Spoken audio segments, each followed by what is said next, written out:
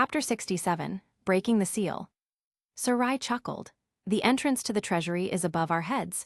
These dwarves are quite interesting.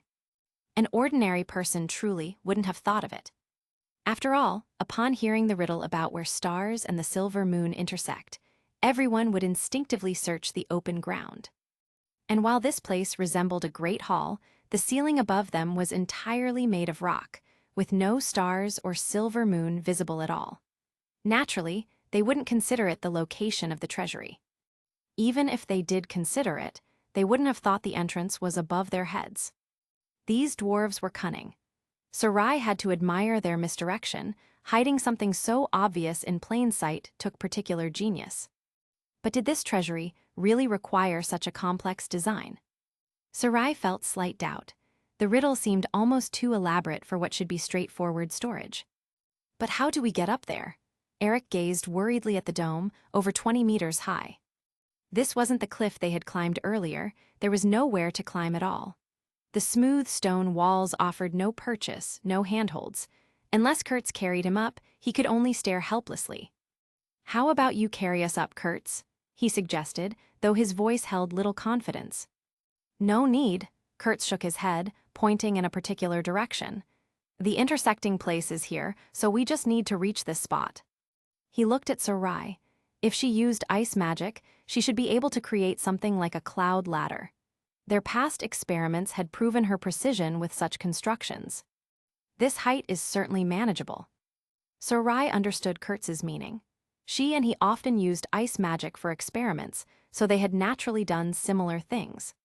The memory of their practice sessions flickered through her mind, as she recalled countless hours spent perfecting the delicate balance required for structural ice work.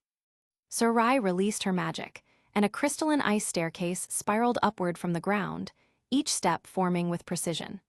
The structure gleamed in the dim light, standing in the exact position Kurtz had indicated with mathematical precision. "That's impressive." Kurtz praised Sarai's precise control. The staircase was a work of art, with not a single unnecessary crystal. Each step was perfectly sized and positioned. Although he could do the same thing, in such a place, saving magic was paramount. It was the same reason they went to such lengths to climb the cliff instead of just flying up. Having Sarai do, it allowed them to achieve the perfect effect with the least magic. "Let's go." Although Kurtz's praise was welcome, Sarai didn't show it, trying hard to keep her lips from curving upward. She had a reputation to maintain, after all. Everyone walked up the stairs, their footsteps echoing softly against the ice. When they reached the end, where the intersecting stars and white marks disappeared, everyone saw that the symbols seemed to pulse faintly in the torchlight, ancient magic still coursing through the carved stone. "Where's the mechanism?" Eric stared intently at the smooth stone wall, seeing nothing. His fingers traced the surface, searching for hidden switches or pressure points. "How is it? Can you feel it?" Kurtz asked Sarai. He had already observed it. There were no protruding stones on the wall, clearly indicating that the dwarves' mechanism wasn't the simple, press-to-open type. "It seems to be an ancient seal, the same type of magic as the black box containing the eternal ore, and it's extremely sturdy. It should be of the highest grade." Sarai's expression grew serious as she examined the magical construct. The complexity impressed even her, layers upon layers of interwoven spells, each reinforcing the others. "This is troublesome, then. We can't possibly have to go find a key, can we?" They had found the location of the treasure, but still had to find the key to open the treasure's door. It had the feel of a forced side quest in an old RPG, Kurtz's modern sensibilities rebelling against the arbitrary complexity. "It can be forcefully broken, but I'll need your holy sword." "It's for replenishing magic, right? No problem, take it." It was clear that the dwarf treasury's seal strength was incomparable to that of the eternal ore black box. Sarai estimated that she would consume a great deal of magic. And when El's light was forged, this situation was already taken into account.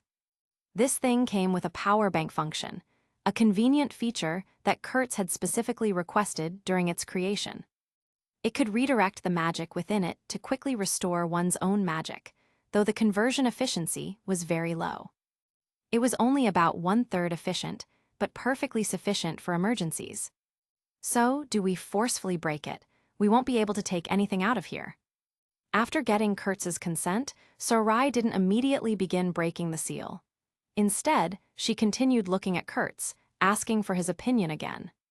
After all, this was the dwarf treasury. Once she forcefully broke the seal, there would be no protective measures left. If they could take all the treasures and equipment inside, it would be fine, but they couldn't. In the end, they would only benefit the demons here for nothing. She didn't want to see an army of monsters equipped with elite gear crafted by dwarves, which would be genuinely terrifying. Break it first. We can't come all this way for nothing. How much magic does it need? If it's a lot, we'll do it in batches. No need, Sarai shook her head. This magic seal hasn't been maintained for 100 years. I alone am enough. Time had significantly weakened the ancient magic. What might have once required multiple mages working in concert could now be handled by her alone. Then let's begin.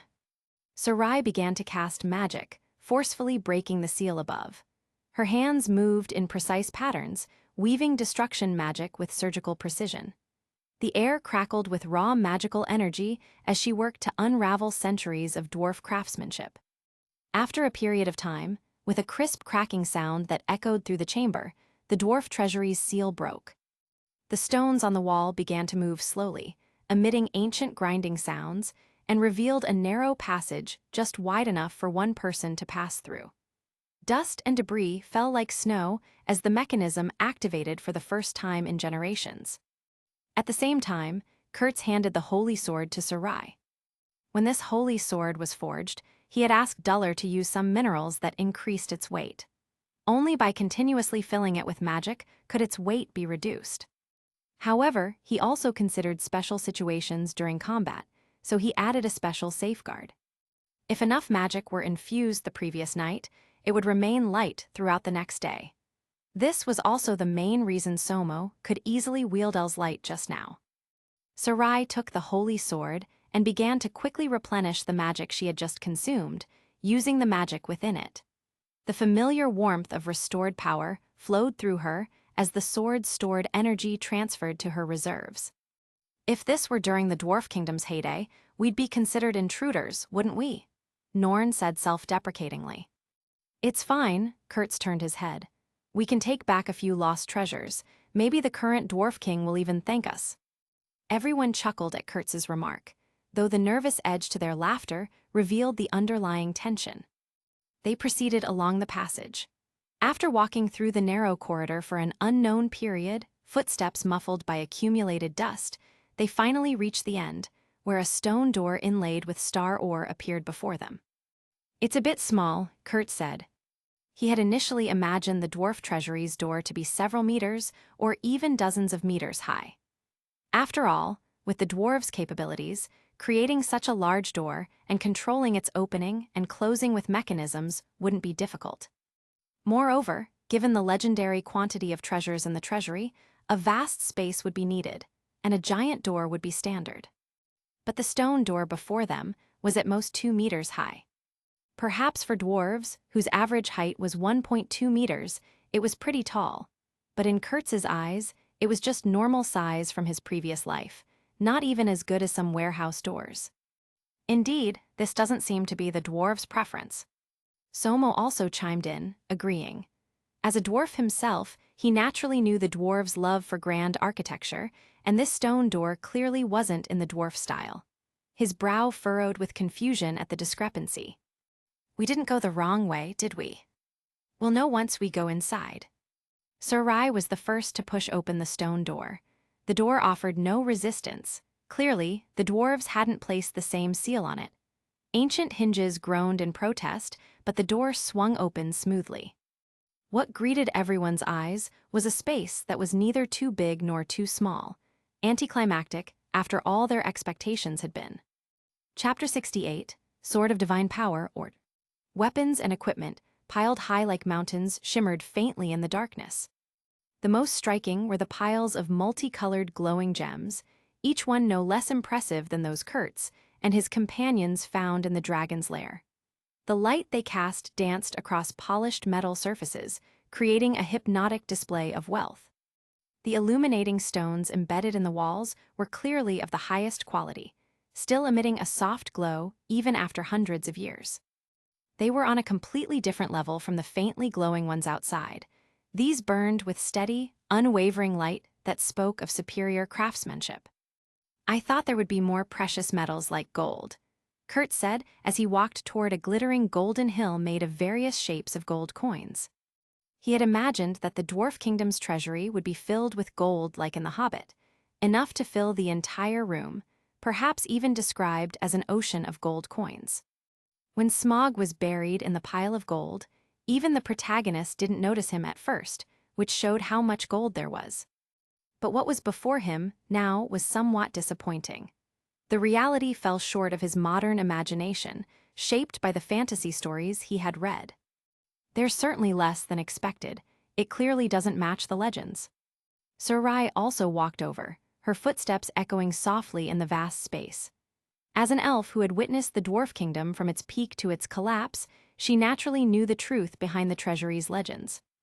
It could be said that for dwarves, the legends were not the whole truth, because the truth was even more astonishing than the legends. "Did we take a wrong turn, or are there more treasuries like this?" Norn also appeared beside them, his voice carrying a hint of uncertainty. "I'm not sure. Let's see if there are any clues." Kurtz's gaze swept across the treasury, finally landing on an inconspicuous stone platform in the corner. Something about it drew his attention, perhaps the way it seemed deliberately positioned away from the more obvious displays of wealth. Neatly arranged on it were a dozen thick books, and the stone platform was inlaid with star minerals, glowing with faint blue light. "Wait, these books are." He quickly walked over, picked up a book, but didn't open it immediately. Kurtz was unsure what material these books were made of. If they were made of ordinary paper, after hundreds of years of erosion, they would likely have become extremely fragile, and a single careless move could cause damage. Just like archaeologists excavating burial artifacts, especially books and ancient paintings, they are always incredibly cautious. After all, except for specially treated paper, most paper is challenging to preserve for long periods. Sarai also followed, surprise flashing in her eyes. These should be magic books from other races, made of special materials, strong enough to withstand hundreds of years without decay. The binding alone told her much reinforced spines, pages that still held their original color despite the passage of time. Hearing her say that, Kurtz felt a sense of relief. These races are stingy. Why didn't they use dragonhide paper? Sarai rolled her eyes at him. "Do you think every race can slay dragons? Besides, expending so much effort just to make dragonhide paper is completely meaningless. A dragon's entire body is a treasure, not to mention that they also like all kinds of shiny gems and ores. These alone are the best rewards for a dragon slayer." The only regrettable thing was that after they killed that dragon, they didn't take too many gems and ores. Most were left behind, waiting for a lucky person. After all, in this era, the uses for these gems and ores were really limited, only valid when trading with dwarves. If it were in later generations, Kurtz might try every way to take them all. Hearing Sarai say this, Kurtz hadn't even spoken yet, but Norn, who was beside them, couldn't help but show a reaction. His expression shifted slightly, a reminder of their shared history with that particular dragon. After all, a significant reason they slew the dragon was to make dragonhide paper. The treasures they found afterwards were just a bonus. However, fortunately, everyone did not dwell on this. Kurtz picked up a magic book and opened the first page, and silver-glowing characters immediately appeared. The text seemed to shimmer with its own inner light, each word perfectly preserved. This was a complete magic tutorial. Kurtz even felt that if he just read a little longer, he could initially grasp the magic within.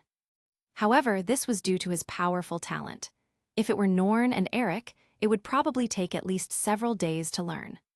This should be how other races compensated the dwarves during trades, using their own magic books as payment. I didn't expect it to benefit us so much. Kurtz remembered that, when he communicated with Sarai before, she mentioned that every magic in this world was very precious. After all, except for demons, who are born with magic, all other races learn magic later. And each demon's innate magic is different, which means, theoretically, demons are the most magically diverse and talented race in this world. It's just that other races are unwilling to admit this uncomfortable truth.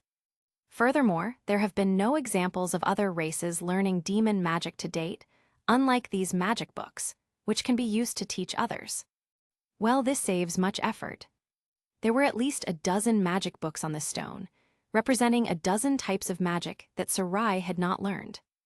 Holding the magic books in her hands, their substantial weight even made Sarai smile, a rare display of genuine pleasure that she quickly suppressed. She was already eager to experience these magic spells she hadn't learned yet. "Look at this," Somo said, finding a book on another stone platform and handing it to Kurtz. The dwarf's excitement was barely contained as he approached with his discovery. "Let me see." Kurtz read the words from the book. "This is the inner treasury of the dwarf kingdom, hiding the secrets of the stars and gathering the brilliance of the silver moon." Inner treasury? Norn leaned closer, his breath visible in the cool air. So, this is only part of the treasury. Kurtz suddenly realized. "I understand. The dwarf kingdom's treasury is divided into two layers, outer and inner. The outer treasury stores the legendary treasures, while the true ultimate treasures are in the inner treasury, accessible only by the king and a few dwarves." No wonder the treasury they entered was so small. It turned out that the dwarves' most precious treasures were hidden here. This made everything clear. The anticlimactic entrance, the modest size, all of it suddenly made sense. These dwarves were thoughtful, knowing to place a book here to answer the questions of intruders like them. It even recorded what treasures were stored in the inner treasury. Although Kurtz felt that these dwarves were doing it for easier inventory. Eric rubbed his hands excitedly. "Does that mean the items here are more valuable than those outside?" Sarai nodded. "Of course. No matter how many treasures are in the outer treasury, they are useless things. But here," her fingertip traced the page, pointing to the content above, "are stored the most precious magical knowledge of various races." Her voice suddenly stopped. The confidence in her tone evaporated instantly. Kurtz followed her gaze and saw clearly written on the page. "God Strike Sword, Orger, forged jointly by hundreds of master blacksmiths of the dwarf kingdom, possesses the power to strike down the true form of gods. Forging materials, eternal ore, star gold, plank stone. Good heavens, this thing is actually real." Kurtz exclaimed in disbelief, his modern sensibilities struggling to process what he was reading. "You dwarves are truly amazing. You actually managed to create a holy sword capable of slaying gods in the age of myths. Aren't you afraid that the gods would be displeased if they found out and strike you down with divine retribution?" Chapter 69, The Holy Sword That Predicts the Future. "This is incredible." He felt his heart rate accelerate. The legendary Holy Sword actually exists. Kurtz initially treated this thing as a legend. After all, the gods of this world are truly gods in every sense of the word. Just the fact that their proper forms cannot descend due to their immense power is enough to reveal a hint. And now you're telling me that even though their proper forms cannot descend, you can still create a holy sword that can strike their proper forms from a distance. It's utterly outrageous. The gods themselves would call it cheating. But where is it? I don't see it. Eric looked around the treasury. The space here wasn't ample, and he could see its end at a glance. Although there were some swords on a stone platform not far away, they looked vastly different from the legendary Holy Sword. Not even the Elslite that Kurtz currently held could compare. Moreover, due to the erosion of time, these longswords had become dull. Their leather wrappings had cracked and peeled, leaving bare metal that spoke of centuries of neglect. After all, not every sword could afford materials like eternal ore, and without meticulous maintenance, even the most formidable sword would lose its original luster over hundreds of years. Perhaps in another few hundred or thousand years, these swords would become as rusty as the ones Kurtz saw in the Dragon Clan's lair. Could it be hidden, just like this inner vault? Norn offered a guess, and everyone nodded in agreement. After all, something so precious would surely be placed in the most prominent position in the treasury, but now everyone had searched everywhere and hadn't found it. Either it was hidden or it was destroyed, and the latter was unlikely. Because the materials used for this holy sword were truly terrifying. Even Sarai had heard of some of these materials. They were rare materials capable of resisting the elves' highest-level magical attacks. The very thought of gathering such components would have bankrupted most kingdoms. A holy sword made from so many materials should theoretically not be easily destroyed. Kurtz closed the ancient book and looked around. So the question is, where did they hide this thing? There wouldn't be another inner vault, would there? Additionally, there was another item Kurtz didn't see any trace of in this record book. That was the legendary holy relic stone slab that the dwarves supposedly unearthed. It was said that this item contained vast magical power, equivalent to a large power bank. In Kurtz's opinion, its importance was no less than this so-called god-slaying holy sword. After all, one of his and Sarai's goals was to use this stone slab, hoping to understand some truth behind the god's fall. The more he knew, the more confidence he would have when delving into the Godfall land. It's right here.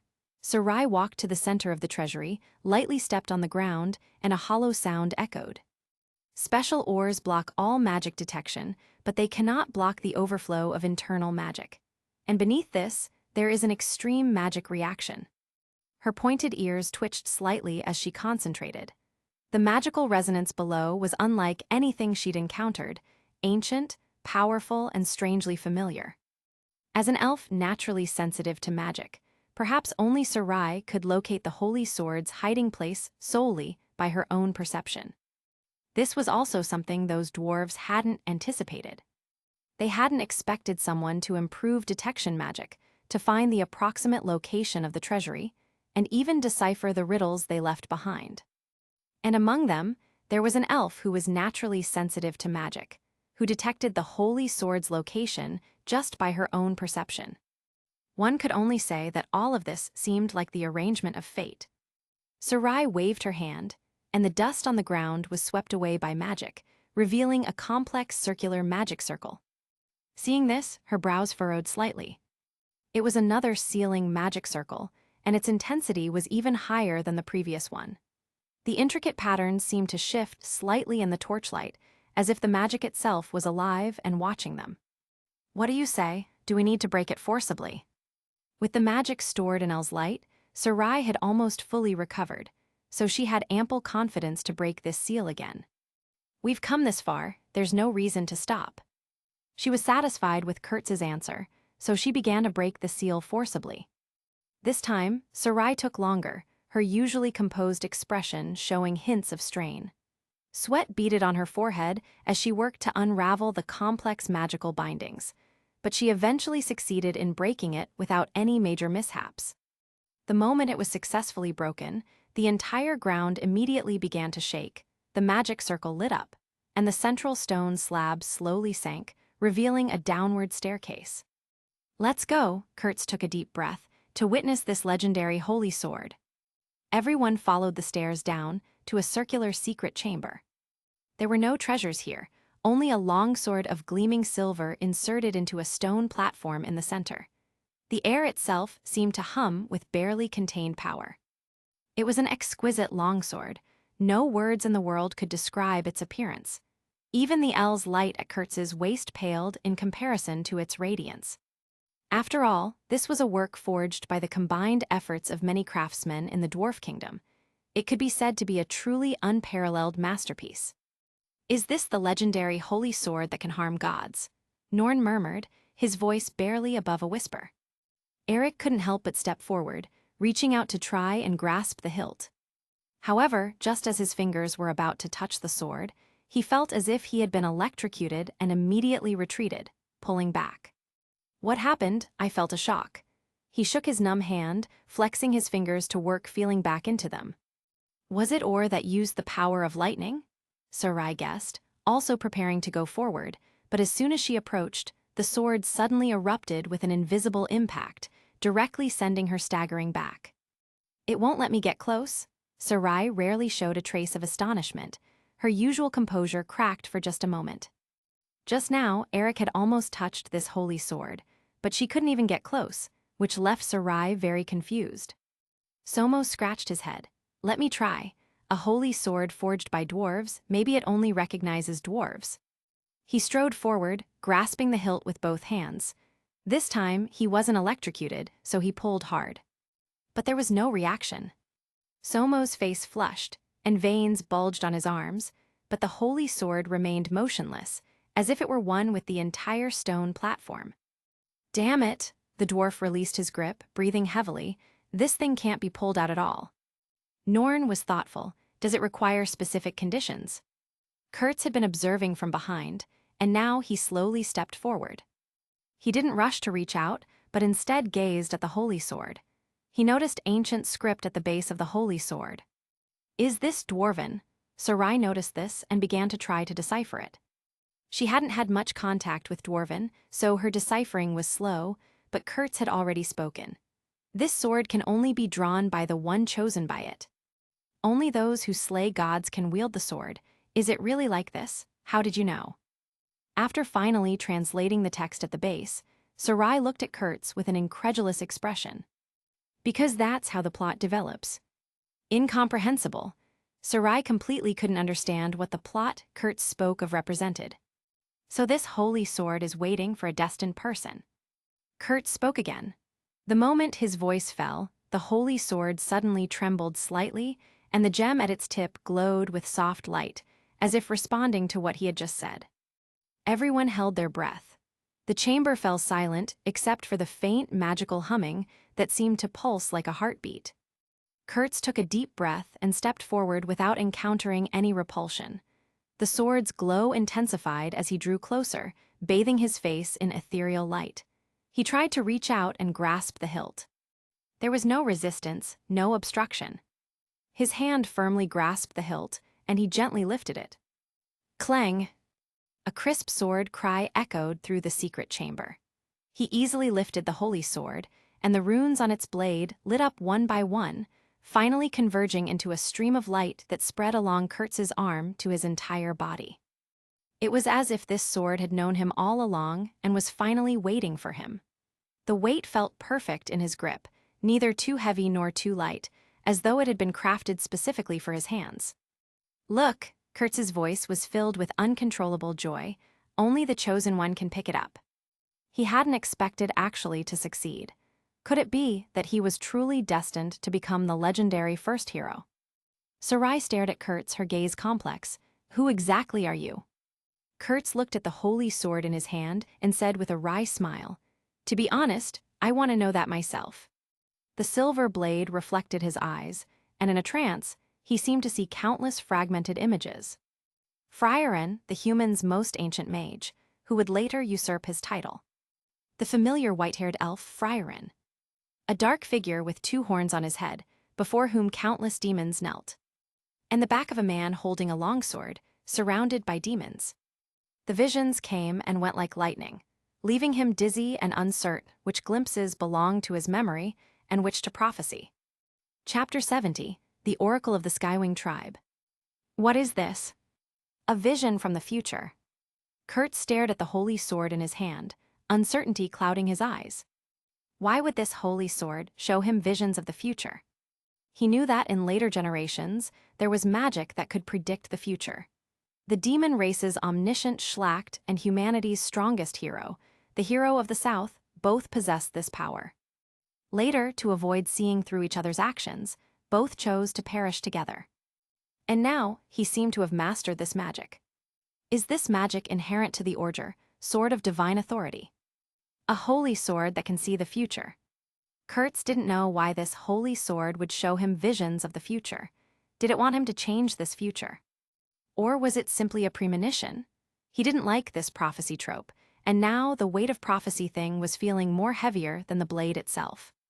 However, he couldn't even achieve immortality at the moment. Although he could use the magic he had created before to achieve eternal life, human souls were too fragile to withstand the erosion of time. A sudden voice interrupted Kurtz's thoughts. Eric's eyes widened as he stared at the gleaming holy sword in Kurtz's hand, swallowing hard. This is insane. Kurtz, you have two holy swords now. Norn shook his head with a bitter smile. It seems you are the so-called fated one, Kurtz. I really don't understand. The holy sword forged by the dwarves was waiting for a human to pull it out. Norn couldn't grasp the reason behind it. "Don't you dwarves have a suitable fated one?" Somo laughed. A human actually pulled out the legendary holy sword forged by the dwarves. If those old fogies knew, they'd probably jump up in anger. His beard twitched with amusement as he imagined the council elders' outrage. Somo himself didn't care. He was pretty happy that his companion had gained the holy sword's recognition. "It is strange, isn't this your dwarf's holy sword? This is truly odd." Eric clearly wanted to be a fated one, or perhaps he also wanted such a cool holy sword. Even though this guy had chosen to become a mage, his warrior instincts were still deeply ingrained. After the initial shock, Sarai now seemed very calm, but her tone carried a hint of teasing. What jealous? Although she didn't know why Kurtz had gained the holy sword's recognition, it was good for her. The legendary holy sword that could slay gods was now in Kurtz's hands. She was already looking forward to the moment when the two of them would kill a god. "Jealous me." Eric immediately straightened his back, feigning indifference. "How could that be? I just think, Kurtz, won't two swords be too heavy for you? Do you want me to help carry one?" As he spoke, he secretly reached out to touch the hilt of El's light, which Kurtz didn't stop. The magic stored in El's light had been used up to replenish Sarai's magic, meaning it was now time to replenish it again. Moreover, its weight had returned to its original state, so Eric couldn't even lift it at first. The sword might as well have been forged from lead. Eric withdrew his hand, chuckling awkwardly. Never mind. Since ancient times, treasures have belonged to the capable." Everyone immediately burst out laughing. Kurtz shook his head helplessly, hanging both holy swords at his waist. "All right, stop messing around. Now that we have the holy swords, it's time to find the other thing." Everyone stopped laughing. They all knew what Kurtz was referring to. One of the culprits rumored to have destroyed the dwarf kingdom is the holy relic stone slab. Yes. Eric immediately changed the subject. He didn't want to be laughed at anymore. "Where is the stone slab? It's not hidden in some place that only a fated one can open, is it?" Sarai walked to the stone platform and lightly tapped it. "It's this."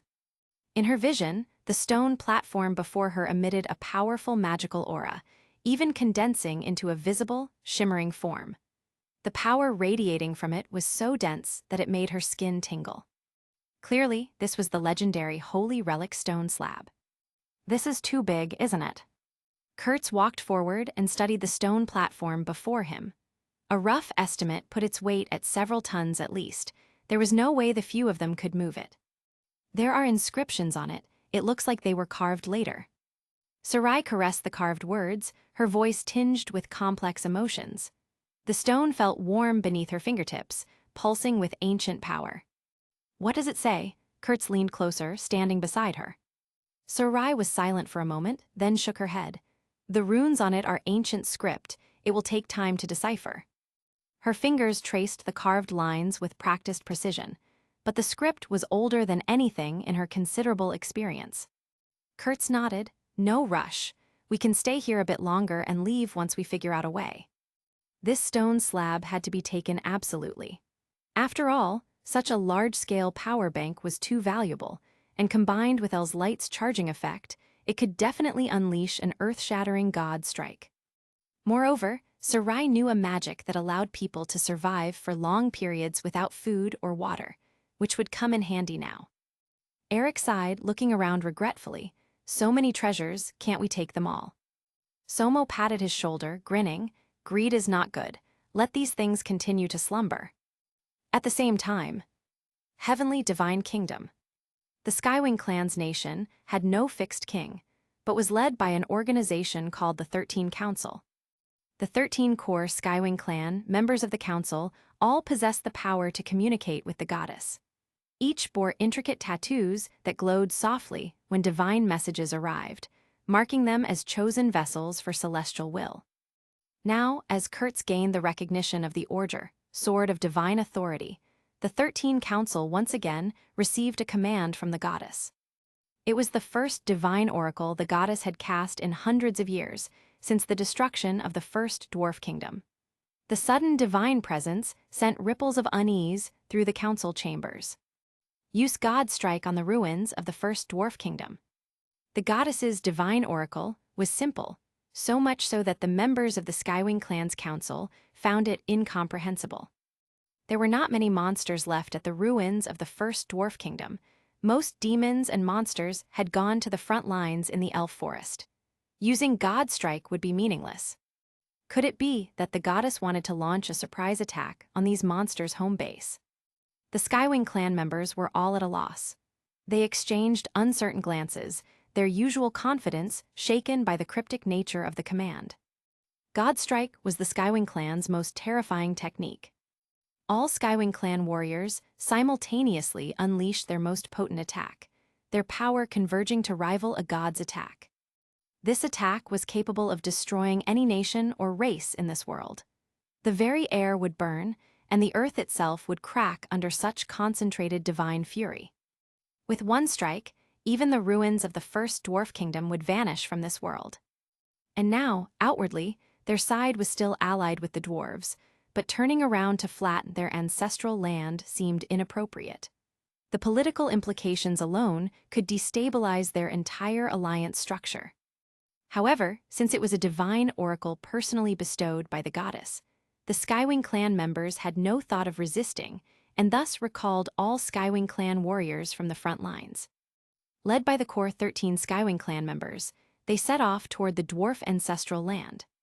Chapter 71, The Storm is Coming. These damn bird people, they just retreated without a word. Do they treat the alliance agreement as waste paper? The elf archer watched the retreating Skywing clan warriors and wished he could shoot an arrow at them right then. His grip tensioned the bowstring until his knuckles turned white with rage. All the demon races from across the continent had already made the frontline battlefield hellish, and now, at such a critical moment, the Skywing clan had withdrawn entirely. He watched their winged silhouettes disappear into the distance. Something's wrong. Logically speaking, those from the Skywing clan don't run from battle. Kraft muttered to himself, also watching the retreating Skywing clan figures in the sky. His weathered hand moved instinctively to rest on his sword hilt. Countless skirmishes had formed this habit.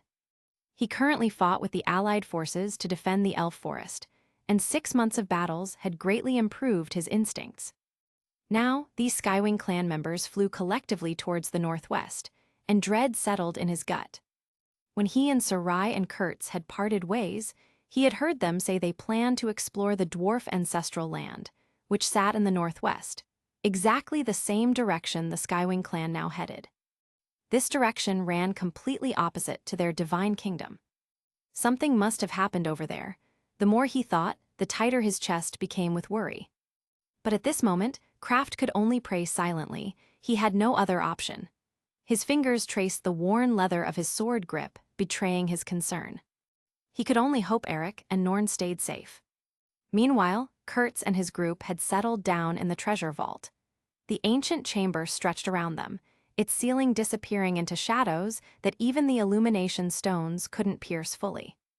Since they couldn't move the stone platform anytime soon, they might as well study the magic books here on the spot to see if they could find any solutions.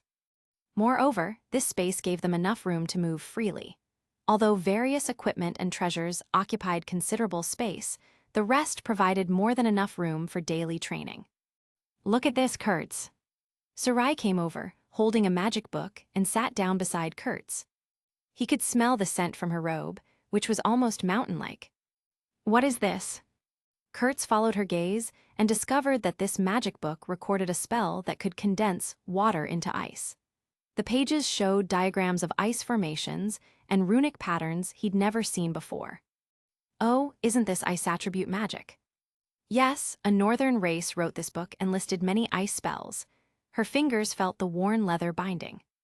Sarai hadn't expected to find magic spells that Kurtz had already created here. Her golden eyes flickered with something of admiration, though she'd never admit it. Did this man's creative talent have any limits? He could create magic spells from other races out of thin air. Again, this defied everything she understood about magical development. Do you see any useful spells inside? At this moment, Kurtz and Sarai still used ice wall most for ice attribute magic. For offensive spells, they only had Ice Spear, which, although powerful, couldn't match Arrow Rain's effectiveness. Light Arrow created numerous projectiles, and each arrow packed power, which made it much more helpful than all other offensive magic. This technique had become their signature move. Sarai felt glad that she had taught Kurtz Light Arrow first. Otherwise, they wouldn't use the currently very effective improved version. The memory of that first lesson brought a slight warmth to her expression. How about this? It enhances your spell that froze the stream. If you cast it with full power, freezing a lake or the sea wouldn't pose a problem. That's an exaggeration. It would probably only freeze a few thousand meters, not enough to freeze the sea. Kurtz shook his head with a wry smile. Why did this sound like a watered-down version of an ice age? Kurtz felt learning this was pointless. They had rarely seen any decent lakes or rivers along their journey, let alone the sea, and he focused on magic with real value to their survival. How about this? Frost breath freezes enemies instantly. No, it doesn't feel as effective as Light Arrow. Kurtz shook his head repeatedly. How about one that conjures ice spears in the air? Does it create as many as Light Arrow? No, it can only condense one at a time. No way, he acted stubborn like a child, which made Sarai's eyes twitch. HMPH, Sarai felt irritated. You won't learn this, you won't learn that, what exactly do you want to learn? Her frustration drove her to lightly kick this ungrateful human with her small foot. It didn't hurt much, but he understood he was annoying her. If you knock on my head 3 times, then it'll have that flavor. What do you mean? Why would I knock on your head 3 times? Sarai's confusion was genuine, her head tilting slightly. Because that means I'll be at your bedside at 3 a.m. tonight. Kurtz lied without batting an eyelid. After all, this was another world, and he wasn't afraid of that patriarch crossing realms to enforce rules on him. Everyone here would miss the reference anyway. I don't understand. Sarai's expression shifted to familiar exasperation. Sarai simply stopped trying to figure out what Kurtz meant. This man always liked to say incomprehensible things anyway. She closed the book and tilted her head, looking at Kurtz with those golden eyes. Don't you find these magic books interesting? I do, look. Kurtz held up the magic book in his hand. I'm studying right now, aren't I? Let me see. Sarai moved closer, her golden hair falling into Kurtz's field of vision, along with the pleasant scent from her body. Her closeness sent an unexpected warmth through him. Is this creation magic? To be precise, it's magic for creating inorganic substances. His voice remained steady despite her closeness. Inorganic substances. Her breath warmed his cheek as she leaned in to read. Like this gold coin or this gem, they all fall under the category of inorganic substances. He gestured to the examples in the margins illustrated. You want to learn this magic, and then create gold coins and gems anytime, anywhere. Yes. This was a lie. Kurtz actually deceived her. The falsehood sat uncomfortably in his chest, but some secrets were too dangerous to share. He wanted to use this magic to explore deeper applications, such as creating organic substances and life magic. The power to create, to extend, and to preserve life. However, for now, he did not mention it. Just like when Sarai stumbled upon him experimenting with the life extension magic last time, these were his private matters. Sarai cast a suspicious glance at Kurtz, her slender fingers lightly tapping the page. Creation magic isn't that simple to learn. Most objects you create only last for a very short time. Sarai's meaning was clear. Creation magic makes things that only persist for a brief while.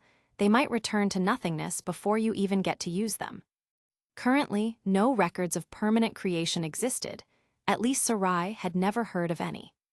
I know, Kurtz said with a smile, turning a page, but it says here that people once used it to create permanent objects, though only simple metals and minerals.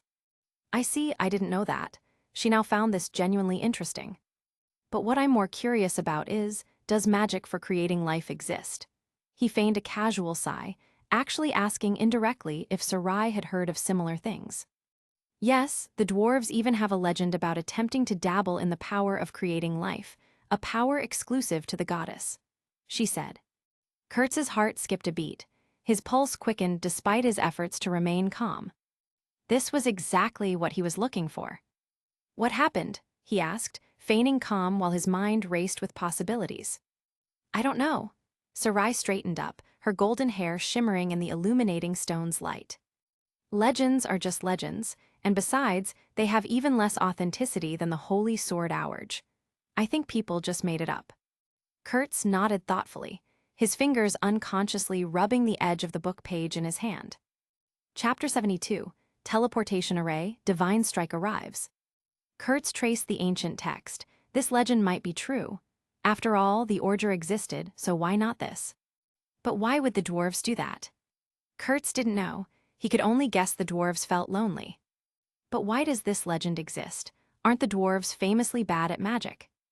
The dwarves cannot use magic. That's why this legend exists. They wanted to create dwarves who could use magic. Sarai spoke from what she'd read in old texts. The dwarf kingdom was once prosperous and glorious. It gathered wealth from the entire continent, commanded the strongest dwarf army, and even Skywing clan warriors avoided their forces. The dwarves had advanced technology back then. The Skywing clan's flight advantage disappeared before the dwarves' anti-air weapons. At that time, the dwarves almost became a third-tier race. Above them were only gods and dragons. That's why such a legend exists. The dwarves wanted to make their race stronger, so they tried using the life goddess's power to create magic-using dwarves. But everything vanished after that upheaval. The dwarves lost their former glory and most of their forging techniques. They became miserable. It's hard to imagine. Kurtz couldn't picture these dwarves exploring life magic. Moreover, was it right to trace life magic's origin from dwarves who never used magic? Time passed slowly. A week went by quickly. Everyone stayed in the treasure vault. Sarai's magic allowed them to survive without food or water, but the enclosed environment made everyone irritable. Kurtz's bad feelings grew stronger. Everyone gathered in the treasure vault center. Eric played with a gold coin and complained, "These runes are too difficult to understand. I can't decipher them at all. I think we should chop it into pieces and take them with us." "Then you carry these stones." Sarai glanced at him. Sarai felt frustrated with these ancient texts. She'd never encountered these characters. These were the original dwarf script with no clues for deciphering them. Moreover, this stone weighed several tons. They couldn't take it away, so they had to decipher the text to find other methods. How about using levitation magic?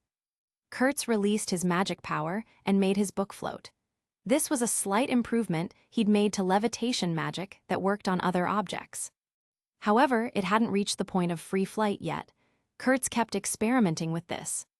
"No, the magic consumption is too great." Sarai shook her head. "Can't we replenish it using this holy relic stone slab?" Norn pointed at the massive platform. He didn't know why the holy relic stone slab had become such a large stone, but the magic power inside was incredibly strong. Norn felt they could use it to restore magic power. "It's not that simple. Magic power replenishment requires purification," Sarai explained patiently. "Not all magic powers can restore you. External magic power contains impurities or pollution besides your naturally recovered magic. You can't replenish it as you wish." Kurtz had infused the magic power stored in El's light with his own essence, so it worked as a power bank. Even Sarai could use it to restore her magic safely. But this stone platform couldn't work that way. It was like a large power bank without a suitable cable. You could only look at it but not use it. At most, they could use it to cast certain special magic spells. Just like how the demon race used the holy relic stone slab to activate a super large teleportation array back then. "I see," Norn said with disappointment. "The biggest problem is why it's such a huge stone platform. This is completely different from what the legends say," Kurtz said. If it weren't such a heavy stone, Kurtz would have taken the valuable items here and left long ago. He wouldn't have delayed so long in the treasure vault. Although it was quiet here with no monsters to disturb them since they'd closed the entrance, Kurtz always had a bad feeling. Ever since he drew the order, he'd always felt this way. "I also find it strange. Could the real stone slab be inside this?" Sarai studied the platform. How about we try splitting it open? We can try, Kurtz nodded. Dwarf Somo stood up. I think it's my turn. He took out his battle axe. This kind of work should be left to a powerful dwarf warrior. Don't rush, Somo. Kurt stopped him. Let Sarai and me investigate again to make sure it's safe before starting. No one knew what would happen if they split open the stone platform. What if explosive power hid inside? Then everyone would have nowhere to escape. This was why Kurtz hadn't taken action for a week. The group came before the stone slab. What do you say? Investigate the internal structure first. It's troublesome. The magic power inside is too chaotic, and detection magic is difficult. Before Sarai could finish speaking, the stone platform suddenly emitted blinding light. At the same time, above the dwarf ruins, the air began to crack. A massive magic array appeared. If survivors from the original dwarf kingdom existed, they would recognize this magic array. It was exactly the same as the super-large teleportation array the demon race had used back then. This time, what appeared from the teleportation array were not demons and monsters, but powerful Skywing clan warriors. The Core 13 council members led numerous Skywing clan warriors in a perfect square formation. Their white wings shone in the sunlight, their longswords pointed directly at the dwarf ruins below. All units prepare Godstrike. The leading council member gave the order coldly. The entire Skywing clan had talent for learning magic, coupled with excellent physical qualities, making them the undisputed third-tier race in this world. When all Skywing clan warriors simultaneously unleashed their strongest attack, it created a Godstrike capable of destroying everything. As the council members' words fell, all Skywing clan warriors' magic power began to converge, forming a bright pillar of light in the center of the magic array. The light grew brighter, like a falling sun. Godstrike was about to descend. Chapter 73, Under the Divine Strike. Meanwhile, Kurtz and the others in the treasury remained oblivious to the approaching danger. Why is this stone platform suddenly glowing? Eric instinctively took 2 steps back. The brilliant light pulsed steadily, casting shifting shadows across the treasure vault's walls. Ancient runes blazed to life across the platform's surface, each symbol burning bright. Sarai's face drained of color, her golden eyes widening. As an elf with the keenest perception of magic, she immediately sensed that something was wrong. No, this isn't the stone platform's own reaction. Someone is activating its magic from outside. Her voice cracked with urgency. Kurtz abruptly looked up, his breath catching. Although he couldn't see the situation outside, visions had already appeared in his eyes, granted by the Order's clarity. An incomparably huge pillar of light descended from the sky, like the staff of God, its dazzling light carrying destruction that engulfed the entire dwarf ruins. And their group was right in the middle of this attack. Moreover, the Holy Sword Order also vibrated violently, as if warning them. The blade sang with desperate urgency, its divine metal growing hot against his palm. His heart hammered, "We're going to die." Sarai. Because the situation was too urgent, Kurtz could only roar, fully activating the power within him to deploy a magical barrier. Magic flooded through his body, every cell screaming as he pushed beyond his limits. But it was already too late. The air above them split. Boom! The Skywing clan's Godstrike descended from the sky. The dazzling white light pierced through hundreds of meters of rock, containing power that could destroy everything. The air ignited, turning the world into a furnace of divine wrath. The dwarf ruins crumbled under this force, ancient stones turning to dust. The entire treasury shook violently. Eric stumbled, falling directly to the ground as books and artifacts tumbled around them. Hearing Kurtz's roar, Sarai also looked up, her pupils contracting. She also sensed at this moment that someone was unleashing super-large magic outside, and its magical intensity was simply unbelievable. But fortunately, her battle instincts prompted her to deploy a magical barrier immediately. Years of training overrode panic. A translucent magical barrier appeared above everyone's heads, shimmering faintly. Finally, after destroying everything in the dwarf ruins, the Godstrike collided with the barrier, erupting in a deafening explosion that seemed to tear reality apart. The impact hit like a physical blow. Kurtz grunted, kneeling on one knee as blood filled his mouth. Sarai was the same, fresh red blood flowing from the corner of her mouth as her barrier flickered under the assault. Their magic reserves drained rapidly. Sweat poured down Kurtz's face as he felt his life force being consumed along with his mana. Seeing this, Kurtz simultaneously drew El's light and order, using the power of the holy swords to replenish their rapidly depleting magic quickly. The divine weapons pulsed in harmony, their combined light the only thing standing between his friends and annihilation.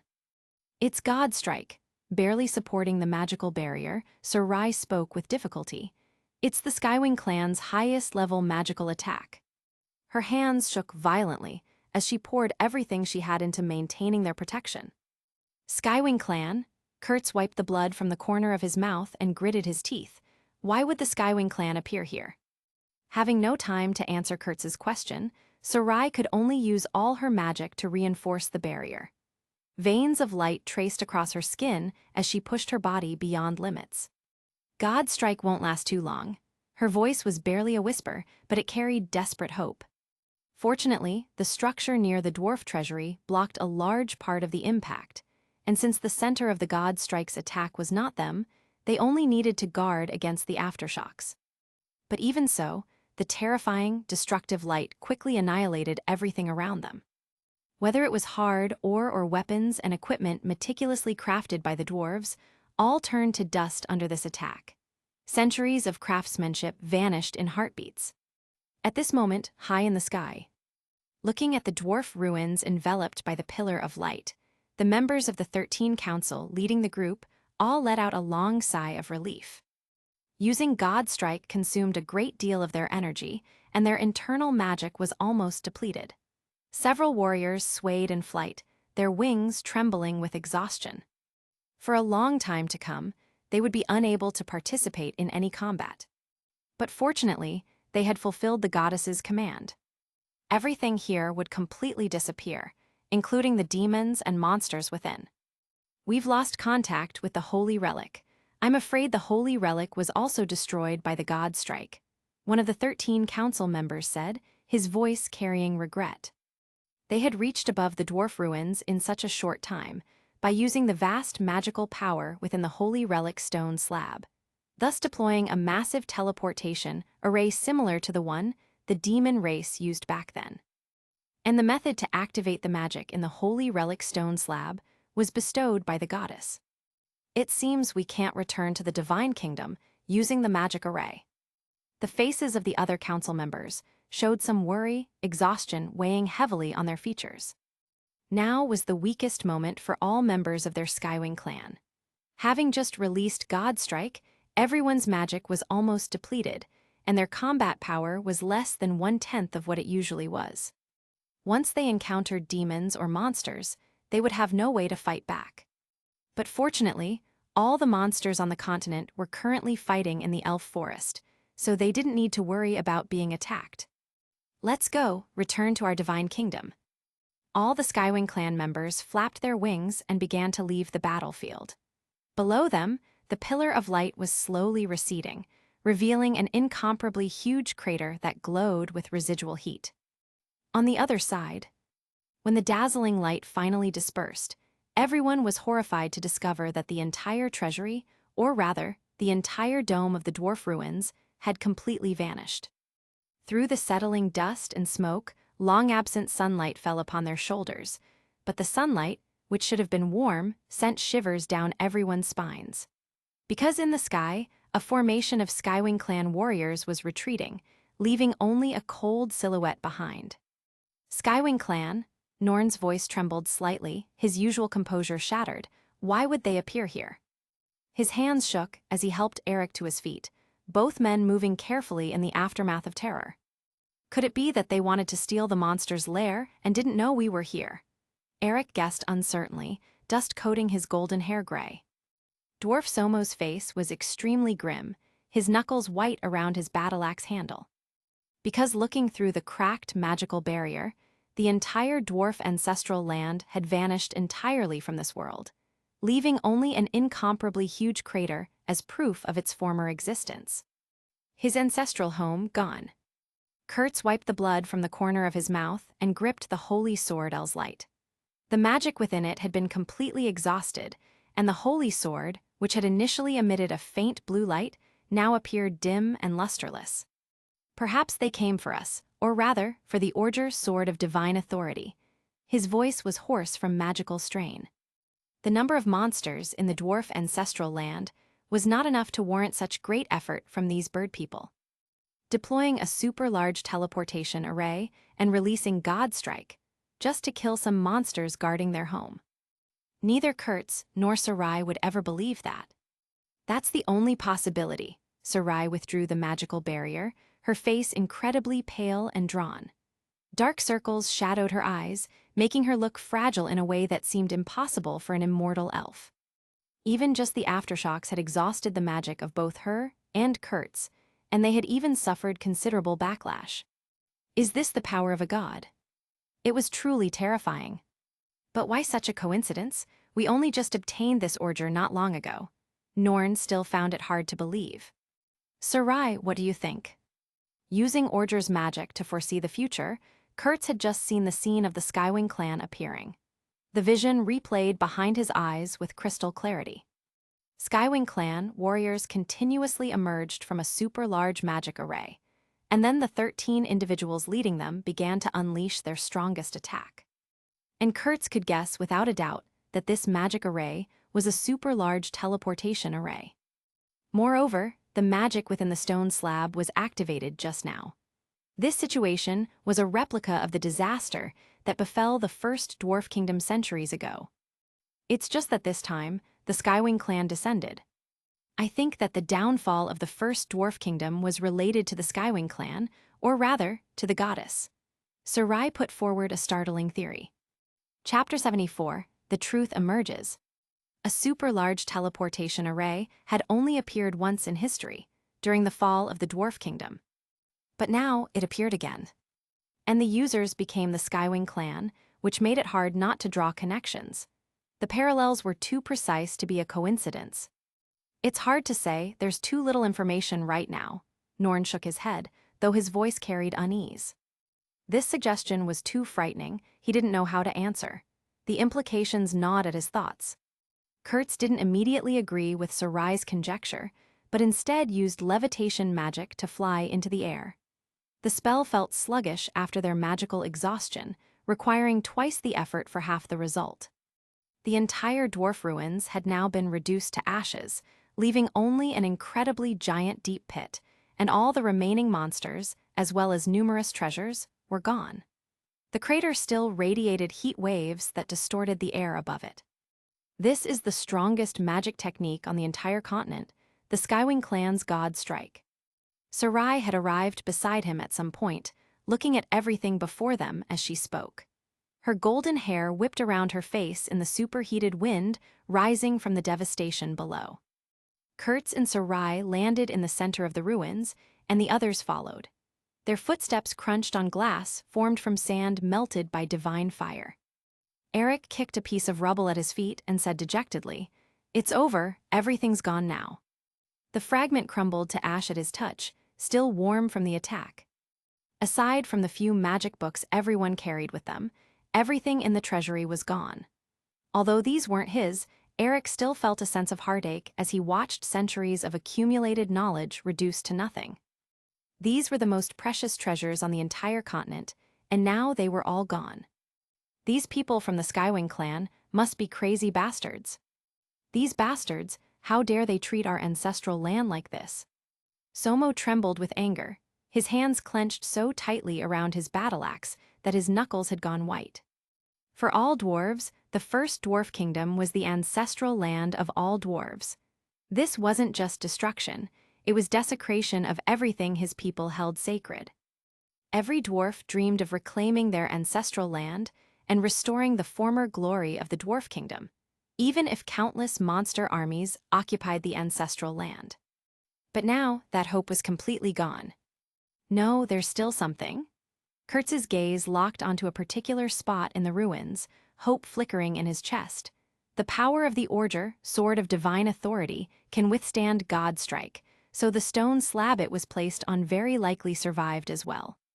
In fact, his and Sarai's power alone could not resist God's strike, even with the stored magic power from El's light. Just as the two of them were about to be unable to resist, the Orger, sword of divine authority, also unleashed its magic power, reinforcing their magic barrier. With the power of the twin holy swords, everyone barely survived the god's strike. Moreover, in Kurtz's opinion, the holy relic stone slab should theoretically not be so easily destroyed. It must still exist within these ruins. It should be buried under layers of rubble. So everyone began to search carefully through the ruins. The work was painstaking, their hands growing raw from moving superheated debris. Sarai quickly discovered the unique magic fluctuations of the holy relic stone slab. It's here. The relief she felt even surprised her. Everyone gathered around, pushing aside the thick rubble, and finally found the stone slab beneath. Steam rose from the rocks as they worked, the residual heat making their skin flush. Although its surface was covered in cracks, its overall structure remained intact. Even more surprisingly, under the attack of God's strike, a crack appeared in the center of the stone slab, revealing a faintly glowing object inside. Norn carefully pushed aside the rubble and took out a palm-sized, bright red holy relic stone slab from within. The artifact felt warm to the touch, almost alive in his hands. Ancient runes covered the holy relic stone slab, and it was very light to hold, forming a stark contrast with the previously heavy stone slab. The symbols seemed to shift and dance in his peripheral vision. So that's it, Sarai finally understood, her eyes widening with recognition. Sure enough, this is the true holy relic stone slab. The outer stone slab was just a disguise. She and Kurtz had originally considered whether to cut open the stone slab to see if the holy relic stone slab was hidden inside. But they were afraid that cutting it open would cause magic leakage, so they had been hesitant. Finally, just when they had made up their minds to cut open this stone slab, the Skywing clan's god's strike arrived. But the result was good. By chance, they discovered the true holy relic stone slab. Kurtz took the holy relic stone slab and felt the immense magic power it contained. The dwarves should have carefully crafted this stone slab to guide out the holy relic stone slab's magic power to the greatest extent, which is why it misled us into thinking the previous stone slab was the holy relic stone slab itself. The magic pulsed against his palms like contained energy. Just then, the stone slab, which had lost the magical support of the holy relic stone slab, completely shattered into countless small stones, and a special animal hide paper caught everyone's attention. The parchment was yellowed with age, but had somehow survived both time and divine fire. What is this? Norn picked up the paper, which was covered in dwarf script he couldn't understand, his fingers trembling slightly as he handled what felt like a relic from another world. How could something like this be inside? It should have been hidden in a secret compartment of the stone slab. Sarai took the paper, frowning slightly at the complex characters on it. It's the same type of ancient script as on the stone slab, but also slightly different. The writing seemed urgent, almost frantic in places. Can you decipher it? Yes. This time, Sarai's tone was somewhat confident, though her hands shook almost imperceptibly. This ancient script must have been written in an emergency, so it's not as complex as the one on that stone slab, and not difficult to decipher. After Sarai spent some time understanding the information on it, she slowly began to speak, her voice growing quieter with each word. Gods turn into true and false due to differences in belief. The true God is not seen, the false God prevails. The dwarves who touched upon a taboo brought forth divine punishment, and everything will be submerged beneath the most loyal family of those gods. May future generations who see this transmit it to all dwarves and raise the sword of rebellion against the false gods. The handwriting became increasingly messy towards the end, and then abruptly stopped. After Sarai finished speaking, everyone remained silent for a long time. The only sound was the wind whistling through the crater, carrying the scent of ash and melted stone. The information terrified them all. I'm afraid no one will believe us if we tell them this news.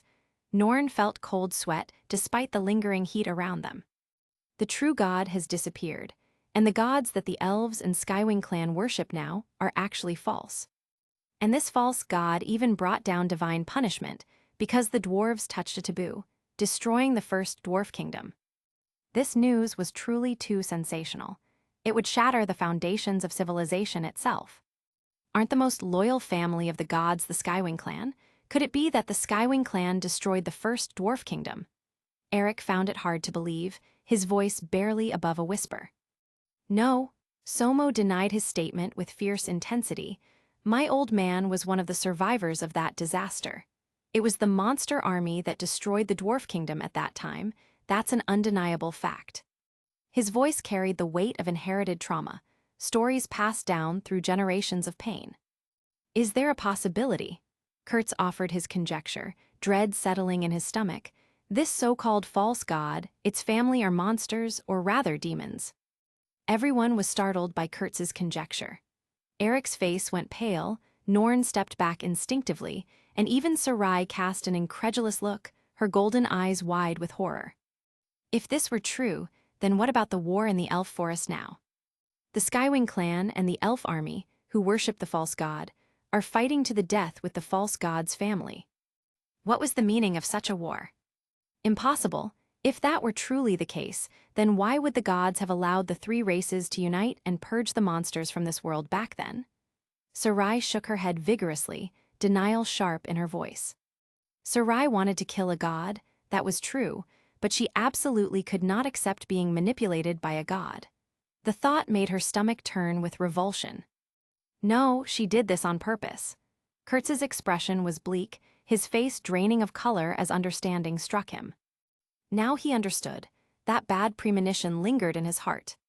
Maybe this was the truth about the future extinction of the elves.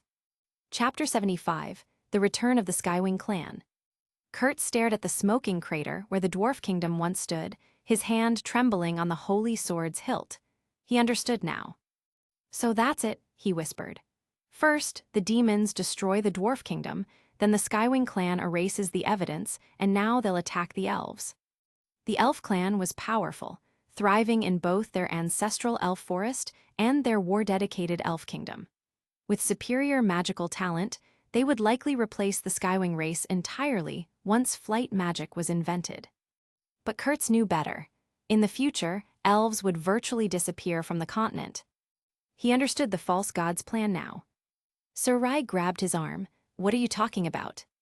Kurtz took a breath and met her eyes. He could see worry in her eyes, though she tried to hide it. Sarai, we need to return to the elf forest. Is the elf forest facing disaster? Think about it. Kurtz couldn't reveal his knowledge of the future, but he could guide her logic.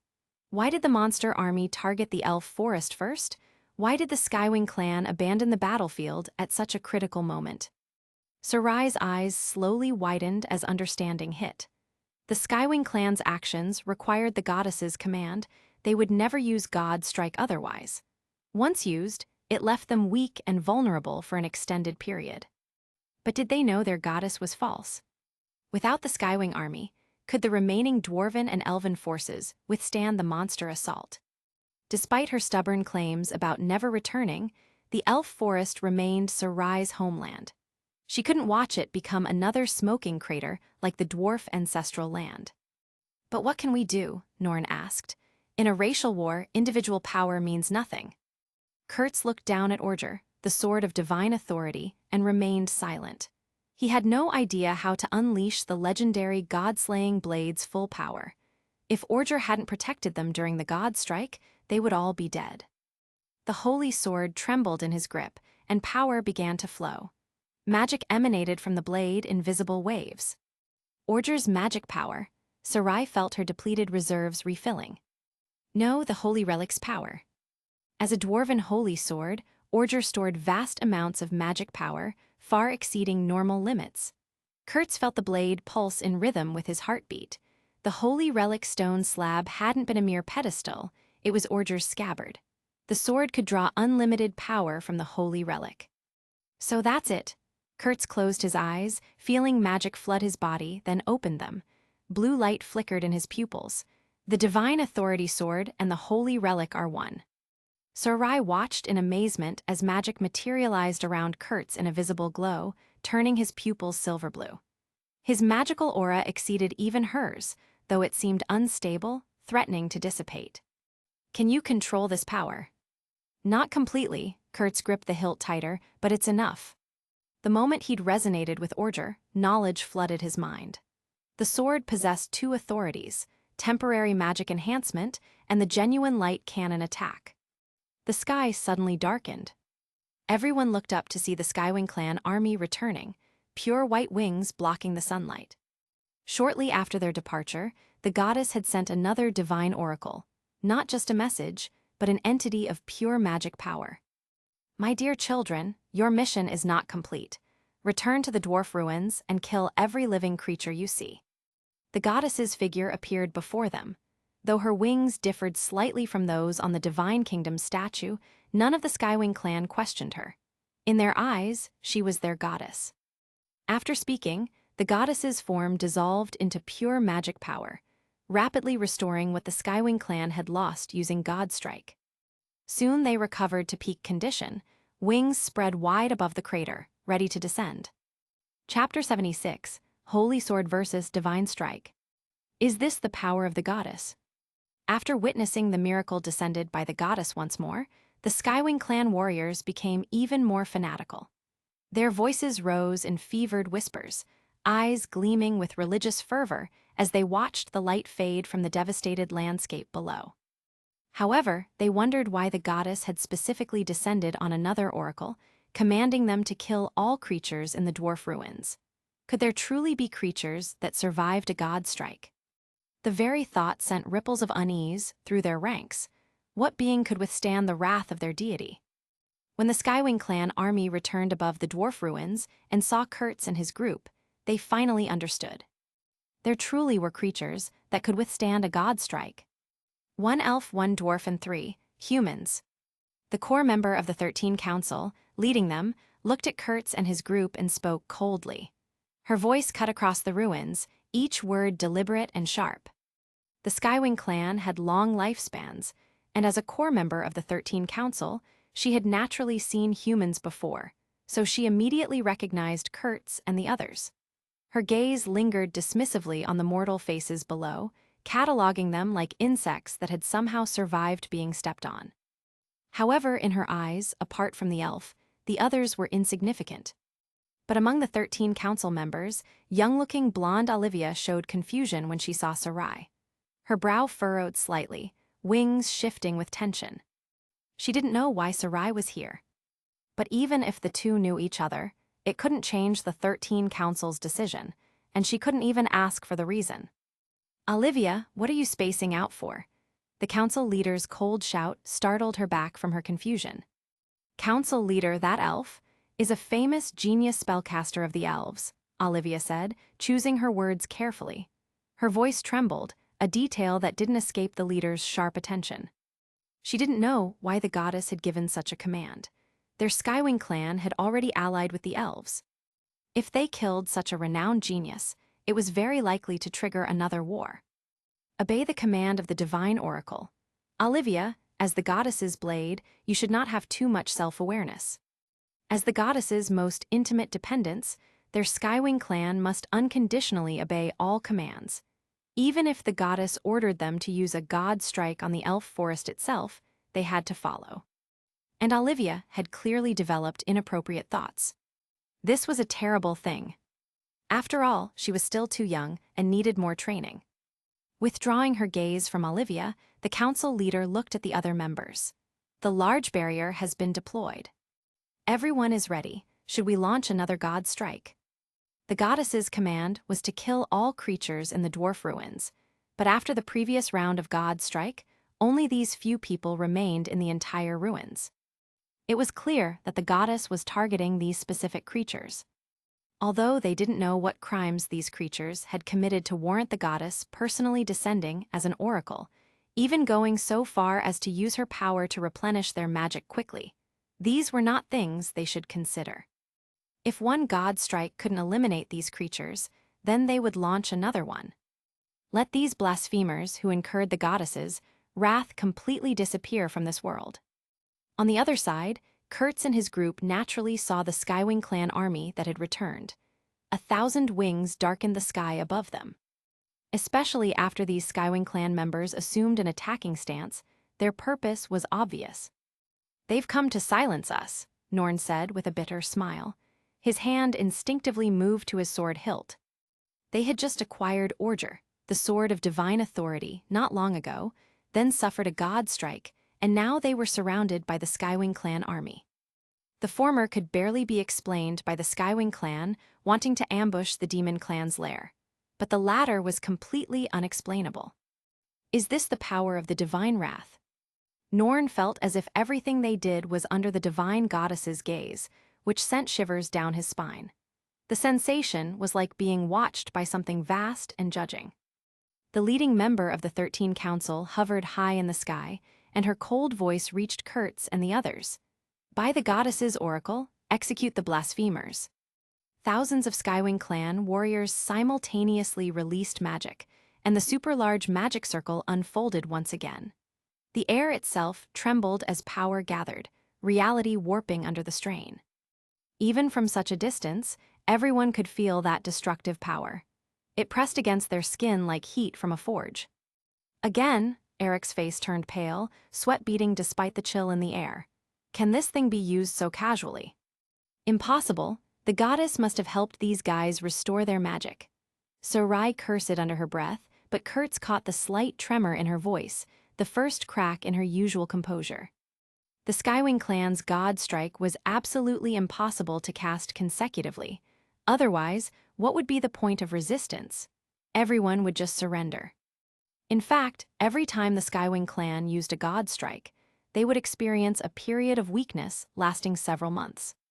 Historically, there was an incident where a race took the opportunity to ambush the Skywing clan's divine kingdom after they had used a god strike, causing losses to the entire Skywing clan. Since then, unless the goddess personally gave the order, the Skywing clan would not use a god strike. Norn drew his longsword, the familiar weight grounding him. He and Eric also knew how to use magic barriers. At this moment, he prepared to join Kurtz and Sarai in resisting the incoming god strike.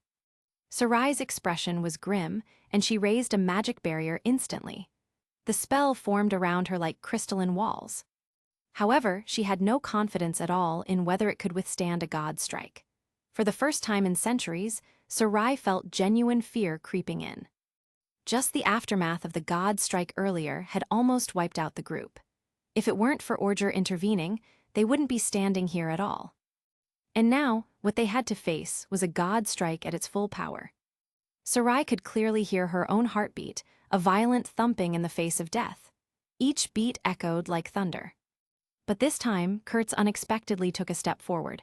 "Sarai, let's do this together." His voice cut through her spiraling thoughts, steady and determined. There was something different in his tone, not uncertainty, but quiet resolve. He handed El's light to Sarai, while he himself raised Orger high, and the runes on the sword's body blazed to life one by one. Each symbol flared like a star, and with their awakening came pressure that thickened the air. Power spread out from him, twisting the surrounding air.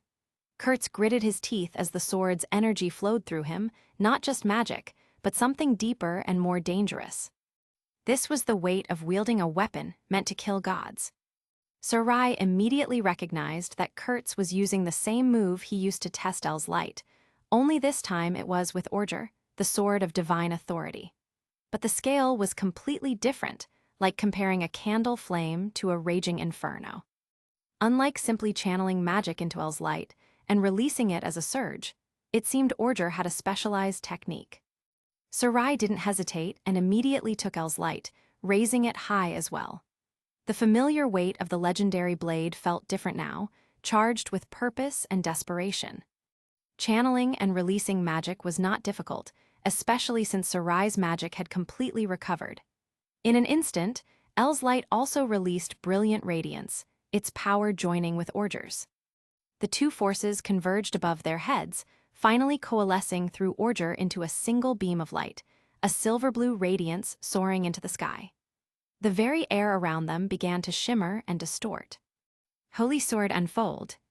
Kurtz held Orger, the sword of divine authority, horizontally in front of his chest. His voice carried weight that surprised even him, as if the sword itself was speaking through his throat. To unleash Orger's full power, it had to be against a divine lord or their dependents. And the Skywing clan above happened to be within this range. The scale of the silver-white light beam even surpassed the Skywing clan's God Strike formation. It rose like a pillar connecting earth to heaven. This is. Soma was dumbfounded, his usual dwarven composure cracking as he witnessed power that belonged in legends. This is the true power of the divine authority sword, Norn murmured, awe and terror warring in his voice. That power capable of slaying a divine lord. The Skywing clan in the high sky clearly felt the threat. The very air around them seemed to recoil from the ascending power, and several of the younger warriors faltered in their formation. The council member shouted sharply, "Everyone, release all your magic," but even her commanding voice carried a note of fear. Thousands of white lights converged into a massive pillar of light, plummeting towards Kurtz and the others. The God Strike descended once more. At the same time, Kurtz and Sarai also swung down the holy swords in their hands. The moment stretched, two forces of terrible power hurtling toward collision. Boom! The silver-blue pillar of light collided with the white pillar of light in midair. In an instant, heaven and earth lost their original colors, and a shockwave swept in all directions. The fabric of reality seemed to tear at the point of impact, sending ripples of distorted space radiating outward. The few remaining trees around the dwarf ruins were uprooted, and the deep pit once again cracked with countless ravines. Stone turned to powder, and metal screamed as it was torn apart. Norn and Eric struggled to maintain their magic barriers, both of them half kneeling on the ground under such power. Blood trickled from Eric's nose as his barrier wavered, while Norn's sword arm shook with strain. After the two forces stalemated for a few seconds, the white pillar of light gradually began to dissipate. The Skywing clan warriors discovered with horror that their God Strike was being pushed back little by little. "Impossible," the council member shrieked, her composure finally shattering. "How can mortals contend against the power of a divine lord?" But even as she denied it, she could see the truth blazing before her eyes. Their authority was being overcome. Kurtz gritted his teeth, gripping the sword with both hands and pushing with renewed force. Every muscle in his body burned as he channeled more power through Orger, feeling as though he might be torn apart from within. But he held on, drawing on reserves of will he didn't know he possessed. Boom! The silver-blue beam completely split open the God Strike light pillar, and its momentum undiminished. It slashed towards the Skywing clan army. The 13 council members hastily joined forces to construct a defensive barrier, but it was shattered the moment it made contact. Their combined might was nothing before the wrath of a weapon forged to humble gods. A dazzling ball of light exploded in the sky, and countless pure white feathers drifted down like snow. When the light dissipated, the formerly orderly Skywing clan army was scattered, having suffered heavy losses. "We won." Eric rubbed his eyes in disbelief, his voice small in the sudden quiet. "Looks like it." Kurtz's body weakly fell backwards, but Somo caught him, the dwarf's strong arms steady despite his own exhaustion. "Well done," Somo praised sincerely, though his voice carried awe. Throughout history, there were records of more than one God Strike by the Skywing clan, and each God Strike would destroy a nation or even an army. It could be said that the God Strike was the strongest magic spell in this world. And now, this move had been directly broken by Kurtz and Sarai working together. It was truly beyond imagination. If they live through this, then surely this event will be recorded in historical texts for the next 1,000 years. Chapter 77, The Gods Descend. The remaining Skywing clan warriors retreated in panic, their white wings bloodied. They had never imagined mortals could defeat them. "Hugh, is it finally over?" Eric collapsed onto the ground. Defending against the explosions, Shockwave had exhausted all his magic. He couldn't imagine how much mana Kurtz and Sarai must have consumed breaking through the God Strike head-on. "It's hard to say." Kurtz gripped Orger tightly. The sword of divine authority had become dim and lusterless, clearly having expended a great deal of its magic. The weapon felt heavier now. Sarai plunged El's light into the ground. Her magic was no longer sufficient to lighten the holy sword's weight. Something's wrong. Sarai suddenly looked up at the sky, her voice filled with unease. The flow of magic is becoming very strange. In Sarai's perception, all the magic in this space swirled chaotically in an irregular state, causing the entire space to begin twisting. It was as if something was forcibly trying to emerge from this space.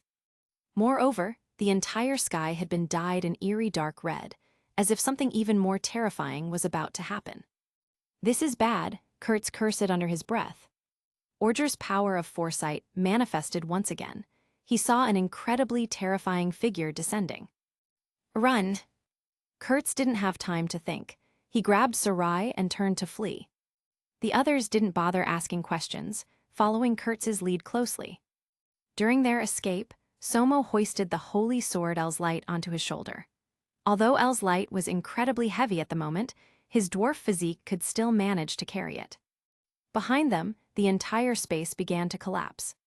"Is that?" Sarai's eyes widened in disbelief. Because of such immense power, even space is being torn apart. The only existence in this world with such immense power was that one, the legendary goddess, the deity worshipped by both the Skywing clan and the elves, and the false god recorded by the dwarfs. "Run quickly, she's tearing space apart." Everyone ran for their lives, quickly leaving the collapsing space far behind them. Only when it was entirely out of sight did Norn find a moment to ask, how could this happen?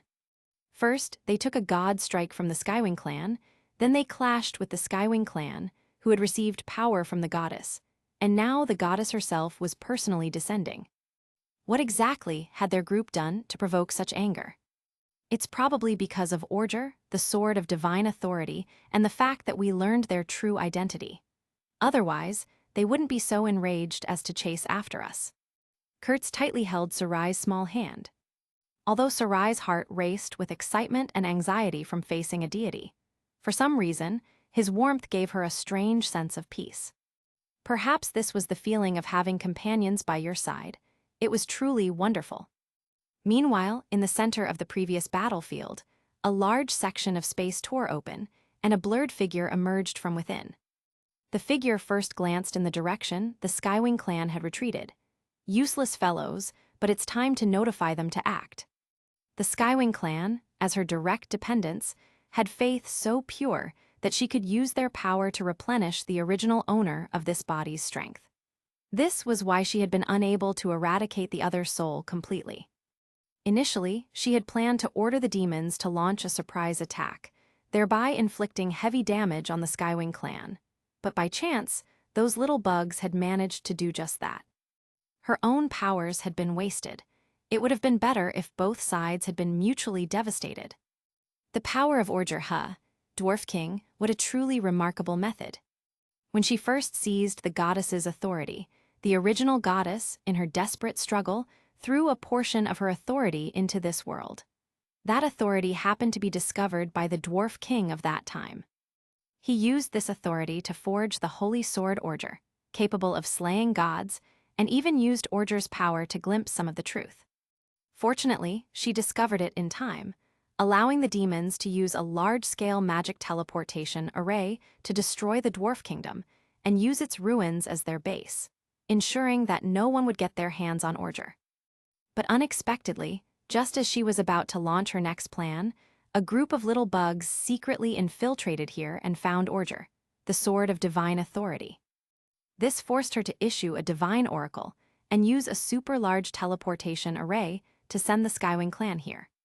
The Skywing clan, those servants, were ultimately defeated by the power of the goddess they once worshipped.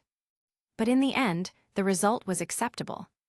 The heavily damaged Skywing clan could no longer stir up any trouble. Let this race completely withdraw from the stage of history. The power unique to a deity unfolded, and upon discovering Kurtz and his group's fleeing figures, a divine thought was also transmitted far away. The demons hidden in the shadows also began to act accordingly.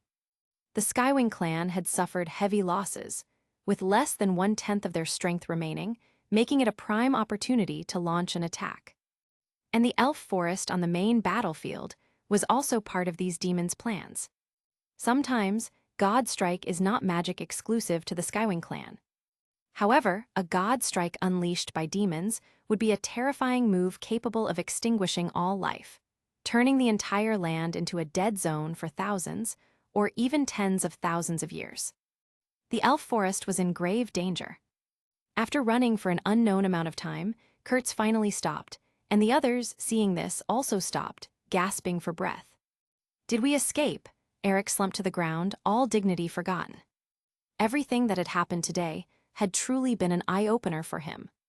First, he personally experienced the legendary strongest magical attack on the continent, God Strike, and twice at that. Just surviving one God Strike was enough for others to brag about for a lifetime, let alone two. But these were not the most terrifying things. The most terrifying thing was that the goddess herself had actually descended later.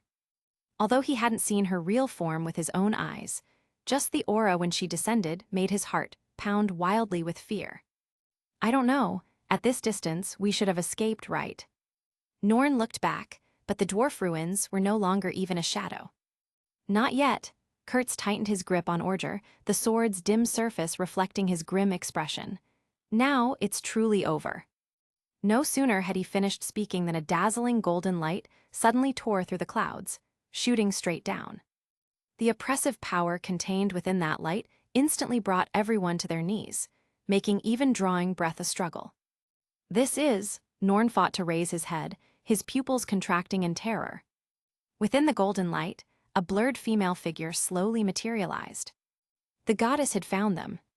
Chapter 78, First Fight with God. She simply stood there, yet it was as if she were the center of this space. Her presence crumbled everything around her, and the earth split apart silently. This was the power of a god, a power not even permitted to manifest in its real form. God, goddess, Eric's teeth chattered uncontrollably. His legs trembled instinctively. He had never imagined he would face a god at such close range. The air around her burned, with a presence that made his skin crawl. Her aura was too terrifying. Merely standing there caused all existence around her to begin annihilating. This oppressive feeling nearly suffocated him. Eric even felt that if she were to lift her foot and walk towards him, her power would completely shatter his body and soul. A god was truly beyond compare in terror. But he still forced himself not to kneel. His hands clenched into fists, nails biting into his palms until they drew blood. Even before such a terrifying god, he absolutely could not yield. If he fell here, he would fall even further behind Kurtz's pace. The thought burned worse than the divine pressure crushing down on him. He never wanted to be someone always protected from behind by Kurtz and Sarai, never. However, it was clear that the goddess did not care about Eric. She scanned her surroundings and fixed her gaze on Kurtz. When her attention landed on him, the air thickened with malevolent intent. In her vision, this little bug before her gave her a strong sense of crisis, a possibility that could threaten her very existence. This was a unique ability of the gods, the ability to perceive future destiny, which was the magic of foreseeing the future. There were also two other ants with this potential, though very faint, with a probability of less than 1/10,000th of it being realized in the future, far less threatening than the current holder of the Orger, Sword of Divine Authority. In the past, the original master had cast his own power, and even the magic of foreseeing the future, into this world. The Dwarf King not only gained this power, but also used the dwarves' technology to imbue the Orger, Sword of Divine Authority, with the magic of foreseeing the future. Therefore, after gaining the recognition of the Orger, Sword of Divine Authority, its holder also possessed the ability to foresee the future. This was a magic unique to gods. If it were just like this, she would not need to worry, but if this little bug in front of her were to use it, things would be different. With just a glance from the goddess, Kurtz felt all the bones in his body creak. Divine power pressed into his marrow like a crushing weight. Foolish ant, desecrating divine authority, this sin deserves death. The goddess's voice carried no emotion, like thunder that made the ground shudder. She slowly raised her hand, and a beam of pure energy shot from her fingertip. "Look out!" Sarai reacted fastest, shouting as she conjured multiple magical barriers. But the beam easily pierced through all her defenses and struck Kurtz directly. A god strike went straight through his stomach, leaving a fist-sized wound on him. Kurtz, Sarai's scream tore through the sky. She watched helplessly as the divine light pierced Kurtz's abdomen, yet she could do nothing. For the first time in centuries, Sarai felt utterly powerless, her magic, her experience, her pride, all meaningless before this divine wrath. Everything happened too quickly, so fast that no one could react. Blood gushed from the wound, and Kurtz groaned, falling to one knee. The metallic taste filled his mouth as agony lanced through his entire body. This was the first time he had suffered such a severe injury since he transmigrated. He could even feel his life draining away constantly, each heartbeat sending fresh waves of fire through the gaping wound. But he could not fall yet. Although his face was pale, he forced himself not to collapse, his trembling hand gripping the Orger, sword of divine authority, tightly. He raised Orger, and the runes on the sword began to flash wildly. Orger's own power was already nearly exhausted, and now Kurtz had no choice but to use his last shred of power, along with that of El's light. It's not over yet. Kurtz gritted his teeth, blood trickling from the corner of his mouth. Orger, give me all your power. The Orger, sword of divine authority, possessed a certain degree of consciousness, but not much, far from reaching the level of a sword spirit in fantasy novels. It was more of a programmatic mechanism. But it was enough. The holy sword emitted a loud hum, all the runes on its body lit up, and the last of its magic erupted, silver blue light engulfing Kurtz's entire body like flames. With this magical power, Kurtz actually managed to stop the bleeding from his wound. But only temporarily. He acted like someone using a red-hot iron to stop bleeding. If further, more careful treatment was not performed afterwards, it would instead make the wound even worse. Kurtz, who could not use healing magic, could only resort to this method. Futile struggle, the goddess's cold voice rang out, and she raised her hand again. After all, it's just a bit of an old dwarf's power.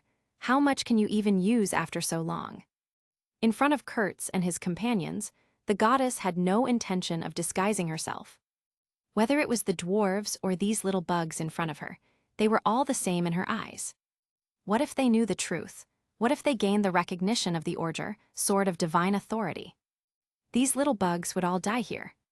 What right did these lowly beings have to covet power that only gods could touch? The second beam of light tore through the air. This time, Kurtz swung Orger, and a silver-blue barrier unfolded before him. The beam collided with the barrier, erupting in a thunderous roar. The impact sent shockwaves through Kurtz's already battered body, forcing him to dig deeper into reserves he wasn't sure existed. The goddess frowned. The dwarves always played little tricks. Not only did they infuse this holy sword with numerous powers, but when she transported the demon army to the dwarf kingdom centuries ago, those dwarves also hid Orger. At that time, the goddess had considered simply ordering the Skywing clan to launch a god strike on the dwarf ruins, completely obliterating the entire ruins. However, considering the need to find a suitable base for the demons, she dismissed that idea.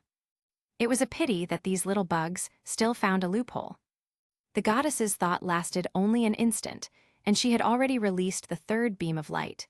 With Orger's power alone, blocking it was absolutely impossible. And this time, she aimed for Kurtz's head.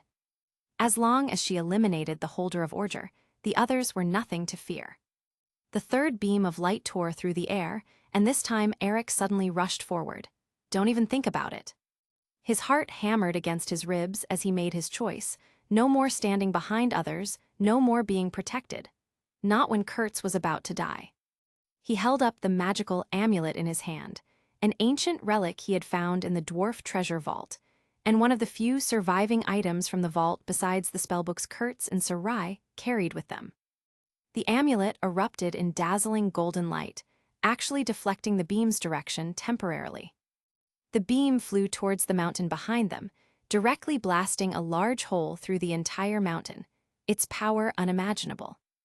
If Sarai's multiple magical barriers hadn't weakened the first attack, Kurtz would have been more than just pierced.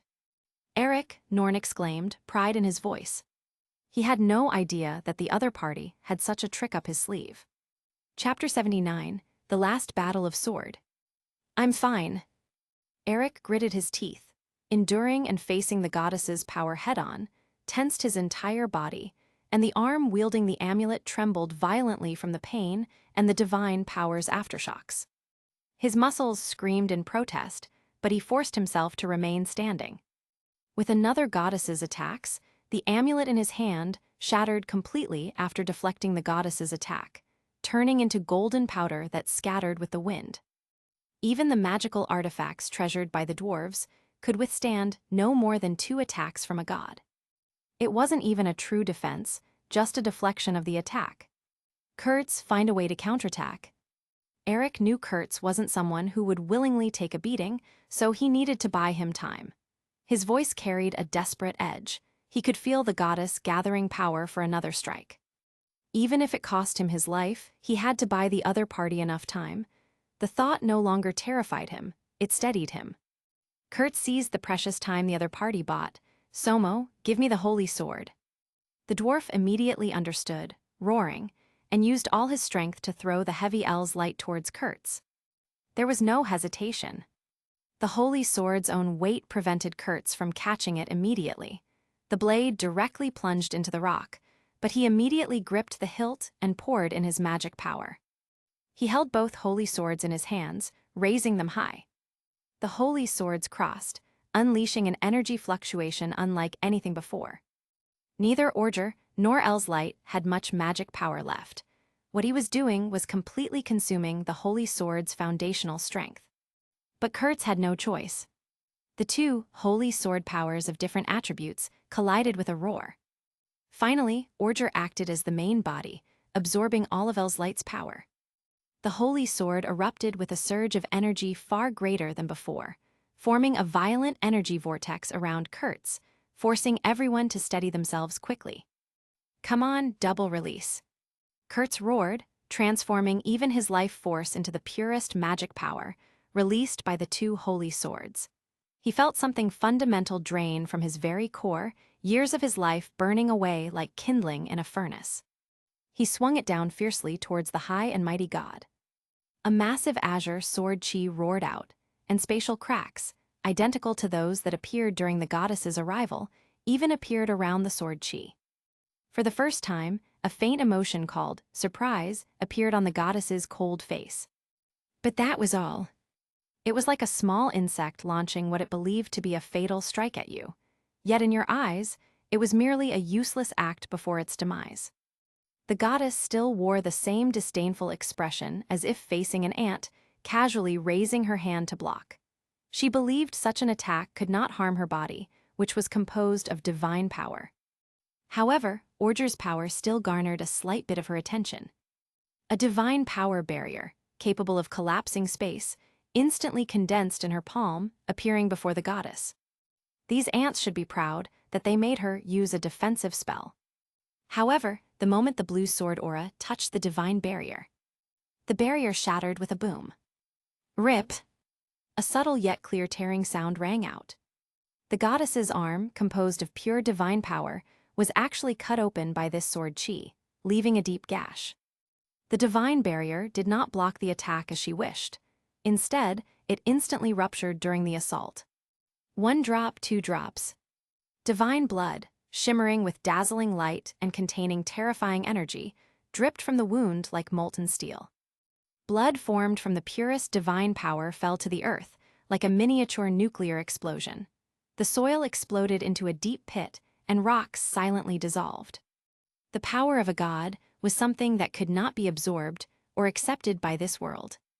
If a god's blood were to spill onto the earth before their demise, it would be a catastrophic disaster for all living beings on the continent. Like countless meteorites colliding, a rain of meteors would destroy all life on the surface. But what flowed from the goddess at this moment was not true divine blood, so it naturally did not possess such destructive power. At the same time, the goddess's expression drastically changed. Because just outside the world, her true body was also injured. One must know that she was not truly descending at this moment. merely using vast divine power for a brief projection. But even so, her true body was still injured. This is impossible. The goddess's eternally unchanging cold voice showed violent fluctuations for the first time. Her projected body trembled violently, and further away on her actual body outside the world, which mortals could not perceive, the same wound starkly appeared. Orger's power was truly terrifying. Even if she was only a mental projection, it could still cross billions of miles and harm her real body. And because of this impact, her absolute suppression of another consciousness within her body was also shaken. She could feel it. The soul that should have been tightly suppressed by her, never to appear again, was now struggling violently. The previous attack contained the other party's own power, and by leveraging this power, the other party's consciousness had actually awakened. This was something she absolutely could not allow. The goddess's sacred face became distorted with fury. In an instant, dozens of energy beams, thicker and more violent than before, tore through space, pouring down towards Kurtz and all the ants who dared to desecrate divine majesty. The shadow of death instantly enveloped everyone. Kurtz did not dare to be careless, immediately mobilizing the remaining power of Orger and El's light to construct the final defensive barrier in front of him. But upon seeing Sarai and the others also within the range of the opponent's attack, he immediately threw his light over. El's light contained a portion of Orger's power, and Sarai could use this power to resist the god's attack. Moreover, the god's attack focus was on him, and the other people did not face many destructive light beams.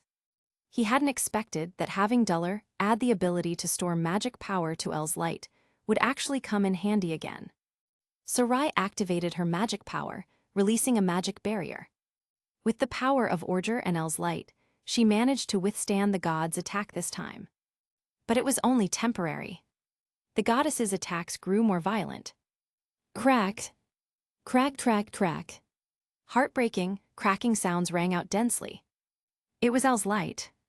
The continuous battles and crude magic power infusion made this holy sword unable to bear it any longer, not to mention that it was now facing a god's attack. Cracks on the sword's body began to spread like a spider web.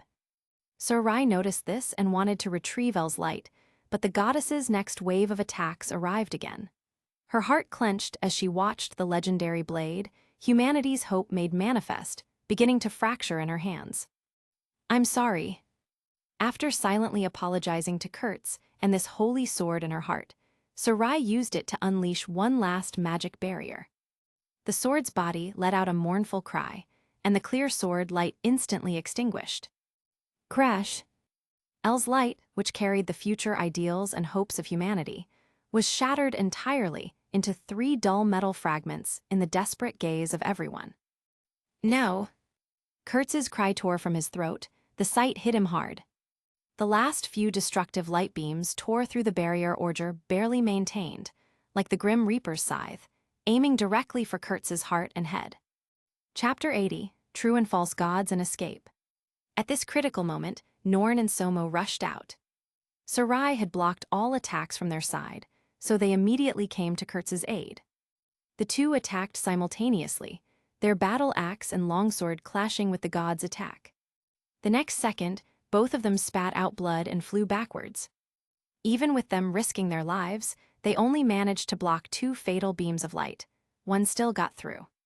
Sarai followed closely. She unleashed all her remaining magic without reservation, casting the elves' highest-level spell. 2 beams of different colored light collided, and after a blinding explosion, she finally blocked the last attack. However, everyone had lost their ability to fight. Sarai's magic was depleted, and although Norn and Somo could still barely move, they had sustained significant injuries. Even Kurtz himself had overdrawn his life force, and his face turned pale. The goddess looked at all of this coldly. What if they blocked her attack? It was nothing more than a dying struggle. She raised her hand again, this time aiming directly at Kurtz himself. But Eric disrupted the goddess's attack once again. "Damn fucking god, take this, you shit." He roared, pulling several gray-black metallic spheres from a pouch at his waist and throwing them with all his might towards the goddess. These were magic items he had found in the dwarf treasury, their effect somewhat similar to an enhanced version of the illumination spell Kurtz had created. They were also the most insane creations of the dwarves. Boom, booms, boom. Several successive explosions tore through the suppression of divine power. Bright light, like a sun exploding, illuminated the entire battlefield in stark white. Following closely was violent flame, as if the air itself was burning. Norn and Somo, who didn't have time to close their eyes, were temporarily blinded by this light. This guy is too reckless. Norn cursed under his breath, though he could understand Eric's reason for being reckless. But at least give a signal or a gesture. Well done, Sarai surprisingly praised him. It turned out that as soon as Eric threw the metal spheres, Kurtz understood his actions and immediately cast a magic barrier, barely encompassing everyone and isolating most of the attack. But the barrier quickly dissipated for a simple reason: Kurtz could no longer hold on. He knelt powerlessly on the ground, only his unyielding will supporting him from collapse. Even the god's vision was affected by this blinding white light, and although she easily blocked the subsequent explosion, she was still slightly disturbed. The beam grazed past everyone. The goddess was utterly enraged. She distorted her projected face with extreme anger, losing all trace of divine indifference. Being interfered with again and again caused her to vent all her fury onto Eric. She raised both hands high, divine power rapidly converging, and dyed the entire sky a suppressive dark red. Dozens, even hundreds, of destructive beams of light condensed around her. This power even caused the space around her to collapse, revealing a terrifying black hole that could swallow everything. She locked all the beams onto the tiny Eric. The air seemed to solidify.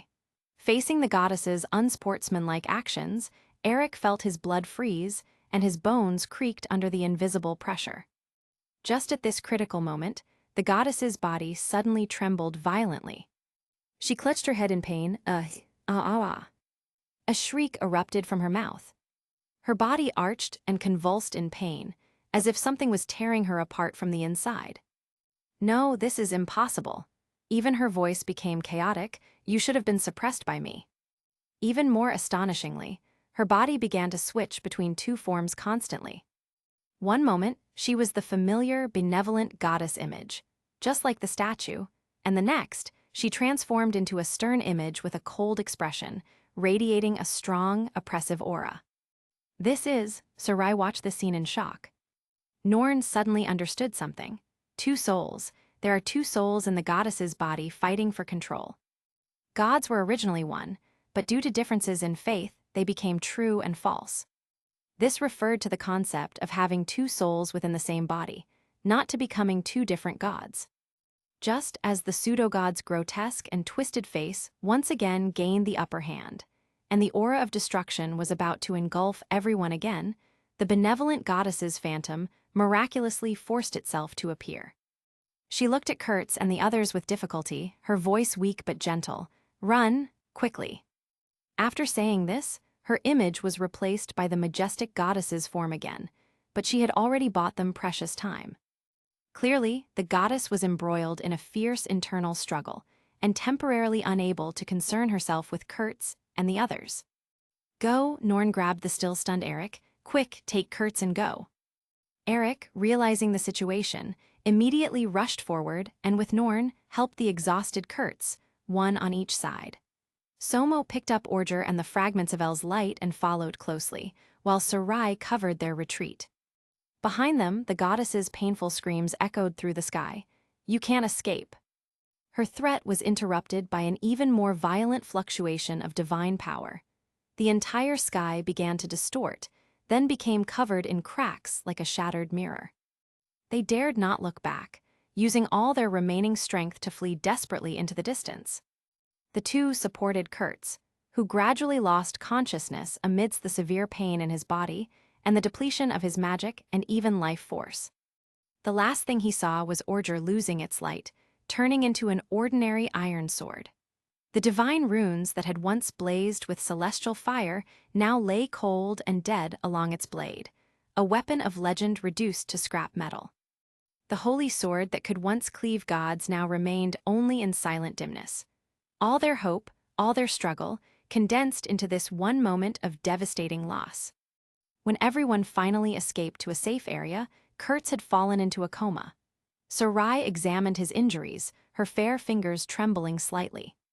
"Kurtz's injuries are severe," she said softly. "Ordre used its last strength to stop the bleeding temporarily, but he needs treatment. The god's power is still continuously eroding his life force." Eric clenched his fists, looking at the distant sky. That benevolent figure, is she the true goddess? Norn nodded heavily. "Yes, the one who attacked us just now was the pseudo-god." But Eric's moves really opened my eyes, Dwarf Somo admired sincerely. "After all, I haven't been idle this past week." Eric laughed, but before he could enjoy it for long, Sarai interrupted him. "Don't waste time. I remember there's an elf village ahead, hurry." None of them dared to delay. They quickly carried Kurtz on their backs and ran in the direction Sarai indicated. Chapter 81, Healing and Olivia's Arrival. His magic power is depleted, and he has a penetrating wound in his abdomen, with residual magic power eroding his body. With this human's physique, it will be very difficult for him to survive. In the small elf village, the elf physician carefully examined Kurtz's injuries and came to this conclusion. The ancient healer's fingers trembled slightly as he withdrew his hands from the examination. In his thousands of years of healing experience, he had never seen such a strange injury. The residual magic power in the wound was like a parasite stuck deep inside, constantly eroding his vitality bit by bit. Each pulse of foreign energy ate deeper into healthy tissue, leaving blackened veins that spread like poison through the child's pale skin. If it weren't for these magic powers being filled with a vibrant sacred aura, he might have suspected that these people had encountered an attack from the demon clan. But with such a strong divine power, were they fighting the warriors of the Skywing clan? Otherwise, it couldn't be explained. Looking at this adventure team in front of him, one elf, 3 humans, and 1 dwarf who didn't look like a dwarf, it was truly strange. Not to mention, their races were all under an alliance now, so why would there still be conflict? The elf physician didn't dare to ask about this. After all, the elf named Sarai, who brought this severely injured human, had a truly intimidating aura. It was as if he couldn't cure this human, he would have to be buried with him. Her violet eyes held a cold fury that made his centuries of experience feel insignificant. "Is there no other way?" Sarai asked, clenching her hands. "No, unless a holy order can be found to cast healing magic to treat this human's injuries." Hearing the elf physician say this, everyone exchanged glances. His words settled heavily over them. Holy orders are a profession exclusive to the Skywing clan, and only they can interpret the Holy Scripture. However, they had just fought with them, and Kurtz even caused heavy casualties with a single sword strike, so the elf physician's proposal was simply impossible. "I'm going to the Skywing clan's divine kingdom right now." Sarai seemed to have made up her mind, her voice cutting through the silence. "Miss Sarai, you." Norn hesitated, reaching out as if to stop her. He could naturally see that she intended to forcefully attack the divine kingdom and seize the Holy Scripture from the Skywing clan. As long as they had the Holy Scripture, with Sarai's magical talent, she could surely replicate it. Then, she could naturally use healing magic to save Kurtz. But this plan was truly too dangerous, causing him to immediately speak up and try to stop her. "This is the only way." Sarai shook her head, and after the elf physician left, she spoke again. "Kurtz has residual magic power from that false god in his body. Only by using the healing magic recorded in the Holy Scripture can these magic powers be removed." "Is there enough time?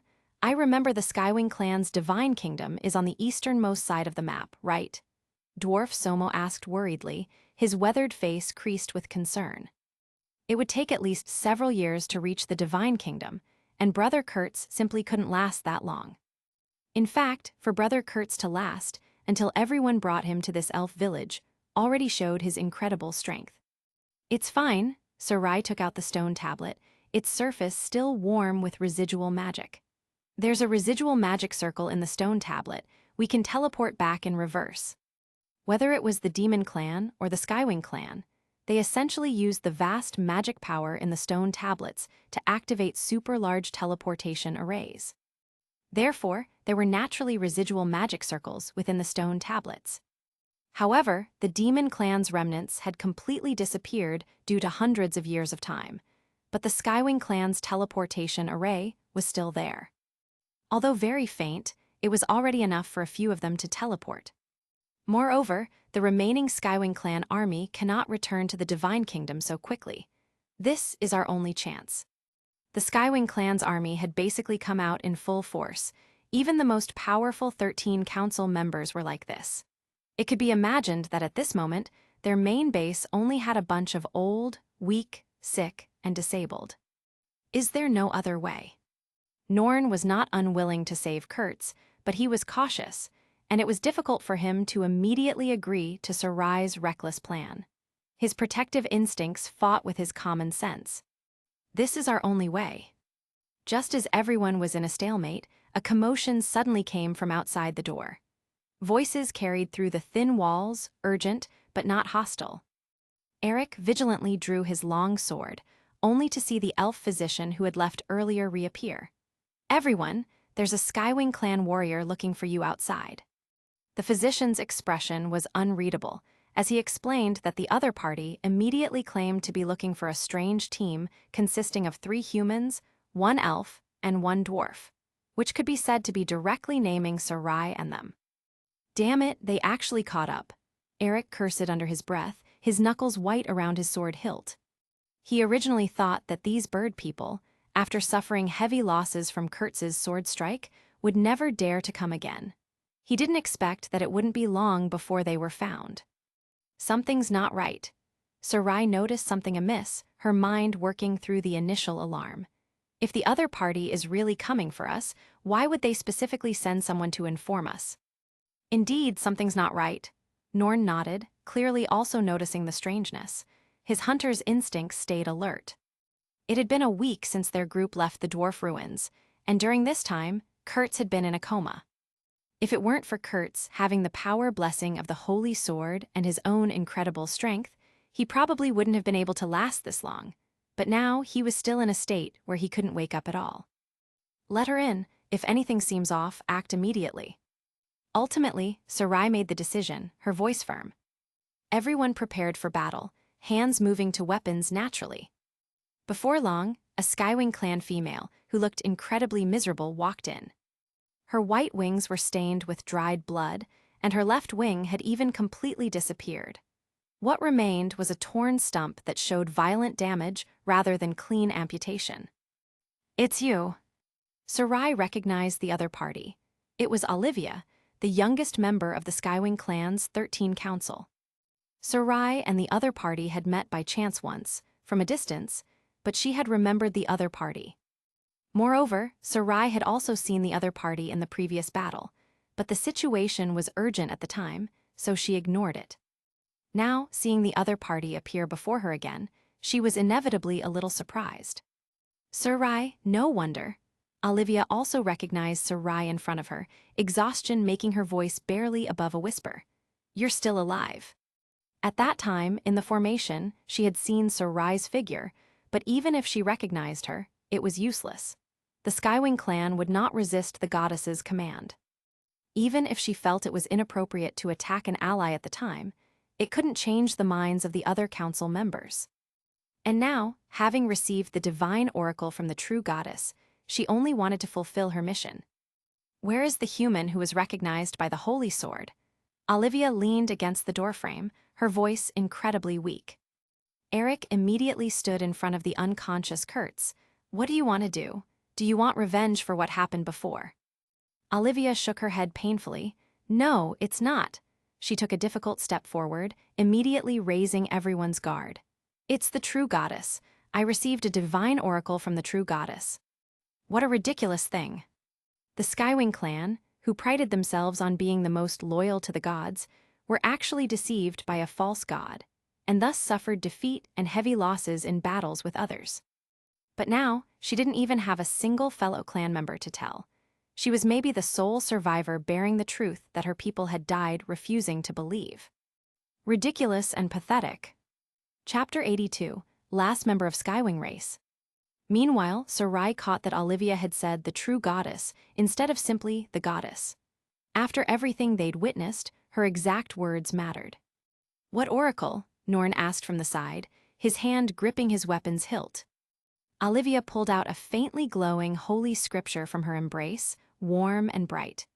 "By the oracle of the true goddess, I have come to heal the fated one of the future, Kurtz, the one who pulled out the Orger, sword of divine authority."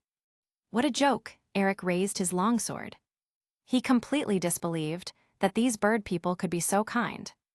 They'd been fighting to the death minutes ago, yet now she wanted to shake hands and make peace.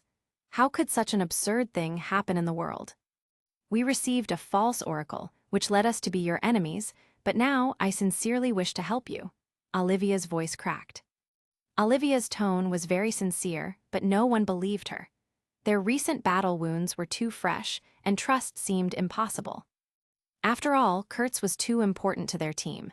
It could be said that without him, there would be no team.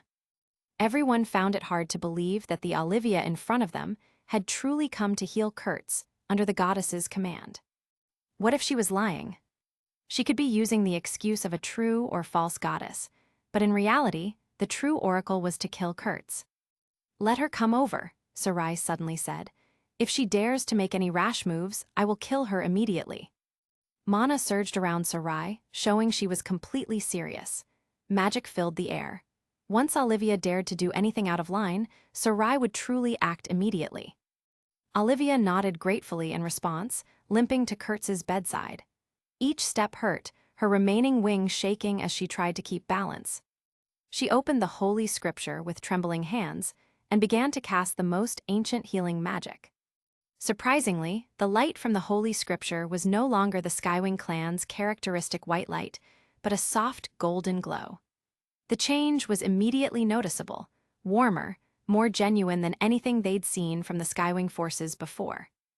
As Olivia cast the magic, the sacred mana on Kurtz's wound slowly purified, his breathing gradually stabilized, and color returned to his face. The blackened veins that had spread from his injury slowly faded, replaced by healthy pink skin. Sarai noticed that the healing magic Olivia released was different, at least not like those she had seen before. She was curious despite the circumstances.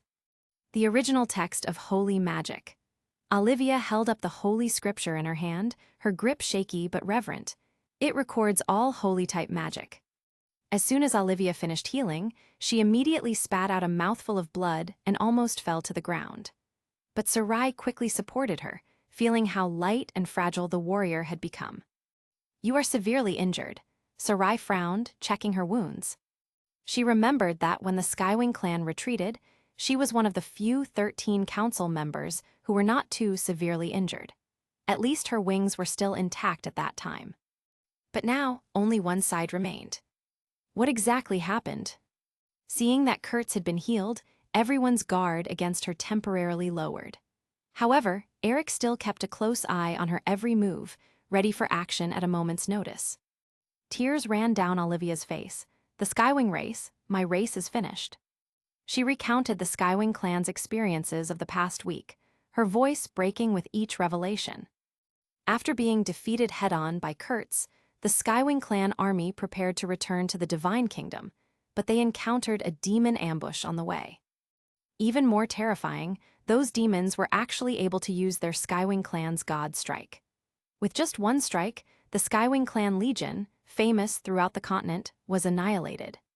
1,000 Skywing clan warriors, only a dozen or so survived. Olivia's voice choked. "In the 13 council, only I am left." The loss was devastating. Almost everyone was dead. "The demons can use God Strike?" Norn asked incredulously. "How is this possible?" Olivia closed her eyes in pain. "I don't know either, but that's the truth, and the demon's God Strike is even more destructive. It's a dark power that can erode everything." She couldn't finish her sentence and suddenly coughed violently, blood seeping from between her fingers. Each cough shook her. Sarai quickly checked her injuries, and her expression became unusually grave. "Ruptured internal organs, mana depletion. It's a miracle that you're alive and made it here." Olivia smiled weakly. I must obey the goddess's command. She handed the holy scripture to everyone with trembling hands. This must be given to the one chosen by order.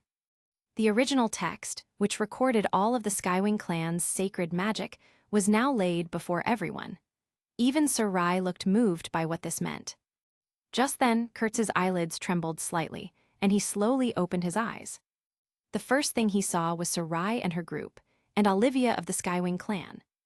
Before Kurtz could misunderstand, Norn quickly explained what happened, carefully explaining the unexpected situation. Kurtz remained silent for a long time after listening, processing not just the words but their implications. He didn't feel he had done anything wrong. At that time, to survive, he could only be an enemy of the Skywing clan. And now, the Skywing clan was first severely wounded by him, then ambushed by the demons. The entire army was almost completely wiped out. They were utterly finished. The Skywing clan was like a useful chess piece. Once it had no value, it would be abandoned by that false goddess. The pattern was becoming clear. Kurt saw the holy scripture in Olivia's hand and asked in a hoarse voice. The Skywing clan's original holy scripture, which records all sacred magic. The goddess has bestowed this original text upon you and awaits your arrival in the Godfall land.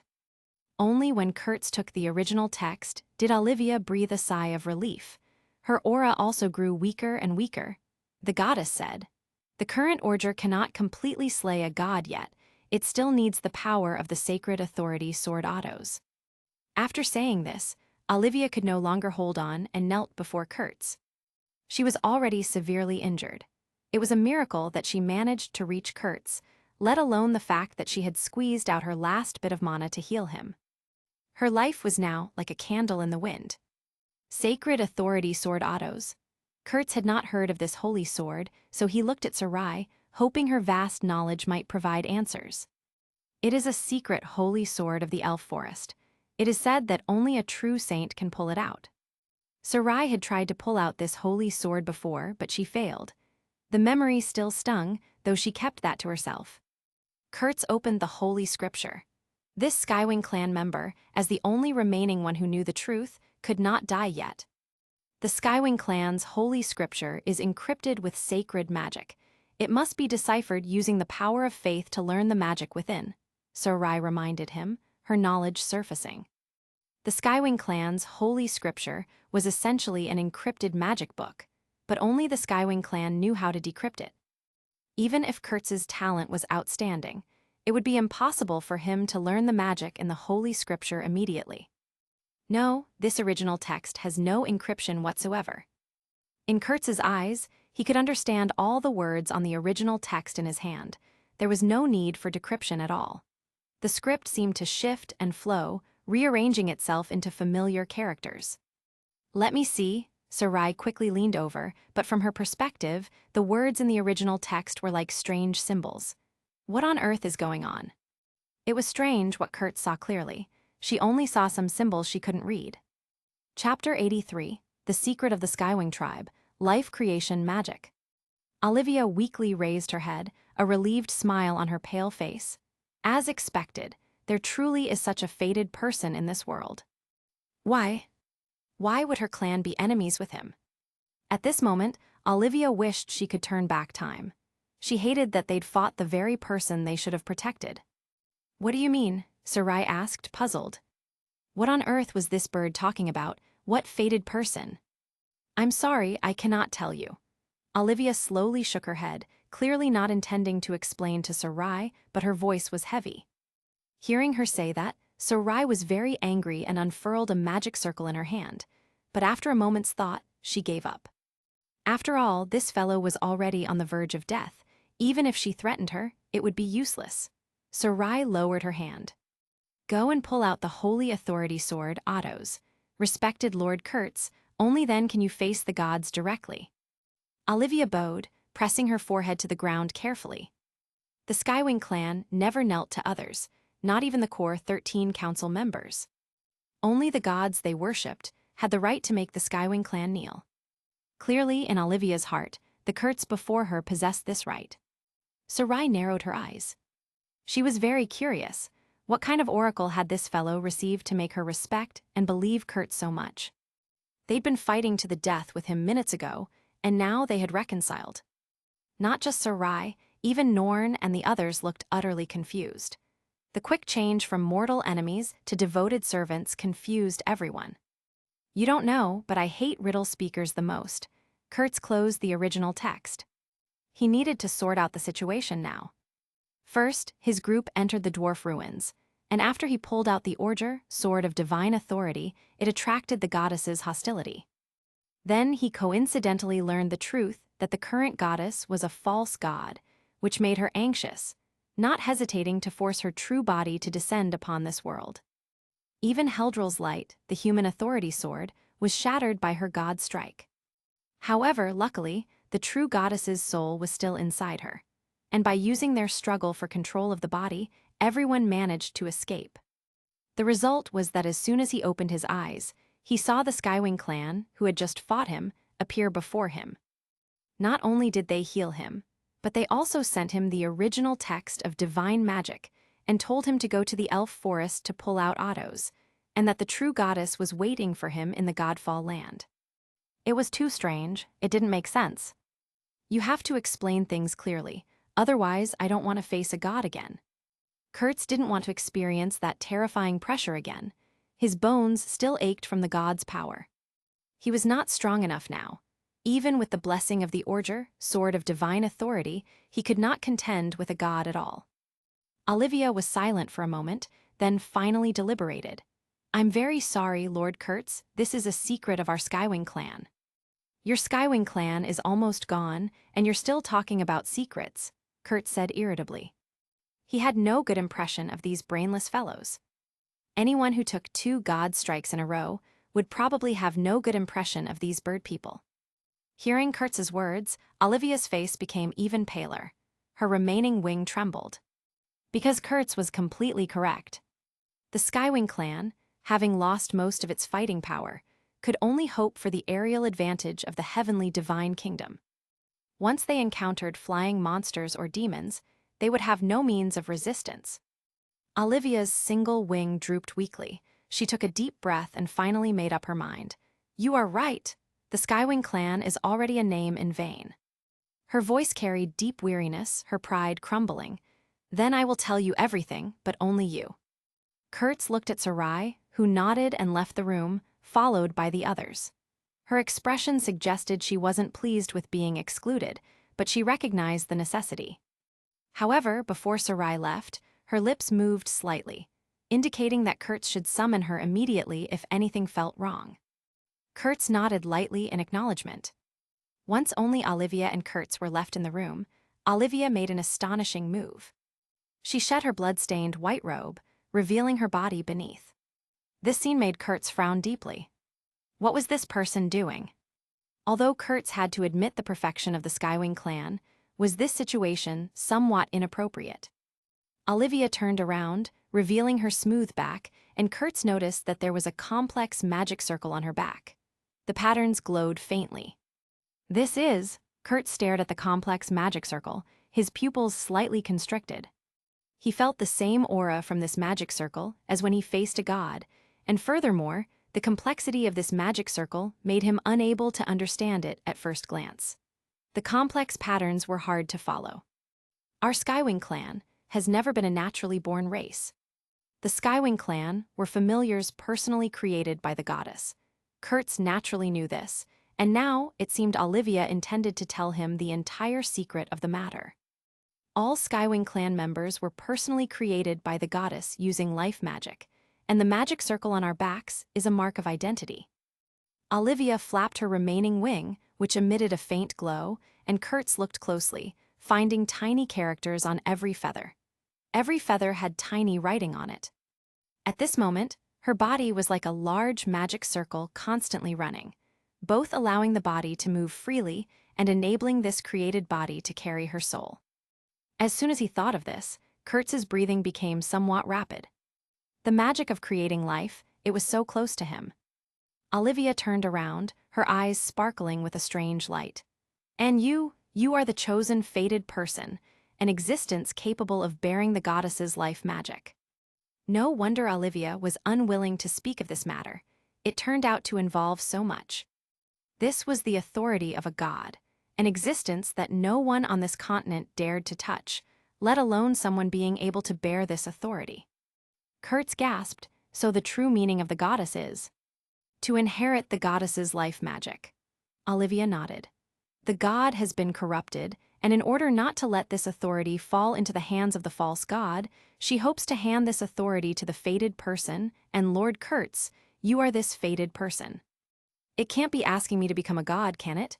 Kurtz was somewhat dumbfounded. Not so. Olivia shook her head. A god cannot be formed by just one authority. Even if you possess this authority, Lord Kurtz, at most you would only be able to create a body without a soul. The Skywing clan's souls were very special, not created by the goddess. They came from elsewhere, drawn to these perfect vessels through means even Olivia didn't fully understand. Life magic could only create a breathing body, but it could not create a soul with intelligence. Therefore, this so-called life magic was far less powerful than Kurtz imagined. But even so, it was enough. Olivia put on her robe again, but now, having lost the goddess's power, our race is already. Her face was filled with sorrow. The goddess who created them had been corrupted, which was why Olivia said that their race was finished.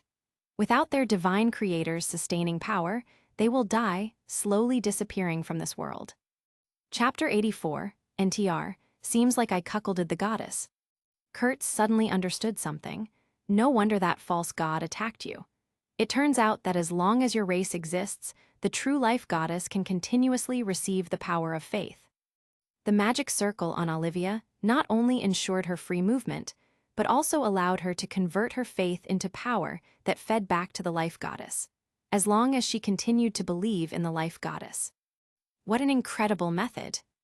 It's a pity that he still doesn't know why the life goddess would be divided into true and false due to different beliefs.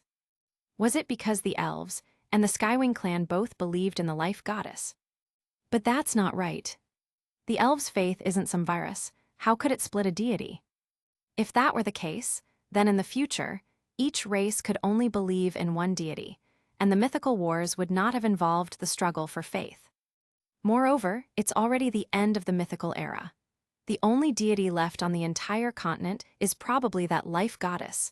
Other deities can't even be seen. On the other side, hearing Kurtz guess the truth, Olivia closed her eyes in pain. Yes, we were supposed to be the life goddess's most loyal servants, but we became the false god's butcher's knife. The room fell silent. Kurtz digested this astonishing truth and suddenly asked, "Why am I this fated person?" Because, Olivia opened her eyes and looked at him, you drew the sword of divine authority, already touching upon the ability unique to deities, that of peering into fate. As expected, this magic of foretelling the future is unique to deities. Since he saw the future through divine sword, the life goddess could also see the future of him swinging a sword at her. To stop this future, she sent the Skywing army. But this made it happen faster. At this moment, Kurtz suddenly understood why the southern hero of later generations chose to perish together with the opponent. Seeing through each other like this is truly exhausting. At this moment, Olivia's body suddenly leaned forward. Fortunately, she was standing right in front of his bed, and Kurtz quickly supported her, feeling how cold her skin had become. Her body temperature was rapidly dropping, clearly indicating she was on the verge of death. Kurtz shouted, "Sarai, come in quickly." The door was violently pushed open, and Sarai and the others rushed in. Upon seeing Olivia's state, Sarai frowned. She didn't know what to do. No one in this world had ever treated the Skywing clan, as they themselves possessed healing magic and did not require ordinary healing methods like other races. Olivia smiled bitterly. I am already content to have delivered the life goddess's command to Lord Kurtz. Then Olivia slowly closed her eyes, her breathing growing shallow. But this was not the outcome Kurtz wanted to see. He opened the original text, quickly searching for a way to save her.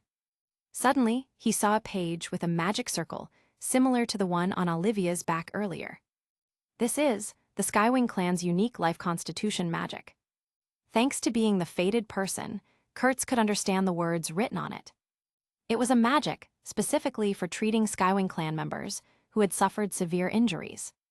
Without any hesitation, he immediately began to cast the magic according to the content on it. Sarai hesitated to speak. Kurtz himself was injured, and his magical power was not abundant. Wasting magical power on this Skywing clan member was truly not worth it. But he still had many things to ask the other party, so it seemed he could only save this fellow first. As the magic continued to be cast, Olivia's body began to change. The air around her shimmered. Her broken wings regrew, but they were no longer pure white. Instead, they shimmered with a faint silver light. Even more astonishingly, the magic circle on her back was being rewritten, transforming into a completely new pattern, but no one could see this happening. When the light dissipated, Olivia slowly opened her eyes. Her pupils had turned silver, emitting a soft glow. "Lord Kurtz," she called softly, her voice no longer weak but sounding different. As the person who understood her own body best, Olivia immediately noticed something was wrong with her body. The recovery of her injuries was a minor matter. Most importantly, the magic circle unique to the life goddess had been tampered with. Sarai naturally noticed the change on Olivia's body. Her originally white wings were now emitting a silver light. Everyone could see the change. What exactly did you do? Weren't you supposed to treat her? It doesn't look like it to me." Kurtz put away the original text and showed a complex smile. "I seem to have accidentally messed up." He seemed to have cuckolded the life goddess. This. Olivia's mouth was slightly agape, her face now filled with confusion. The connection between her and the life goddess had disappeared, replaced by a connection with Kurtz. She could feel the new bond through her body. The result is good, isn't it? Don't worry about it too much for now." Kurtz said this not only to Sarai, but also to Olivia, though he sounded casual. "No, but this." Olivia still couldn't accept it for a moment. She tremblingly stroked her newly grown silver wings, her eyes full of confusion and unease. Trying to mobilize the magical power within her, she found that the once familiar divine power was now mixed with some unfamiliar aura. It felt strange, but somehow right. "I'm sorry, life goddess," she murmured to herself, though the words felt hollow now. Sarai keenly sensed the problem. "Kurtz, you wouldn't have." As the one who understood this man's magic best, Sarai immediately realized that this man's actions were not as simple as treating Olivia's injuries. After all, he had improved the light arrow the first time he learned it, and it was probably the same now. Kurtz scratched his head, his expression a bit awkward. "I might have accidentally turned her from a believer of the life goddess into my subordinate." "What?" Norn and Eric exclaimed in unison. "Unbelievable, this is truly unbelievable." Even Dwarf Somo cried out in disbelief. Even Sarai didn't react immediately. In her hundreds of years of life, she had never seen such a thing. But our Skywing race can only believe in the life goddess. This is an inherent principle carved into our magic, into our very lives. Olivia originally wanted to say that the magic circle constituting the Skywing clan's life contained the rule of believing in the life goddess. Still, she did not want more people to know this, so she rephrased it. "Theoretically, that's true." Kurt sighed, raising the original text in his hand, "but for me, sometimes one cannot trust theory too much." He also didn't expect that the life constitution magic recorded in the original text gave him full control. He hadn't expected such power. TL Sus. Chapter 85, Sarai, Why Does My Chest Hurt? Originally, this administrator mode could only be logged into by the goddess herself, and the life constituting magic on it would only help the Skywing clan recover from injuries when used by other members of the Skywing clan. But who was he? He was the fated person of the order, the future wielder of autos, and the one destined to slay a god. Therefore, when he used this magic, it was naturally equivalent to the goddess herself. Anyway, since the goddess was in such a state, Kurtz wasn't worried about her coming to trouble him. The divine power seemed to accept him. Well, actually, when Kurtz used this magic, he added some of his own modifications. There was nothing he could do, it was purely an unconscious act. His habit of improving magic kicked in again. By the time he came to his senses, the magic circle on Olivia's body had already been tampered with. Realizing what had happened, Sarai snatched the original holy scripture. The words on it were still like an indecipherable script to her, but she absolutely could not let this man continue to interpret it. Simply healing someone could tamper with their faith. If Kurtz were allowed to continue studying this, she wouldn't dare imagine what this original holy scripture would become. After convincing herself with this reason, Sarai explained, "What you're doing is too dangerous. I must keep the original holy scripture." "But you don't even understand the words on it, right?" Kurtz felt that Sarai's attitude was a bit off, but he couldn't pinpoint exactly what was off. Sarai seemed tense somehow. In the end, he could only interpret it as her being jealous that he could interpret the holy scripture. "Calm down, okay? When I learn it, I'll teach you all the magic on it. You don't have to worry about it." He not only wanted to teach Sarai, but also in the future, he wanted to teach Norn and other humans, so that more people could learn the holy magic from the holy scripture. As for the goddess and the Skywing clan's thoughts, Kurtz didn't care. If they had opinions, Kurtz suggested they come forward and discuss it with him personally. Of course, the premise was that they could come forward. That's not the reason. Sarai sighed, having no intention of returning the holy scripture to Kurtz. Her grip on the tome was tight. She also didn't know why she was doing this. Theoretically, handing the original holy scripture to Kurtz, letting him interpret and learn the magic on it, and then teaching it to her, would be the optimal choice. But after seeing him tamper with Olivia's faith, she felt something strange. This feeling made her act this way. On the other side, Olivia remained standing, her silver wings trembling slightly. She looked down at her hands, feeling the flow of magic within her body. It was a different flow than before. Her faith and reason were clashing. "Since that's the case, then what should I do?" Her voice was full of confusion. "For thousands of years, my life, my faith, all belonged to the goddess. But now, it had all been taken by this man. Should she be angry? But this man was the fated person, and also the one the goddess was waiting for, and the goddess she believed in had already been replaced by a false god, along with her own faith becoming false. She had no right to be angry at all. Perhaps she should even thank him. "Thank you, Lord Kurtz, for saving me from that false god." At this moment, Olivia suddenly understood something. Sarai held the original holy scripture, vigilantly looking at this former loyal servant of the goddess. "You should be very clear now, your faith connection has been broken." "No, not severed." Olivia interrupted her, raising her head, her eyes firm. It had just transferred to him. She slowly walked towards Kurtz. Finally, she knelt on both knees before Kurtz, her palms joined at her chest, her silver wings folded behind her back. "Lord Kurtz, my revered master, please allow me to assist you in fulfilling your mission, in fulfilling the oracle bestowed by the goddess." Have you really decided?" "Yes, this is the inevitable choice." A magic circle quietly operated behind Olivia, and the power of faith began to transmit. "My life has been rewritten. This is an irreversible fact. Since that's the case, let this faith of mine become your sharp blade and accompany you on your journey." To be honest, Kurtz felt strange about Olivia's actions. Although having a beautiful angel lady kneel before him and say such things did make him a little excited, Sarai's cold gaze next to him was even more uncomfortable. Could it be that Sarai suspected he did it on purpose? Heaven knows. He was simply suffering from an occupational hazard. His compulsive need to tinker with magic had consequences he never anticipated. Whenever he learned a new magic, he always wanted to improve it, and this time he caused trouble with his improvements. Seeing that Kurtz didn't reply, Olivia looked at the others.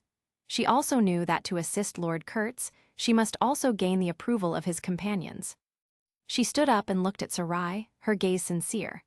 "Miss Sarai, I understand your concerns, but please believe that there is no falsehood in my words." Sarai naturally knew that everything Olivia said was sincere.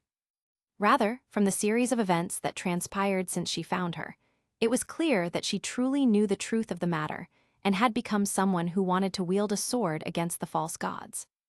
But why did it have to be that guy Kurtz? The question bothered her. That strange feeling drove Sarai to say something against her will, but why should I trust a former enemy? She didn't want this woman to join her team.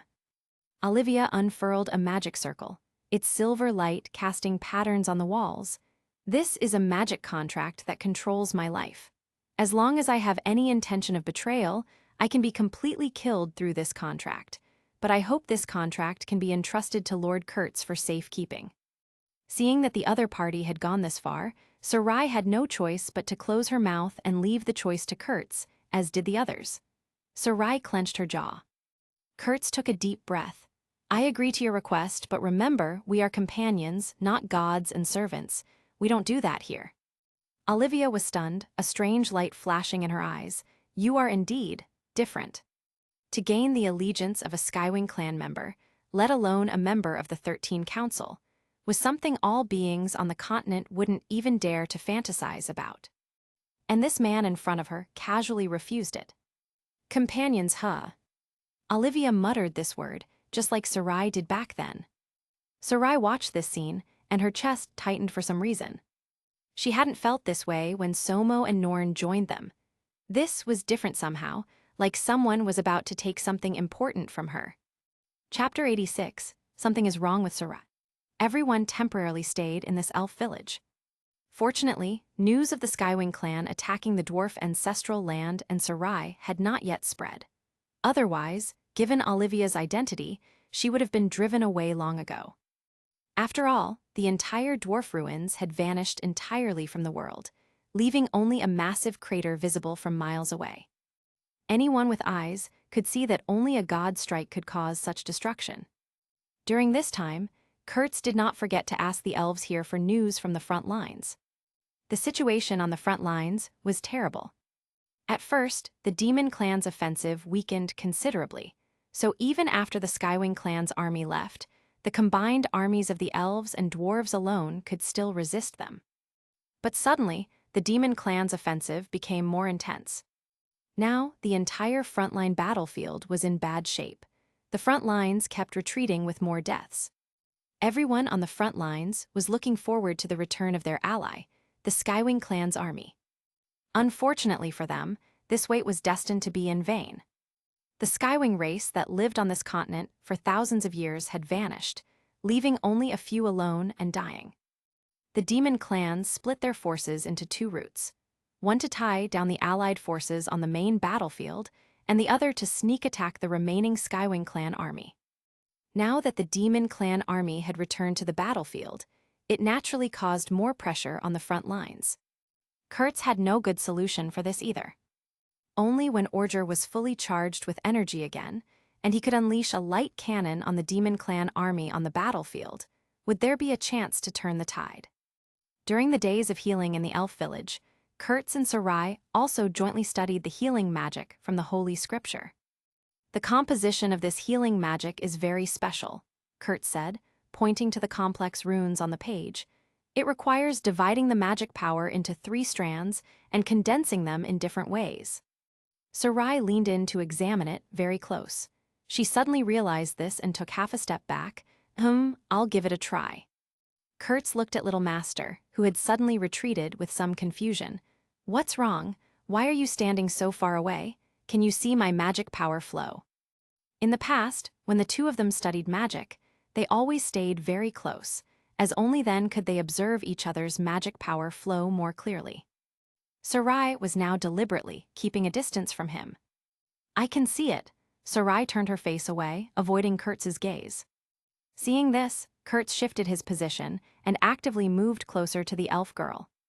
Sarai retreated again, moving nervously. Kurtz continued to follow. Only when Sarai retreated to the tree root, with no more space to retreat, did she finally stop moving back. Her back pressed against the tree. What's going on? Why are you suddenly so distant? Kurtz was utterly puzzled. The little master who used to let him into her tent and even let him sleep while holding her, why was she now not even getting close to him? Had he done something to upset her? No, he hadn't. Not distant, I just. Sarai couldn't find the words. She felt that the magic power aura on this man was too chaotic, making her uncomfortable. Yes, that's definitely the reason. After convincing herself with this reason, Sarai explained. Haven't you noticed how much chaotic magic power you have on you? I really haven't noticed that. For Kurtz, no matter what kind of magic power, as long as it was usable, it was good magic power. So, when he used the Holy Sword Order, he completely bypassed any purification methods, forcefully injecting Order's magic power into his body in a very crude way. The magic power flow within his body was indeed very chaotic now, with different energies mixed in his body. It hadn't reached the point of mana disruption, but he clearly needed some time to adapt. It's best if you avoid using magic for now. Wait until the magic power in your body calms down before using magic again. All right, then I'll trouble Madame Sarai to protect this humble one during this time. Hearing this human say so, Sarai's lips curled slightly. Of course. At this moment, Sarai suddenly felt an annoying aura approach them. Olivia walked over with freshly picked herbs, kneeling before him. Master Kurtz, these are the moondew grass and star flowers you requested. They are both herbs that can help one quickly restore magic power. Sarai's jaw clenched, hearing her address Kurtz like that. Thank you, Kurtz took the herbs, but didn't I tell you to call me by my name? And next time, don't kneel. Olivia immediately said, I apologize, Master Kurtz, I'm used to doing this. Now that her faith had shifted, she naturally had to treat Kurtz in the same way she treated a goddess. Her Lord God seemed not to require her service. This made Olivia a little confused. She was clearly doing very ordinary things, so why was Master Kurtz so against it? Don't do this next time, okay? There's no reason for companions to kneel at every turn. I understand. Olivia nodded heavily, committing her Lord God's instruction to memory. Kurtz, are you studying the magic from the original text? I can personally teach you. You've also read the original text. No, but the Holy Scripture I deciphered was derived from the original text. Watching their interaction, Sarai felt angry. Hey, we're still studying magic. Don't you see we're busy? Kurtz looked at Sarai with a shocked expression. Why does that sound so strange coming from your mouth? I am very sorry, Miss Sarai. All right, Olivia, you can retreat for now. Kurtz quickly returned to the original text. Let's continue. In the following days of study, Sarai was somewhat distracted. Whenever Olivia approached, her attitude would become very hostile. She never showed a hint of a pleasant expression. Sarai, Kurtz finally couldn't help but ask, do you have some issue with Olivia? Aren't you two acquainted? Why should I have good feelings for her? Sarai snorted. She used a god strike on us. Kurtz, did you forget everything so quickly? No, it's not that I didn't forget anything. Besides, haven't they, the Skywing clan, already paid the price? Their paying the price doesn't mean I can forgive them. Those are two separate matters. Well, it's true. Kurtz had no intention of forcing Sarai to forgive Olivia. During their future adventures, her attitude towards Olivia might change. Seeing this, Olivia slowly spoke. Miss Sarai, I am very sorry for what happened before. As long as you can forgive me, I will agree to any request. All of this was indeed their Skywing clan's fault, and Olivia had no intention of denying it. She felt guilty. If they hadn't carried out the command of that false goddess back then, things wouldn't have escalated to this point. The demon clan's sneak attack would not have completely wiped out a Skywing clan army at its peak. They might even have counterattacked. Chapter 87, Greedy Elf. Now, it was too late for anything. Olivia could only carry the apologies and regrets of her kin to atone to the living. An entire civilization's sins weighed on her shoulders. Only by doing so could they move forward. At Olivia's sincere apology, Sarai abruptly stood up, merely glancing at her with complex eyes. Even if you want to apologize, don't come to me. The one you most wanted to kill was Kurtz, and it was Kurtz who defeated you. I was just an innocent bystander who got caught up in it. Sarai finished speaking, picked up the original text, and turned to walk deeper into the forest. Kurtz subconsciously wanted to follow her, but Olivia gently tugged on his sleeve. Master Kurtz, I'm very sorry, Olivia said softly. I can feel that Elf Miss Sarai's mood is very complicated right now. Did my joining cause her to misunderstand something? Olivia keenly noticed a hint of something amiss in Sarai's emotions at that moment. Her divine senses, attuned to reading faith and devotion, picked up the turbulent feelings. Logically speaking, the elves were not beings of such rich emotion. Even though they had fought to the death not long ago, now that she knew the truth, the other party should welcome her joining the team to swing their swords at the hypocritical gods. Sarai appeared very resistant. This was not how elves should behave. Kurtz frowned. To be honest, I don't know why either. I'll go try to persuade her. I hope she doesn't run too far or hide. Please rest assured, you can use the connection between the original texts to sense Elf Miss Sarai's location. Kurtz was stunned for a moment, then closed his eyes, and sure enough, he could clearly sense the direction of the original text, which was in the woods to the east of the village. The magical resonance hummed faintly in his mind. I'll go find her. In the woods, Sarai leaned against a thick tree trunk, the original text in her hand resting tightly on her lap. She didn't understand why she was so angry. This emotion came so suddenly and so intensely that she couldn't control it. Her usual calm mind felt clouded by feelings she couldn't understand. Annoying bird, stupid bird, she muttered softly, yet even she didn't know why she hated them. Footsteps came from a distance, and Sarai immediately raised her head vigilantly. When she saw it was Kurtz, she subconsciously wanted to flee again, but then gave up on the idea. Running would only confirm what she didn't want to admit. I found you, Kurtz stopped in front of her. What are you doing here? Sarai turned her face away, avoiding his gaze. Aren't you going to be with your new companion? Kurtz didn't answer immediately, but slowly sat down beside her, their shoulder touching. It was the same intimate distance as always, and this time Sarai made no move to retreat. The familiar warmth of his presence both comforted and unsettled her. I remember. Kurtz looked up at the sunlight filtering through the intertwined leaves and branches. When I first learned tracking magic, you were just as awkward.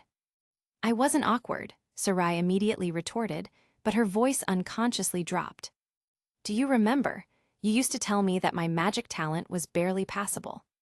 Sarai's mouth twitched slightly. You have a bad memory, I never said that. Miss Elf chose to be stubborn, and Kurtz didn't expose her. Then I improved tracking magic, and you insisted it wasn't right, even ignoring me for several days. Because that was too heretical. Who marks a target first and then tracks it? True tracking magic should be able to change the direction of attack even when cast. Sarai rarely uses this move now. The memory of those early disagreements felt both distant and immediate. Nothing was more practical than large-scale arrow rain magic. With a large range and strong attack power, there was no need for tracking magic anymore. Yes, this was the proper way. Kurtz chuckled, but in the end, you still asked me to teach you that move, didn't you? Sarai's ear tips instantly turned red. It was an incredibly intense shame that even she, with her indifferent emotions, was overwhelmed. Her composure cracked in an instant.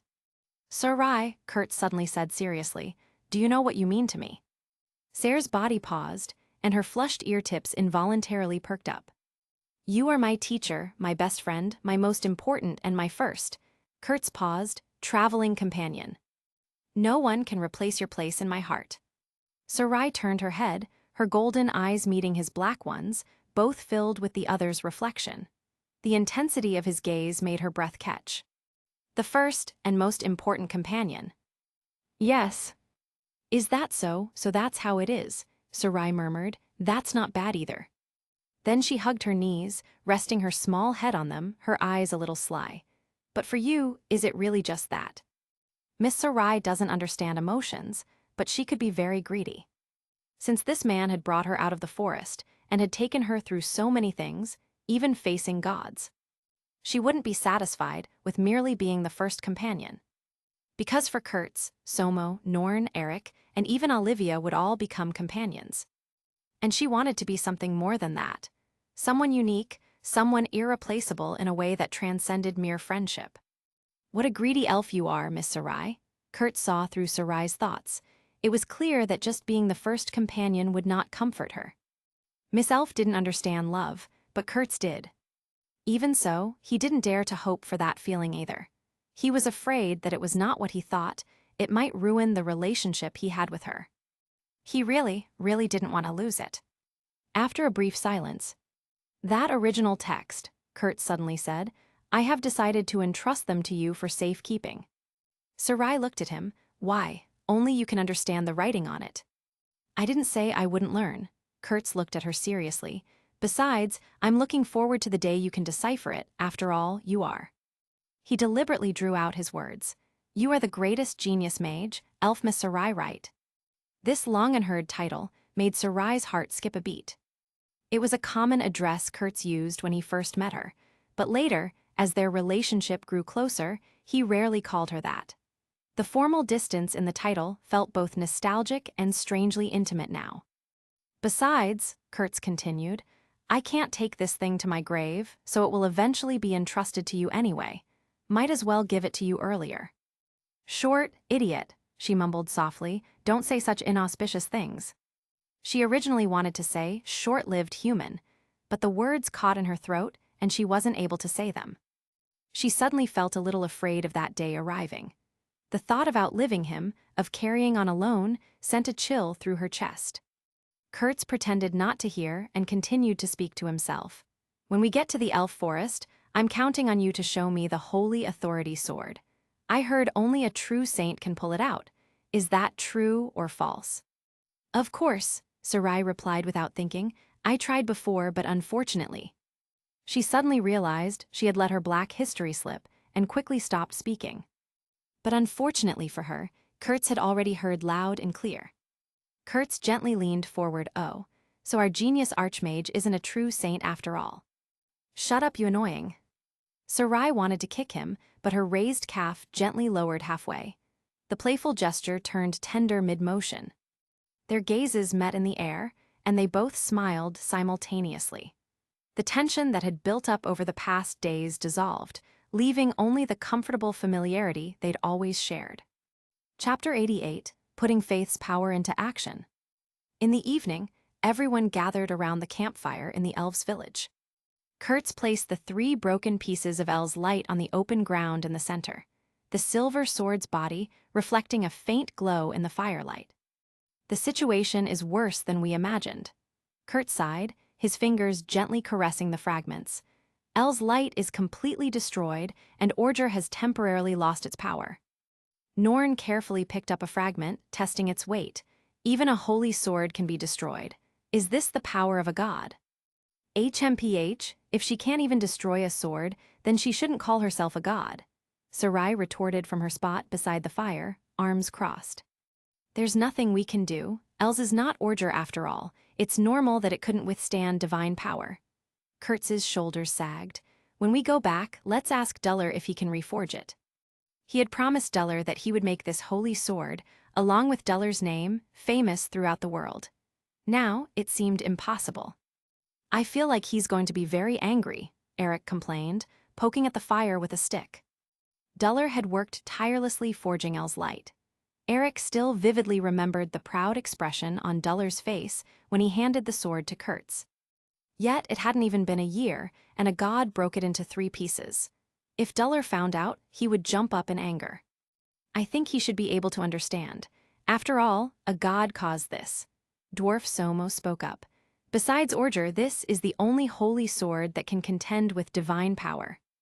If a powerful expert of another race had broken El's light, then Duller would indeed be angry at his forging and at Kurtz's use of it.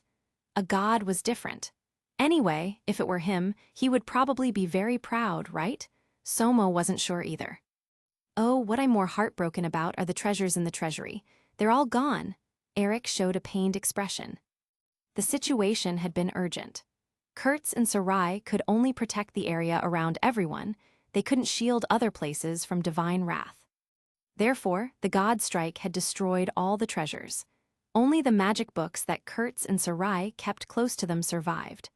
All the magic tools he carried were used up in the battle, so their exploration had been entirely in vain. "Come on, you're still heartbroken about that. Learn from me, a dwarf who hasn't even felt heartbroken yet." Dwarf Somo slapped Eric's back in annoyance. "When it comes to being angry, he, the true dwarf, should be angry. Why are you upset?" "Cough cough, I'm just feeling angry for you." Eric chuckled awkwardly, rubbing his shoulder. "I'm sorry." Olivia sat beside Kurtz. her silver wings folding tightly against her back as she lowered her head to apologize again. "Don't lower your head now, you're high. Cough, cough, don't mind him." Kurtz quickly spoke to clear the air, shooting Eric a warning glance. "HMPH, you're quite open-minded." Sarai pouted. She sat on Kurtz's other side and naturally understood that Kurtz didn't intend for everyone to pursue this matter further. "All right, out with the old, in with the new, isn't that right?" Seeing his elf friend unhappy, Kurtz quickly rubbed her small head to comfort her. "Don't touch my head, you idiot." Sarai gently shook her head in protest, though the corners of her mouth twitched upward despite her complaints. "Out with the old, in with the new, that's a good saying." Norn muttered the phrase thoughtfully, making a mental note to add it to his magic book later.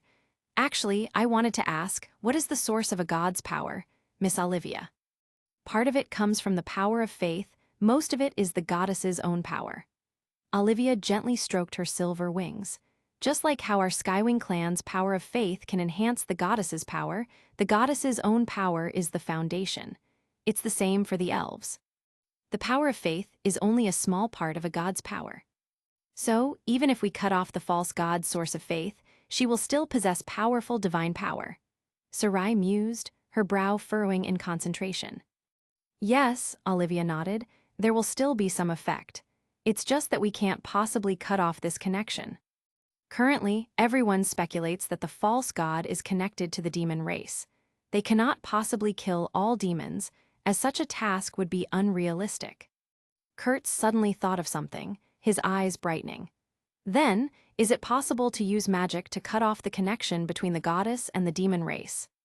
Could he even reverse this connection to transfer the power of faith to himself?"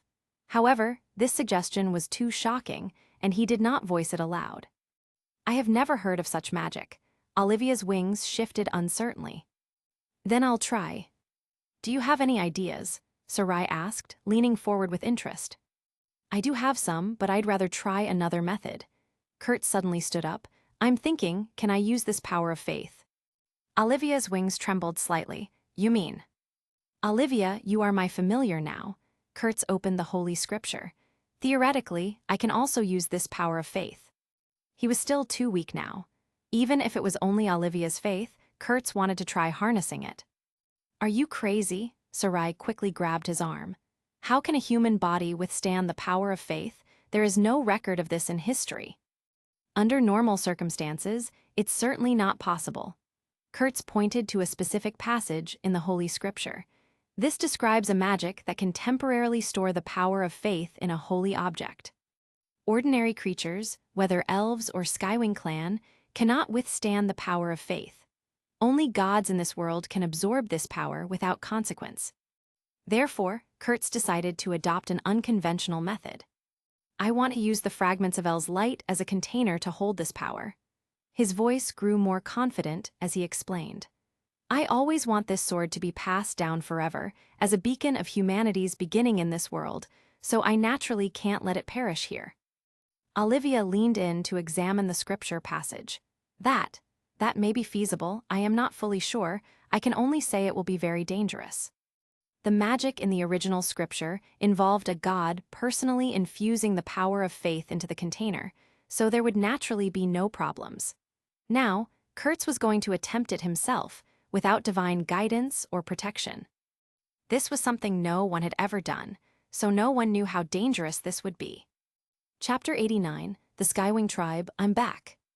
"It's fine, I'm just trying it out, and besides, with only your faith, Olivia, it shouldn't be too dangerous." Kurtz's voice carried more confidence than he felt. The gods were too powerful. He had to use extraordinary methods to have a chance of winning. Since the human body could not bear the power of faith, this power would be transferred to the Holy Sword. At that time, both El's light and Orger, sword of divine authority, would become true god-slaying holy swords. Sarai bit her lip. "No, it's still too risky, what if?" "We have no choice." Kurtz's voice was firm. "Only this way can I see the possibility of slaying a god." Before facing the gods directly, Kurtz always thought that as long as he kept creating powerful magic, one day he would research magic that could harm the gods. But after witnessing divine power firsthand, he understood that human power had its limits. Ordinary magic could not even scratch a god. Sir Rai slowly nodded. All right, go ahead and do it. No matter what, I will always be by your side. Kurt smiled, as expected of our greatest mage, Miss Sarai. Enough with your nonsense. Sarai turned her head away, her ears reddening slightly. The experiment starts first thing tomorrow morning. Everyone go rest now. Then everyone got up and left. Kurtz, however, remained in place, still examining the fragments of El's light. Sarai walked a few steps, then turned back. Her friend sat alone by the dying fire. Thinking about something dangerous again, she sat down beside him, close enough that their shoulders almost touched. I'm thinking, Kurt said softly, what would it be like now if I hadn't been able to pull out Orger, sword of divine authority, back then? The arrival of the Skywing clan and even the gods had been too sudden. They'd had no preparations at all. Don't look at Sarai talking about slaying gods. She definitely didn't have that confidence right now. The same went for Kurtz. His pulling out of Orger had instead accelerated the arrival of this day. He didn't know if what he was doing was right anymore. Perhaps he shouldn't have been so anxious back then. Sarai was silent for a moment, then suddenly reached out and touched his head, just as he had always done to her. Idiot, there is no if. Yes, indeed, Kurtz leaned into the gentle touch. Just as Kurtz and his party were still resting in the elf village, a dangerous situation unfolded on the front lines of the elf forest. Due to the sudden departure of the Skywing clan army, the entire defense line had become strained against the demon clan's relentless attacks. It was still manageable, just barely. For some reason, the demon clan's attacks had also weakened significantly, though no one questioned this fortunate development too deeply. Both the current dwarf king and the elf king looked forward to reinforcements. As long as the Skywing army returned, everything would be fine. Their alliance was signed under the witness of the gods, and given the Skywing clan's unwavering loyalty, they could not betray it. Neither knew the actual reason for the clan's sudden departure, but as long as this alliance remained intact, they would definitely return. They firmly believed this, there was no other way. And indeed, that seemed to be the case. In the sky not far away, the Skywing clan army appeared on the horizon.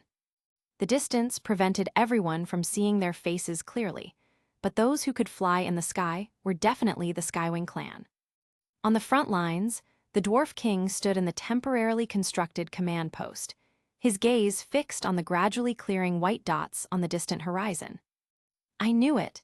The favored race of the gods would never betray an alliance witnessed by the gods. The dwarf king's voice rang with unconcealed joy.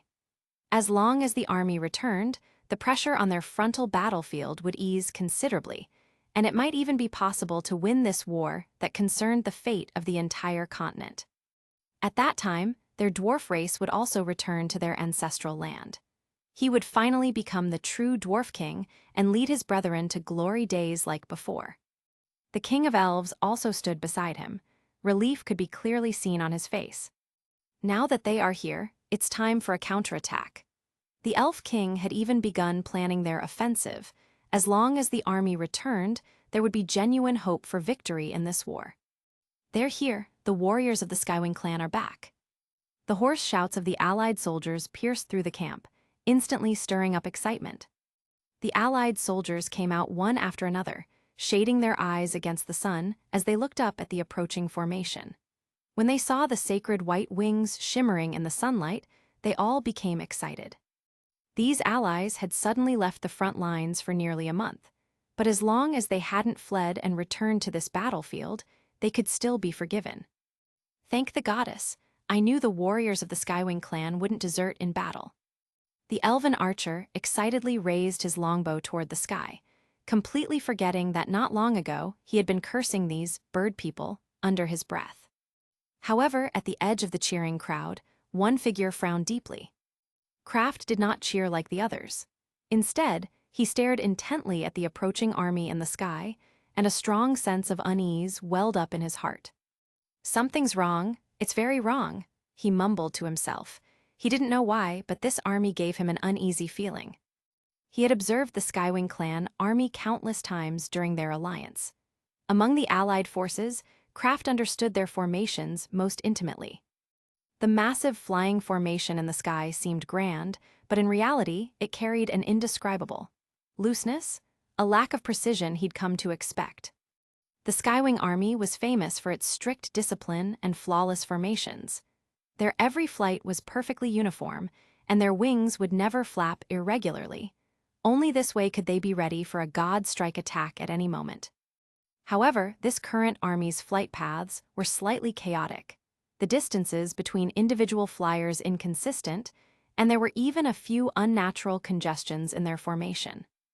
Additionally, the wings in the sky looked somehow unreal, like new clothes constructed from magic and casually worn by imposters.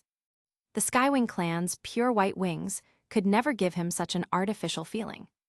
Kraft took a deep breath, trying to calm his racing heart, and raised his magical perception to its peak sensitivity.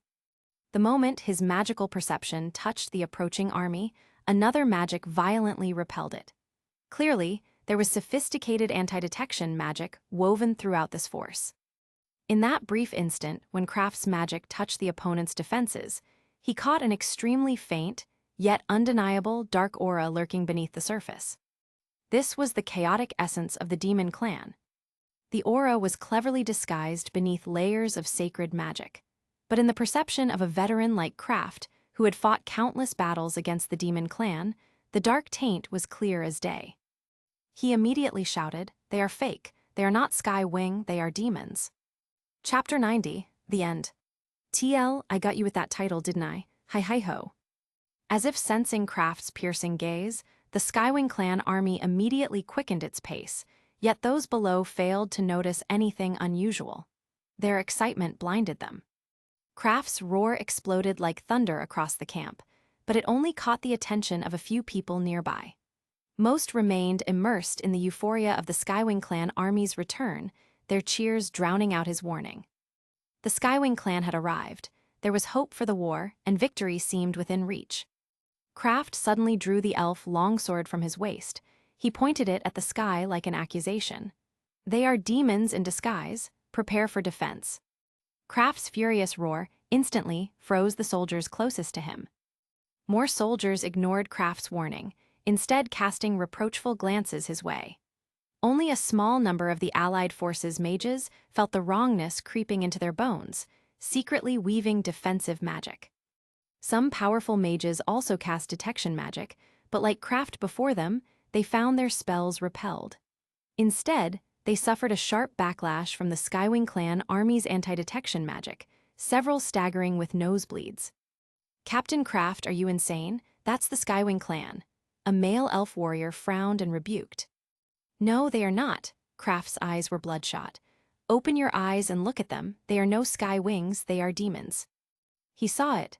He saw that the massive Skywing clan army, after entering the airspace above the battlefield, instantly transformed its formation. Dozens of the most central Skywing clan members broke away from the ranks, ascending directly above the main force, while other members made similar movements. The entire army shifted into a pyramid formation. Then, all the Skywing clan members' magic power began to rapidly converge. The power coalesced into a colossal halo radiating energy. Not good. Seeing this, Kraft abandoned all attempts at persuasion. He sprinted toward the command platform, seeking the Dwarf King and Elf King. The two rulers possessed magical artifacts capable of casting large-scale barriers.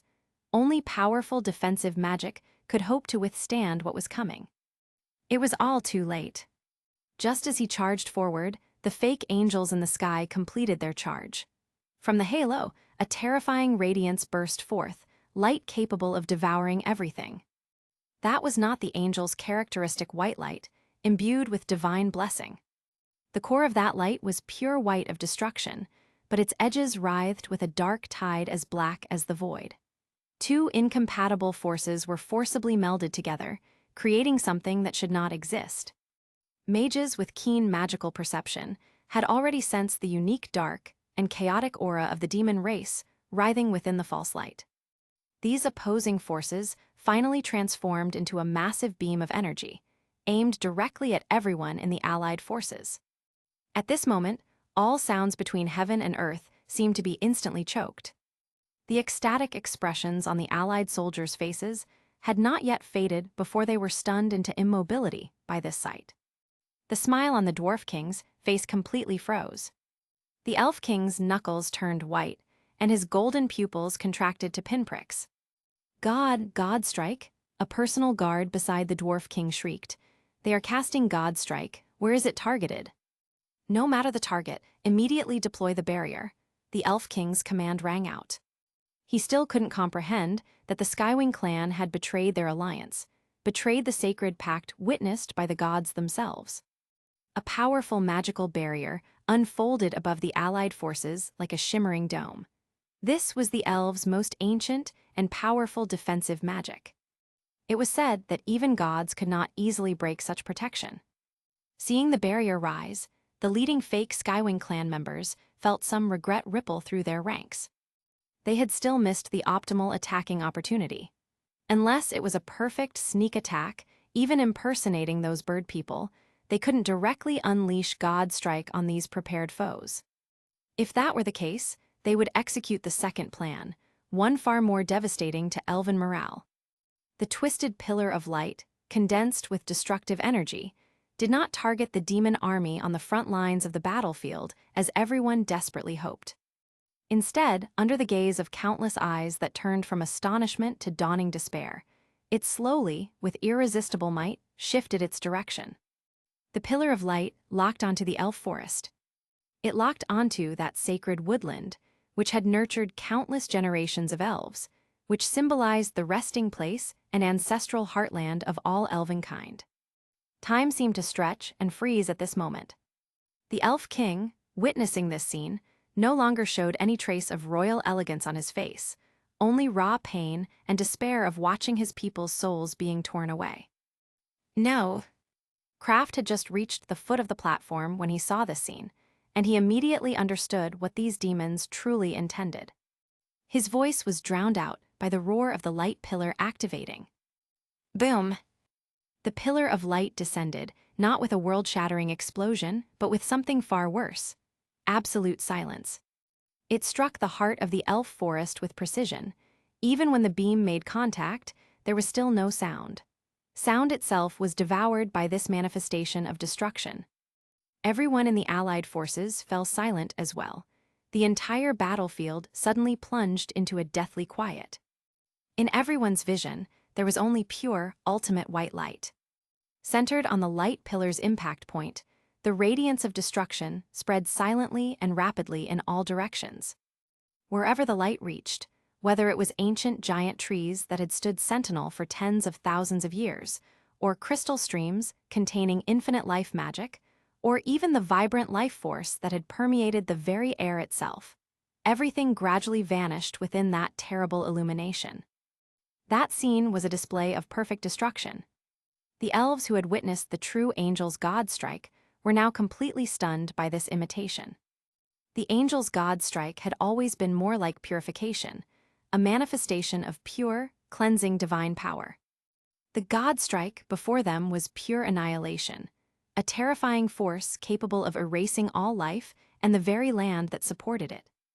Everything in the elf forest did not burn nor crumble to ash. It was simply, utterly erased from existence as if it had never been. In just a few heartbeats, that ancient forest transformed into a massive, bottomless void. Any trace that elves had ever called this place home had completely vanished. On the allied forces' position, deathly silence reigned supreme. Weapons slipped from nerveless fingers, hitting the ground with dull thuds, but no one paid attention to the fallen steel. The Dwarf King staggered backwards, his legs betraying him as he bumped into a stone railing. His lips trembled, utterly unable to process what his eyes insisted was real. The Elf King collapsed to his knees, his spirit shattered. His crown slipped from his bowed head, rolling in the dirt unnoticed. His golden eyes stared blankly at that vast void where his people's hearts had once beat, his body swaying slightly as he opened his mouth, but found no words existed for this loss. It was over. The elf forest, the root, the soul, the very foundation of elven kind, had been severed forever. Chapter 91, Magic of Cutting Connections. Elf Village. After a couple of months of recovery, Kurtz and his group had mostly healed. Kurtz had been the most seriously injured, followed by Norn and Somo, while Sarai suffered from magic depletion. Only Eric was barely hurt. With Olivia's healing magic, the others recovered quickly, though Kurtz still had hidden injuries. The ache in his bones reminded him of draining all his magic to fight Godstrike and the gods. During this time, Sarai's attitude towards Olivia had become normal, as she no longer acted like a guard dog and was treated as a partner, just like the others. It was strange, and Kurtz didn't understand or didn't dare admit it. Even though they were all companions, Sarai's attitude towards him was different. Was he her most important companion, or was something else there? Kurtz didn't dare think deeply, fearing it was his imagination. Before finding immortality, he would keep his feelings buried. Kurtz stood in an open space near the village, holding an ordinary longsword while sacred runes were carved into the blade, runes he had decoded from the original text. He was testing the magic he had just created. Olivia and Sarai stood beside him, focused. "Are you ready?" Kurtz asked quietly. Olivia nodded, clasped her hands, and closed her eyes while her breathing steadied. Sarai released a magic wolf wrapped in vines. Its limbs tangled to prevent movement while the creature snarled, eyes gleaming with malice. Then Olivia began to pray as her wings glowed silver.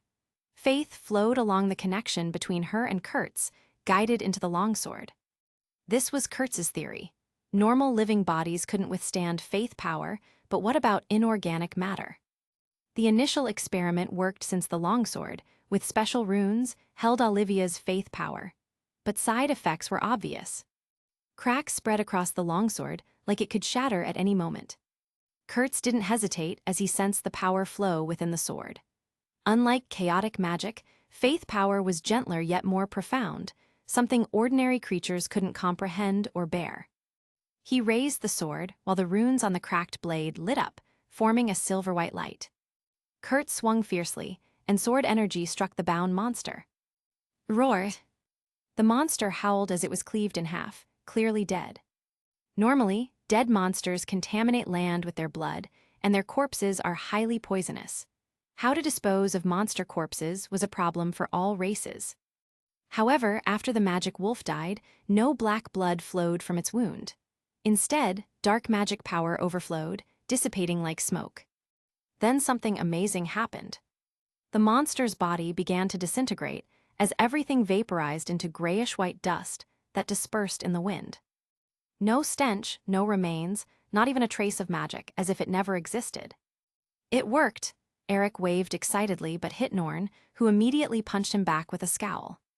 Sarai stepped forward and squatted down, observing where the monster had disappeared while her eyes widened slightly. Incredible! Even the soul completely dissipated. Your magic doesn't just kill monsters, it completely severs their connection to the false gods. The true gods created the Skywing clan, continuously obtaining faith power through their belief. Although faith power wasn't a god's entire strength, no one complained about having more power, and the same was true for the gods. After false gods occupied the goddess's body, the Skywing clan's faith power became dark poison. False gods couldn't absorb this power. Instead, it would suppress the true goddess's soul. So they used their own power to establish connection with the demon clan. The demon clan and monsters weren't created by false gods, but were species that existed from the world's beginning. The group still didn't know what methods false gods used. How could they cross the faith barrier and establish connection with an existing species? Or was this a joint plan between the demon clan and false gods?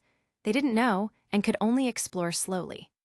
As the attack was unleashed, the longsword in Kurtz's hand shattered completely while metal fragments scattered across the grass. Perhaps only the legendary Holy Sword can fully bear faith power, Kurtz said, staring at the remnants in his palm. In his plan, El's light would be reforged into a holy sword capable of bearing faith power. This holy sword would be placed in the first human nation's temple, receiving all people's faith. This was Kurtz's backup plan for Norn, or rather, for the ideal nation of El. However, based on the current experiment, whether El's light could bear this power was unknown. Did he really have to use Orger, sword of divine authority, or the elves' holy authority sword autos. This wasn't what Kurtz wanted, since the holy sword that humanity worshipped should be humanity's own sword of human rights. The cost is high, Somo said, crossing his arms. Very few swords in this world can bear this power. Just Olivia's faith alone was terrifying. What would it be like with all the Skywing clan's faith at its peak?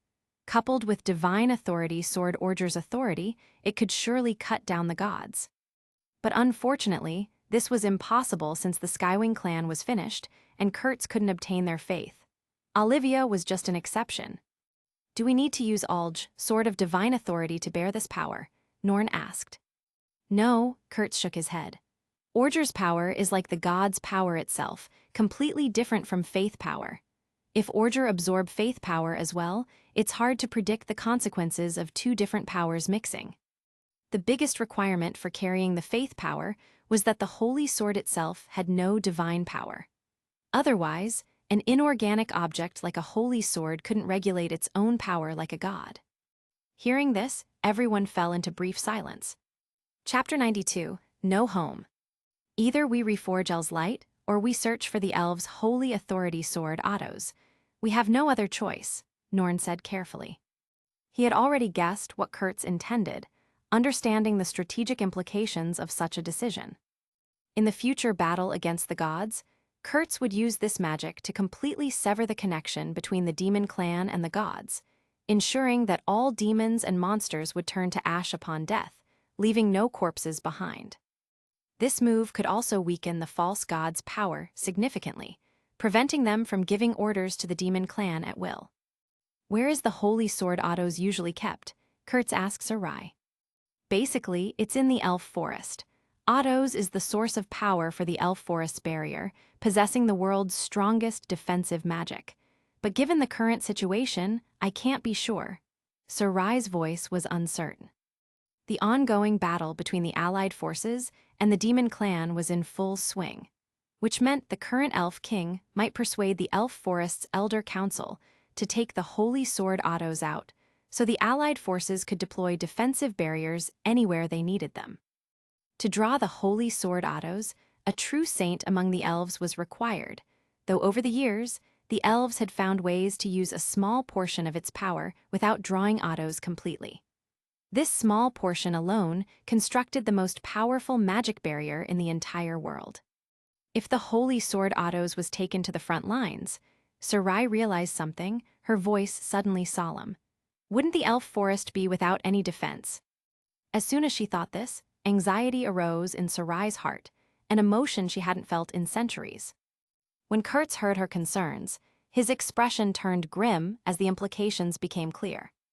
According to Olivia, the remnants of her Skywing clan had encountered a demon clan god strike on their way back, which was a terrifying attack capable of annihilating all existence, with destructive power no less than their Skywing clan's own god strike.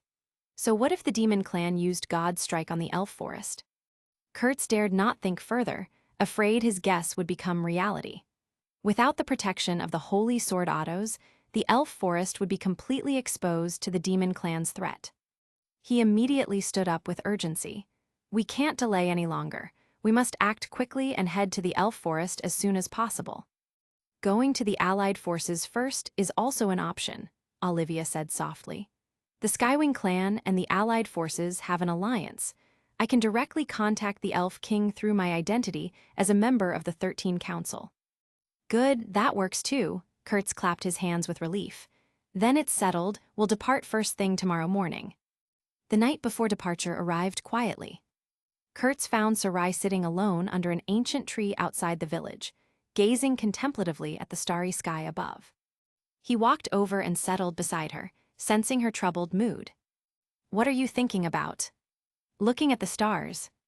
You can't fool me. Are you worried about the elf forest? Sarai didn't answer immediately, lost in thought. After a long while she whispered, Yes, that place, after all, is my home. Though the stubborn elf had claimed she would never go home again, after several years of wandering, she still missed the warmth of home deeply. Kurtz understood this feeling completely. Even now, he often missed many things back on Earth, so he could relate to her homesickness. As an elf from the elf forest, that place held hundreds of years of her memories and experiences. Even if she had chosen to leave, this bond still existed strongly within her heart. No matter what happens, I will be by your side to face it together. Besides, you should always think positively. Kurtz reached out and stroked Sarai's small head gently. This time, she neither dodged nor complained about the gesture. She just turned her head, hugging her knees, and looked at him with vulnerable eyes. "You're really an optimistic fellow," she said, but she was smiling softly. "Am I? After all, I'm an optimist," Kurtz smiled back warmly.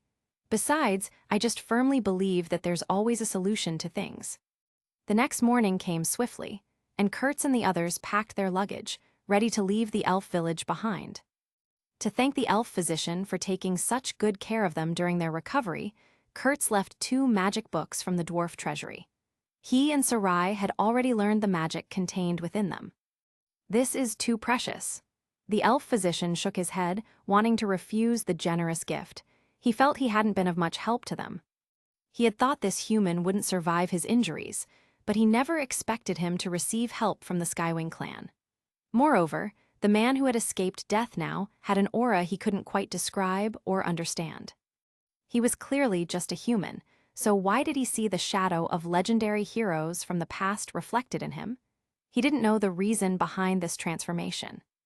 "Please accept them." Kurtz pushed the magic books into his hands insistently. "All magic should be passed down. Consider it my request that you teach the magic within to more people." "I understand."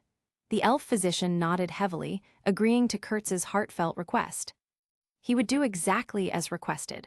Whether elves or humans, as long as they had the talent to learn magic, he would teach them these valuable spells. Under the villagers' watchful and grateful eyes, the group embarked on their journey back, heading towards the distant elf forest. The journey back proved smooth and uneventful. They took only a short time to travel the path they had originally come by, making good progress. Just by crossing the mountain in front of them, they would finally see the outline of the elf forest. At first, everything around them appeared the same as when Kurtz and Sarai had left weeks ago. However, as they reached the mountaintop and looked ahead, the scene became eerily disturbing. Many trees had withered completely, as if their life force had been directly exhausted in an instant. Branches had blackened and twisted, while leaves had withered into ash that scattered in the wind. The entire forest seemed to have aged overnight in some unnatural way. "Something's wrong." Sarai stopped abruptly, her fingers gently touching a dry leaf that crumbled to dust at her touch. "The elf forest is the place with the most concentrated life force in the world. Even if this is the edge, it shouldn't appear so withered." Kurt squatted down and picked up a handful of dirt, examining it closely. The soil contained grayish-white, sand-like particles that felt wrong in his palm. "Strange, even the land has turned to desert." When Olivia noticed this devastation, her golden pupils suddenly widened in recognition. This scene reminded her vividly of when she had encountered the demon clan's god strike. At the very core of that god strike, everything had been completely destroyed without exception. She had not been at the core because her injuries were relatively light, and she had been serving as the vanguard during that battle. Thus, she had narrowly escaped the worst of it. It was then that she had witnessed the aftermath. At the edges of the god strike's impact, trees had also begun to wither rapidly, just like the ones stretched out in front of them now, and even the soil had taken on this same sandy texture. Kurtz," Olivia spoke, trembling with the terrible realization, "these are traces left by the demon clan's god strike." Kurtz cursed inwardly, his worst fears confirmed. The thing he least wanted to see had still happened despite all their efforts. Chapter 93, Kingdom of Elves. It wasn't until everyone had crossed the entire mountain that they suddenly realized the horrifying truth. The elf forest was completely gone. Only a bottomless, massive pit remained where once the most vibrant forest in the world had stood. Even the rocks and trees at the forest's edge had withered and twisted under that terrifying power, their forms grotesquely contorted. The soil at the pit's rim had turned entirely to sand, lifeless and desolate, stretching out like a wound in the earth itself. Sure enough, Olivia's voice trembled slightly as recognition dawned. It's the god strike of the demon race. Only a god strike unleashed by the demon race can completely drain the vitality from an entire land, leaving it a dead zone. The Skywing clan's god strike was a combination of purification and destruction, not this terrifying magic that bestowed death even upon inorganic matter. Sarai's body swayed unsteadily, her golden eyes looking towards the pit with a mixture of disbelief and anguish. That place should have been the most vibrant part of the entire forest, teeming with ancient magic and life, but now there was nothing left. The ancient heartwood where she'd first learned to channel mana, the grove where young elves took their naming ceremonies, all of it just gone, as if it had never existed. She clenched her fists tightly, her fingernails digging deep into her palms until they drew blood. At this moment, her hatred for the demon race reached its peak, consuming her thoughts completely. One day, she would kill every single demon she saw, until all demons were completely driven out of this world. "Who's there?" A sharp cry suddenly came from the withered woods to the side, breaking the heavy silence. Then several agile figures flashed out from their concealment, holding longbows unique to elves, their cold arrowheads aimed directly at Kurtz and his group with practiced precision. The elf captain leading them still had a bandage wrapped around his head, evidence of recent battles. When he clearly saw Sarai's face through his targeting sight, a surprised expression flickered across his features, and the bowstring in his hand unconsciously loosened. Sarai, you actually came back." "Karen." Sarai recognized him immediately, memories flooding back. He was originally a scout for the elf forest, but he later went to the elf kingdom to serve in their military forces. She hadn't seen him for over 100 years, but she didn't expect to meet again under such tragic circumstances. "Elf forest?" Sarai opened her mouth, trying to get a definite answer from him, though part of her already knew what he would say. Hearing Sarai's unspoken question hanging in the air, Karen's face instantly fell with the weight of terrible news. He lowered his bow and said in a low voice, "The elf forest is gone. Not long ago, the demon race disguised themselves as the Skywing clan, and our sentinels didn't detect the anomaly in time. Then these guys unleashed a god strike right in front of us." Karen closed his eyes, reliving the horrible memory. That attack completely swallowed the elf forest, leaving only this large pit in front of you. "What about the Elder Council?" Sarai asked anxiously, fearing the worst. There was an organization similar to the Skywing clan's 13 Council within the elf forest. Ancient elves who had guided their people for millennia with wisdom earned through countless years. Although the Elder Council rarely issued commands and wouldn't force elves to obey their will, it was nominally the core of their elf forest's governance. At the time of the incident, some members of the Elder Council were on the front lines, while others remained in the elf forest, along with the elves who had not yet come of age. Karen didn't finish his sentence, but Sarai already knew the rest with a sinking heart. The elf forest was the most important ancestral land of the elf race in this world, their spiritual and cultural center. Apart from those small villages scattered across the continent, most elves were born in the elf forest and considered it their true home. And now, the ancestral land of the elves was completely gone, erased as if by some cosmic eraser. In the future, the elf race was bound to face a decline that might never be reversed, their very culture threatened with extinction. Across from her, Karen suppressed his emotions and looked at Sarai with determined eyes that burned with desperate hope. "The allied forces have now retreated to the elf kingdom. That will be our last line of defense, Sarai. We need you now." Sarai was a renowned genius magician of their elf race, her reputation preceding her even in exile. Although still very young by elven standards, she could already use advanced elf magic that took others centuries to master. Even in the face of such a racial war, the power of a single magician could hardly determine victory against such overwhelming odds. But as long as the allied forces had one more powerful magician, there was one more possibility of winning, however slim. Even if this possibility was small, Karen still had to strive for it with everything he had.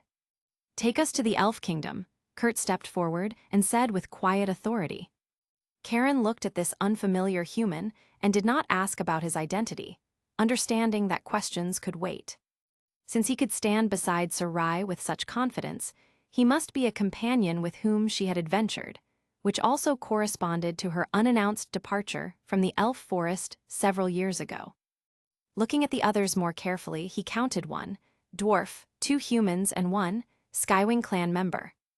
Upon seeing Olivia's distinctive wings, Karen silently raised his longbow once more, his military training taking over. The demon race had disguised themselves as the Skywing clan to get so close to the allied forces without suspicion. Karen couldn't guarantee whether the Skywing clan member in front of him was genuine, even if she stood beside Sarai as a trusted companion. "You're injured, please don't resist."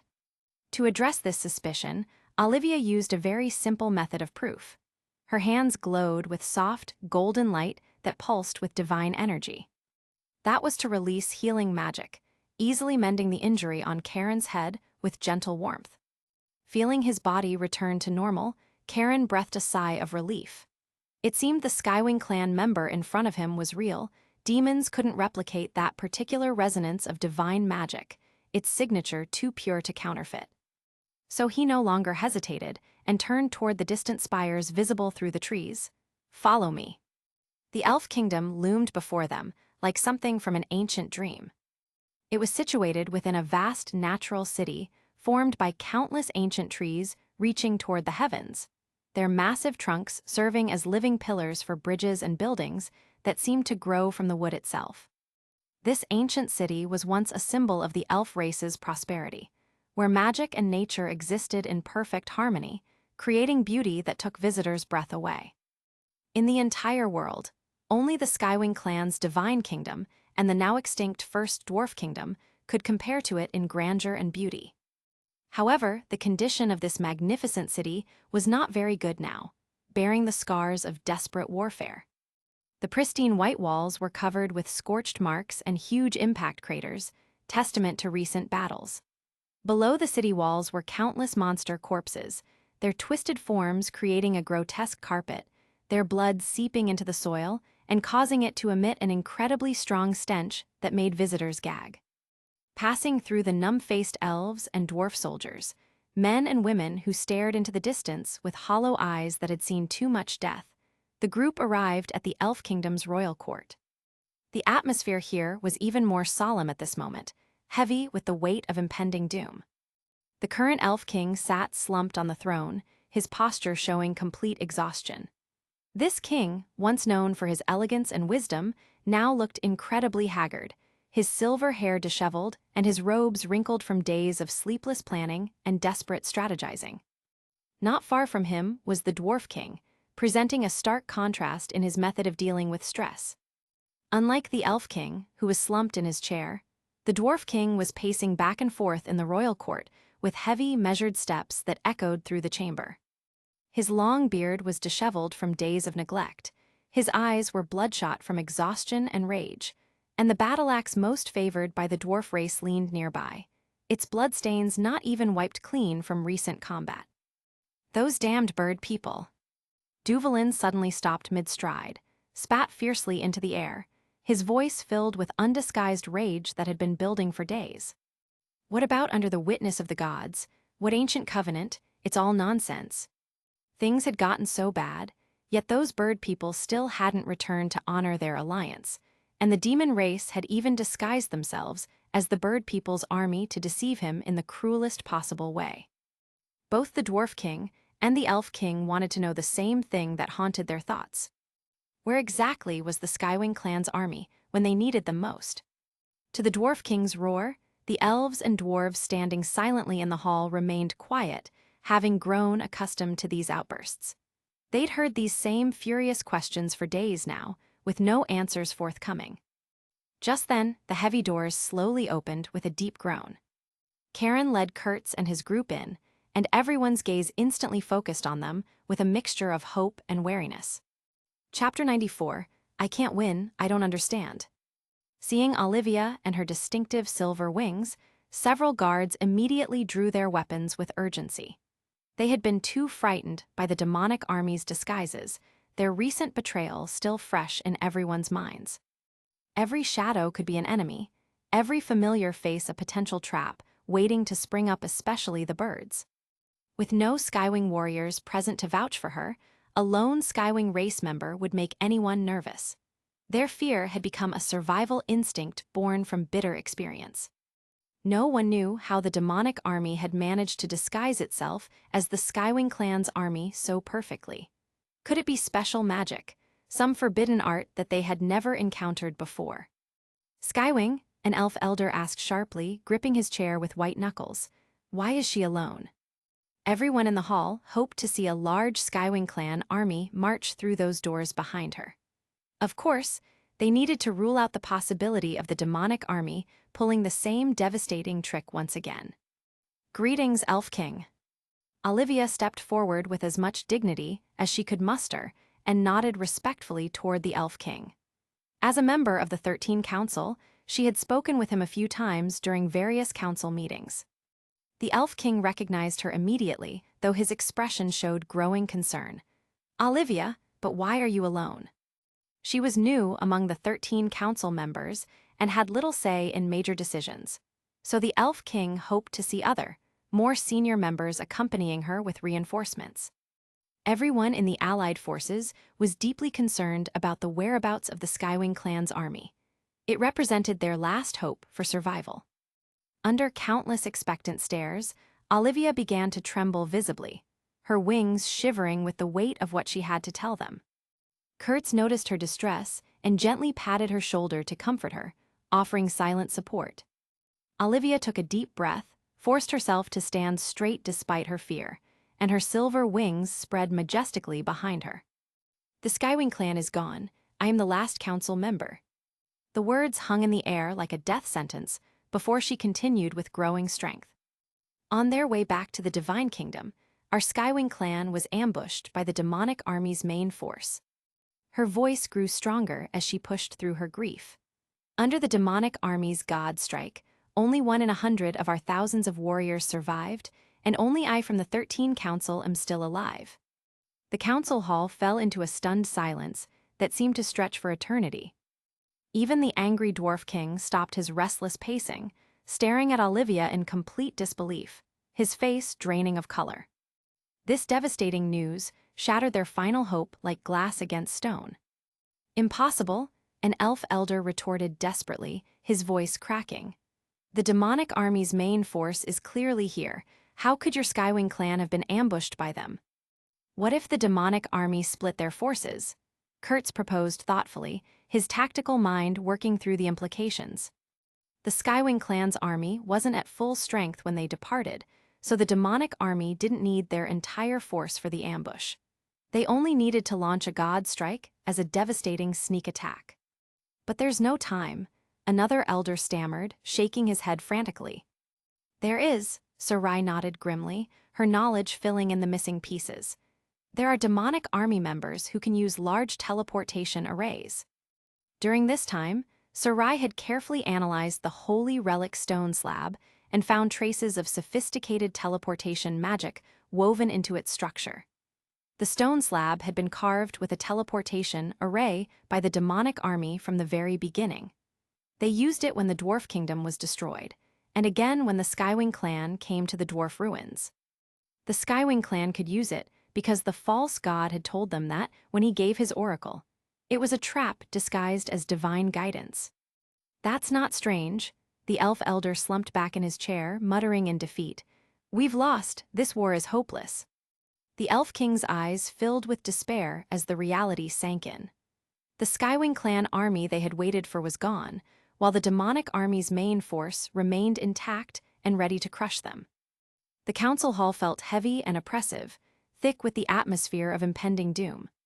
Kurtz looked around at everyone's defeated faces and slowly spoke with quiet determination. "It's too early to give up." "What can we do?" An elf shook his head hopelessly. "The Skywing clan is destroyed, the allied forces have heavy losses, and the demonic army still has reserves. We can't win." "Can't win? I don't understand." Kurtz slowly unwrapped the cloth around Orger, sword of divine authority, revealing its legendary form. After a month of rest, Orger had regained its brilliant radiance. Its magic power hadn't fully recovered, but what remained was still impressively strong. When the holy sword was fully exposed, an ancient aura filled the space, its divine presence silencing all doubts and arguments. The elves gasped in recognition and awe, while the dwarf king stared at the sword with wide, unbelieving eyes. Orger, sword of divine authority. Duvalin's voice held a mixture of shock and deep respect that came from childhood legends. The current dwarf king was one of the few survivors of that old disaster and the leader of the strongest of the 8 remaining dwarf clans. After the dwarf royal line was completely wiped out, their clan had built the current dwarf kingdom from the ashes. The dwarf king had seen Orger in his youth, and after several centuries had passed, its divine light was still as bright and magnificent as he remembered. His beard trembled with emotion, eyes widening in disbelief. Why, Orger would actually accept a human? Since Orger was first forged by the greatest dwarf smiths, countless mighty dwarf warriors had tried to gain its recognition, but most couldn't even approach it without being repelled. Only a few could grasp the hilt, but still couldn't draw the blade from its sheath. And this human had gained Orger's complete recognition. The dwarf king couldn't accept such an unprecedented reality. Seeing the dwarf king's obvious shock, the elf king thought to himself, it was good that their clan's sword, autos, only recognized elf saints. If an outsider like this human could pull it, that would be utterly disgraceful. I gained its recognition. It's that simple, Kurtz answered calmly, without boasting or explanation. This is the holy sword of the dwarf race. The dwarf king protested weakly, though his objection lacked real conviction. As Kurtz raised Orger and the blade hummed with unmistakable divine power, the dwarf king gradually quieted down. This human had mastered completely the sword's legendary power. It was an unchangeable fact that couldn't be disputed. No matter how unwilling the dwarf king was to accept it, he had to acknowledge this new reality. We found it in the dwarf ancestral land. This sword, just like in the legends, has the power to slay gods. And because of this, we became a threat to the gods, and this god is the god worshipped by the demonic army. The fact that a false god had replaced the goddess worshipped by the Skywing clan and the elf race was too shocking and devastating. Once revealed, it would completely devastate the already fragile morale of the allied forces. So Kurtz deliberately hid this crucial point, and everyone else who knew the terrible truth understood his tactical decision. That's impossible. The Elf King stood up suddenly, his throne scraping against the floor. Chapter 95, Holy Sword Athos. The demon race are beings forsaken by the gods. How could any deity be willing to let them believe in him? Olivia slowly spoke, but that is the truth. The silence stretched on, heavy with disbelief. Our Skywing clan was completely destroyed because of the God Strike unleashed by the demon race. And God Strike is magic that only deities can grant. The God Strike magic of the Skywing clan was granted by the goddess, and the deity of the demon race gave them the same magic. However, the demon race transformed God Strike into a more destructive attack. The elf forest was destroyed because of the demon race's God Strike. You were there when it happened, right? Sir Rai added. The council hall fell silent again. This truth was even more crushing than the Skywing clan's destruction. If the demon race truly had a deity's protection, then the allied forces would face not only a powerful army, but also divine authority. Several council members shifted uncomfortably, their resolve crumbling. Dwarf King Duelin suddenly walked toward Kurtz, his footsteps echoing in the quiet. He stopped before him, his weathered face set with determination. Since Orger chose this human, then the dwarf race will also obey the Holy Sword's will. He looked up at Kurtz, hope flickering in his eyes. Tell me, human, have you ever fought a deity? This human and his companions clearly knew many things. Since they knew the demon race had a deity behind them, they must have had contact or even fought with that deity. Every eye in the hall fixed on Kurtz, waiting for an answer. Yes, we have fought the deity of the demon race. Kurtz's answer filled the Dwarf King with surprise and joy. Although it was merely a one-sided defeat, I can assure you that one day in the future, we will stand before him again and use this order to cut down this deity. This was not only Kurtz's promise to the Dwarf King, but also his promise to Sir Rai. From merely accompanying her in a god-slaying adventure at the beginning, to later attracting the false god's attack, and now to his own determination to slay a god. All of this was predetermined fate. Kurtz could only choose to follow this path. Ha ha ha, good lad. The Duelin laughed heartily, his despair slightly relieved. He looked at Kurtz solemnly, battle intent rekindling in his eyes. Then, what do you need us, the dwarf race, to do? As long as you are ready, our dwarf race will surely follow you. Actually, I don't need you, Dwarf King, to do anything for me. Instead, I hope the Elf King can agree to one thing. The Elf King, who had been watching from his seat, was stunned. Could it be that this human wanted his elf race to follow him as well? How could that be? He drew Orger, not Athos. Why should his elf race obey his command? Kurtz looked at the uncertain Elf King and slowly spoke. I need the power of Holy Sword Athos. Although he still didn't know what abilities Athos possessed, since the goddess specifically named him to draw this sword, it must be useful. Perhaps, like Orger, it was also waiting for him. The Elf King's eyes sharpened, and he stared at Kurtz. Human, do you know what you are saying? Although you have gained Orger's recognition, Athos is the supreme holy sword of the elves, and it is absolutely impossible for outsiders to gain its recognition. Kurtz looked directly at the Elf King, gripping Orger's hilt. How do you know it won't work if you haven't tried? He raised Orger, the runes on the sword glowing with light that cast shadows across the chamber walls. Orger chose me, an outsider to the dwarfs. Perhaps Athos will make the same choice. Impossible, an elf elder shrieked, rising from his seat. Athos has only responded to the elves' call since ancient times, without exception. Then I will be that exception. Arrogant fellow, the elf elder cursed as he stood up, wanting to speak but was interrupted by Sarai.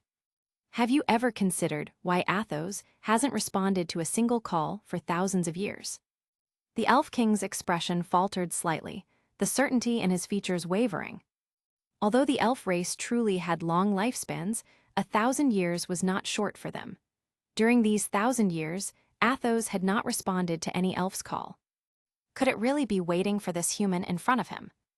Kurtz is the fated one, the godslayer who only exists in legends. Sarai's tone carried firmness. The Elf King remained silent for a long time. Finally, he slowly raised his hand to stop the other elf elders' dissenting voices. He looked deeply at Kurtz. Human, if you truly believe you are the chosen one. Turning, he walked to the back with measured steps, retrieving a longsword wrapped with silver vines from a hidden magic barrier that shimmered like moonlight. Then try it. Drawing Athos was divided into 2 steps. The first was to gain the recognition of the elf race's sacred vines. Athos, along with its scabbard, was wrapped by the sacred vines, and only those who gained initial recognition could unwrap the vines. The second step was to draw Athos from its scabbard. In the long history of the elves, as long as one unwrapped the vines, they could use a portion of Athos's power.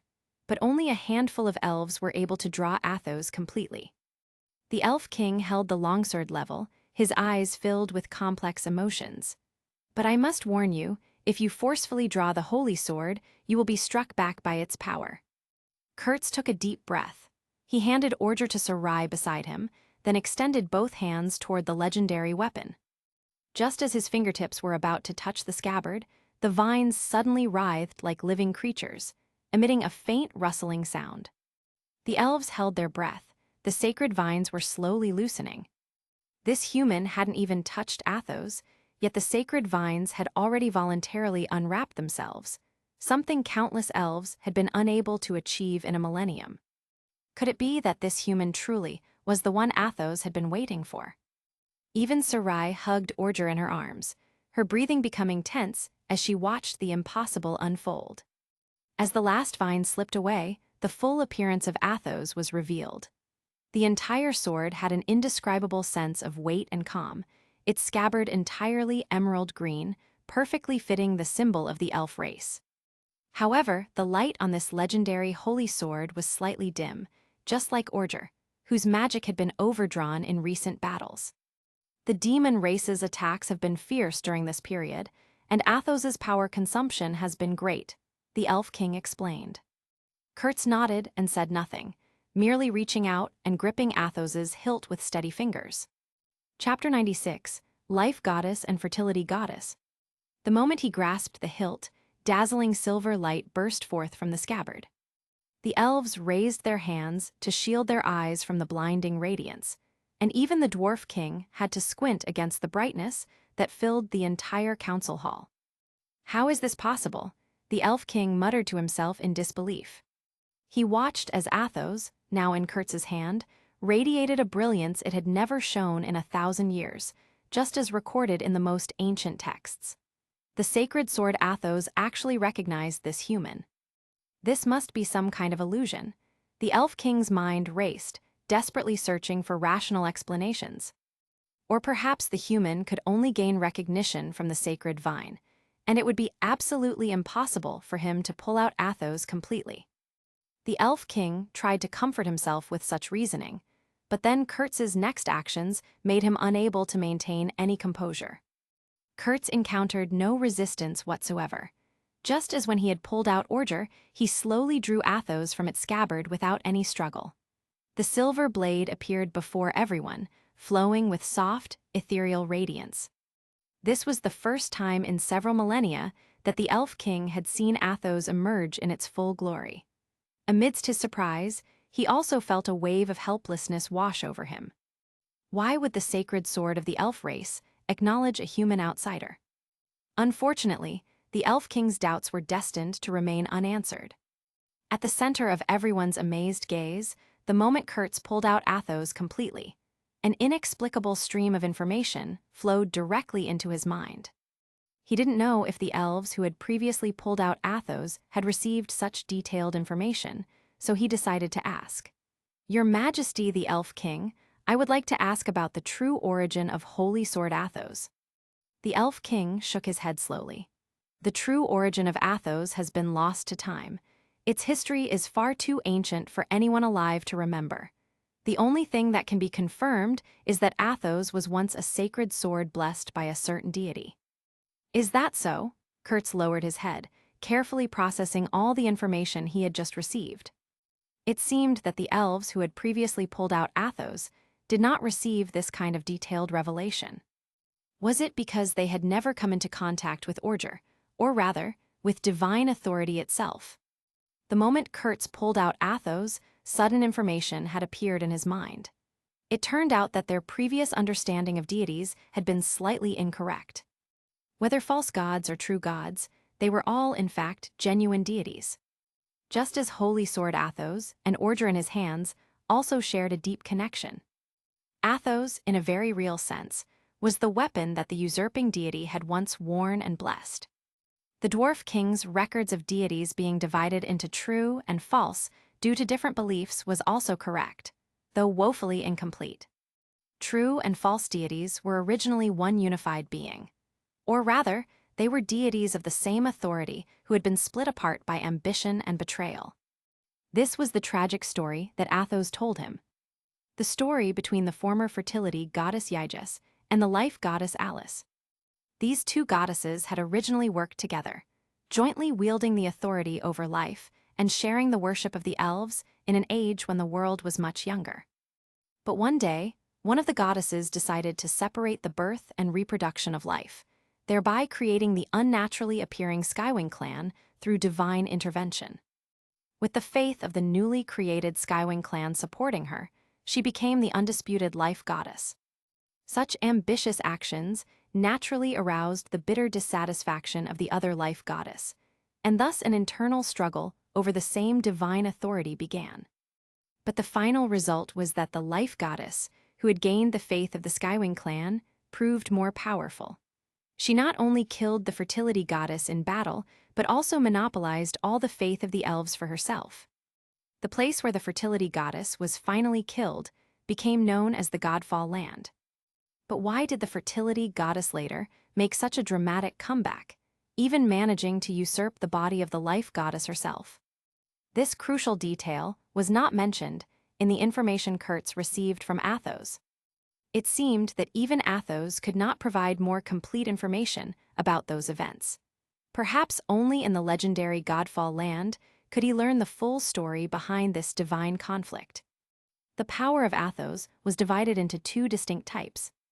One was a barrier that could release the world's strongest defensive magic, and the other was a powerful recovery ability that belonged to the authority of life itself. How powerful was this recovery ability?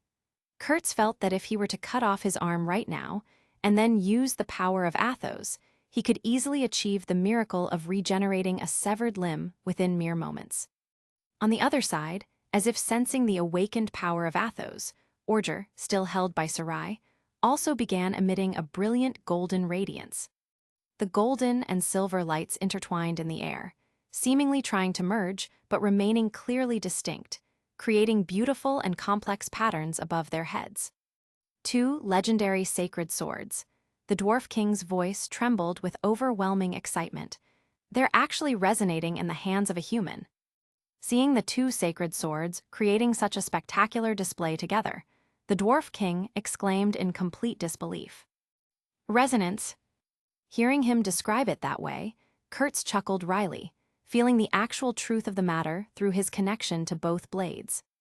As someone who had somehow gained the recognition of both swords simultaneously, he could clearly perceive the complex hostility and connection that existed between these two legendary weapons. Holy Sword Athos was originally a sacred sword that had been used and blessed by the fertility goddess. And Orger also contained the divine power of the life goddess. It could be said that these two sacred swords, in a very real sense, had inherited the antagonistic relationship between the two goddesses who created them.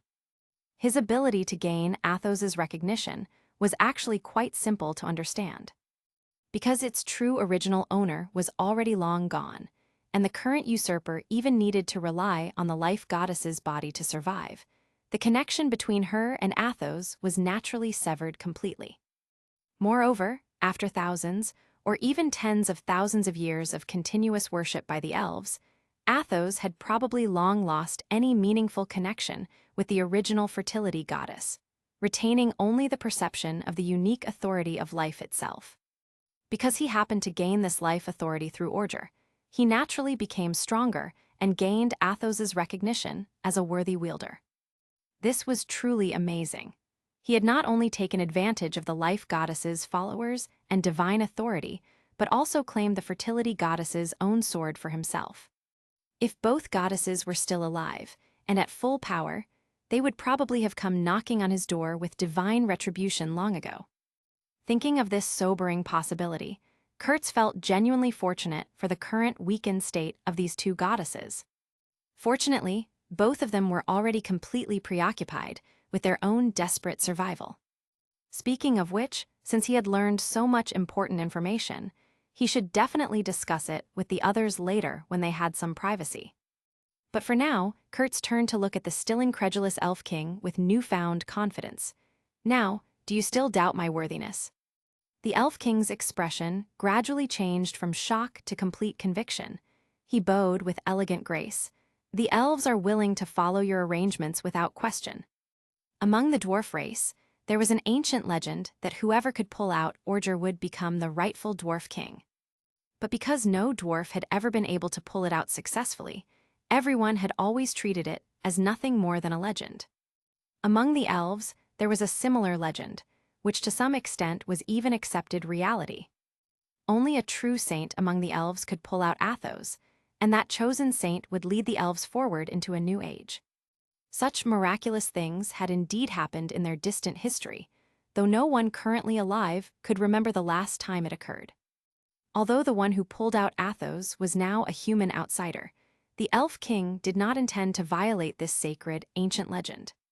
Moreover, this extraordinary human before him, who could simultaneously gain the recognition of so many legendary sacred swords, would surely be able to change their current desperate predicament and lead them all to a hopeful future. The Elf King eagerly anticipated this possibility and found himself truly believing in it. Chapter 97, The Magic of Pseudo-God Strike. After gaining the trust of the two kings, Kurtz discussed how to deal with the demon army. He could now go to Godfall Land for his battle with the goddess, but the allied forces were in trouble, and if he left without helping them, Kurtz would feel bad. Athos wasn't like Orger, a lost dwarf treasure. This sword was sacred to the elves, their strongest defensive weapon. He'd already taken one elf treasure, so taking another would be too much, though the treasure he'd taken didn't know it yet. We need to attack first, lure out the demons, and have Lord Kurtz blast them with Orger's light cannon. The Dwarf King had seen Orger work and knew what it could do. Too bad no one could use it until now. With Kurtz controlling Orger, the Dwarf King suggested the same plan. Find a chance to fire at the demon army. The Dwarf King didn't know Orger's true power, but it had to be strong, maybe as strong as the elves' best magic. He didn't dare think about God Strike, the world's strongest attack. If he knew Kurtz had once used Orger to shatter the Skywing clan's God Strike, he'd be speechless. Lure those demons here. The Dwarf King stabbed his finger at the map, then Lord Kurtz blasts them with Orger's cannon. He pointed to a narrow canyon, perfect for an ambush where Kurtz's attack could hit the entire demon army. Too risky, the Elf King shook his head. I don't doubt Orger's power, but the demon commander isn't stupid. He won't march his army into a trap. He turned to Kurtz. And can your body handle the magic needed to destroy the entire demon army? Kurtz was quiet for a moment. Orger can't pull enough magic to cover the whole battlefield right now. The Dwarf King's excitement died, his face falling.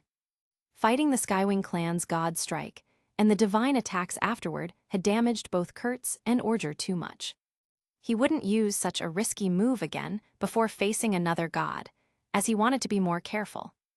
This wasn't like the Dwarf Ruins, where back then, just a few of them had faced the Skywing clan and a god, forcing them to give everything or die. Now was different, since the allied forces had many mages who should help too. Then Kurtz had an idea. Do you elves have magic that can transfer power into another person? Yes, but it's dangerous for whoever receives it. The Elf King frowned. I'm worried about your body. The Elf King didn't finish, but his meaning was clear. This magic poured everyone's power into one person, letting them use several times their normal strength briefly. The side effects were severe. At best, no magic for decades, and at worst, death. Also, the power difference between people couldn't be too large or the recipient might explode. It was dangerous magic that few elves even learned. I don't want to put magic power into my body, but into the holy sword. We don't have magic for that. Kurtz smiled. Just teach me the magic, I'll figure out the method, I'll need some help though. He looked toward Sarai and her group. He would use the holy sword to unleash a move that once matched God Strike, and this time, he'd create new magic, something with the same devastating effect as God Strike. He'd call it pseudo-God Strike. Using the allied mages as the base, with himself, Sarai, and Olivia at the center, all magic power would flow into the holy sword, then release through its blade. This would have power to match the legendary God Strike. The Skywing clan's God Strike involved everyone releasing magic power at once, activating the God Strike magic, then gathering and releasing all that collective power. This needed perfect coordination, as any mistake would disrupt the entire magic array and could cause backlash. Time was short, and even if Kurtz could copy the Skywing clan's God Strike magic, he couldn't train all the allied mages fast enough. He'd create a simpler way instead. Have all allied mages release their magic power at once, with him controlling it, gather that energy into the holy sword, then use Orger's light cannon as the main force. This would create pseudo-God Strike. This way, neither he nor Orger would overextend like before, and at most, it would use up magic power and leave them tired. This required one thing: they needed to repair El's light. El's light and Athos would work as transfer stations to help Orger with the attack. Since he was here, Kurtz would ask his favor, and the allied forces had many skilled dwarf craftsmen, making this the perfect time to have them recast El's light. He just hoped that Old Man Duller wouldn't show up. After Kurtz explained his plan, the Dwarf King slammed his fist on the table. Good, I agree. I'll get our best craftsmen to recast the holy sword right away. The Elf King nodded. I'll tell our mages to prepare. I'll send you the spell books for the transfer magic immediately. Kurtz felt excited. Then let's begin. Chapter 98, Adding Restrictions. In the following days, the entire allied army began preparations, and the camp bustled with activity. To create his magic properly, Kurtz asked Olivia to teach him the Skywing clan's god strike magic. Olivia agreed, though sadness showed in her eyes, since the Skywing clan had died out and she alone couldn't use god strike anymore. The most powerful magic in history would disappear, only to be replaced by Lord Kurtz's creation. Olivia had this feeling and looked forward to that day, thinking maybe something good could come from all this loss. While creating the magic, Kurtz and Sarai worked together as the core team. Sarai's talent was exceptional, so with her help, his creation speed would be faster. Kurtz also wanted her to learn this magic, ensuring that even if he couldn't find immortality later, she would pass this knowledge to worthy people. At the Allied army camp, Sarai floated in the center of a cleared space, while below her lay a complex magic array made of glowing magic lines. This was the pseudo-god strike MAGYC Kurtz had just created. To make sure it would work during battle, Sarai led a group of mages in testing, and when the mages below made mistakes building the magic array, Sarai fixed them quickly. Dozens of high-ranking elf mages sat in a circle, focused as they worked to understand every magic structure Sarai requested, with sweat covering their faces. They looked shocked, having never seen such creative magic that changed everything they knew. Who was Lord Kurtz? They were puzzled but didn't dare ask too many questions, only followed instructions with shaking hands. Here, you need to be careful. Sarai's voice was clear and serious. El's light will be used as a transfer point, and Kurtz will control the magic array to guide power into it. You need to control your magic power so it merges with the array. The mages nodded nervously, and soon the work was done. Kurtz controlled from the side, eyes closed as he guided these people's magic power, then combined it with Orger, achieving the pseudo-god strike effect he wanted. He sensed Orger's state with his spiritual power, then sent adjustment suggestions to Sarai. Finally, all the mages' magic power gathered into Orger, and using its light cannon ability, a powerful attack could be unleashed. Kurtz couldn't unleash it now, though, if the noise was too loud and the demon race detected it, their entire plan would fail. He just needed this experiment to work smoothly. During the real battle later, he would control not just these dozens of mages, but thousands of them, meaning the spiritual and magical power needed would be enormous. After slowly ending the magic array, Kurtz carved special restrictive magic at several key points. This was something Sarai had taught him, the same type as on the Dwarf Kingdom treasury door. The original blueprint for this magic was in the inner vault of the Dwarf Kingdom treasury, and both Kurtz and Sarai had learned this powerful technique. Kurtz modified it with his own ideas, turning it into restrictive magic and applying it to his creation. He had to add some safety measures to this pseudo-god strike magic to feel comfortable, since with the elves' magical talent, figuring out and learning his magic wasn't impossible. They had centuries to interpret it, and Kurtz didn't want to see a race that could use god strike-level attacks appear in this world. Now that the Skywing clan was almost gone, it would be better to let this level of magic disappear from regular use. Even if it was used again, it should only be during a world crisis like now, never for small conflicts or territory fights. Kurtz's restriction was simple. This magic could only work when facing the demon race during a battle to save the world. Otherwise, it couldn't be used. Only he and Sarai knew how to break this restriction. This is necessary, Kurtz explained to the Elf King, who looked questioningly at the glowing runes. Its power is too great to be used casually. Think about it, if two magical races went to war and used pseudo-god strike on each other's territories, what kind of destruction would that cause?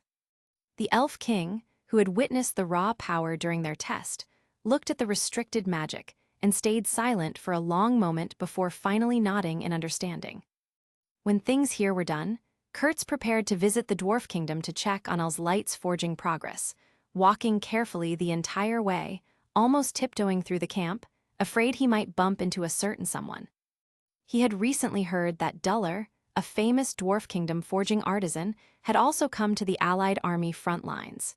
He was precisely the person Kurtz most feared meeting, but unfortunately. "Isn't this Mr. Kurtz? Ha ha ha, I heard you got Orger's recognition, that's truly amazing." A booming, familiar voice echoed from ahead. Kurtz's steps stopped, dreading this moment, just as he feared most it had happened.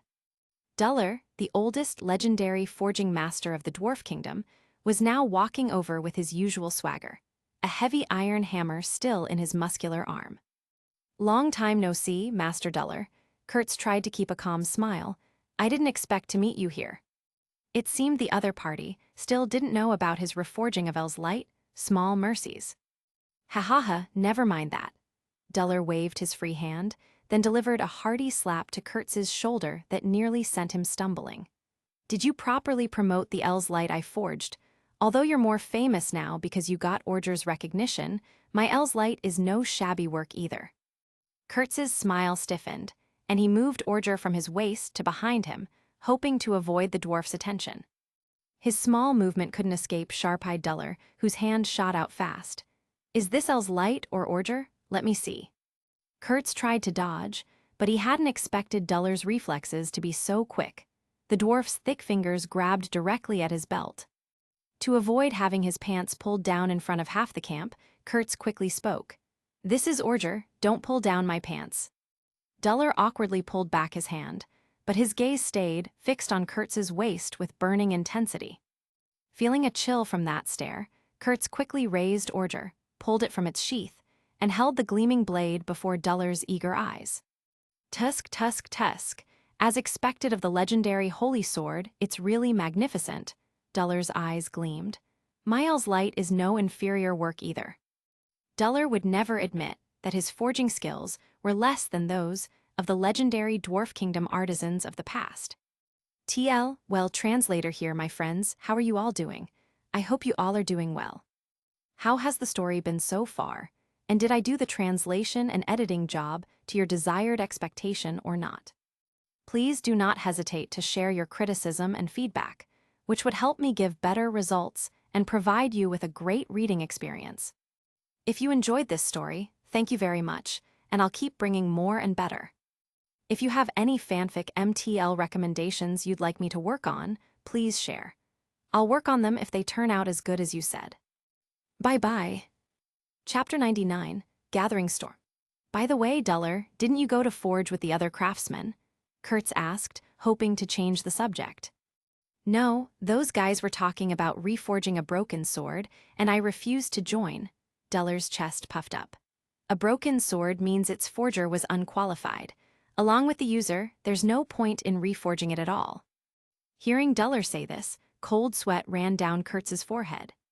Just as he was about to find an excuse to leave, he suddenly saw a young dwarf apprentice running over, breathing hard. Kurtz had a terrible feeling. Master Duller, Master Duller." The apprentice quickly approached and shouted breathlessly, "Over there. The core furnace for reforging El's light has a problem. The masters need you to come see it." "El's light, reforging?" The smile on Duller's face vanished instantly. He stared at the dwarf apprentice. "Kid, what's going on? What do you mean reforging El's light?" "Ah," the dwarf apprentice's eyes went wide. "Isn't it that human's holy sword, El's light? I heard Lord Kurtz requested it." Hearing this, Duller turned his head sharply, staring at Kurtz. Kurtz's heart sank thinking, this isn't good. Before he could speak, Duller had already grabbed his arm with crushing strength. "Speak, what happened to my El's light? Why does it need to be reforged?" Only then did the apprentice realize he had caused trouble. Seeing Master Duller's furious face and Kurtz's mortified expression, he shrank back, stammering wordlessly. "Master Duller, please calm down." Kurtz tried to soothe him. "Calm down? How can you tell me to calm down?" Duller roared, spitting. Kurtz immediately leaned back. "El's light was my finest work. How could it possibly break?" The loud noise attracted nearby soldiers and mages. Even Norn and Sarai, who had been working nearby, rushed over. Seeing Duller looking ready to devour Kurtz, Norn quickly stepped forward, placing himself between them. "Master Duller, please calm down." Norn tried to help. El's light broke while confronting a terrible enemy. It took power far beyond its limit to protect all of us. "Nonsense! How could there be such a terrible enemy in this world?" Duller shook his head. "It must be because you fools don't know how to use it properly." "What if such an enemy truly exists?" "Impossible, absolutely impossible," Duller's voice cracked. "Do you know how many rare materials I put into that blade? Some were even special ores used when forging ordure itself, unless it was. Duller's roar cut off suddenly.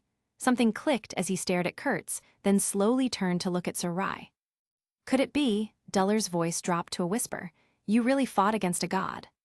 The surroundings fell into complete silence.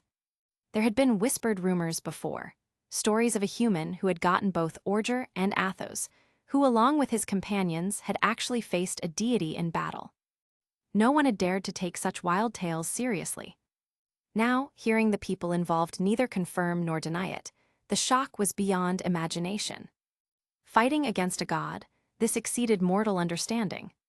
Kurtz did not deny it, only gave a solemn nod. Duller's grip on Kurtz's arm loosened unconsciously. He staggered back a step, shock replacing the anger in his heart, followed by an emotion he couldn't name: pride, honor, awe.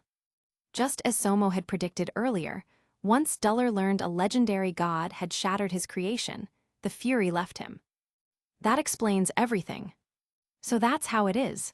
Duller's voice carried new respect. Lord Kurtz, let me ask you, did El's light play its part? It did, Master Duller, Kurtz spoke seriously. El's light broke gloriously in battle against a god.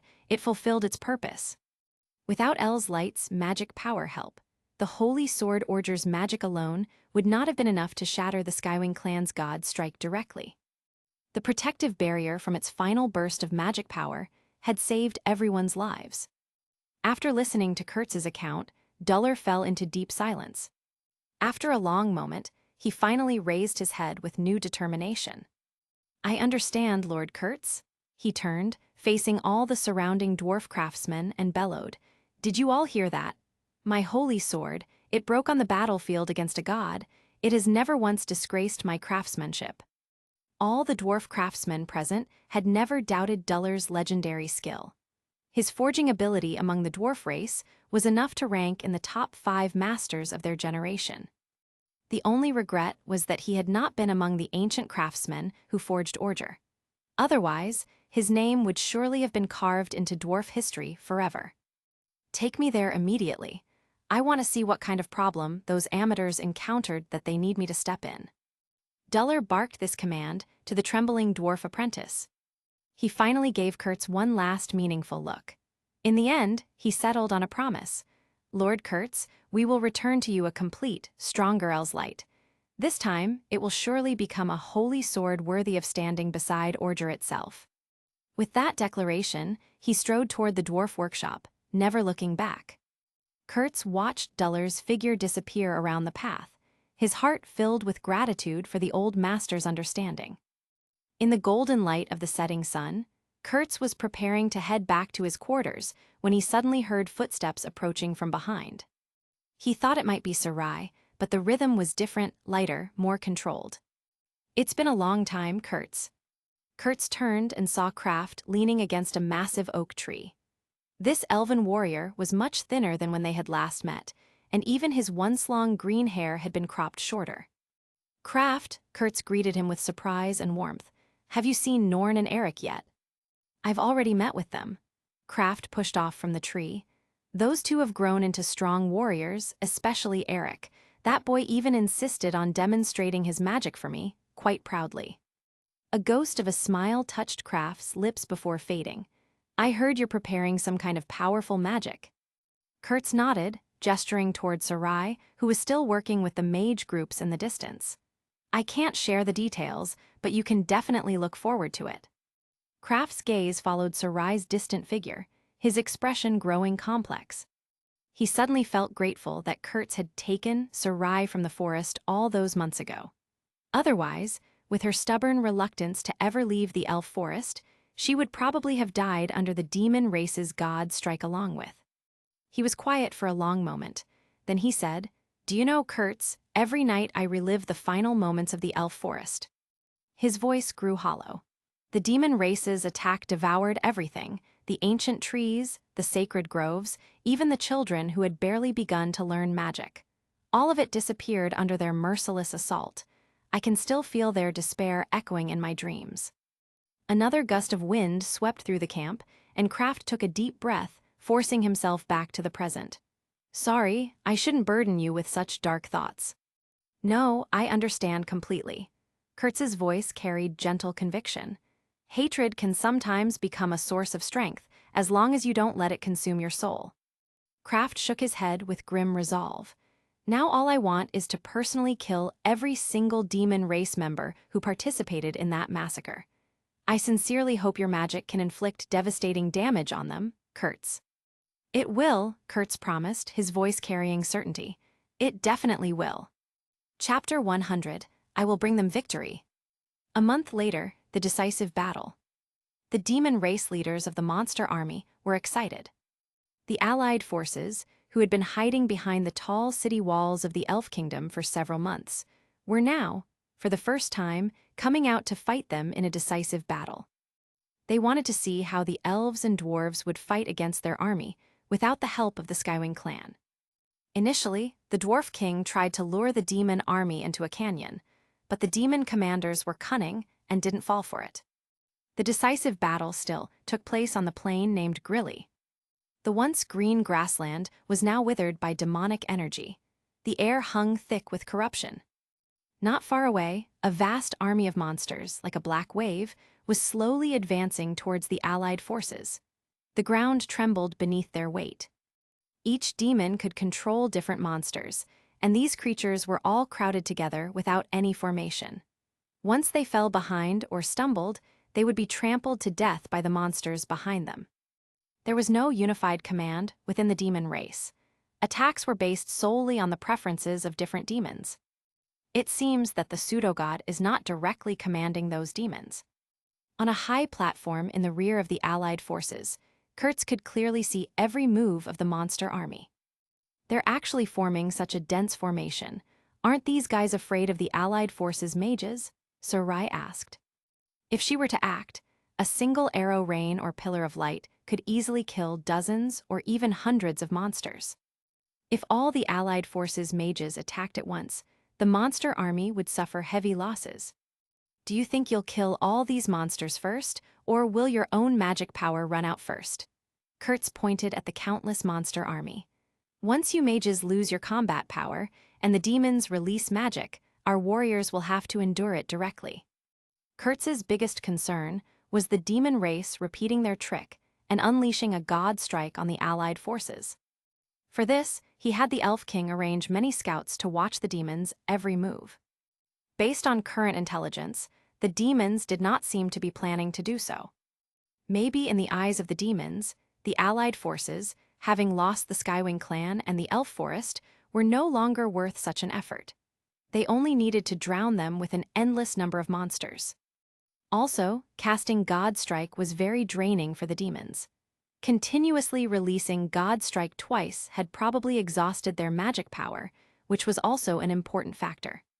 Maybe those demons never expected that there was still someone in the allied forces who could release God Strike. They were careless. The monster army continuously approached, making every warrior in the allied forces nervous. Hands tightened on weapon hilts. Come, let's begin. On the high platform, Kurt stood at the very front, with Sarai and Olivia behind him, and behind them were thousands of allied forces mages, including Norn and Eric. Kurtz gripped Ordger tightly with both hands. The holy relic stone slab, its scabbard, lay quietly before him. Beside him, Saint Authority's sword Athos floated in midair, its body emitting a soft glow that formed a barrier, enveloping everyone in protective warmth. On the other side was Elslight, the human authority sword, which had already been reforged. Kurtz had imbued it with magic that could sever the connection between monsters and gods. This way, attacked monsters would completely vanish, causing no harm to this grassland. As Kurtz was the first to begin releasing magic power, others quickly followed suit. Everyone, following the magic array improved by Kurtz, released all of their magic power, and these magic powers converged to form a huge energy net covering the entire high platform. The core of this network was the three swords in front of Kurtz. This was the pseudo-god strike technique Kurtz created through his research into the Skywing clan's god strike. A true god strike required all mages to undergo long-term coordinated training. The reason the Skywing clan always maintained a neat formation and movements whenever they appeared was actually for training. There was not much time left for the Allied forces. Kurtz could only adopt a simple and crude method. By using the power of the 3 holy swords, he gathered the magic power released by all the Allied forces' mages, then released it through Orger's light cannon, achieving a pseudo-god strike effect. The existence of the 3 holy swords was crucial. Because a single holy sword could not bear such an enormous amount of magic power, these magic powers had to be born in batches. Among these 3 holy swords, Orger was the main attacking force. Only that one possessed an additional skill, like a light cannon. Otherwise, a mere magical release would not be able to unleash destructive power comparable to God Strike. "They're coming." The voice of the elf scout responsible for Lookout carried tension.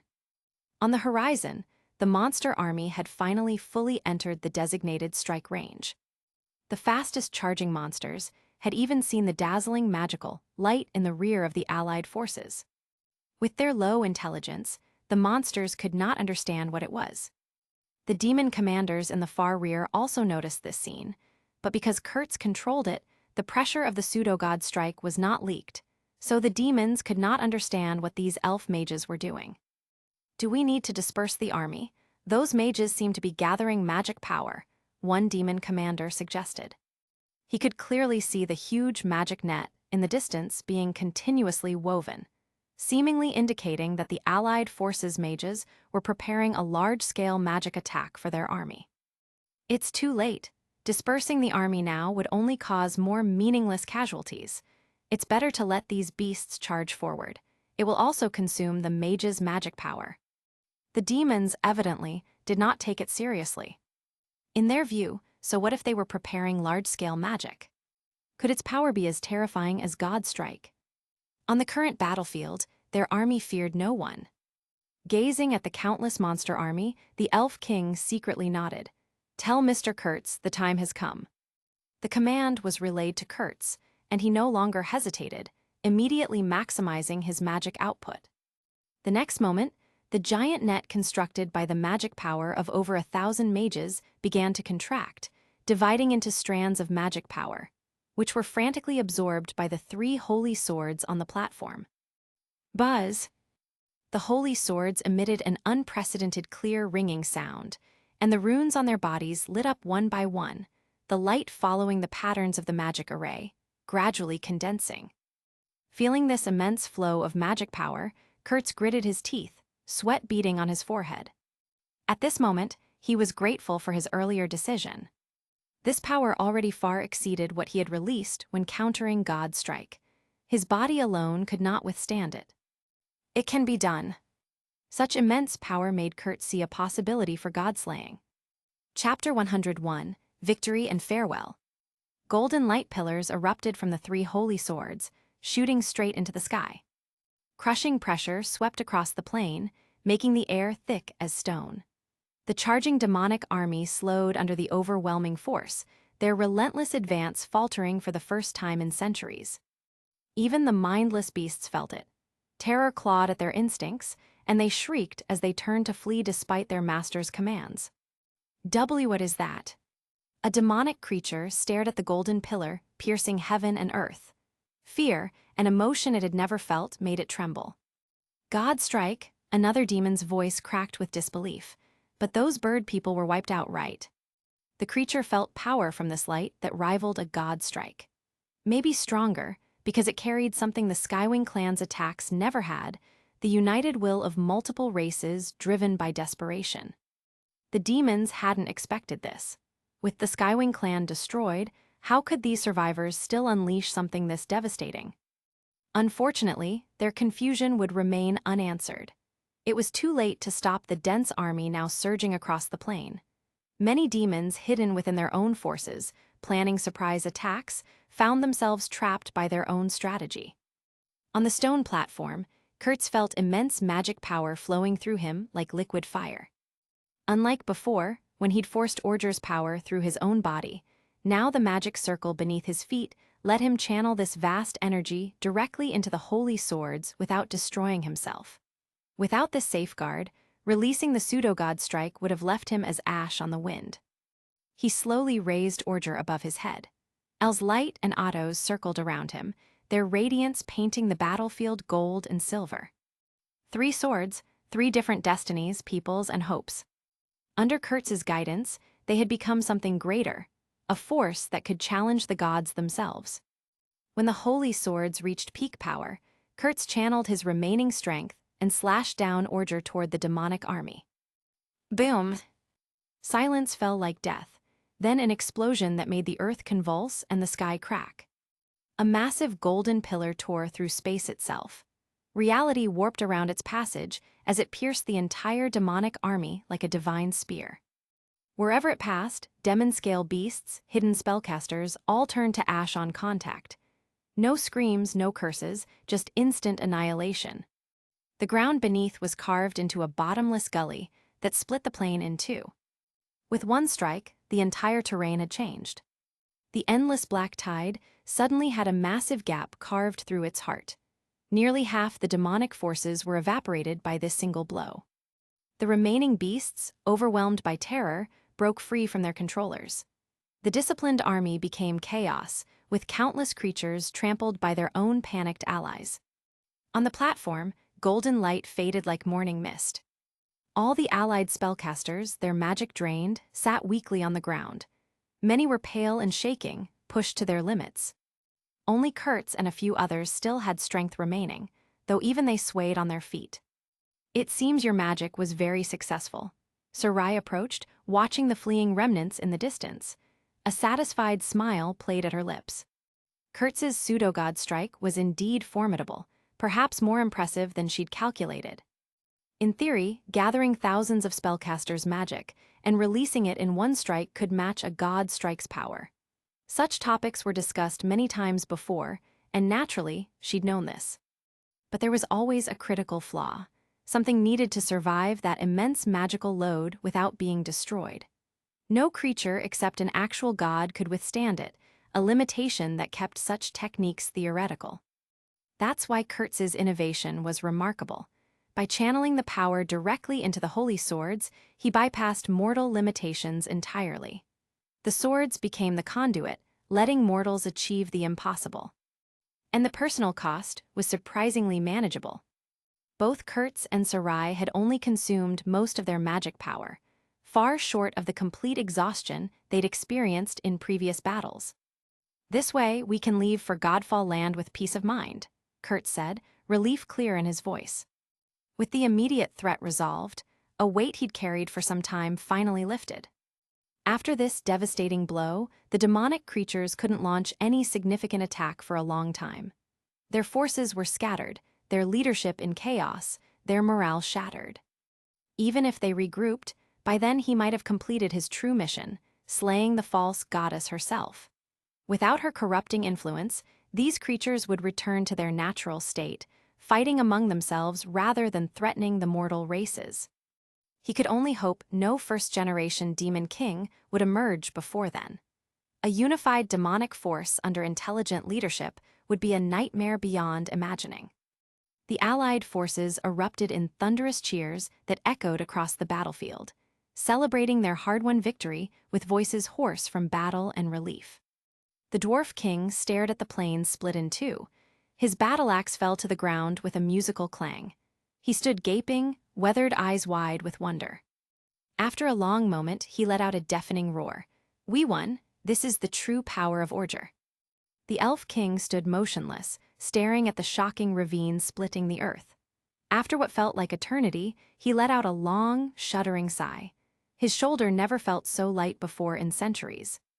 At the victory banquet, cheers rose and fell in waves, finally sweeping away the despair that had plagued the allied forces. However, in a quiet corner away from celebration, the heroes who should have been the focus of attention were already preparing for their next journey. Kurtz and his companions stood before the elf king and dwarf king in a private chamber away from the festivities. Orger rested in his hands. Though its radiance was dimmed from battle, it still emitted that unmistakable glow of divine power. Otto's had been placed in the elf maiden's hands. With Kurtz's permission, she experienced the legendary sensation of being chosen by a saint's blade, the way it seemed to sing with her very soul. El's light had been entrusted to Norn.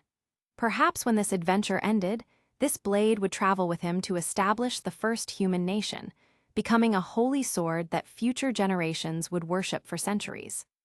"Why don't you stay longer?" The Dwarf King's voice boomed as he slapped Kurtz's shoulder hard enough to make him sway. "You are the protagonists of this banquet. The songs they'll sing about today will echo through mountain halls for 1,000 years." His eyes gleamed with fierce pride. "Human lad, well done. Order is not disgraced in your hands. Seeing those cursed beasts turn to ash, the anger I've held for hundreds of years has finally been released." The Elf King performed an elegant bow, his movements graceful even in raw emotion. His eyes held sincere respect rather than usual formalities. "Lord Kurtz and everyone, the elves will forever remember today's kindness. This debt can never be fully repaid." "You both don't need to be so formal," Kurtz replied with a slight nod, clearly moved. "Resisting the demonic creatures is the shared responsibility of all who call this continent home. However, I do have one request, perhaps an impolite one, that I hope you'll both consider." "Please speak freely," the Elf King said immediately, while the Dwarf King nodded vigorously. "In 10 or 20 years, a human nation will rise in this world. When that time comes, I hope you'll both recognize its legitimacy and offer your support." The Elf King's brow furrowed with political consideration, but the straightforward Dwarf King didn't hesitate. "No problem. When your coronation comes, Lord Kurtz, I'll be there personally. The dwarves owe you a debt that can't be measured in gold or steel." Seeing the Dwarf King's commitment, the Elf King's hesitation melted away. He nodded with quiet dignity. "The elves have no objections either. I will personally attend to offer congratulations when that day arrives, Lord Kurtz. It will be an honor." Chapter 102, Heading to Godfall Land. The two kings' enthusiasm made Kurtz's next words difficult. "I don't have the sense of responsibility to become king. The first king of the human race will be Norn."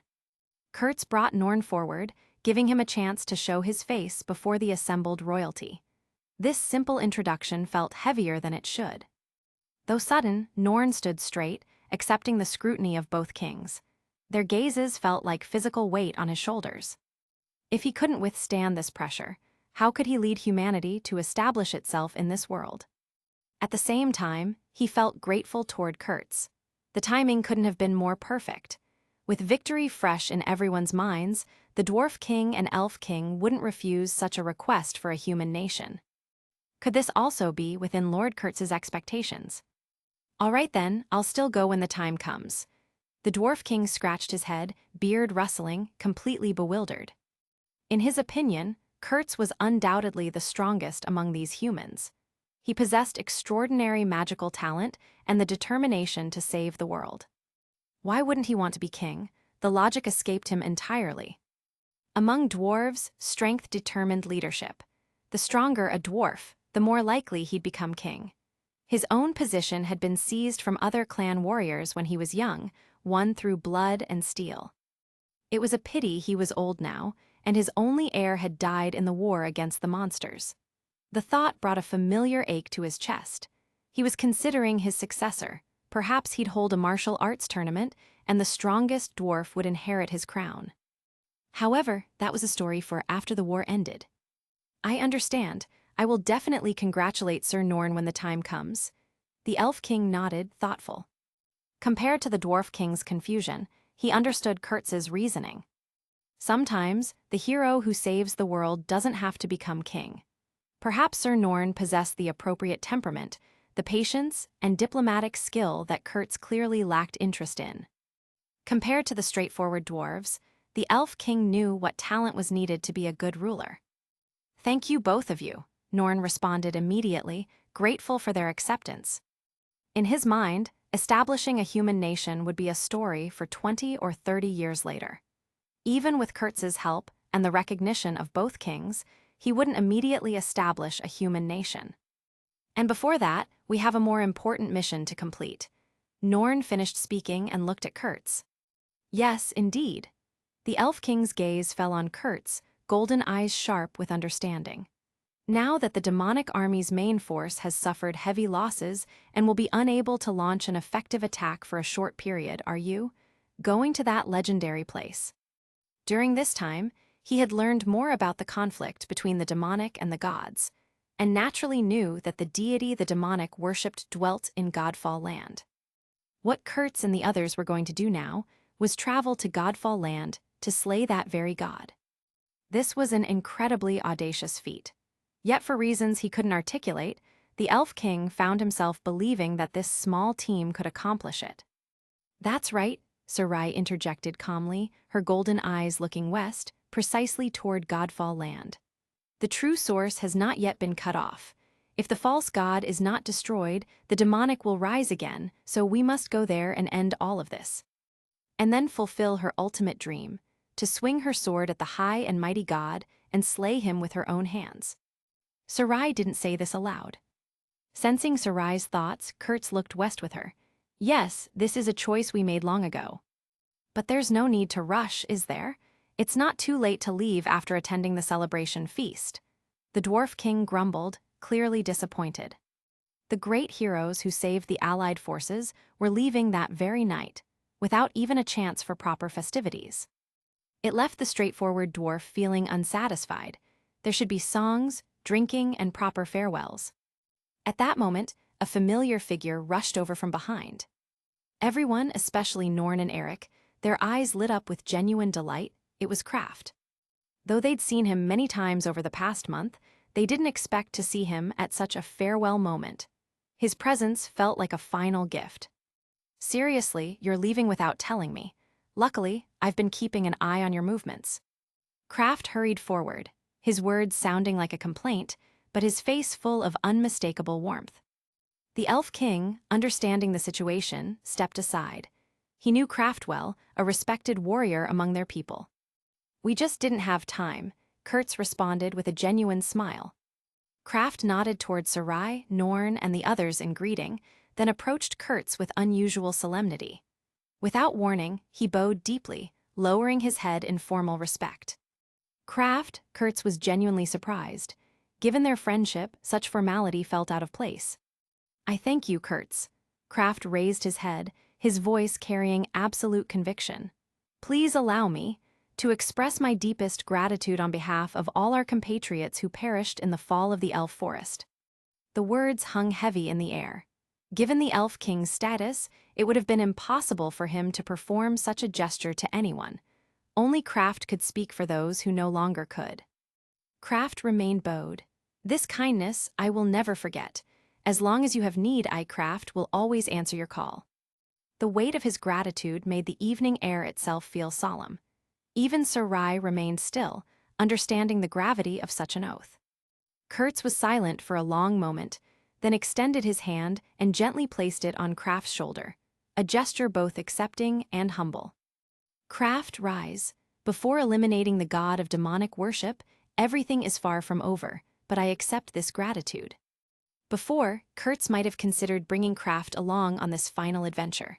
But now, there was no longer any need for that. He hadn't yet decided what to do with such a significant promise, so he would set it aside for now.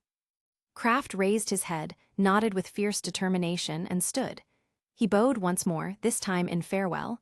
Then, "I wish you all victory in battle." Seeing Kraft finish, the Dwarf King stepped forward. "Go forth boldly. We look forward to the day of your heroic triumph." The Elf King also spoke with quiet gravity. "We will do our best to hold back the remaining demonic army and ensure they don't disturb your mission." "Thank you." Kurtz cupped his fists in response.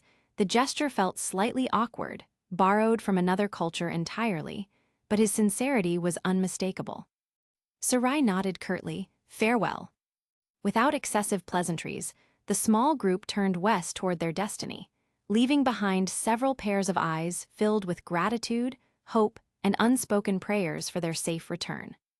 Chapter 103: The Temple Destroyed by God's Strike. After Kurtz and his party left the Allied forces camp, they traveled west along an ancient road. The air carried the metallic tang of recent battles mixed with acrid magic and blood, clear signs that the Allied forces had suffered repeated defeats, retreating all the way back to the Elf Kingdom. But the further west they went, the scent faded, replaced by the cleaner smell of untouched wilderness. Along the way, Kurt saw many villages destroyed by monsters, their broken walls and scattered belongings telling silent stories. Among them were human settlements. Their familiar architecture stirred something uncomfortable in his chest. Sarai walked at the front, holding a special map crafted by elven cartographers. The parchment was covered in intricate symbols and script, a gift from the Elf King to guide their journey. Compared to their initial aimless wandering months ago, their destination was now clear, and proper navigation would allow them to take efficient shortcuts through dangerous terrain.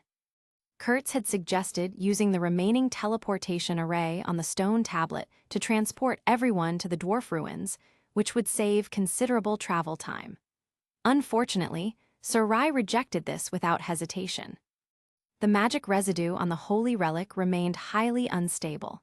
If the teleportation went wrong, everyone could be crushed by spatial forces, a risk not worth taking. She had risked using the teleportation array to save Kurtz before, but now they didn't need such measures. According to the route on the map, we only need to travel about half the usual distance to reach Godfall Land, Sarai said.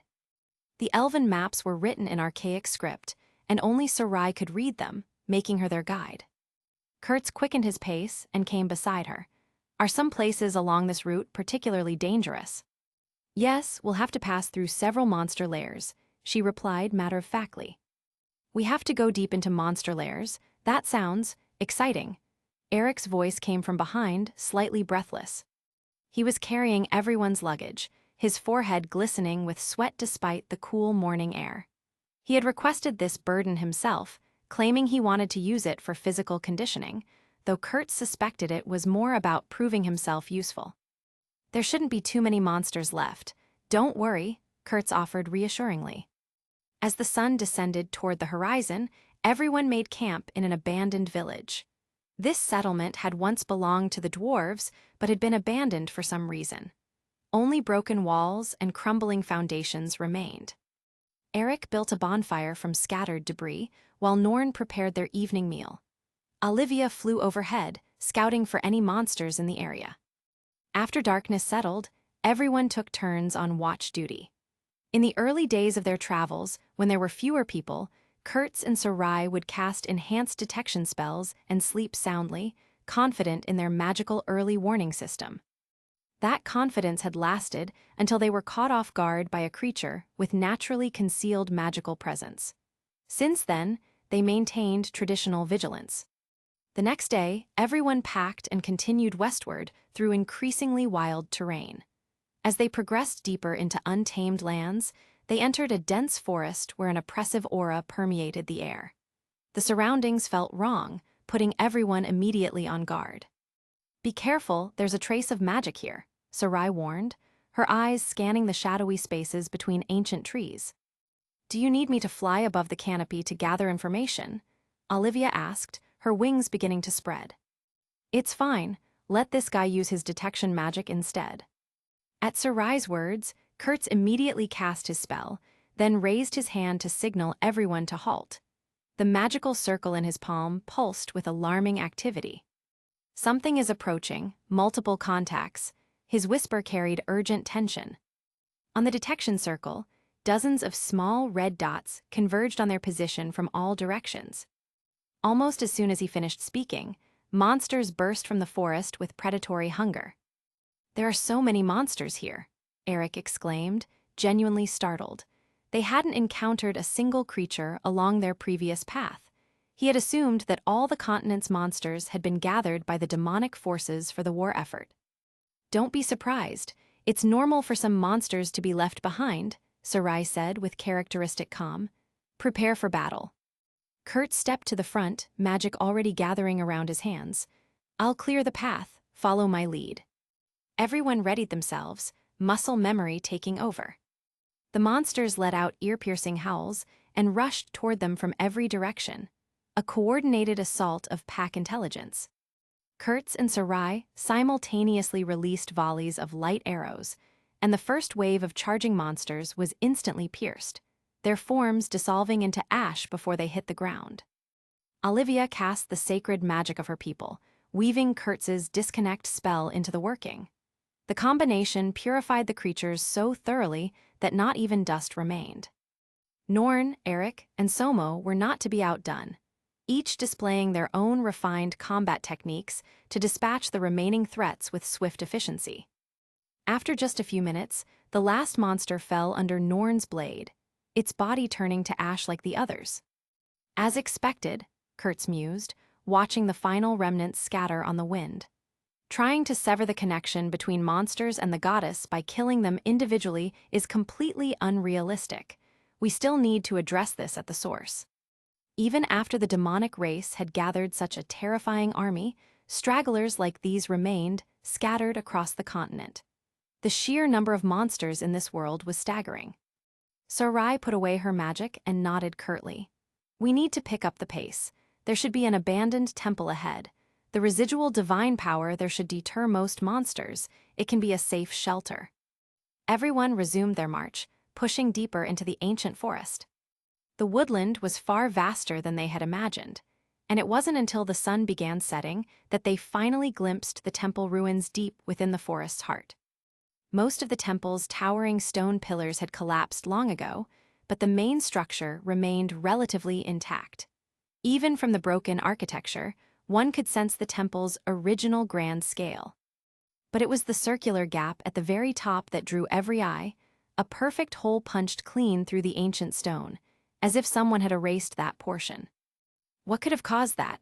This hole looks similar to, Norn asked, looking up at the unnatural opening. You guessed correctly, Sarai confirmed.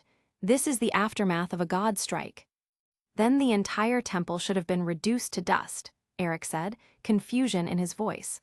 Why is there still such a large section of the building remaining? If a god strike had truly hit this place, the temple should no longer exist at all. He remembered that the dwarf ruins had been completely annihilated under such an attack, leaving only a deep crater. Because this was the temple of the fertility goddess, it had the blessing of accumulated faith power, Olivia explained. Despite being only a few hundred years old, she had become a member of the 13 Council early due to her exceptional talent, though she had been born after this particular war. The race that worshipped the fertility goddess was completely wiped out from this world by our Skywing clan, she continued with disturbing matter-of-factness. Even their temple was utterly destroyed by the god strike, leaving only these ruins. Completely wiped out an entire race, Eric stared at Olivia with undisguised shock. In his mind, Miss Olivia had always seemed so gentle and approachable. That she would casually discuss such wholesale slaughter was deeply unsettling. It's true, although I was born later and didn't participate, the head of their strongest warrior is still displayed in our clan's museum as a trophy. Eric gave 2 nervous laughs and wisely chose to remind himself never to upset her. The more Eric thought about it, the more he questioned what the hell was wrong with these people. Chapter 104, Atoning with Eternal Solitude. Under the dome of the temple, a bright bonfire crackled to life, bringing warmth and light to this place for the first time in thousands of years. The fire cast long shadows across the cracked walls. The old murals had faded to almost nothing, and the statues were broken and worn down. But you could still make out a goddess through the damage, robes, outstretched arms, a face smoothed by time. That was fertility goddess Ignia. Smoke from the burning wood cleared away some of the dampness. Eric and Somo leaned against the weathered pillars, relaxing after the day's travel and fighting. Eric cleaned his hunting knife, while Somo tested his axe edge against a piece of rubble. Norn sat cross-legged nearby, writing steadily. With Kurtz's help, the magic book was coming together well. Soon it would be done, the first magic book written entirely by humans. Sarai sat in a corner by herself, a magic book open in her lap. She'd finished reading all the texts from the dwarf ruins that the elf king had given them before they left. They contained spells and theories she'd never seen before. Kurt sat by the fire, occasionally feeding it broken pieces of temple wood. The old lumber burned well and kept them warm. He had just finished explaining the truth about the goddesses to Olivia. She'd gone silent afterwards, staring into the flames with empty eyes. She had never imagined there was no such thing as true and false goddesses, that the life goddess she worshipped and the so-called false god were just two sides of the same divine power. Both controlled life itself, just in different ways. And the conflict between the goddesses had started with her own people, the Skywing clan. After a long silence, Olivia spoke. "Master Kurtz." Her voice was barely a whisper. She'd returned to calling him formally, a sign she had something important to say. "When all this ends, after we defeat the goddess, I will convince the life goddess to let the Skywing clan leave this world entirely." Kurtz's hand froze halfway to another piece of wood. Even Sarai looked up from her reading. Olivia met their stares, her sacred eyes filled with determination. "This war has gone on too long. We've lost everything that mattered. The council is destroyed, and barely one warrior in 100 is still alive." Once, Olivia had believed she would carry out divine commands like her predecessors, taking pride in war, obeying the gods without question. That person felt like a stranger now.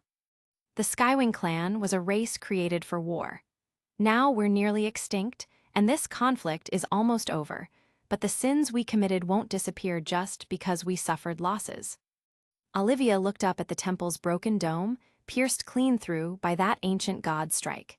She could picture the moment of impact, total destruction, where everything would have turned to nothing under divine wrath.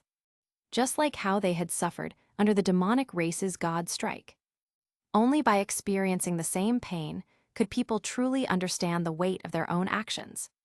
These temple ruins prove we were never as sacred and pure as we claimed.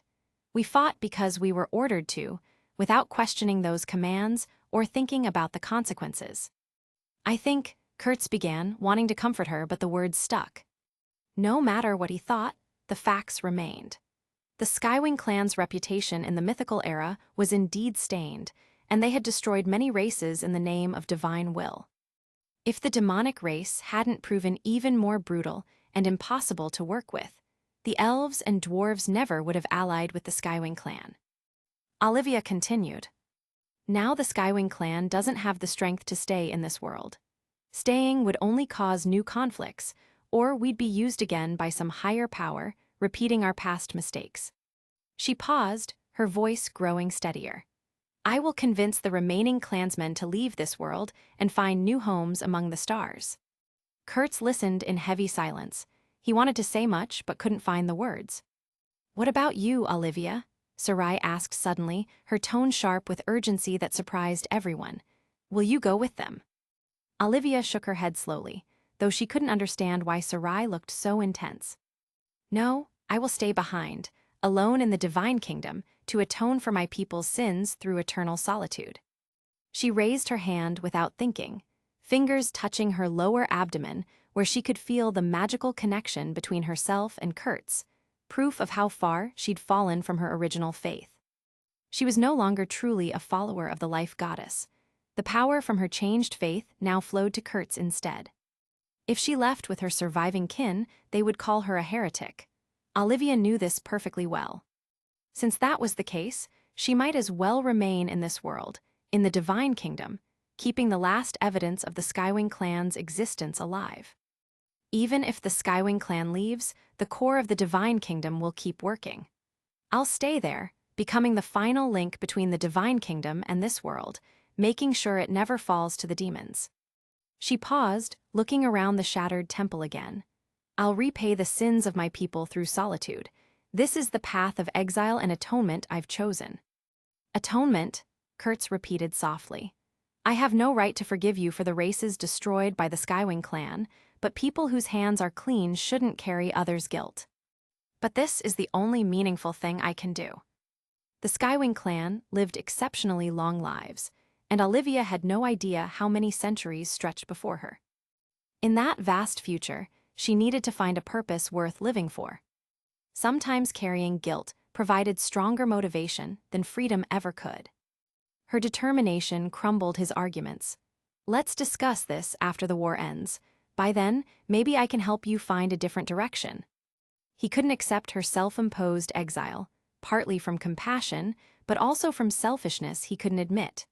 He wanted Olivia to guard not just the divine kingdom, but the entire world itself. For now, though, he didn't voice such expectations. Maybe it would be better to speak after he killed the gods and ended this eternal conflict. As if sensing his turbulent emotions, Orger pulsed with faint light, and broken visions of possible futures flashed through Kurtz's mind. There was a figure of himself, swinging a sword at some divine form.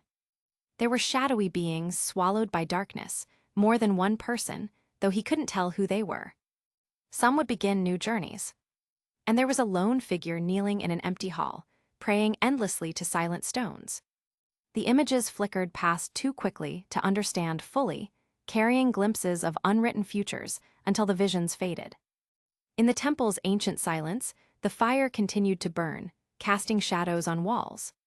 Chapter 105, 30 years later coronation ceremony. 30 years after the end of the mythical era war.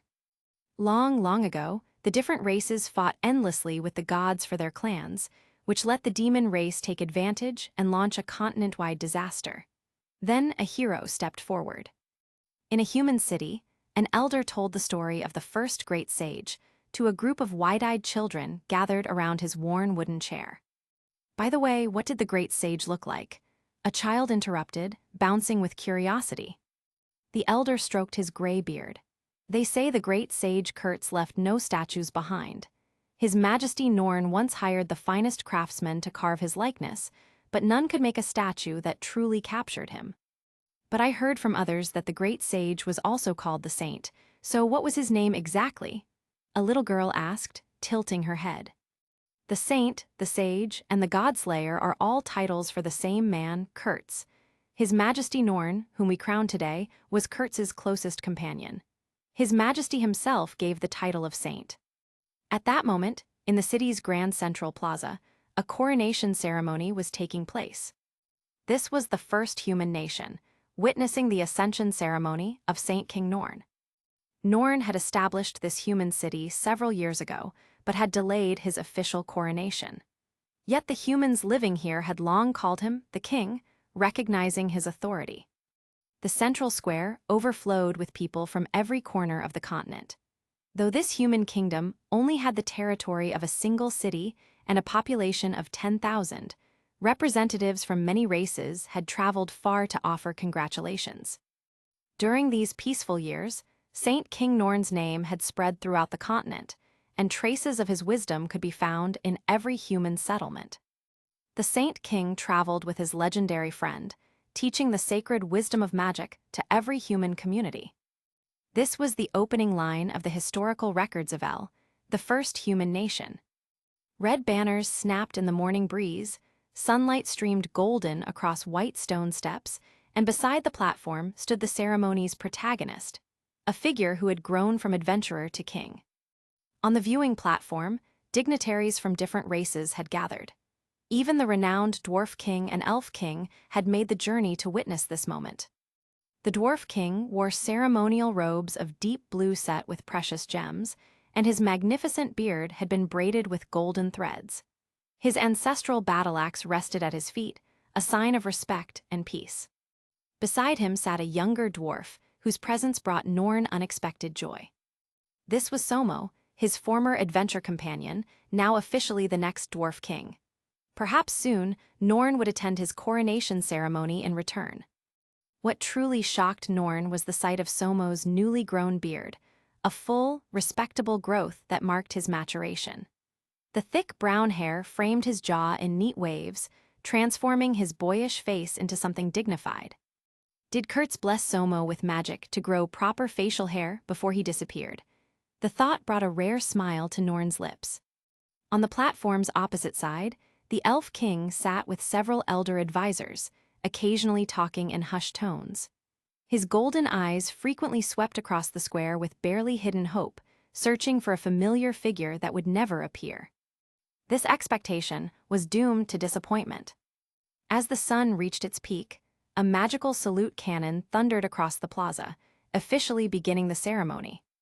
The square fell silent, thousands of eyes focusing on Norn as he stood on the high platform. He was no longer the somewhat naive adventurer of 3 decades past. Silver-white hair crowned his head, and his face bore the dignified lines of leadership earned through years of sacrifice. Time had marked him as surely as battle once had. He wore robes created by the finest dwarf tailors, deep crimson silk embroidered with golden threads that caught the sunlight. Under the collective gaze of the assembled crowd, he began climbing the marble steps.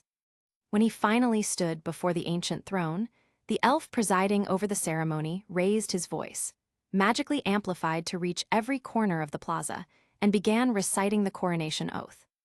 The elf king had personally brought this ceremonial master from his own court, recognizing that humans hadn't yet developed such traditions. Even after today's ceremony, the elf would remain in El Kingdom until humans had established their own governmental customs. Norn's voice rang clear and strong as he repeated each sacred word of the ancient oath, his commitment carrying to every person present.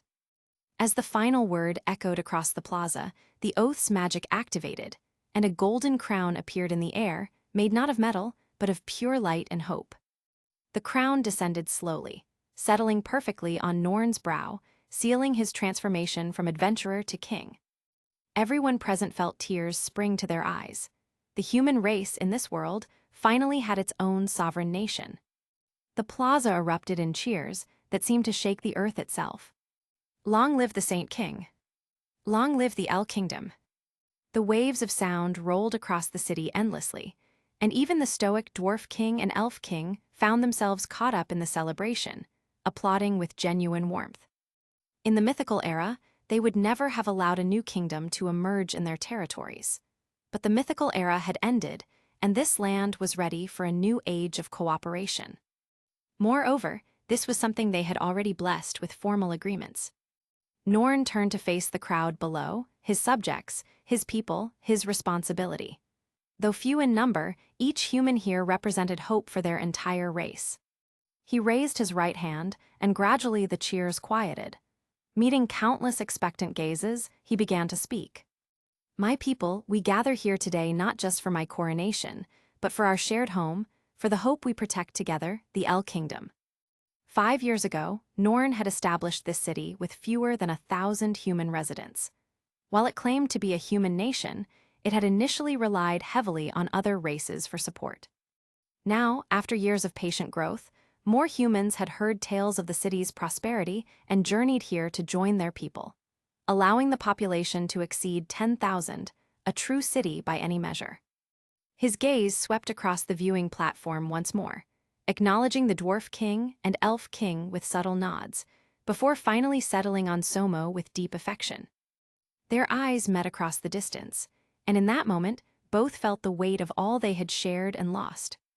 The original Salvation team had long since disbanded, each member following their own destiny. Even on this important occasion, only SOUSOU had come to witness his triumph.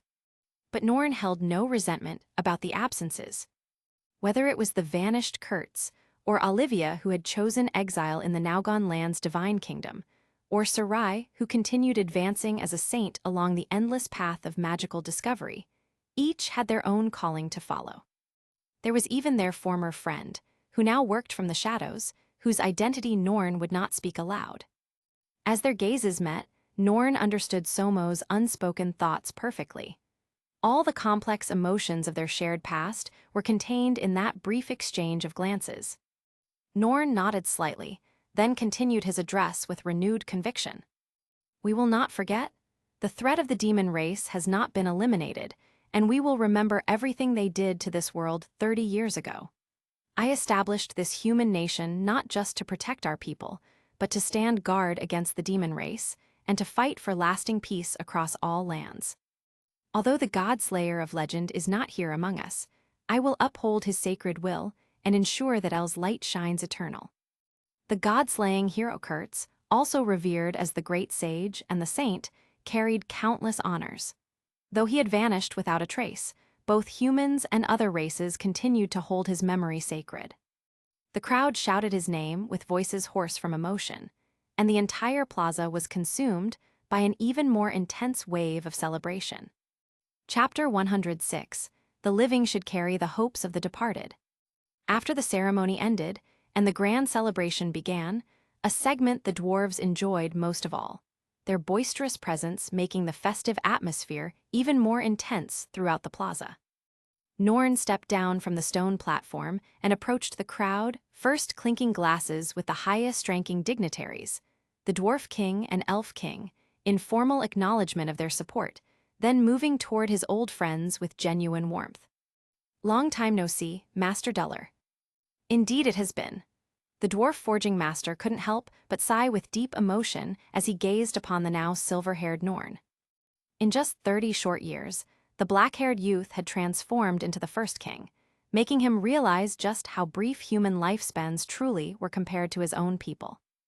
"Your Majesty Norn, there are still several urgent documents requiring your attention tonight," Lisa interjected. She had long since become a renowned magic user and now served as one of his most trusted advisors. 30 years had transformed the young girl who was just beginning her magical journey into a formidable practitioner, her expertise now indispensable to the nation he had built from nothing. All right. I understand the responsibilities," Norn replied with good humor, though his eyes held the weariness that came with leadership. After navigating through the crowd of well-wishers and dignitaries, Norn finally found a moment of privacy with SOUSOU at the quieter edge of the viewing platform, away from the noise. The two friends held their cups in comfortable silence, watching the celebration unfold below them.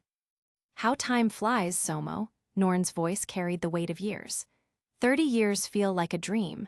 I often find myself dreaming of those early days when we were all together." SOUSOU held a cup that appeared to contain mead, but was actually filled with fruit juice, a deception he maintained carefully.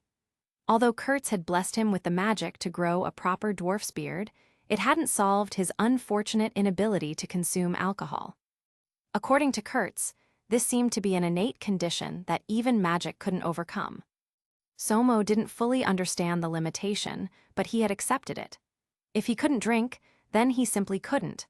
However, in public settings like this, he still maintained the pretense of being able to partake in traditional dwarf revelry. As long as no one tried to steal his cup, they would never discover his secret. After taking what appeared to be a hearty gulp, he nodded thoughtfully. "Yeah, thinking about it now, we were incredibly lucky to survive those days, especially back at the dwarf ruins, with the god strike and facing actual goddess. I was certain we were all going to die there. Ha ha ha." The blame for the dwarf ruins' complete destruction had ultimately been placed on the demon clan, a convenient scapegoat that served everyone's interests.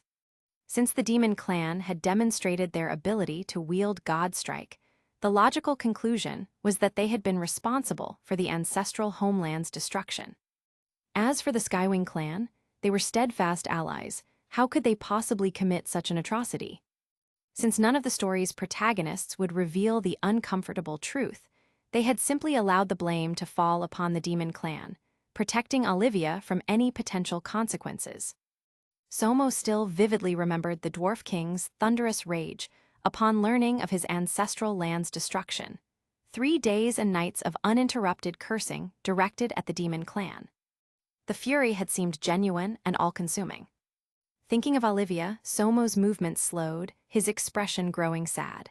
"Miss Olivia, guarding that cold, empty divine kingdom above, she won't ever come down again, will she?" The remaining members of the Skywing clan had already departed this world entirely, leaving Olivia as the last of her kind in this realm. Moreover, she had sworn a binding oath never to set foot on the ground again, making the Skywing clan effectively extinct as far as this world was concerned. Perhaps in a few more millennia, this once powerful race would fade entirely into forgotten history. Unless Kurtz returns to persuade her otherwise, Miss Olivia will never touch earthly soil again, Norn said quietly, his voice heavy with resignation. Whether it was himself or Sarai, who continued her solitary journey as a traveling mage, they had searched tirelessly for Kurtz for decades without finding even the slightest trace. Norn had gradually prepared himself for the worst possible truth. Kurtz, who had guided him onto the path of magic, who had sworn to bring magical knowledge to all humanity, the first great sage of their race, had likely died alongside the goddess in that final confrontation. If that were truly the case, Then he would honor Kurtz's vision and complete what his friend had started. The one thing that filled Norn with quiet pride was how well he had fulfilled that mission over the years. He had visited virtually every human settlement across the continent, gathering scattered communities and gradually building the foundation of their first nation. "Kurtz, I've done enough, haven't I?" Though he knew his vanished friend couldn't hear him, Norn still found himself silently asking the question. Somo released a heavy sigh, his eyes reflecting deep loss and confusion. Where exactly is Kurtz? There's been no word, no sign at all. Could it be that he really, along with the gods? At this point, Somo couldn't bring himself to voice his darkest fear, terrified that speaking it aloud might make it true. Norn remained silent, his fingers unconsciously worrying the rim of his wine glass as memories threatened to overwhelm him. Kurtz's disappearance remained a massive mystery and source of regret for both him and every surviving member of their original group. It was precisely because of Kurtz's vanishing, combined with Olivia learning the devastating truth about the relationship between the so-called true and false goddesses, that she had made her oath of eternal exile. Norn looked up from his contemplation, gazing across the celebrating crowd with eyes that still hoped to spot a familiar figure among the revelers. Perhaps, Norn's voice was barely above a whisper, as if speaking to Somo while simultaneously addressing his own doubts. He is continuing his unfinished journey in a place we simply cannot reach. That's entirely possible, Somo agreed, though his tone suggested he was grasping for comfort rather than conviction.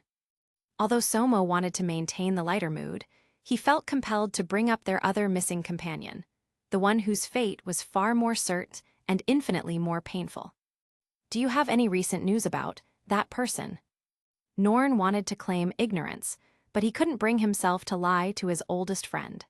He was painfully aware of his former companion's activities, and it was precisely because he knew the truth that it caused him such anguish. Just as the vanished Kurtz still allowed them to maintain hope, the corruption of their other friend had become a source of immense heartache. He should have recognized the signs earlier. The lingering poison of the false god had begun infecting not just his friend's body, but his very soul. He is, Norn took a shuddering breath, forcing himself to speak the truth he least wanted to acknowledge. He has become that demon Lord Asmodeus of the demon clan. The wine glass in Somo's hand slipped from nerveless fingers, shattering against the stone floor and drawing curious glances from nearby celebrants. But Somo himself was too stunned to notice the attention. "Please, you must keep this secret," Norn pleaded urgently. "I hope our friend can be remembered honorably in history as a sage, not as what he's become." Norn found himself unable to complete the thought, the words too painful to voice. But Somo already understood the weight of what his friend was asking. "I understand completely. There is no longer your friend in this world, only the first-generation demon Lord Asmodeus of the demon clan. The person we knew is gone." "Let's not dwell on such dark matters tonight," Norn said, forcing brightness into his voice. "Come, let us toast to better times." "Isn't it somewhat peculiar for you to be toasting me with fruit juice?" Norn observed with wry humor.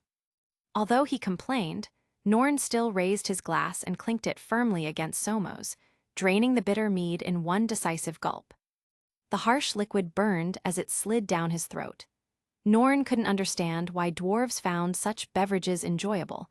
Perhaps it was simply the temporary escape from reality they provided. Only he dared not allow himself such luxury of escape. He had responsibilities, promises to keep, legacies to honor. The living should carry the hopes of the departed forward, no matter how heavy the burden became. Chapter 107, Sarai's Heart. Unknown to Norn, while he was being crowned during the day, on a hillside outside the royal city covered in pale purple stargazing flowers, Sarai stood quietly. She did not appear before the crowd, only watched from afar. Her golden hair caught the wind. 30 years were but a blink of an eye for an elf. The petals around her feet stirred with each gust, creating small whirlwinds of purple that danced and settled again. Before Sarai floated a round mirror made of magic, its surface rippling with mana. The scene within showed the grand coronation ceremony unfolding in the city square below. Every detail was crystal clear. the glint of the crown, the colors of ceremonial robes, the sea of upturned faces. As the crown descended, the square erupted in cheers like a mountain collapsing and a sea roaring. Sarai's lips curved upward. The smile was shallow and fleeting, yet it truly existed. A rare expression that would have surprised anyone who knew her well. Through the magical viewing, she observed Norn's speech and his conversations with the Dwarf King, the Elf King, and Somo. Each word reached her ears with perfect clarity, as if she stood among them. "Well done, Norn." The words emerged as barely more than breath, her clear, cold voice almost inaudible. There was something in her tone, relief perhaps, that even she hadn't consciously recognized. If that man were here, he would surely be pleased, wouldn't he? After all, Kurtz had always talked about how, when Norn was crowned king, he would snatch the crown and wear it for 2 days, just to experience what it felt like. The memory of his ridiculous grin when he'd said it surfaced without warning. Yet now Norn wore the crown, and Kurtz still hadn't appeared. Even though this once naive human now had silver threading his dark hair, and had established a nation for his people on this scarred land, still no sign of him. When that familiar term, God-slaying one, was mentioned by Norn, Sarai's fingers unconsciously twitched. The title hung in the air like an old wound reopening. Her gaze fell upon the holy sword, resting quietly beside her in the grass. This blade, once worshipped by the elves for generations, now lay silent, the sword of holy authority, Athos. As a saint, Sarai could draw autos and channel a portion of its immense power, but the weight of it went beyond mere magic. This sword was the last thing he had given her. After the final battle with the gods, before everything settled into chaos, he had pressed autos into her hands. "Take everyone and leave quickly." His voice echoed across the years, demanding, urgent. But beneath the command, she had heard apology, trust, and something else. Something that might have been farewell, though she couldn't fully understand it at the time. Then he had vanished. Taking Alge, sword of divine authority, and all his secrets with him, Kurtz had disappeared completely into the black mud tide that erupted after the gods' deaths, like a stone cast into an abyss, swallowed without even an echo. 30 years. For long-lived races, 3 decades might be an insignificant speck in an endless lifespan. But for Sarai, these 30 years had stretched like centuries. She had traveled every corner of the continent, purged countless demons and monsters, and followed every rumor and whisper. Yet besides legends of his deeds, there was no trace of the man himself. People didn't even know what he looked like. They spoke only of a hero named Kurtz who had stepped forward decades ago, killed the god worshipped by the demons, and saved the world from darkness. If only a statue had been erected then, something real to mark his existence. Sarai couldn't understand her own persistence in searching for him. Logic suggested acceptance. If he was dead, she should erect a tombstone and visit when memory stirred. That would be the proper way for an elf to act, measured and detached. But why couldn't she accept the fact of his death? That figure who wore gentle smiles, yet erupted with devastating power when it mattered most. That companion whose magical innovation far surpassed her own, always creating spells that left her speechless. That impossible man who prepared everything for her comfort, then had the audacity to pat her head like she was some child. Kurtz, her first true companion. In her centuries of existence, he was the only one willing to support her seemingly crazy pursuit without question or fear. Slaying gods. Most would have fled upon hearing such a wish, but Kurtz had simply smiled and said he would accompany her, as if walking into divine wrath was no more significant than an afternoon stroll. To her, he had been utterly unique. And now that unique existence was gone, leaving only cold metal when her fingers brushed Otto's grip. Without Kurtz, the future stretched ahead like a barren wasteland. In the magic mirror, Sarai watched the celebration continue. Laughter and joy painted every face, but the scene felt disconnected from reality, a play performed behind glass. Everyone moved with delight, voices raised in celebration, but for Sarai, a crushing loneliness rose like a tide. The emotion struck without warning, threatening to drag her under. She raised her hand and pressed it against her chest. The pain hit like a physical blow. Her heart, why did it hurt so much? This feeling was alien yet unbearably heavy, pressing down until each breath became a struggle. Before meeting Kurtz, she had believed herself perfectly adapted to solitude.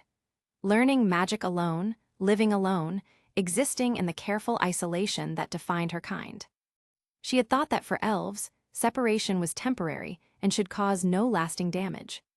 But Kurtz's disappearance was like having a crucial component torn from a flawless magic circle she'd spent years perfecting. No matter how she tried to compensate or fill the gap, her efforts only made the absence more obvious. "Where are you?" The words emerged as a whisper, her voice catching on an unexpected tremor. "Are you really?" She stared at the cheering crowd through the mirror, searching faces with desperate hope for one that could never be there. Why won't you leave even a single trace? Hope, she realized, was both beautiful and cruel. It was hope that drove her forward, but hope that made the emptiness cut so deep. Sarai recalled Kurtz's broad shoulders when he'd shielded her in the dwarf ruins, facing the Skywing clan's god strike without flinching. She remembered his unwavering stance before the allied kings, Alge gleaming in his grip. She remembered late nights crafting the pseudo-god strike magic together, his excitement when breakthrough sparked between them. She remembered the strange calm on his face the night before they'd entered Godfall land, as if he'd already made peace with whatever awaited. Every memory remained crystal clear, as vivid as if they'd occurred moments ago. But their clarity only made the ache in her chest worse. She closed her eyes, trying to lose herself in analyzing complex magical theory, her usual method for managing unwanted emotions over the past 30 years. This time, concentration failed her entirely. Against the backdrop of distant celebration, the pain grew until it threatened to overwhelm her completely. Her gaze dropped to Athos once more. At the hilt, a simple sword tassel hung, ordinary thread woven into an unremarkable pattern. Kurtz had made it while learning from Somo, fingers clumsy with the unfamiliar craft. At the time, Sarai had called it ugly and completely unsuited for such a legendary blade. He'd only smiled, that maddening, gentle expression. "I think it's perfectly fine." Sarai's fingertips traced the faded threads with infinite care. The wind stirred the purple petals around her feet again, and somewhere in the distance, the celebration continued. But here on the hillside, surrounded by flowers that would bloom and die while she remained unchanged, Sarai stood alone with her memories and her grief. A single tear slipped free, landing on Otto's scabbard where the ancient metal absorbed it completely, leaving no trace of her moment of weakness. Chapter 108, Long Time No See. On the hillside, the breeze remained gentle and steady. Distant cheers from the city celebration drifted upward while Sarai sat alone on the grass, clutching the cold, holy sword against her chest. Tonight, it felt heavier than it had in decades. Her shoulders trembled, barely visible to anyone watching, but she felt each shake like an earthquake. 30 years of searching, hoping, refusing to accept what everyone else had concluded long ago. The emotions she'd buried so carefully were breaking free, threatening to spill over like water through a cracked dam. Sarai closed her eyes, letting the night air cool her flushed cheeks. The memory felt as sharp now as it had then. Finally, she opened her eyes and raised her hand, dispelling the scrying magic with a gesture that felt like closing a book she'd never wanted to finish reading. She picked up her staff and stood, her gaze turning west toward the Godfall land, toward the place where Kurtz had last disappeared. The direction that had haunted her dreams for 3 decades. Sarai had made her decision. If this final search yielded nothing, she would erect a tombstone for him. It would be both her answer and her compromise with reality. She would return to visit that stone marker from time to time, until the passage of centuries dulled this particular ache in her chest. Just as she had thought when she first met him, that humans were fleeting things, here one moment and gone the next, she would remember that in the age of mythology, there had been a human who caused her 30 years of pain. Nothing more, nothing less. Her figure vanished from the hillside covered in stargazer grass, leaving behind only the gentle swaying of flowers in the breeze. On the other side of the kingdom, the day-long celebration had finally ended. The bustling city settled into the weary contentment that followed grand festivities, its streets emptying as citizens returned to their homes. The moonlight was unusually bright tonight. Norn could see the cobblestone path clearly even without candlelight to guide his way. He dragged heavy steps back toward the castle, each footfall echoing his exhaustion. The royal robe felt like chains around his shoulders, the crown a weight that seemed to grow heavier with each step. These symbols of his authority, once sources of pride, now felt like costumes he couldn't wait to remove. His body was aching with the deep weariness that came only after forcing oneself to appear strong for an entire day. The corridors of the castle were mercifully quiet. Most of the servants had retired for the evening, leaving him alone with his thoughts. He pushed open the door to his chambers, stepping into the familiar darkness. The room was simple, almost bare, a conscious choice that had raised eyebrows among his advisors. More than one had suggested he recruit additional maids, asking how it looked for a king to maintain such modest quarters with so little staff. Norn had refused every suggestion. If it weren't for basic royal protocol, he wouldn't want any servants at all. The fewer people around him, the easier it was to think, to remember who he'd been before the crown. He rubbed his temples, preparing to close the door and finally shed the weight of kingship for a few precious hours. But just as his fingers touched the door handle, his movements froze. In the depths of the room, where moonlight couldn't reach, a figure stood silently by the tall window. The intruder wore a large black cloak that seemed to drink in the shadows around it. The hood was pulled low, completely hiding any facial features. Only the general shape suggested it was human, though even that felt somehow wrong. The figure stood motionless, patient as stone, as if it had been waiting for him all along. A chill shot through Norn's chest like an arrow of ice. A demon. There were demons whose appearance could mimic humans perfectly. He'd fought enough of them during his adventuring days to know how deceptive they could be. The thought came to him instinctively, born from hard-won experience. The aura radiating from the figure felt fundamentally wrong. The magical power within it was chaotic, unstable, carrying traces of that particular darkness he'd learned to associate with demonic influence. Every instinct screamed that this was an assassin, sent by forces that still opposed his rule. Norn's body tensed like a coiled spring. His right hand moved without conscious thought, fingers wrapping around the familiar grip of his sword. 30 years of kingship hadn't dulled the warrior's reflexes that had kept him alive through countless battles. Fatigue evaporated, replaced by the crystal-clear focus of mortal danger. He controlled his breathing, keeping it steady and quiet while his sharp gaze tracked every slight movement from the shadowed intruder. He was ready to draw and strike if the figure showed even the slightest aggressive intent. "Who are you?" Norn's voice carried the authority of both king and veteran warrior. "State your business or face the consequences." The figure shifted, barely visible, just the slightest adjustment of posture. Then, cutting through the tense silence, came a voice that made Norn's world tilt on its axis. It was familiar, yet heartbreakingly hoarse, worn down by something Norn couldn't identify, a voice he'd given up hope of ever hearing again. "Don't bow your head, your crown will fall." The sword hilt slipped in Norn's suddenly trembling grip. His carefully maintained warrior's stance crumbled as recognition hit him like a physical blow.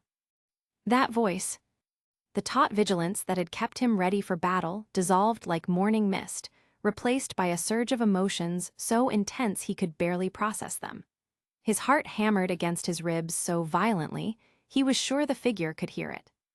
He stared at the cloaked form with new eyes, searching for any detail that might confirm what his ears were telling him. "Kurtz," the name came out as barely more than a whisper, fragile as spun glass. Is that really you?" His voice cracked on the words, 30 years of carefully buried grief threatening to spill over. He took a hesitant step forward, his weathered face twisting with a mixture of hope and terror, hope that it might be true, terror that it might not be. The figure raised one pale hand with movements that seemed to cost great effort. Slowly, deliberately, it reached up and pulled back the concealing hood. Moonlight illuminated a face that stopped Norn's breath entirely. It was exactly as he remembered, the same black hair, the same familiar features, unchanged by the 3 decades that had aged Norn into an old man. Time might have frozen around that face, preserving it in perfect detail. Yet something was different. The black eyes that met his gaze held depths of weariness that seemed impossibly ancient, a weight of experience that didn't match the youthful features. But it was him. Against all odds, against all reason, it was truly him. Kurtz. The name tore from Norn's throat with cry. Joy overwhelmed every rational thought. He forgot that he was a king. He forgot the dignity he was supposed to maintain. He forgot everything except the impossible miracle standing before him. His arms spread wide as he rushed forward, desperate to embrace this friend he'd mourned for 3 decades, to prove to himself that this wasn't just another cruel dream. But before he could complete the embrace, Kurtz raised his hand to stop him. "Wait, Norn." Kurtz's voice carried the same gentleness Norn remembered, but underneath it was a fragile. "This body is very fragile." Norn froze mid-stride, his arms still outstretched. For the first time, he truly looked at what stood before him. The hand that had stopped him was bone-white, so pale it seemed translucent in the moonlight. The arm that held it steady was visibly trembling with the effort of such a simple gesture, as if even that slight movement required tremendous strength. "Your body," Norn's voice died in his throat. The joy he'd felt moments before had vanished. If his oldest friend had returned to him only to die in front of him, if this reunion was nothing more than a final goodbye, then this would be a real joke of life on him. He studied Kurtz, seeing details he'd missed initially. The unchanged face was like a mask put over something. His skin was almost as pale like a porcelain, and his breathing was so shallow Norn had to strain to detect it. He looked like he might collapse if the wind shifted too strongly. Kurtz slowly lowered his hand, offering a smile that held more sadness than joy. "There's nothing I can do about it. I've only controlled the authority of life for such a short time. I haven't had the chance to create a proper body for myself." He spoke. His gaze drifted over Norn's royal robes, taking in the crown and Norn Postru. "It seems you've done better than I ever imagined, Your Majesty." "Don't call me that." Norn's interrupted. His voice caught in his throat. He stepped closer but didn't dare reach out again, afraid that even a gentle touch might hurt him. "Where have you been all these years? Sarai has been searching for you, we all thought you were." He couldn't finish the sentence. They had prepared themselves for the worst outcome, even as they refused to accept it. Only stubborn hope had driven them to keep looking when logic said it was pointless. Kurtz was quiet for a long moment. Then he spoke. "The power of the fertility goddess carries a corrosive effect. That's why, even though the life goddess killed her in the Godfall land, her body was still being consumed by Ignia's influence. The deity who had died in the Godfall land was the fertility goddess, Ixnia. This much everyone had learned after the expedition into that place." Chapter 109. The Honored One Wears the Crown. In the War of the Gods, the life goddess and the fertility goddess fought outside the world. The life goddess, backed by the Skywing clan's faith, defeated and killed the fertility goddess. The fertility goddess's corpse fell into this world, transforming into chaotic divine power. This formed the Godfall land, which devoured all life that entered it. This was the truth of the Godfall land. The life goddess thought that after killing the fertility goddess, she could rest easy. She never expected that even in death, the fertility goddess would leave behind a trap. It would erode the life goddess's body until her soul was crushed, her body taken, and she became the new fertility goddess. But before she could take the life goddess's body completely, she met Kurtz and his group. Then came the battle with the divine being. Kurtz spoke slowly. "The final battle was worse than I expected. The fertility goddess's power was dark poison from life itself. It could rot everything and corrupt souls. When I killed her, my body was corrupted too." But Kurtz wasn't the only one affected. Norn hesitated, his jaw tight because the memories hurt, but his friend deserved the truth. When Kurtz's sword killed the goddess, wild divine power swept over everyone while Kurtz threw his staff to Sarai, shouting for her to make a barrier. Sarai put up the barrier fast, though some people were still corrupted since the divine energy moved too quickly, slipping through gaps in their defense. No one knew this happened, not even those affected. Norn only figured it out 10 years later, after he and the other person started adventuring again. Back then, his friend acted strange. He talked to himself and sometimes looked pained. When Norn asked, he always said he was fine, just tired. The lie came easy, with that smile that made Norn believe it. Maybe the divine corruption had already started working.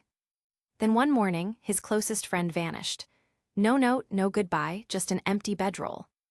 When Norn finally heard news of him, he had become the first-generation demon Lord Asmodeus, bringing disaster to the world again. The memory made Norn's chest tight with guilt. Kurtz kept talking. He raised his pale hand. In the moonlight, Norn saw faint black marks under the skin, running from his hand to his wrist like dark veins. My body collapsed completely, and my soul was corrupted too. Kurtz's voice was flat, like he was telling someone else's story, but the danger in it made Norn shiver. To survive, and to stop myself from becoming the divine being's vessel, I had to choose this way. He paused, fingers moving slightly as he chose his words, or perhaps remembered the pain. I destroyed my own body, used life's authority to make a new one, then started reincarnating. Kurtz created the reincarnation magic while making his new body. It wasn't moving into someone else's body. It wouldn't change how he looked or what he remembered. You are still you. It was just reshaping his own body, rebuilding from nothing. But this took too long, 30 full years for my soul to enter the new body. He clenched his fist gently. The movement was stiff and clumsy, like broken clockwork learning to tick again. Kurtz clearly hadn't mastered his new body yet. It's like taking a broken piano string, straightening it, then putting it on a weak piano. His voice got quieter. I focused everything on tuning, letting my soul get used to this new, fragile body. One mistake would scatter my soul or destroy my body again. Even now, this body is weak and can't take any hits. Norn stood frozen. Shock and guilt hit him hard. His throat felt tight, hands shaking. He'd imagined many reasons for Kurtz's disappearance, trapped somewhere, maybe died with the divine being, but never something this cruel. 30 years. Not traveling or exploring, but fighting to survive every moment, alone with only will and hope.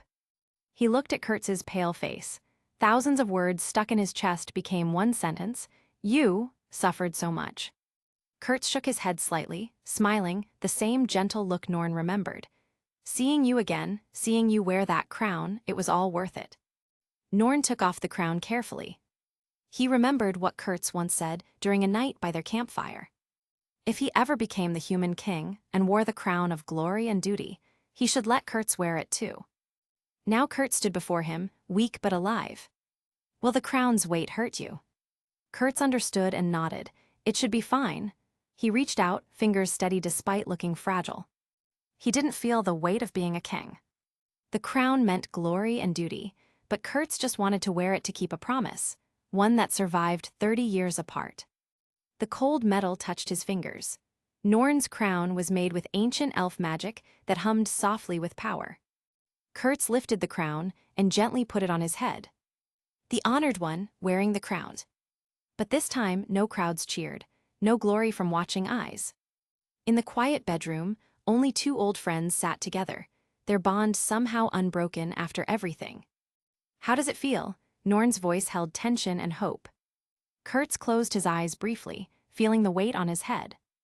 Then he opened them, smiling sadly, much heavier than I thought. He shook his head slightly, afraid the crown might fall or his weak body couldn't handle even this small weight.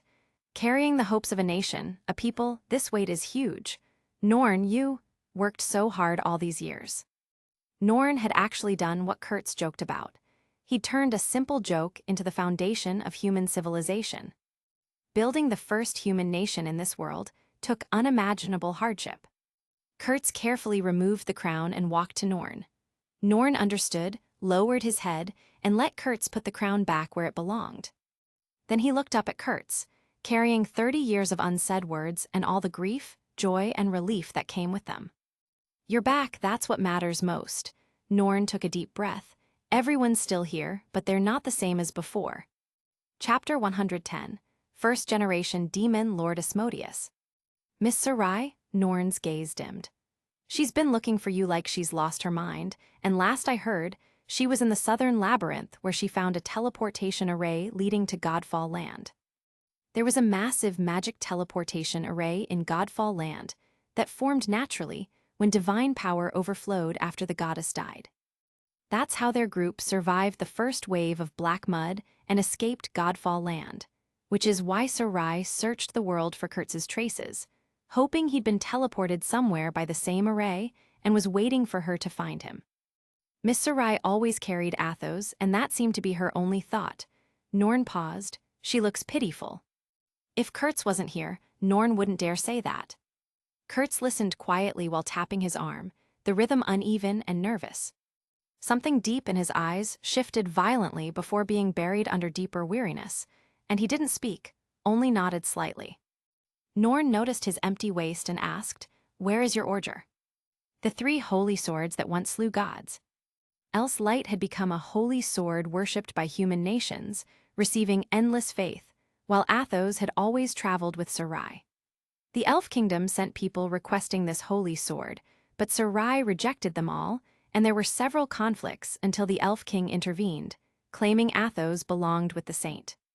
As for Orger, sword of divine authority, it vanished with Kurtz and was once again lost. "I didn't bring it out of Godfall Land," he said flatly, as if losing a god-slaying blade meant nothing. "I see." Norn didn't ask why, since he'd learned when not to press. "What about the others?" "Miss Olivia," Norn's voice carried helplessness. "She kept her vow. She locked herself in the divine kingdom, never to set foot on the ground again. We tried to change her mind, but she wouldn't listen. I'm sorry." Kurtz looked out the window, as if he could see the divine kingdom suspended in the sky, where Olivia kept her lonely watch. This was what Olivia called atonement, and even though she didn't need to do this, Kurtz was swallowed by black mud before he could persuade her, so all his words were drowned beneath the tide. His lips moved silently before turning into a sigh. "That fellow Somo," Norn's tone lightened, "is now the next dwarf king and has even grown a beard. And," Norn smiled, "he pretends fruit juice is alcohol when he toasts because he's afraid they'll discover he can't drink." A smile appeared on Kurtz's face as if he could see the dwarf's act, but one person was still missing. Kurtz looked at Norn again, and the smile died. "What about Eric? That kid should be here too, right? Or is he adventuring alone?" The smile faded from Norn's face. He was silent for several seconds, as if gathering courage. The air in the room seemed to thicken. "Eric," every word seemed squeezed from Norn's throat. "I'm sorry, Kurtz." Kurtz's gaze turned solemn. Dread surged in his heart. What happened to him? When the goddess fell, black mud erupted. Sarai deployed a barrier with Athos in time, but Eric was closest, or rather that power sought him out. Norn's voice trembled. His body was corrupted by the goddess's divine power before she died. None of us noticed, including himself. Kurtz's pupils contracted. The goddess's divine power corrupting him before her death, the fertility goddess's most dangerous power. He knew what that meant. His original body was completely corrupted by this power, forcing him to use the authority of life to reshape himself. But even so, his soul still carried corruption into this new body. The black patterns on his hand proved it. "I didn't notice at all. After the war ended, Eric and I resumed our adventures, teaching your magic to every human village we found. But 20 years ago, Eric's body began showing problems." Norn closed his eyes in pain, remembering. At first, he was just occasionally dazed, talking to himself. He said he was fine, just tired. Then his personality changed, more extreme, more angry. The goddess's corruption had begun. Kurtz's voice was barely a whisper. He knew exactly how powerful that force was. It was slow corruption from body to soul. Not instant, but quiet, corroding you during daily life, during peaceful sleep. That's how the life goddess fell into the trap, only discovering it after the fertility goddess had completely corrupted her body. Yes, by the time I discovered it, it was too late. Eric also noticed something was wrong. We tried to find a solution using the magic in the Holy Scripture. Before the battle, Kurtz had compiled magic from the original text into a book and given it to Norn. This would help create professions like holy order among humans in the future. "It's useless," Kurtz shook his head. The magic in the Holy Scripture can't solve this corruption unless you use the same divine power to fight it, but that's impossible. Yes, too late, Norn's voice began to break. 15 years ago, Eric disappeared, vanished completely. He held on for 5 years. Eric was remarkable. Yes, Norn regretted not discovering it sooner, but even if he had, what could he have done? Nothing. Then, 10 years ago, a powerful, ruthless demon appeared among the demons. He united the remaining demons and called himself. Norn looked up, meeting Kurtz's eyes. Slowly, word by word. Demon Lord Asmodeus. First generation Demon Lord Asmodeus. Kurtz softly repeated the title. Each word made his heart grow colder. The corruption had not simply claimed Eric's life. It had twisted him into the very thing they had once fought against, transforming their golden-haired companion into a force of darkness that now threatened everything they had worked to build. Their friend, who had once carried hope to human villages across the continent, had become the embodiment of their greatest fears. Chapter 111, Endure. Asmodeus. Kurtz kept repeating the name. He never expected Eric would be the first demon king of the demon race. Is this fate? Will the hero who slays the dragon eventually become an evil dragon? As Kurtz spoke the demon king's name, black patterns beneath his arm began to spread. They moved like living things, responding to the call of similar power. The corruption within him grew restless. Norn, give me El's light. Desperation forced him to use the simplest, harshest method available. Norn looked confused but handed over the blade. El's light glowed with silver radiance after receiving human faith. It hummed softly in the moonlight streaming through the window. Decades later, Kurtz raised El's light again. The weight almost made his hands shake, not from weakness but from memory. He aimed the sword tip at the black patterns, then drove it down. Black and red blood spurted out, staining the carpet. Norn rushed forward to stop him, but Kurtz waved him back. Don't worry, I'm using the faith within El's light to suppress the erosion. His corruption had seeped deep into his bones. If he didn't stop it now, it would spread throughout his body again. Then he would abandon this form, undergo reconstruction, and fall into the same endless cycle. Is it working? Norn asked.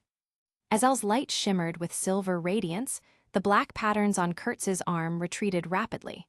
They faded to barely visible lines. To deal with divine power erosion, you need power of the same level. Kurtz drew out the Holy Scripture while Norn cast healing magic. Over the decades, Norn had learned the healing arts and taught them to others. Familiar warmth washed over the wound. Thanks, my magic power is too low for advanced healing. As the wound closed, Kurtz nodded with satisfaction. The effect is better than I expected. Using faith to suppress erosion is completely possible. Norn's eyes lit up with sudden hope.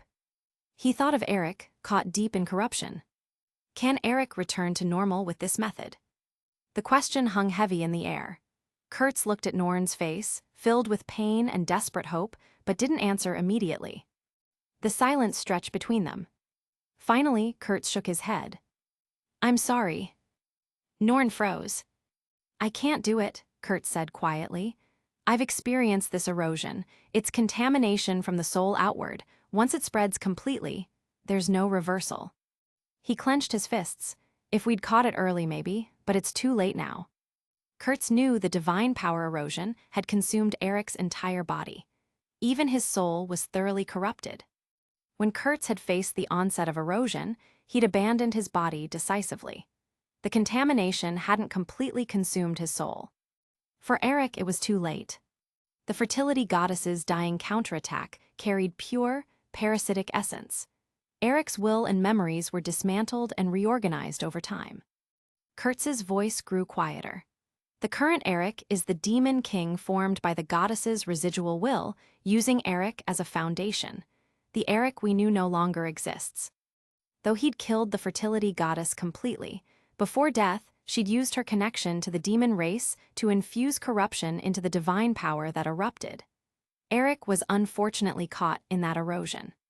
He became the first human to fall and become demon race. He would also be the last. With the fertility goddess dead, no more humans could fall due to her divine power. Norn's body swayed when Kurtz finished explaining. He steadied himself against the wall. Though he'd prepared mentally, he couldn't accept the reality laid before him. Decades of friendship, 15 years of guilt, and what he received was the final pronouncement of his best friend's complete fall. Kurtz stood still, watching Norn's powerless appearance. He reached out but withdrew his hand immediately. His own erosion remained unresolved. He dared not risk contact. After a long moment, Norn raised his head. His eyes were bloodshot, but he controlled himself. He took a deep breath. I understand. He didn't ask how to deal with Eric, nor did he speak further. Instead, he moved past the matter. Kurtz noticed Norn's intention and followed suit. Though the best choice would be bringing Eric peace, it would be too cruel to make his best friend say it. Kurtz wouldn't act until Norn spoke first. He had his own problems and truly felt powerless. If Norn ever spoke those words, Kurtz would consider finding a certain elf, one who still owed him a promise. He would let her complete this journey. Though it would be cruel for him personally, Kurtz could only do this. Norn closed his eyes. After calming his thoughts, he forced a change of subject. So what do you plan to do next? Sarai's been looking for you. Sarai. Hearing that name, Kurtz's expression grew complex. It wasn't that he didn't want to see her. The timing wasn't right. If he could completely resolve the remaining soul erosion, he could use life authority to achieve continuous reincarnation. Then, he might have the possibility of walking alongside that elf. No need to rush now. He would have a long future to accompany her. He had to endure. A little more. Kurtz convinced himself, the words echoing against the growing ache in his chest. Chapter 112, News about Sarai. No, Kurtz said unexpectedly. Now, it's not the time. Why? Norn asked, confused. She. I know, Kurtz interrupted him. I know she's been looking for me, holding her staff, crossing every corner of the world. But because I know, I have to wait. He raised his hand. Under the moonlight, the black lines stood out against his pale skin. Because I know, I can't go now. He looked at Norn seriously. The contamination in my body hasn't been removed.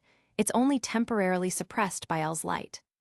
Given Sarai's personality, once she knows about this, she'll try to help me. I don't want to involve her. This power is too dangerous. One mistake. Kurtz didn't finish, but Norn understood. He was worried the contamination would hurt Sarai. So for now, let it be this way. Don't tell her until I suppress this contamination. Norn was quiet for a moment about Kurtz's decision. He understood Kurtz's concerns. It wasn't avoidance, just fear of harming her. Their relationship was deeper than he'd imagined. He nodded. I understand. I'll keep an eye out for news about her and make sure she's safe. As for your situation... Keep it secret, Kurtz interrupted. Just assume the hero who slew the gods is dead. Is that really okay? Norn frowned reluctantly. Kurtz could have honor and recognition, but he refused it outright. Norn couldn't understand this. What he didn't know was that for Kurtz, resolving the divine power erosion was more important than anything. Only then could he stop suppressing his emotions. Only then could he be with Sarai. It doesn't matter. I have more important things to do. In that case, why don't you stay in El Kingdom? It'll be convenient for using El's light, Norn suggested. He wanted to catch up with his old friend. If Kurtz left immediately, he'd be sad. Seems I'll have to trouble you. No need for formalities between us. El Kingdom, in an unknown basement. Norn didn't even know why the craftsman built this basement. They said as a noble, he'd definitely use it, then left with strange smiles. He never expected it would actually come in handy. Could those craftsmen see the future? At least now, this basement had become Kurtz's sanctuary. To avoid contaminating others with his erosion, he hadn't left the basement for an entire year. To help with El's light, Norn even moved the worship circle down here. El's light wasn't drawn, but floated quietly in the center of the circle. Kurtz sat beside El's light, surrounded by countless tiny points of light from the sword. This refined faith power helped suppress the erosion in his body. Compared to a year ago, he looked much better. The black patterns on his body couldn't expand under faith suppression. Norn opened the door quietly, careful not to disturb him. He came here often to chat with Kurtz and relieve boredom. Kurtz also helped him govern the country, offering policies Norn had never heard of. Every policy made the country better. Norn was secretly amazed at where Kurtz had learned so much.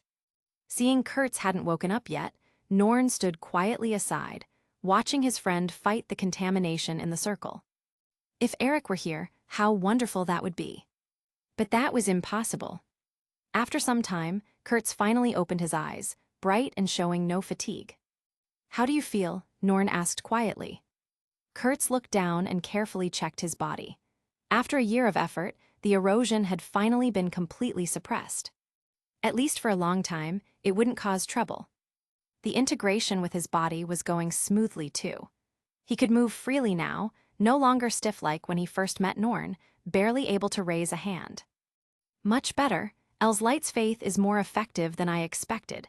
At least I don't need to worry about the erosion spreading to others," he said, looking at the floating sword gratefully.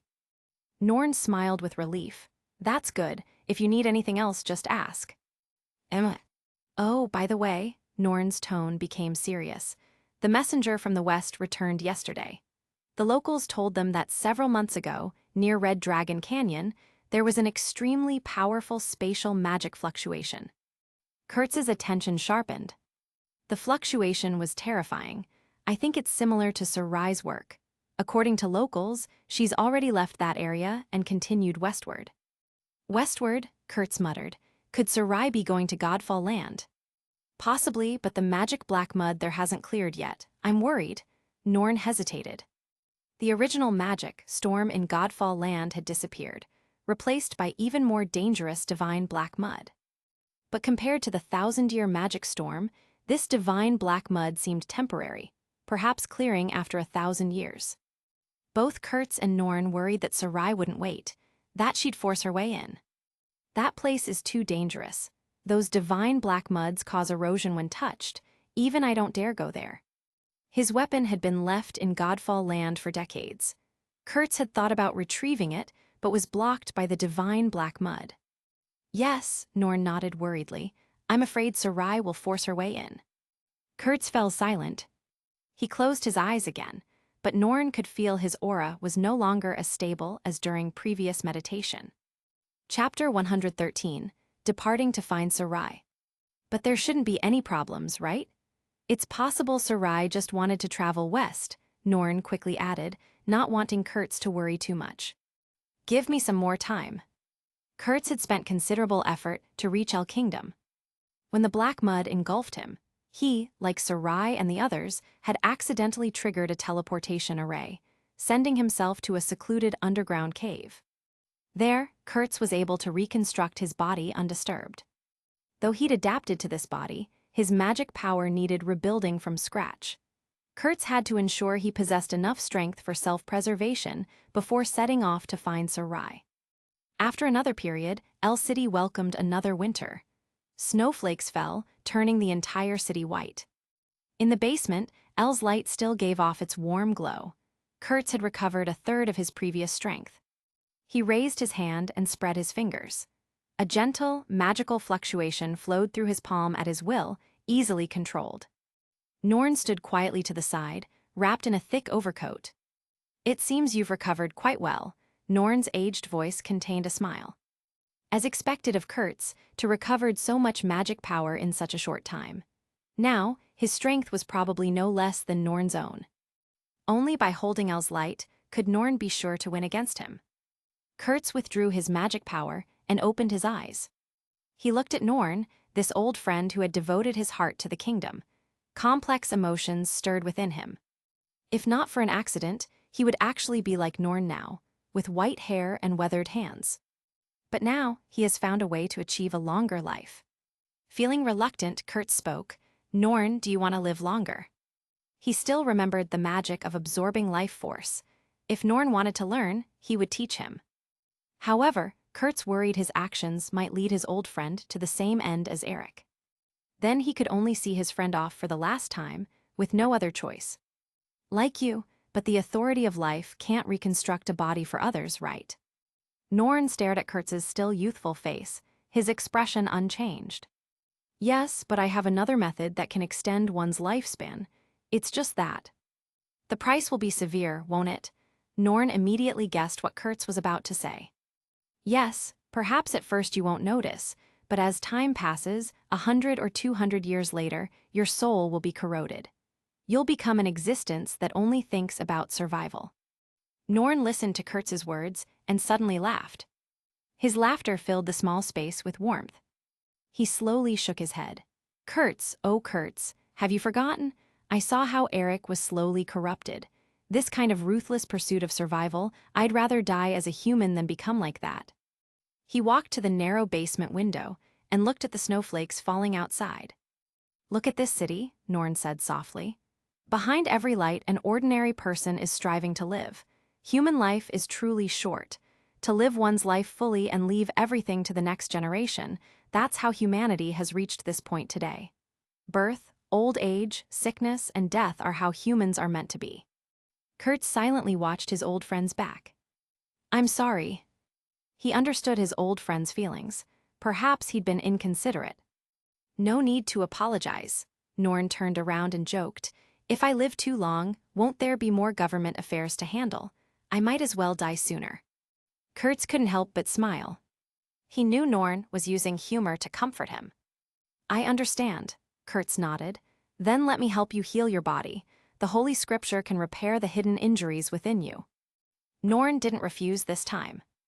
As Kurtz cast his magic, Norn felt warm magical power flowing from him. Even his aging body began to show vitality again. Though he knew this was merely temporary. In his youth, he'd experienced too many battles. This body was riddled with damage from decades of service. If he hadn't learned magic from the Holy Scripture, he'd probably be bedridden by now. He extended his hand, covered in age spots, feeling the warm magical power from Kurtz's palm. That power was very warm, just like the legendary hero before him. Speaking of which, Norn mentioned casually, though his voice carried urgency, I received news this morning that someone saw Sarai in a forest near Godfall Land. As Sarai continued exploring the continent, her reputation grew. She was already called the strongest mage of her time. Though there was still some gap from the strongest mage in history, she was an elf. As time passed, the magic power within her body would only increase. She would eventually become the undisputed strongest mage. She's getting closer to Godfall Land. Kurtz stood up swiftly, the healing magic dissipating. Instantly, Norn understood Kurtz's meaning and nodded. Are you leaving? Yes, I must go. He looked at Norn with a gaze that made it clear any persuasion would be useless, though Norn had no intention of persuading him anyway. Then I'll see you off. There's no need. Kurtz intended to refuse, but was interrupted by Norn. There is a need. After all, this parting might be the last time we see each other. Hearing Norn's calm words, Kurtz no longer spoke, allowing him to escort him out of the city. Both had disguised themselves, so they didn't cause any commotion as they made their way through the snow-covered streets. Kurtz, Norn's voice was solemn as they reached the city gates. Take good care of yourself. I will. Kurtz took one last look at his old friend, memorizing the lined face that had shown him such kindness. Without extra goodbyes, he strode away from this human country. Norn gazed at the spot where Kurtz disappeared until his footprints were covered by heavy snow. Then he slowly pulled his overcoat tighter. In the end, he still couldn't discuss Eric's matter with Kurtz. Perhaps even he hadn't made up his mind. But ultimately, that decision had to be made. Seeing his old friend off for the last time, allowing him to rest in peace, was the best choice. Chapter 114, Leave My Tomb Here. At the end of the Western Road, on the edge of Godfall Land. This place had once been an endless dense forest, but thousands of years ago, a meteor fell and an all-consuming black mist covered everything. Now the black mist had hardened into a substance like black mud. This was black mud, formed after divine power was corrupted entirely.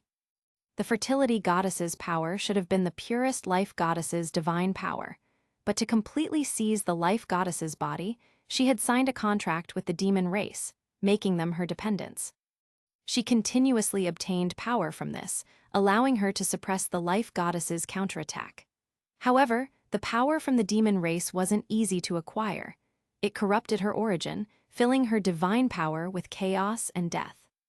After Kurtz killed the fertility goddess, this power leaked out, becoming the current black mud tide that swallowed everything in Godfall land, leaving only oppressive, suffocating silence. Sarai stood not far from this boundless darkness on a mountain peak, her golden hair scattered by the strong wind while she held Athos tightly in her arms. She had been standing here for a very long time. Her golden eyes stared at the consuming darkness before her. She could feel the terrifying power within it, enough to destroy souls, something even she dared not touch easily. Even when everyone first came to Godfall land, the black mist covering it hadn't given her such a terrifying feeling. Though this black mud was dangerous, the actual owner's power had faded entirely. Perhaps in a few thousand years, the black mud would weaken considerably, and after 10,000 years, it would disappear completely. But she couldn't wait any longer. Sarai's gaze pierced through the black mud, looking into the deepest part of Godfall land where Kurtz had disappeared. The obsession to find him burned her soul, supporting her return here after 30 years. A full 30 years of persistence that ultimately returned to the starting point where he last disappeared. She had searched every corner of the continent, questioned every mage who might have encountered him, pursued every rumor, but all roads had led her back here. Previously, Sarai had not dared step into it, but now she had no choice. She had to get an answer for herself. If Kurtz was still alive, if his soul fragments remained in some corner of this land of death, that would be the best reward for her search. Only here was her last hope and also her final despair. I can't wait any longer. It's been long enough. Sarai's voice was very soft, only she could hear it, but it carried determination as her fingers tightened around Athos's hilt. She had lingered in this area long enough. Every time she wanted to step in, she would be blocked by this aura that made even her soul tremble. It can't go on like this, she said, seeming to speak to Athos and also to herself. No matter what, I must find the answer. After making up her mind completely, Sarai did not set off immediately. Instead, she left the mountaintop and gently placed Athos on the cold rock beside her. She wanted to prepare a tombstone in advance for him and also for herself. Using levitation magic, Sarai began moving the scattered black stones nearby with slow, careful movements. Each rock was carefully selected and then piled up by her, choosing only the most complete rocks. In Kurtz's words, always leave yourself a way out. Though Sarai didn't know if this counted as a way out, it should, right? At least it would let those who came later see that she and he had come here. Finally, the two largest black rocks were erected by her as the main body of the tombstone, with smaller stones used to build a base around them. When the tombstone was finished, Sarai's fingertips glowed with magic, condensing into a carving knife as she slowly carved on the stone surface. Kurtz's tomb. After carving the last character, Sarai paused. If she really found that man, would doing this be a bad idea? She didn't know. If it were truly, as he used to say, to believe in miracles, to believe in reunion, then she would find a time to come back and destroy this tombstone, right? Secretly. Having made up her mind, Sarai turned her gaze to the vertical stone next to it. This time, she carved more slowly, with more hesitation, seemingly considering what name would be appropriate. Finally, words carrying complex emotion appeared on the rock. Close friend, Sarai. The words close friend were carved with unusual force, much deeper than the other characters. After carving, Sarai stared at the two tombstones for a long time without moving. Was she and Kurtz really just close friends? No, that wasn't right. They were initial companions, the closest fellow travelers, teachers who taught each other. They had shared knowledge and seen each other's growth over the years. It seemed that a simple, close friend was not enough to describe their relationship, but Sarai couldn't think of any other words. If Kurtz were here, he might say something more fitting. He always had a talent for finding the correct phrase. But he wasn't here, and thankfully, he wasn't here to witness this moment of weakness. This is fine, Sarai murmured softly, as if making a final farewell. She stood up again, brushed the dust from her robe, picked up Athos and turned to leave. After walking a distance, she took one last look at the two tombstones that appeared incredibly small between the sky and earth. There were two, so it wouldn't be too lonely. Then, taking a deep breath, she put all her hesitation aside. She no longer looked at the tombstones, nor did she retreat, her gaze fixed directly on the dark mire as she took a step and entered the consuming darkness. Just after Sarai left, a dust-covered figure appeared in front of the tombstone. He saw the tombstone Sarai had just finished building, his eyes immediately catching the words, "Kurtz's tomb" on it, his expression becoming strange. Upon seeing the tombstone next to it, his body stiffened for a moment, then he immediately released magic, and after sensing it was just an empty shell, let out a sigh of relief. He couldn't help but curse under his breath. "Who is it? Spreading such rumors here, don't let me catch you or you won't get off easy." However, the only one who could do such a thing was Sarai. She didn't even mind the bad luck, setting up a tombstone for him in advance. He squatted in front of the tombstone, picking up a stone. The soil on it was still fresh, indicating it had just been built. "Looks like I can make it." After speaking, he did not hesitate any longer, immediately taking steps and rushing in the same direction as Sarai. "Wait for me, Sarai." Chapter 115. Light descends on Sarai. Deep within Godfall land, time had lost all meaning. Only darkness stretched endlessly in every direction. Thick black mud crashed against Sarai's silver barrier in relentless waves, carrying the stench of decay mixed with something fundamentally wrong. She walked through this sea of darkness, each step heavy as her boots sank into the yielding surface. She gripped Athos tightly, channeling its power to maintain her defenses. But in this mud born from a god's final burst of magic, even Athos struggled. The holy sword that could normally shield the entire elf kingdom now barely maintained a sphere large enough for her to stand in. Silver light flickered weakly against the consuming darkness. Each wave's impact shook the barrier violently. Sarai felt every blow reverberate through Athos's hilt into her arms. Her face was pale, and her lower lip was bitten nearly to bleeding. The overwhelming power would make anyone flee in terror. Sarai felt that fear too, but she buried it under determination. Her golden eyes hardened. Having come this far, she couldn't retreat now. Sarai poured magic frantically into Athos, maintaining the last of the light. Her mana drained at an alarming rate, but she pressed forward. "Kurtz," she whispered his name. She was getting closer to where the final battle had taken place. The residual divine power and chaotic energy in the air grew thicker, pressing down like tangible weight threatening to crush this small pocket of light. When Sarai reached the center, the black mud erupted completely. The waves condensed into solid forms, launching continuous attacks. Tentacles of crystallized corruption lashed against her barrier with increasing fury. Each impact made barrier groan. Cracks appeared with sharp sounds like shattering glass. Finally, a corner broke under the assault. Black mud surged through instantly. The temperature dropped as corruption invaded her sanctuary, bringing whispers that made her elven senses recoil. Her survival instincts screamed, she couldn't let this mud touch her. But the barrier was small, and she had nowhere to retreat. She could only watch helplessly as the darkness rushed toward her. "Is this as far as I can go?" At that critical moment, golden light erupted from the depths. The light was pure beyond description, instantly cleaving through the viscous black mud and clearing the area around Sarai. It cut through corruption like a sword of dawn, completely destroying even the mud that had breached her barrier. When the dazzling light faded, Sarai found a straight path carved around her. The black mud on both sides had been driven away as if fearing sunlight. This light, she knew it too well. During the final battle against the fertility goddess, Kurtz had wielded Orger with the same power. In the end, to kill the goddess completely, he had unleashed Orger's full strength, merging it with El's light to deliver a god-slaying blow that extinguished even divine souls. Now, Sarai felt this aura again. She widened her eyes in disbelief, looking toward the end of the passage where a holy sword floated, repelling all evil. Divine Authority Sword, Orger. Orger had disappeared with Kurtz 30 years ago. Now it reappeared before her, making Sarai's heart pound violently.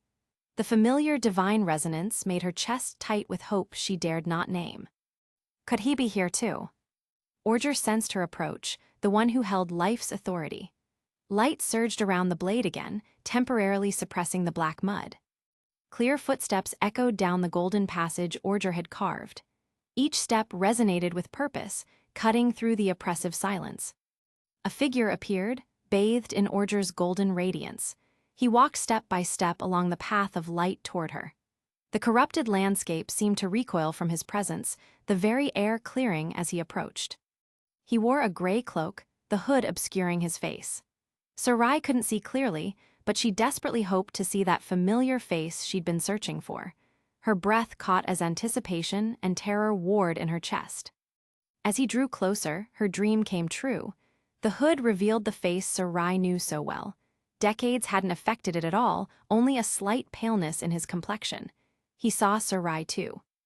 After 30 years of separation, their gazes met once more. In that instant, the weight of their parting, the agony of uncertainty, the desperate hope that had sustained her, all crystallized into a single moment of recognition. Both Kurtz and Sarai had much to say, but this wasn't the time. Kurtz reached the passage's end, just steps from where Ordre hung suspended. He extended his hand and grasped the floating hilt. The moment he touched it, Ordre's power unleashed completely. 30 years of waiting had finally brought a new beginning. Golden light shot skyward like sacred flames, instantly purifying black mud within a 100-meter radius. The corruption didn't just retreat, it screamed as it burned away, its very essence dissolving like mist before the sun. A domain of golden power unfolded with Kurtz at its center, isolating all encroaching magic. Athos couldn't match this. It was merely a sword blessed by a god, while Ordre was forged from divine authority itself and could completely dispel this divine corruption. Within this golden domain, Kurtz stood sword in hand. The divine weapon hummed with contentment, as if finally home after a long journey. He and Sarai were only steps apart. He could clearly see her pale face and the surprise in her eyes, more than surprise, relief, joy, and something deeper that made his chest tighten. Kurtz's hand holding Ordre trembled slightly, the sword's tip pointed at the ground. Golden light flowed around him, dispelling the divine contamination he'd accumulated on his journey. He extended his other hand to Sarai. "You've waited a long time, Sarai." His voice was gentle, carrying the melancholy of 30 years of separation. "I am back." Chapter 116, My Elf Lady. Sarai's small hand trembled in midair, not yet reaching out. Too many emotions surged in her golden eyes, hope, fear, and desperate longing. She was terrified that this was another illusion. Just like the countless dreams over 30 years where his figure would vanish like a popped bubble the moment she tried to touch him. "Kurtz," her voice wavered with uncertainty, "is this another dream?" Even though she could feel the warmth of his light, even though her instincts screamed that he was real, Sarai still refused to believe. Maybe if she didn't hope too hard, the reunion would actually be real this time. Seeing her reluctance, Kurtz's expression softened. He stepped forward and gently took her suspended hand, intertwining their fingers. His other hand settled on her head with familiar weight. "It's me." His palm was warm, carrying that comforting strength she remembered. The large hand ruffling her hair was annoying yet achingly missed. It wasn't an illusion. She wasn't dreaming. It was Kurtz, her most precious friend she'd searched for across 30 long years. "Kurtz, Kurtz!" Sarai's voice rose uncontrollably, joy threatening to spill over. Her golden eyes reflected his figure, swept up in overwhelming emotion. Kurtz didn't pull away from his grip, puzzled by this intimate gesture. Was he as happy as she was about their reunion? Of course, he truly was her dearest friend. Sarai squeezed his hand harder in return, their fingers locked together as if they could never be separated again. The emotions they each held were different, but that didn't diminish the joy of their reunion. Sarai even forgot to complain about the hand messing with her hair, too busy staring up at his face as if to make up for 30 years of absence. "It's me," Kurtz repeated gently. "I'm back, Sarai." "You," Sarai's mouth opened, 1,000 words jamming in her throat before emerging as a choked accusation. "Where did you go? For 30 entire years. I thought you were already." "I know." Kurtz felt his heart ache at her persistence, while something indescribable fluttered in his chest. "Stubborn elf miss, I owe you an apology." He lifted their joined hands and gently rubbed her palm against his cheek. The gesture crossed ordinary friendship boundaries. Sarai noticed, but in her mind, this seemed reasonable. She and Kurtz had never been ordinary friends to begin with. Perhaps he understood their relationship the same way. For elves with long lives and muted emotions, the position of close friend had been reserved for Kurtz alone. If he were expressing their bond this way, she would respond in kind. Sarai pulled their hands back and placed his palm against her own cheek in return, her gift back to him. In her heart, this was proof of their relationship's intimacy. "My precious friend," she whispered, voice soft but laced with trust. "The one who walked the path of magic beside me has finally come home." Kurtz's heart trembled. Her words were so pure, so sincere, that they touched emotions deep in his soul, feelings he'd never dared hope for. He wasn't even sure if what he felt was right. But since he'd found a way to achieve immortality, surely these feelings were justified. He understood Sarai too well, understood her emotional barriers.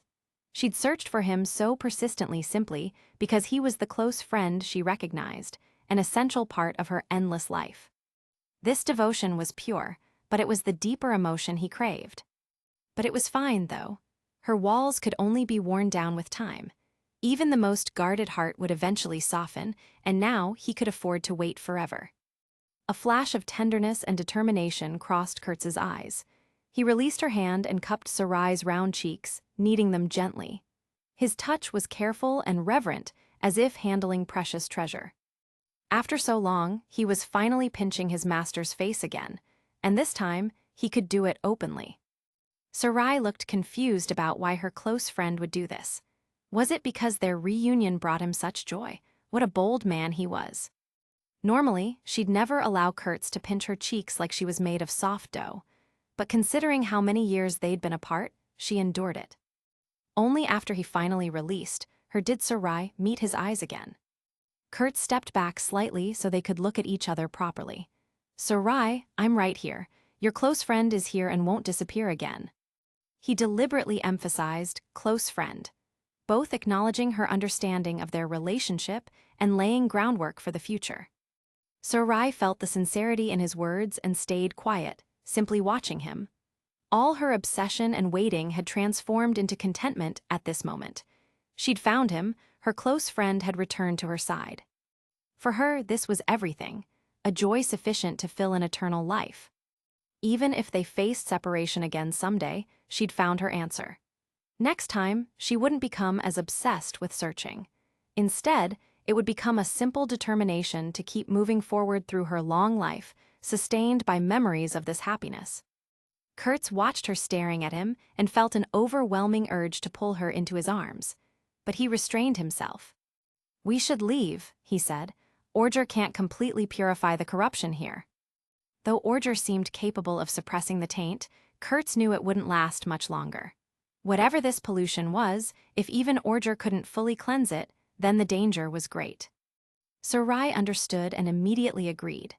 Kurtz raised Orger, and sword light carved through the darkness, forming a path leading out of the Godfall lands. He was about to step forward when he felt a gentle tug on his sleeve. This time, Sarai's voice was soft but firm. "You're not allowed to disappear again. You have to stay with me for another adventure." Kurtz turned to look at her, a gentle smile crossing his lips. "I promise you, my elf lady." Their figures gradually disappeared down the light-trapped path. Two people finally reunited after 30 years of separation. Chapter 117. A very, very long journey. The path opened by sword light slowly closed behind them, isolating all the darkness and erosion of Godfall land. But as Kurtz and Sarai drew closer to the edge, the suppressed darkness came alive, boiling completely. The viscous, mud-like dark current surged like a colossal wave, violently impacting Orger's light. Its momentum was so great that even the sun-like radiance dimmed slightly. The very air crackled with malevolent energy, as if the corruption itself recognized what was escaping its grasp. Boom! Darkness and light clashed. Countless twisted black currents danced wildly, attempting to break through the barrier of light and drag their escaped prey back into the abyss. The sound was deafening, like thunder trapped in a bottle, threatening to shatter reality itself. Seeing this, Kurt secretly hid his arm. He hadn't expected his arrival would activate the pollution here. The filthy darkness, mixed with a chilling aura, clearly desired to return to its most fundamental source. And that source was within Kurt's. As an existence entirely devoured by the black mud, Kurt's had naturally become the source of this pollution. His presence triggered the current boiling. Sarai's expression changed, and she instinctively tugged on Kurtz's sleeve. Her fingers tightened against the fabric, a small anchor in the surrounding chaos. "Don't worry," Kurtz comforted her, his hand boldly gripping hers. The contact was warm and reassuring against the oppressive cold coming from behind them. He now possessed more than one god-level power. Orger's return had brought him authority from the goddess. Two powers of the same level could naturally deal with the black mud before them with ease. His gaze sharpened. Orger's magic began to unleash. A clear sword hum resonated, and vast holy power poured in again, completely repelling the surging black tide. The divine weapon sang with purpose, its light cutting through corruption like dawn breaking eternal night. Using Orger's power, the two quickly escaped the influence of Godfall Land's black mud tide. Behind them, the black tide churned in vain at the border, having completely lost its target. Eventually, it receded slowly, re-entering the darkness. Sarai looked back at the forbidden zone that swallowed light, her heart still pounding. She let out a long sigh of relief. The clean air felt almost foreign after breathing the tainted atmosphere for so long. She looked at Kurtz beside her, eyes filled with concern. "Are you all right? That was really dangerous just now." Kurtz didn't answer immediately. He just walked in front of Sarai, extended a finger, and flicked her forehead. "He." Sarai covered her forehead, glaring at him in displeasure. This human actually dared to hit her. How arrogant. Sarai intended to retaliate the same way, but Kurtz's next words dispelled that idea. "You knew it was dangerous, yet you still dared to go in." Now that the danger was over and they were in a safe place, Kurtz wanted to give this elf miss, who didn't know her own limits, a proper lecture. "I couldn't help it. Wasn't this the only place left to search? Besides, I just knew you were here." The elf miss finished speaking and even showed an "I told you so" expression, seemingly very proud of her choice. Her chin lifted slightly in that familiar gesture of stubborn satisfaction that he remembered all too well. Kurtz was even more frustrated. "What do you take me for? I wouldn't dare stay in that place either. I'm not like Orger, who can mask his aura." "But the outcome is good, isn't it? Is Orger all right, though?" "He's fine, just used up some power," Kurtz said reassuringly, patting the divine sword at his waist. Although the elf miss seemed completely unable to learn, he didn't intend to say more. After all, she risked everything to find him. As the person involved, he had no real standing to criticize her. A couple of lectures would suffice. "But if you weren't in Godfall Land, then where were you? I didn't find any trace of you on the continent, though I heard many stories." The story of Kurtz, the god-slaying one, had spread throughout the continent. He was not only the wielder of the three holy swords, but also a legendary figure who destroyed the demonic army in a single strike, and a mythical hero who achieved the impossible feat of slaying the demon race's worshipped deity. Now, all demons and monsters on the continent, having lost their connection to their deity, would turn to ash upon death, leaving no trace. One could say there was no longer any need to consider how to dispose of monster corpses.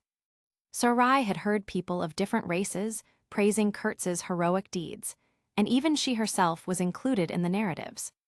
Hearing Sarai's question, Kurtz had no intention of hiding it. Now that his erosion could be slowly worn away with Orger's power, he could tell Sarai everything. "Sarai, there's something I must tell you." He paused, seemingly weighing his words. "For these 30 years, I didn't disappear on purpose. During the final battle, my body was completely eroded by this darkness." He raised his hand and pointed to the darkness covering the entire Godfall Land not far away. Sarai was slightly startled, her golden pupils fixed on Kurtz's face and body. She reached out, placed her small hand on Kurtz's chest, and leaned her entire body against him, sensing him through the most core part of a person. Her elven senses, refined over millennia, searched for any trace of lingering corruption. That warmth, imbued with the vitality of life, was no different from her memory. But this was precisely what was wrong. Because 30 years had passed since the final battle. This human's body should have begun to age, just like Norn, whom she had seen before. However, his body was impossibly young, and his appearance hadn't changed at all. Upon closer sensing, Sarai could indeed detect a very subtle, yet newborn, pure aura. It was like sensing spring water from a source that had never been touched by winter. Erosion, Sarai's voice dropped, trembling with lingering fear.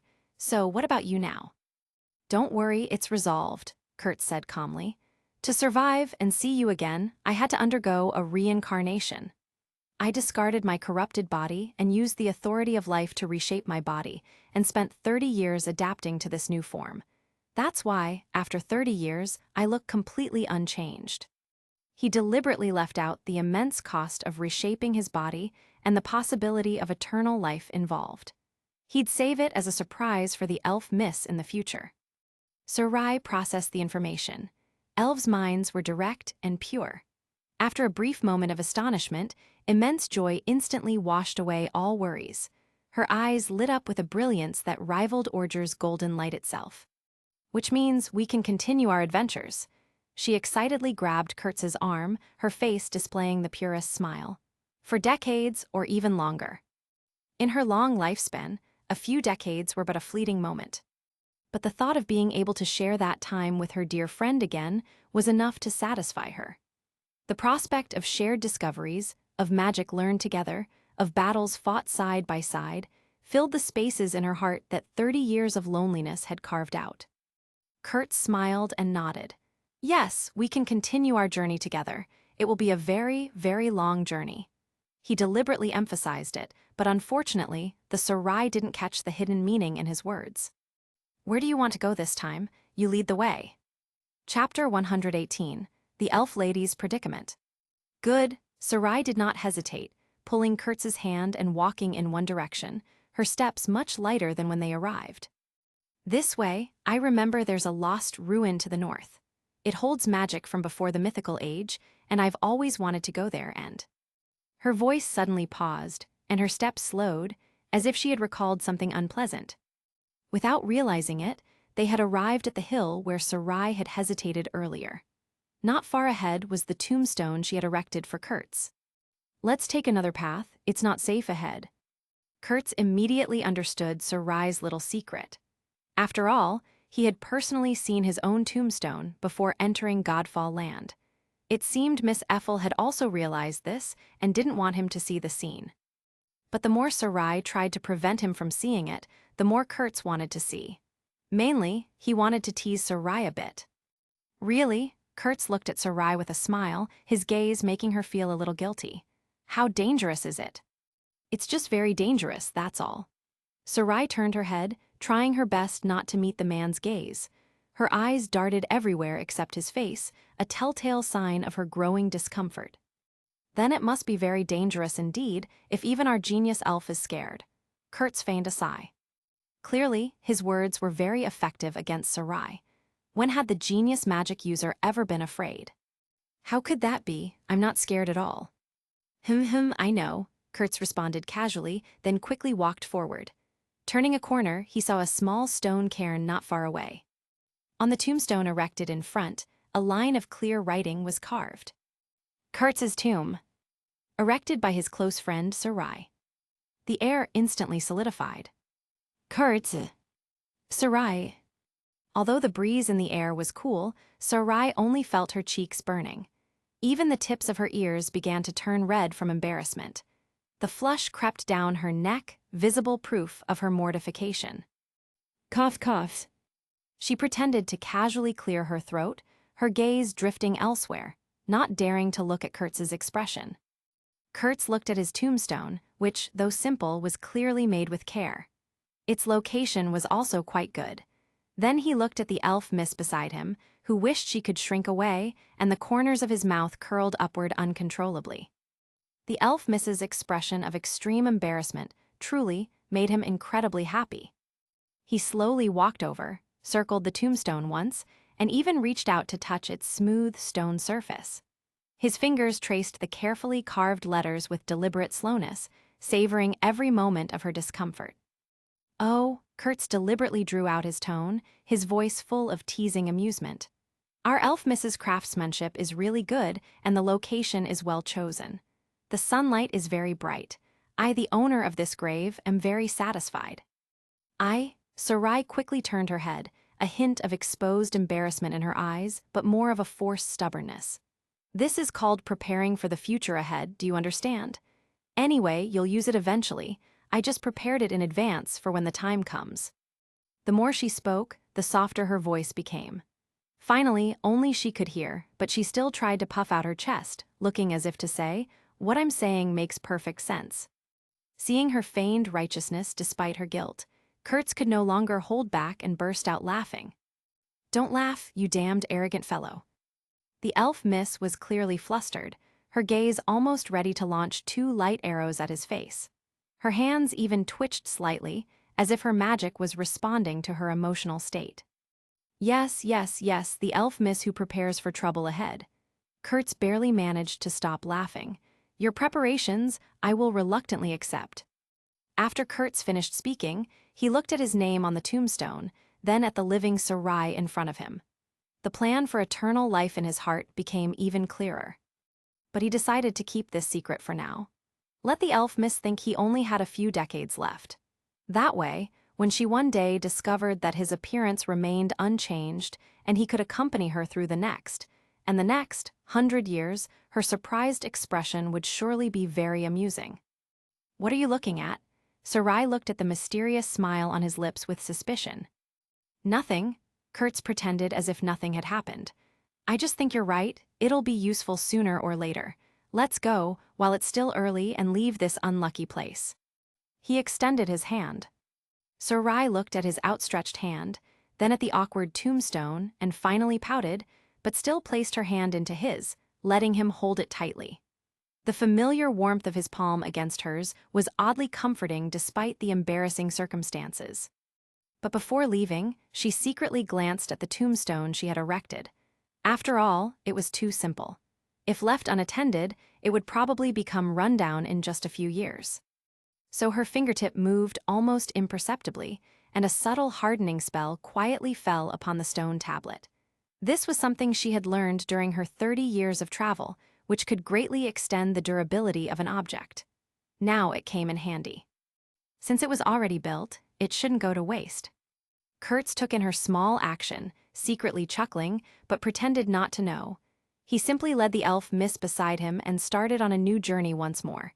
This time, it was just the two of them. The far north. This was the gathering place of the remaining demons, and because the first king to rule all demons appeared among them, people also called this place the Demon King's City. To display his majesty, the Demon King's might, a group of demons copied the designs of the elves and dwarves and built a magnificent castle for him.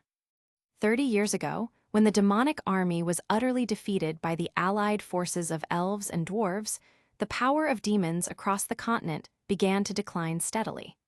Especially after losing their connection with the goddess, the demons fell into confusion. It was then that a seemingly frail human appeared before the demons. At first, some demons even tried to treat him as food and attacked him, but he destroyed them with a single blow, leaving no trace.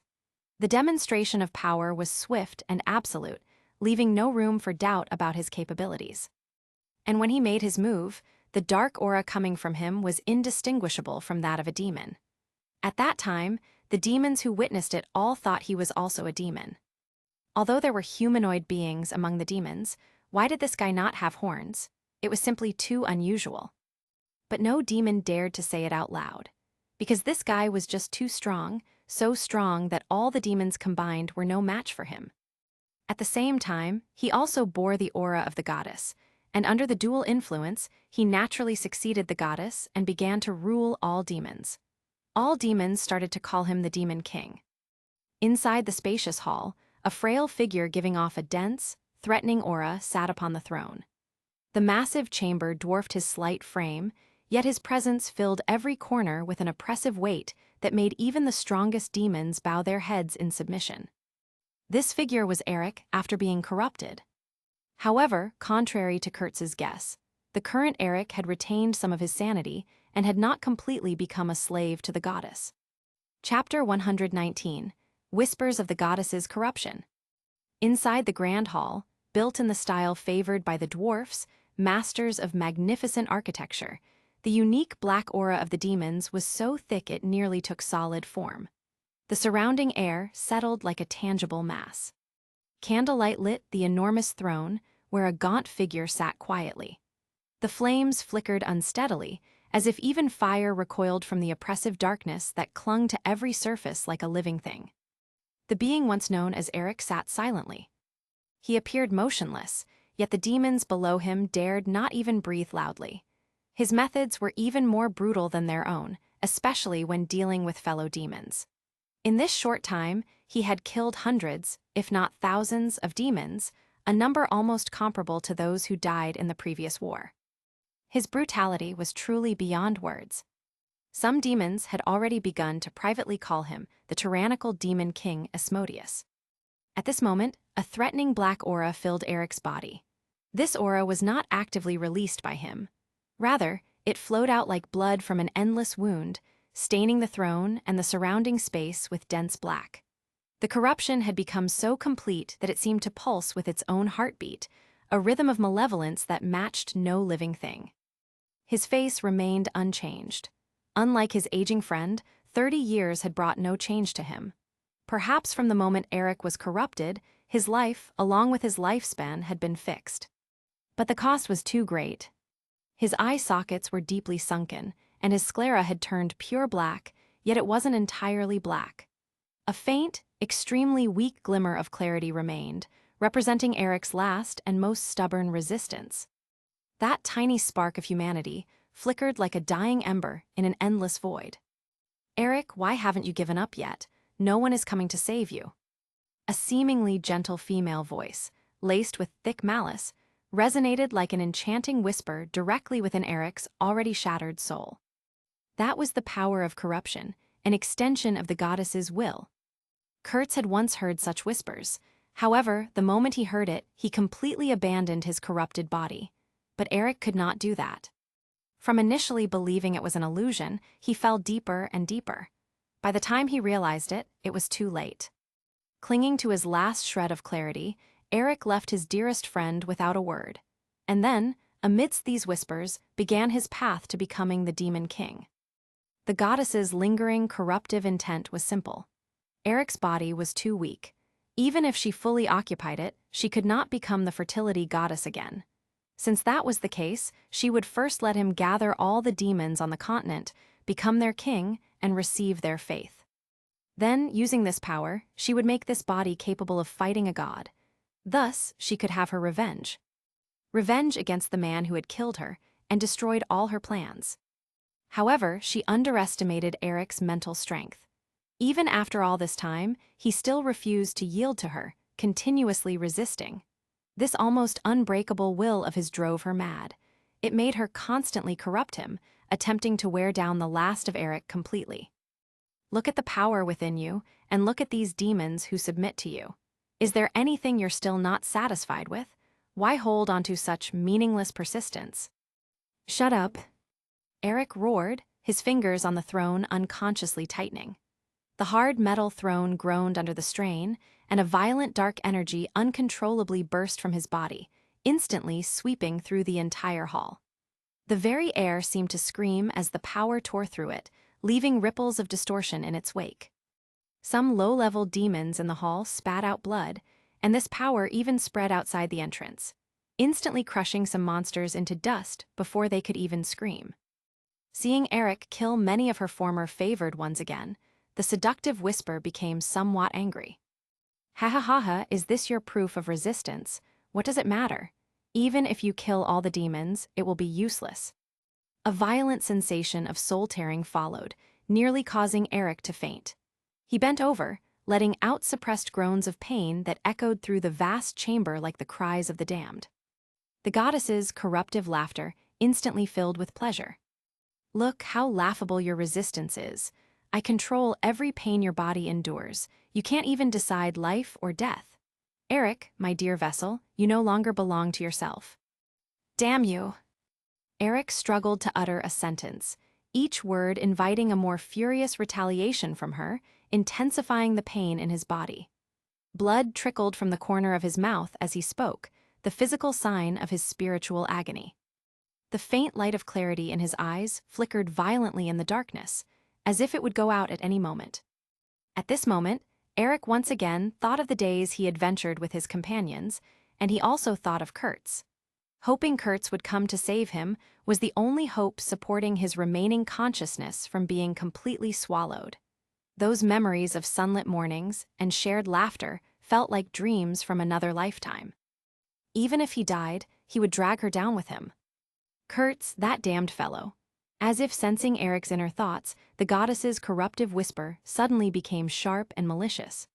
He's already dead. Dead in my divine power storm. Your hope is already dead. Give up. My dear Eric, you are the true master. You can get anything you want, kingdom, wealth, honor, anything you want. Ha ha ha, Eric covered his face and laughed wildly, as if it could lessen his pain in his body. The sound was hollow and broken, more sob than laughter. What are you laughing at? The corruptive whisper was filled with confusion. Kurtz won't die. Eric's voice was faint but incredibly firm.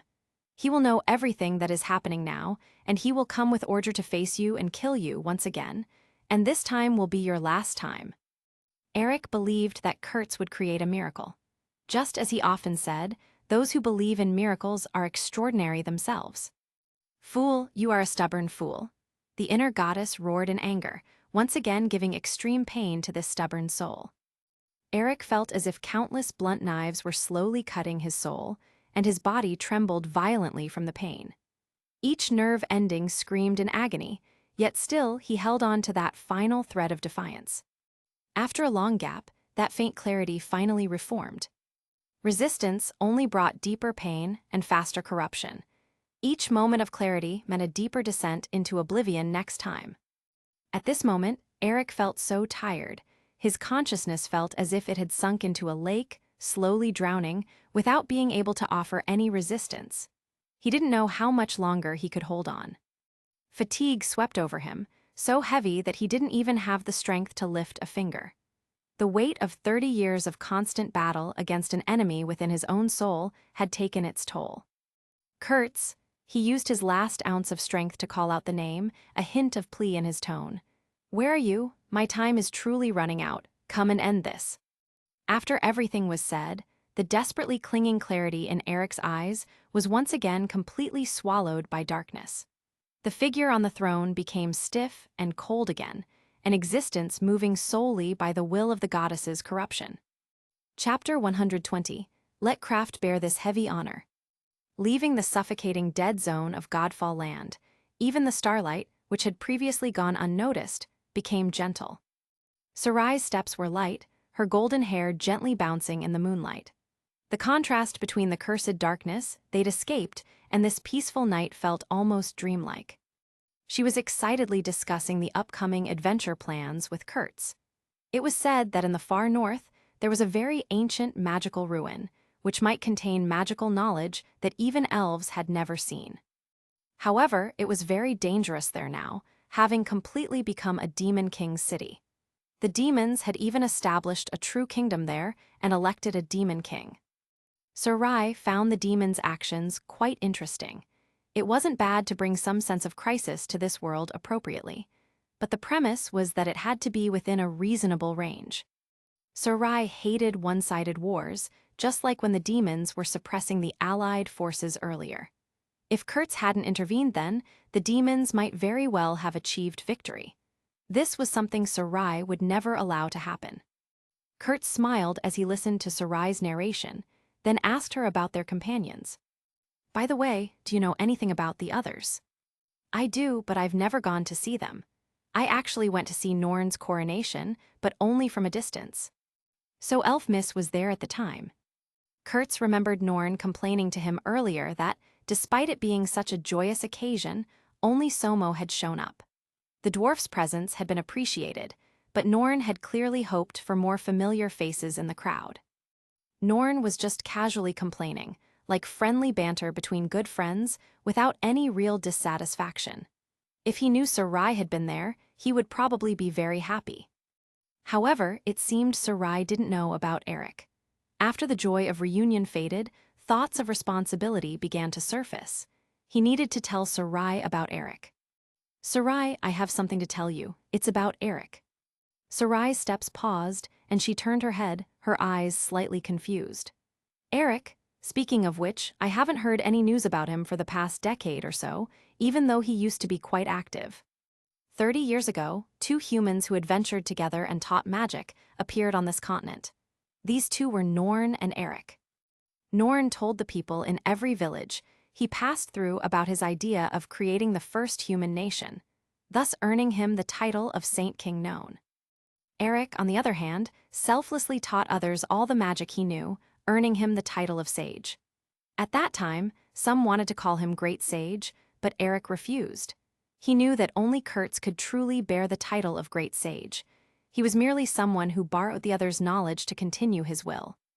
At that time, the two were quite famous on this continent, and even Sarai had heard of them. However, 15 years ago, Sarai stopped hearing any news about Eric. She had thought he should be by Norn's side, helping him build the human nation, but now it seemed that was not the case. "Have you heard the name First Demon King Asmodeus?" Sarai nodded. His name was very well known. Not only her, but any race on this continent that wasn't particularly isolated knew his name. In some races, just mentioning his name could make crying children stop weeping. The name Asmodeus had become synonymous with nightmares. Could it be? Sarai seemed to suddenly think of something, looking at Kurtz with disbelieving eyes. Eric disappeared 15 years ago, and the demon Lord Asmodeus also appeared 15 years ago, making it hard for Sarai not to suspect. "Yes," Kurtz admitted Sarai's guess, "Eric is Demon King Asmodeus." He told Sarai as clearly as possible everything he had heard from Norn about Eric and how he had been corrupted.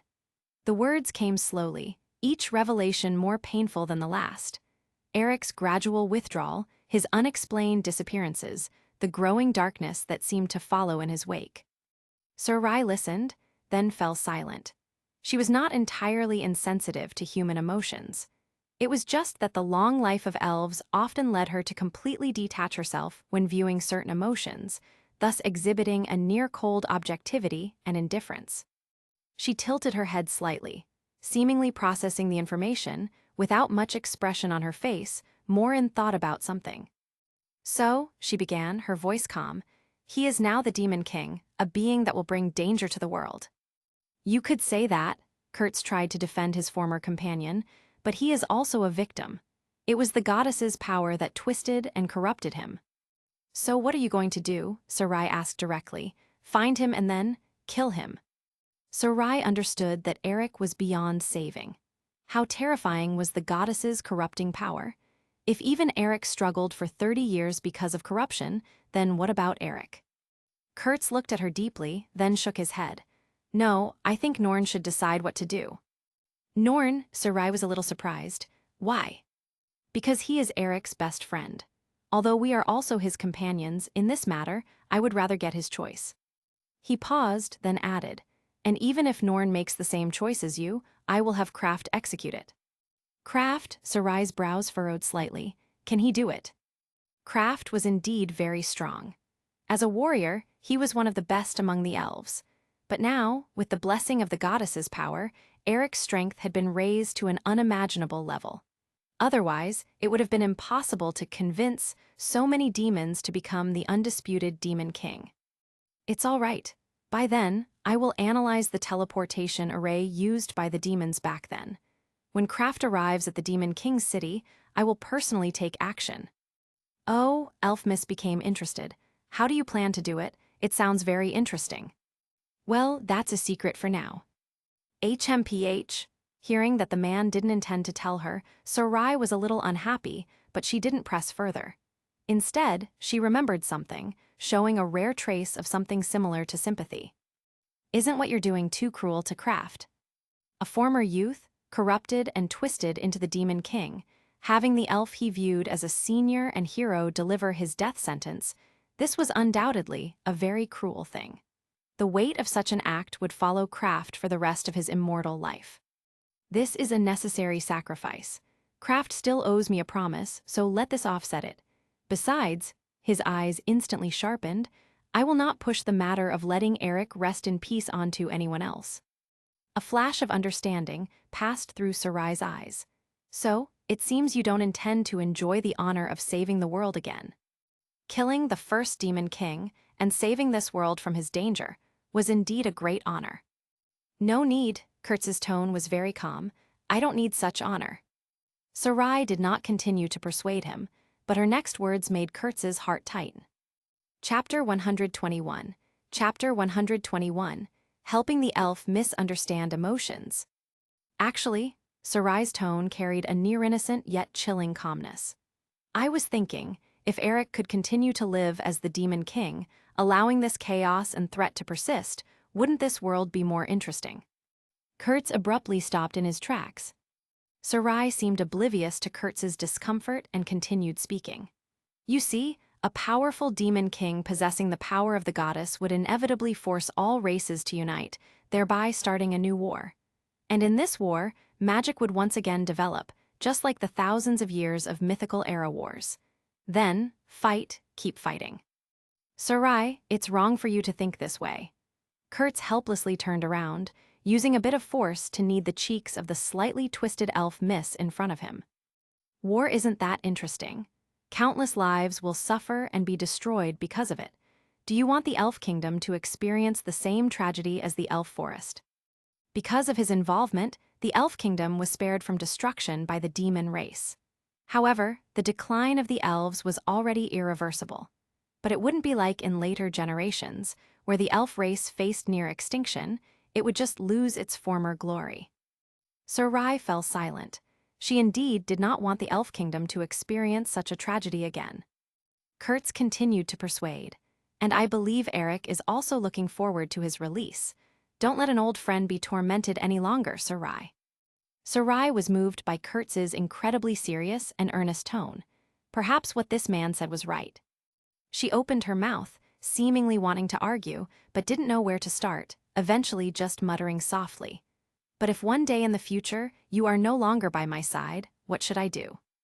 Before meeting Kurtz, Sarai loved this chaotic era of various races and also enjoyed the current wars. But after meeting Kurtz, she found that adventuring with him was also a very pleasing thing. However, Kurtz was, after all, just a short-lived human with a lifespan of no more than 100 years. Once he was gone, how would she spend the long days of the future? Ultimately, she could only return to her initial thoughts: war and chaos. That was her best way to pass her uninteresting life. It's all right, Kurtz's voice softened. I will always be by your side and won't go anywhere.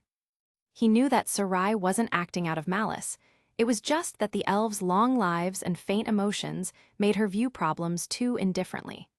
Her perspective, shaped by centuries of existence, naturally gravitated toward seeing mortals as fleeting players in a grand, eternal game. He had to make her understand human feelings, understand Eric's pain. Only then could he, step by step, help the elf misunderstand human emotions. Eric is our companion. He once fought to protect, but now what he needs is peace. Helping him end his suffering is our best choice. After a moment of silence, Sarai's eyes no longer held her initial thoughts. Instead, there was a look of contemplation and a hint of confusion. She seemed to truly understand the weight of the human emotions in Kurtz's words for the first time. I understand, she finally said softly. Then do as you say. Now let go of me, you audacious fellow.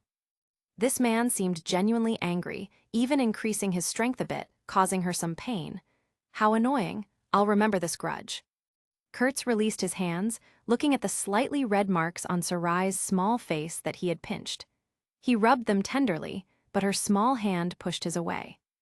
Night had fallen deep. In the clearing, a small bonfire was lit. The air was filled with the smell of burning branches and a faint, almost imperceptible scent of charring. Sarai sat cross-legged by the bonfire, her eyes fixed unblinkingly on the figure beside the fire. The flames cast dancing shadows across her golden hair, making it shimmer like liquid metal in the darkness. Kurtz was somewhat awkwardly flipping the skewers in his hand. Not having cooked for himself for a long time made him flustered for a moment. Sarai recalled a long time ago. Back then, it was just the two of them, no one else, and no fated battles later on, just them. Now, they had finally returned to the very beginning. Sarai was very happy in her heart, but she still feigned an unhappy expression. HMPH. Sarai's nose twitched, catching the smell of charring in the air, and she let out an undisguised snort of disdain. Kurtz, did you burn it? The few pitiful greyhorn rabbit meat pieces had already turned black at the edges. Sarai even unhesitatingly believed that these charred bits and the goddess's encroaching darkness were equally terrifying existences. Kurtz's hand paused, a hint of embarrassment flashing across his face. A bit awkward. He hadn't cooked for too long, especially after getting a pot. He rarely made skewers, so now he didn't know how to do it. This won't do. He was, after all, a man who had survived in this world for over half a year by making skewers. How could such a small setback defeat him? So Kurtz immediately focused his full attention on the skewers in his hand. He had only used such intense concentration when Ordger fully unleashed his magic, but now he was using it on skewers. One could only say it was somewhat comical. And as expected, the skewers became even more charred. Ahem, Kurtz began to cover up with a teasing smile. Actually, sometimes a little charring makes it taste better. Seeing Sarai's disbelief, Kurtz defended himself again. It's inevitable for my skills to be rusty after 30 years of not cooking. Besides, my secret seasonings aren't with me. A clever cook can't cook without seasonings. As he spoke, he handed Sarai a skewer of rabbit meat that looked the best. This one looks decent, wanna try it? Sarai looked suspiciously at the skewer that still had some charred parts. Her elven senses could detect the acrid smell of burnt protein, but something about his earnest expression made her hesitate to refuse outright. She didn't believe this man's excuses. But seeing his efforts to promote it, Sarai finally, with a let's just try it mindset, took it carefully. Having learned her lesson, she first blew on it to cool it down, then opened her small mouth and gently bit a small piece from the uncharred edge. After carefully chewing, Sarai's eyes narrowed slightly. It seemed she was savoring the taste, but in reality, it was because the taste was horrendous. The meat was tough and flavorless, requiring considerable effort to swallow. It's so tough and it doesn't even have much flavor, she commented mercilessly. Compared to what you used to grill, it's so bad, like really, really bad. Kurtz chuckled a few times, putting down the skewer he was about to offer again, and poked the fire with a branch to make the flames burn brighter. The sparks danced upward into the star-filled sky, carrying with them the memory of simpler times. Yes, Kurtz said with a hint of recollection.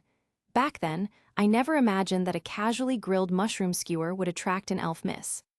Chapter 122, Fate Brought Us Together. I need to correct you, your skewers didn't attract me. I just felt an unfamiliar presence here, so I thought I'd come take a look, and then I met you. Is that so? Kurtz suppressed a smile. Then you should be even more grateful to the mushroom skewer. After all, if it weren't for it, I wouldn't have thought of any other way to get closer to you. If you really want to show gratitude, why not build a statue for that mushroom skewer? Sarai retorted in the same joking manner. But to her surprise, the man was seriously considering her suggestion. What you said actually makes a lot of sense. Sarai was a bit confused. You're not actually thinking of building a statue for a mushroom skewer, are you? That would be too strange. Sarai had seen statues built for gods and for great heroes, but she had never seen one for a mushroom skewer. If one were really erected, how would it be explained to future generations? The god slayer, Kurtz the savior, once met his close friend, Sarai, with this mushroom skewer. It's too strange. No, not a standalone mushroom skewer statue. Kurtz's eyes were cunning, and his fingers rubbed his chin as if he were planning something. What I'm thinking of building is a statue called the Fated Encounter. He gestured, his tone very serious, making Sarai wonder if he was joking. The elf miss sits on a branch, proudly looking down at the human below, while that presumptuous fellow hands her a mushroom skewer. Sarai froze for 2 seconds, then thought of something and immediately retorted, "I wasn't sitting in a tree at the time, and are you serious?" "Of course," Kurtz nodded with a smile. "This is a historic moment worth commemorating with a statue." Sarai massaged her forehead, looking a little helpless. "Then it would be better to build a statue of you and engrave a line below it. The legendary savior hero, Kurtz, but he once used a string of mushrooms to trick an elf miss into becoming his companion for an adventure." Kurtz looked at Sarai, who had lowered her head after speaking, still frowning and nibbling on the burnt rabbit meat, and couldn't help but let out a low chuckle. "I don't think it was trickery. That elf miss clearly ran off with me willingly." Sarai continued to struggle with the tough piece of rabbit meat, just giving him an annoyed glance. "Say what you want, but I won't admit that I was attracted by your mushroom skewer." Even if Sarai starved to death, never eating anything again, she would never let people know that she was lured out of the elf forest by Kurtz with a string of mushrooms. She was clearly attracted by his magical talent, which was why she left the elf forest to accompany him on his adventure. All right, if you say it wasn't, then it wasn't." Kurtz shook his head with a smile. "But when I really do put up the statue, will you not come to look at it?" Sarai's movements paused at his words, and she immediately retorted, "Who would do such a thing?" But for some reason, that image inexplicably appeared in her mind. If there really was such a statue, she might indeed be unable to resist taking a look. She took another bite of the skewer in her hand. The taste was still terrible, like biting into some hateful fellow. Kurtz watched Sarai's feigned toughness, his smile deepening. He stopped teasing her and instead rummaged through his satchel for a few wild fruits, offering them to her. "Here, I just picked these. At least these won't be burnt." As they moved further away from the Godfall land, the surrounding environment returned to normal. Kurtz had found these wild fruits on a cliff. Sarai took the fruit and bit into it, sweet juice spreading in her mouth. She looked at Kurtz across the campfire. It had always been like this. He would always pull out a fruit and offer it to her. Even now, it was the same. "Actually," she suddenly spoke, her voice very soft, "even without the mushroom skewer, we probably would have met." Kurtz looked up at her, his eyes questioning. Sarai didn't explain, only lowered her head and took another bite of the fruit, the emotion in her heart like the taste in her mouth. Because fate always brings those who are meant to meet before each other. The sun was just right, and there was still a slight mist in the forest. Kurtz and Sarai had once again embarked on their journey. Sarai walked ahead, her steps light, her golden hair gently swaying with her stride. Unlike the beginning, where they frequently encountered monster attacks, their adventure now had a more peaceful feel, with very few monsters encountered along the way. Suddenly, her left hand was enveloped by familiar warmth. She didn't need to turn around to know who it was. "The path ahead is a bit slippery." Kurtz's voice carried natural amusement, but his restless hand had already very naturally grasped the Sarai's small hand. "If you accidentally slip, I, as your close friend, would be very sad." Sarai stopped walking and looked down at their tightly clasped hands. This was the third time since they had held each other's hands. The first time was when crossing a small stream, when Kurtz shamelessly said, "I'm afraid the current will wash away my close friend." The second time was when passing through a patch of hallucinatory flowers. Even though she had already sensed something was wrong and cast dispel magic, the man still held her hand. At that time, his reason was to prevent the elf miss from falling into an illusion. Each reason was like his burnt rabbit meat, full of holes.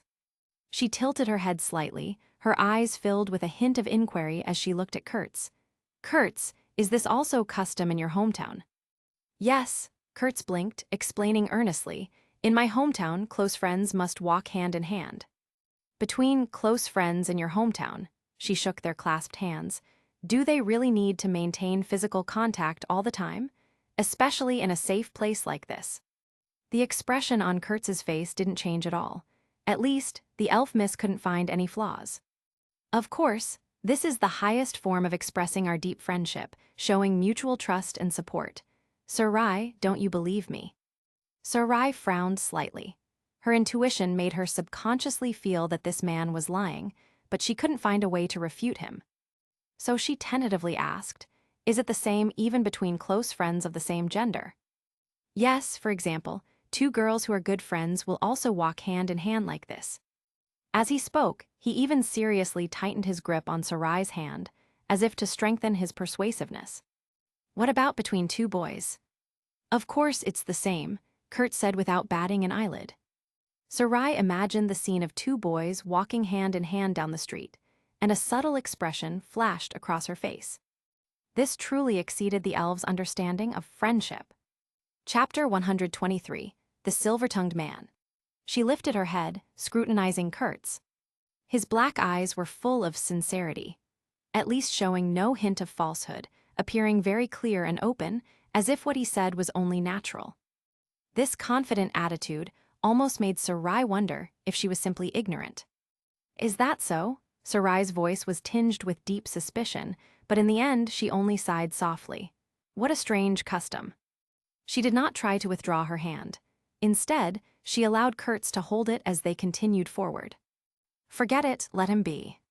Although this custom sounded very strange, completely unhelpful for combat or quick reactions to crises, as an excellent magic user with rich survival experience, she should not have allowed this man to act so recklessly.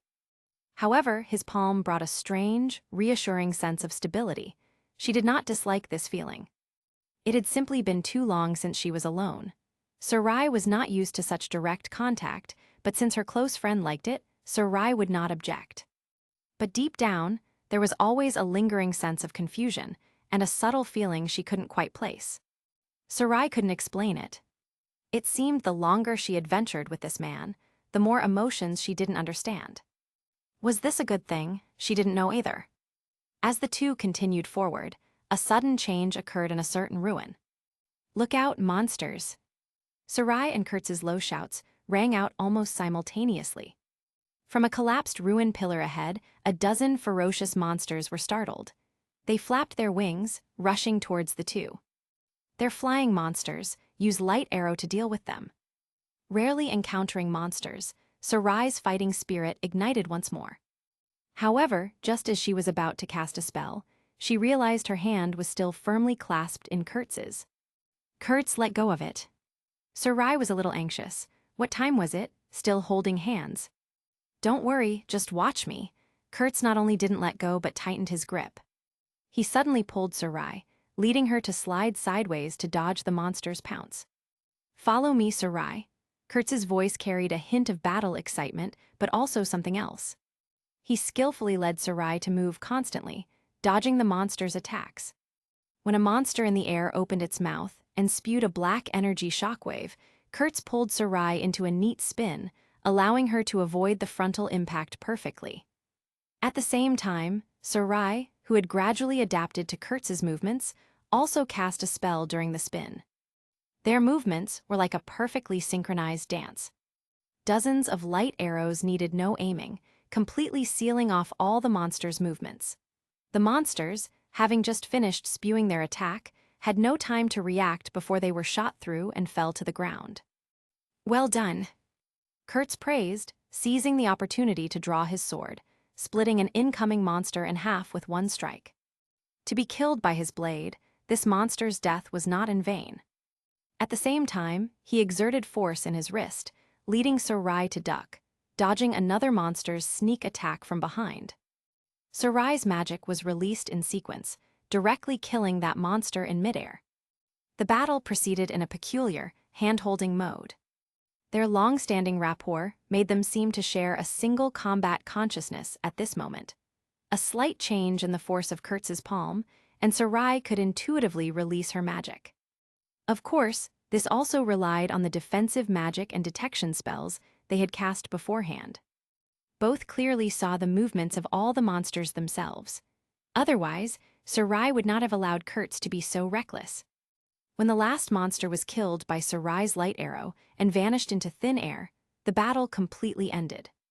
Sarai panted slightly, looking at the battle marks left on the ground, then lowered her gaze to their still tightly clasped hands. Not bad, it was an exciting way of fighting. At this moment, she noticed that Kurtz's hand was cut by a small shard of flying rock, seeping beads of blood. You're injured, Sarai reminded him. Small problem. Kurtz glanced indifferently, instead raising their clasped hands and shaking them, laughing. "See, we both are perfectly coordinated." Sarai looked at his smug expression, then at the battlefield after their fight. The doubts in her heart seemed to be greatly diluted by these undeniable practical results. At least the outcome was good, and besides, these monsters couldn't possibly harm them anyway, so she let this man have his way. She pursed her lips, not refuting, but simply healed his insignificant wound with healing magic. Seeing that the elf mist did not refute him, Kurtz's smile deepened. In the evening, they found a small stream and began to set up camp. Kurtz naturally held Sarai's hand again as they moved. During this time, he hummed a little tune, unconsciously stroking Sarai's hand with his thumb. Sarai felt the unconscious stroking of his finger and suddenly spoke. "Kurtz." "Ahem. That, in your homeland's customs," Sarai paused, seemingly choosing her words carefully. "When close friends hold hands, do their thumbs also move around like this?" Kurtz's humming stopped abruptly, and his steps halted. He turned his head. Sarai's expression was calm, as if she were just making an ordinary inquiry. "Puhahaha," Kurtz burst into laughter, unembarrassed. Instead, he took the opportunity to come before Sarai, knelt on one knee, and brought her small hand to his lips. "What are you doing?" The elf miss became even more confused. "A hand kiss, a form of etiquette. It feels a bit ticklish." Sarai wanted to withdraw her hand, but Kurtz held it tightly, unable to move. "You're holding it too tight, Simon. Let go of it already," Sarai said helplessly. "That won't do." Kurtz leaned close to Sarai's ear. "Because a certain elf once said that even without mushroom skewers, destiny would bring us together. Since that's the case, why shouldn't I hold on a little tighter?" Sarai's ear twitched slightly. She glared at Kurtz, her gaze more of helpless indulgence than anger. She wanted to pull her hand away, but Kurtz held it very tightly. "Suit yourself," she mumbled softly, but in the end, she didn't continue to struggle, merely adjusting the angle of her fingers slightly, making their hands fit together more snugly. Finally, she just sighed lightly. "Anyway, I can't shake off a troublesome guy like you." Just as she had said before. Destiny had brought the two together, only death could separate them. Chapter 124, A Story 30 Years Ago. There was a story from 30 years ago. At that time, the Godfall land had not yet completely become the forbidden zone for life, as it is now. Mighty warriors or mages could still enter, though whether they could come out was another matter. At least in history, there was more than one hero who entered this area, hoping to learn the names and reasons of the fallen god. But not a single one ever came out. "The magical energy here is violent. You'd best not leave the range of the barrier," Kurtz warned his companions, holding Orger, sword of divine authority. After a long journey, they finally arrived in Godfall land, and then, with the help of the barrier, ventured deep into this area of no return. The legendary Holy Sword Auerge, capable of slaying gods, now acted like a large light bulb, held by Kurtz to illuminate their path forward. Meanwhile, El's light hung quietly at his waist, emitting a subtle glow. The black mist of the Godfall land obscured all light, making it difficult for everyone to discern direction within it. But fortunately, Kurtz, using the divine authority perception contained within Auerge, could vaguely sense the goddess's approximate location. They were able to approach her continuously. The black mist around them constantly churned, devouring all light, with only Auerge emitting a steady and sacred radiance. Sarai's barrier isolated the violent magical energy currents from the outside. Even though these currents continuously impacted the barrier, they did not create any ripples. Compared to the black mud that appeared after the gods perished in later generations, these black mists before them were not yet enough to break through the barrier. Of course, it was also possible that these black mists were a weakened form of the black mud. Perhaps long ago, when the gods here fell, their divine power was as viscous as mud, but with the passage of time, it eventually diluted into the current black mist form. Kurtz walked at the very front, and in a place no one noticed, a small magic circle was continuously operating in his hand. Streaks of power, difficult to perceive with the naked eye, emerged from the outside and poured into El's light. This holy sword, which had been broken and then reborn, now had a simple and unadorned glow on its blade, as if it were a vessel slowly being filled, continuously accumulating power. "Kurtz," Sarai's clear voice rang out, "you've been doing this ever since we entered the elf forest." As the one with the most acute magical perception among them, her gaze pierced through the darkness, precisely landing on Kurtz's hand, which was quietly releasing the magic circle. "You seem to have been continuously pouring some power into El's light. Is it the power of faith? Moreover, before we set off, you specifically instructed the elf king to perform a pious prayer to the goddess at a crucial moment. What exactly are you trying to do?" The elf's observational skills were as sharp as ever. Norn, Eric, and the others also looked at Kurtz, their eyes filled with similar confusion. Olivia couldn't help but speak. "Kurtz, do you intend to use the power of faith to defeat the fertility goddess? But that should be impossible, right?" Olivia couldn't imagine where Kurtz would find enough faith to defeat the goddess. That would require the accumulated power of faith of an entire race, amassed over thousands of years, to achieve. Other than the elves, Olivia couldn't think of any other race that could possess such immense power of faith. But theoretically, the elves should not meet this condition. After all, the elves' faith had always been channeled to the goddess, just like their Skywing clan. No, that's not right. Olivia suddenly remembered that the elves indeed had this possibility. Because hundreds of years ago, after completely losing contact with the goddess, the connection channel for the power of faith between their Skywing clan and the goddess was also severed. So, their Skywing clan could only use that fundamental connection to transmit the power of faith to the goddess.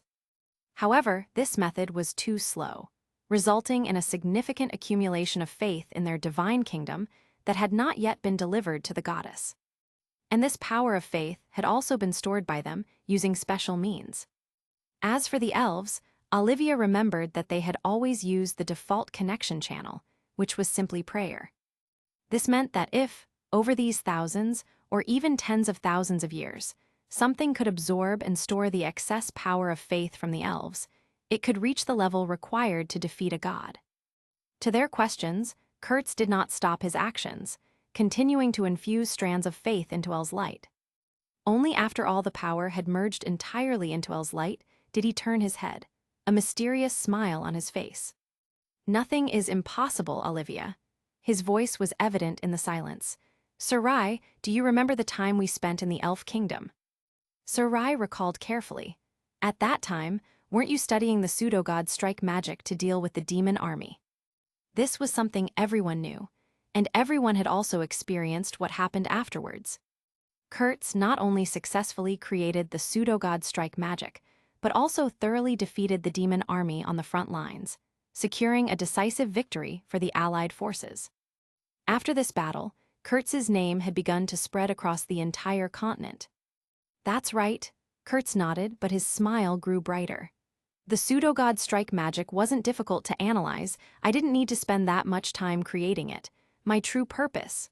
I can't say ulterior motive, that makes me sound like a villain. I should say I had another plan." "Speaking of which, during that time, you would suddenly disappear for a while. Was it because of this reason?" Sarai recalled speaking. During her time in the Elf Kingdom, while learning Kurtz's pseudo-god strike magic, she would occasionally encounter some difficult-to-understand points. When she tried to find Kurtz for clarification, there were times she couldn't see him. Sarai had initially thought he was going to guide the mages of the Allied forces, but now it seemed she had been mistaken. "Yes, I secretly set up about 37 small magic circles in some core nodes and even temples within the Elf Kingdom area."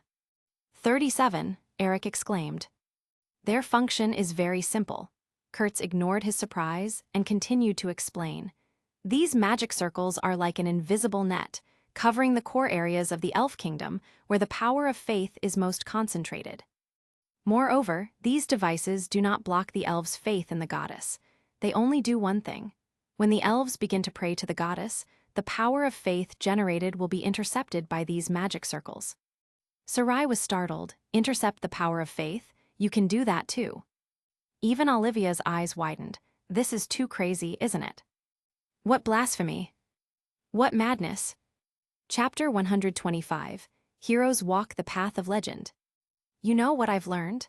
Imagination has no limits. If you can dream it up, there's probably a way to make it real. Kurtz patted Elle's light at his waist, looking rather satisfied with himself. Ever since he had directly confronted the goddess, he had been thinking about how to deal with her. Ordinary magic could hardly harm a god. Even if he developed magic that could destroy heaven and earth, it would be useless if it couldn't harm the goddess's actual body. Although Ordger's attacks could harm the goddess's actual body, Kurt still hadn't figured out how to make his move. Mainly, the goddess wouldn't just stand there and let him attack. If she were to summon dozens or even hundreds of destructive light beams like last time, he probably wouldn't even be able to get close.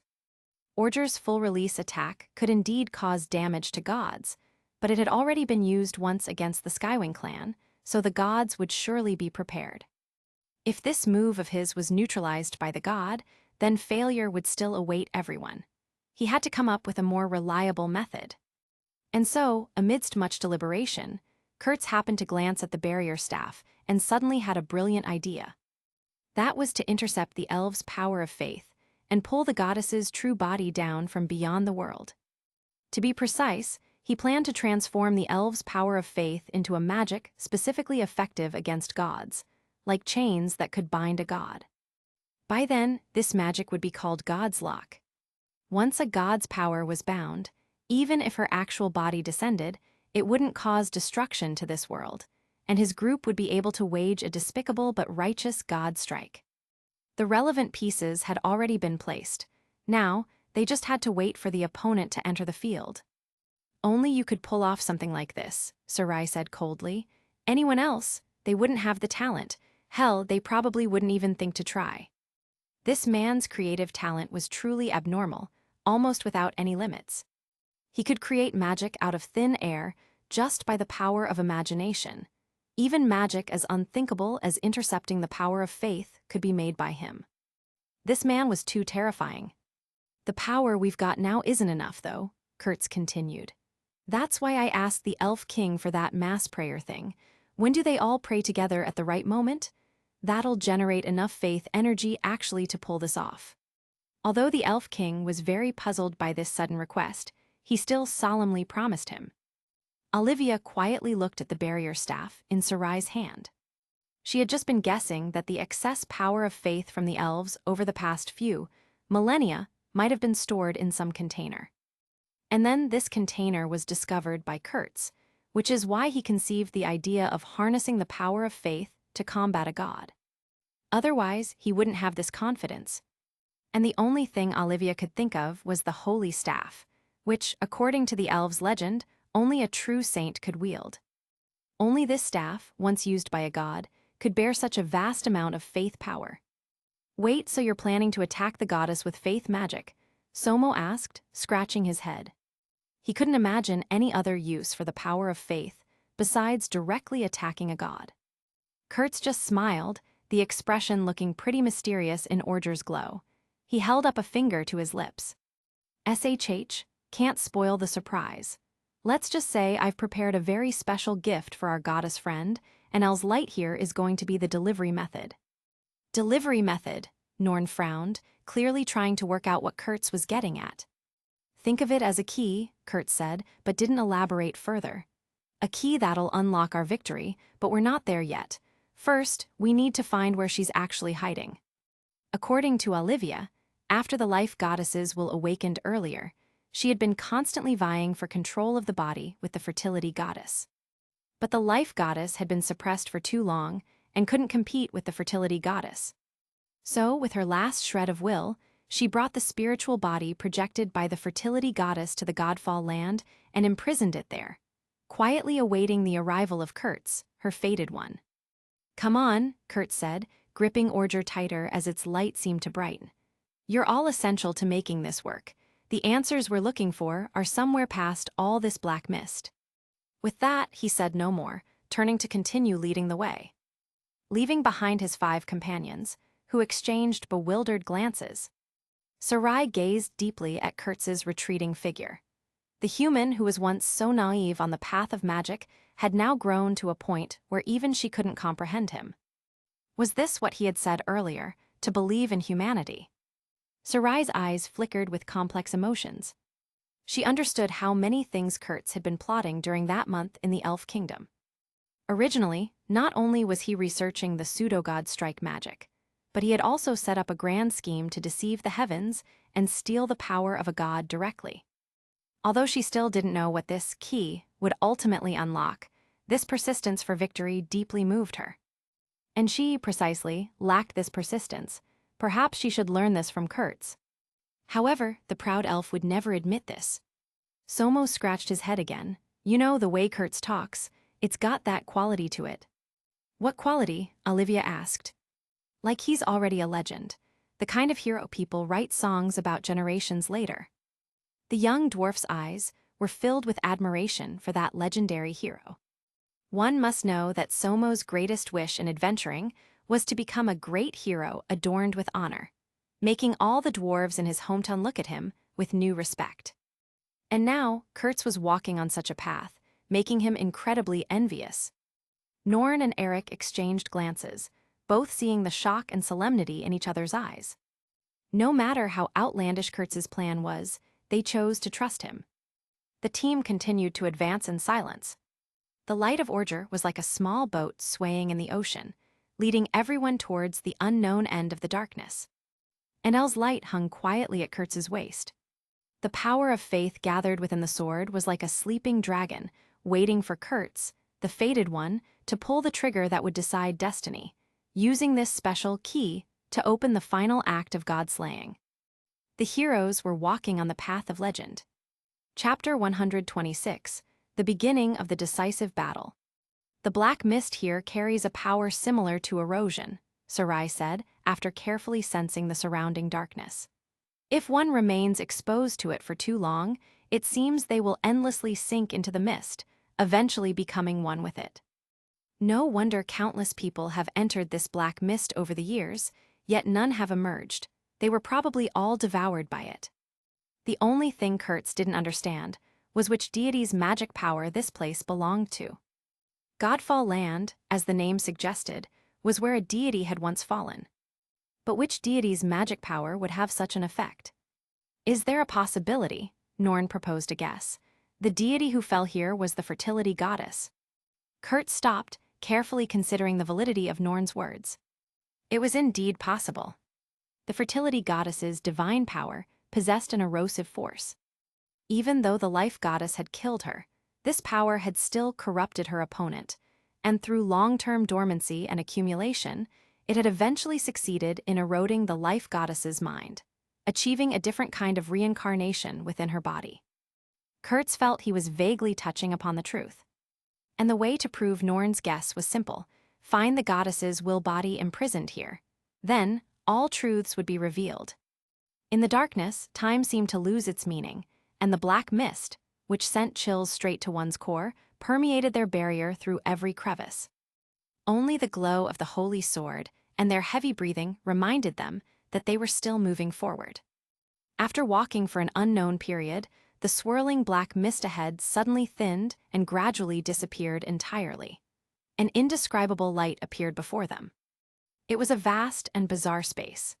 Even though nothing was illuminating around them and dense black mist hung above, the area was brightly lit, as if something inherently was light, illuminating the entire space. This could be said to be the heart of Godfall Land, a void forcibly torn open and constantly fracturing due to some powerful force. As they stepped forward, the ground beneath their feet was no longer solid earth, but something akin to crystallized void. Kurt saw at a glance that the fertility goddess was transforming this place, allowing the space to bear her divine power temporarily, and even permitting her true divine body to descend for a moment. And this was exactly the scene Kurtz wanted to see.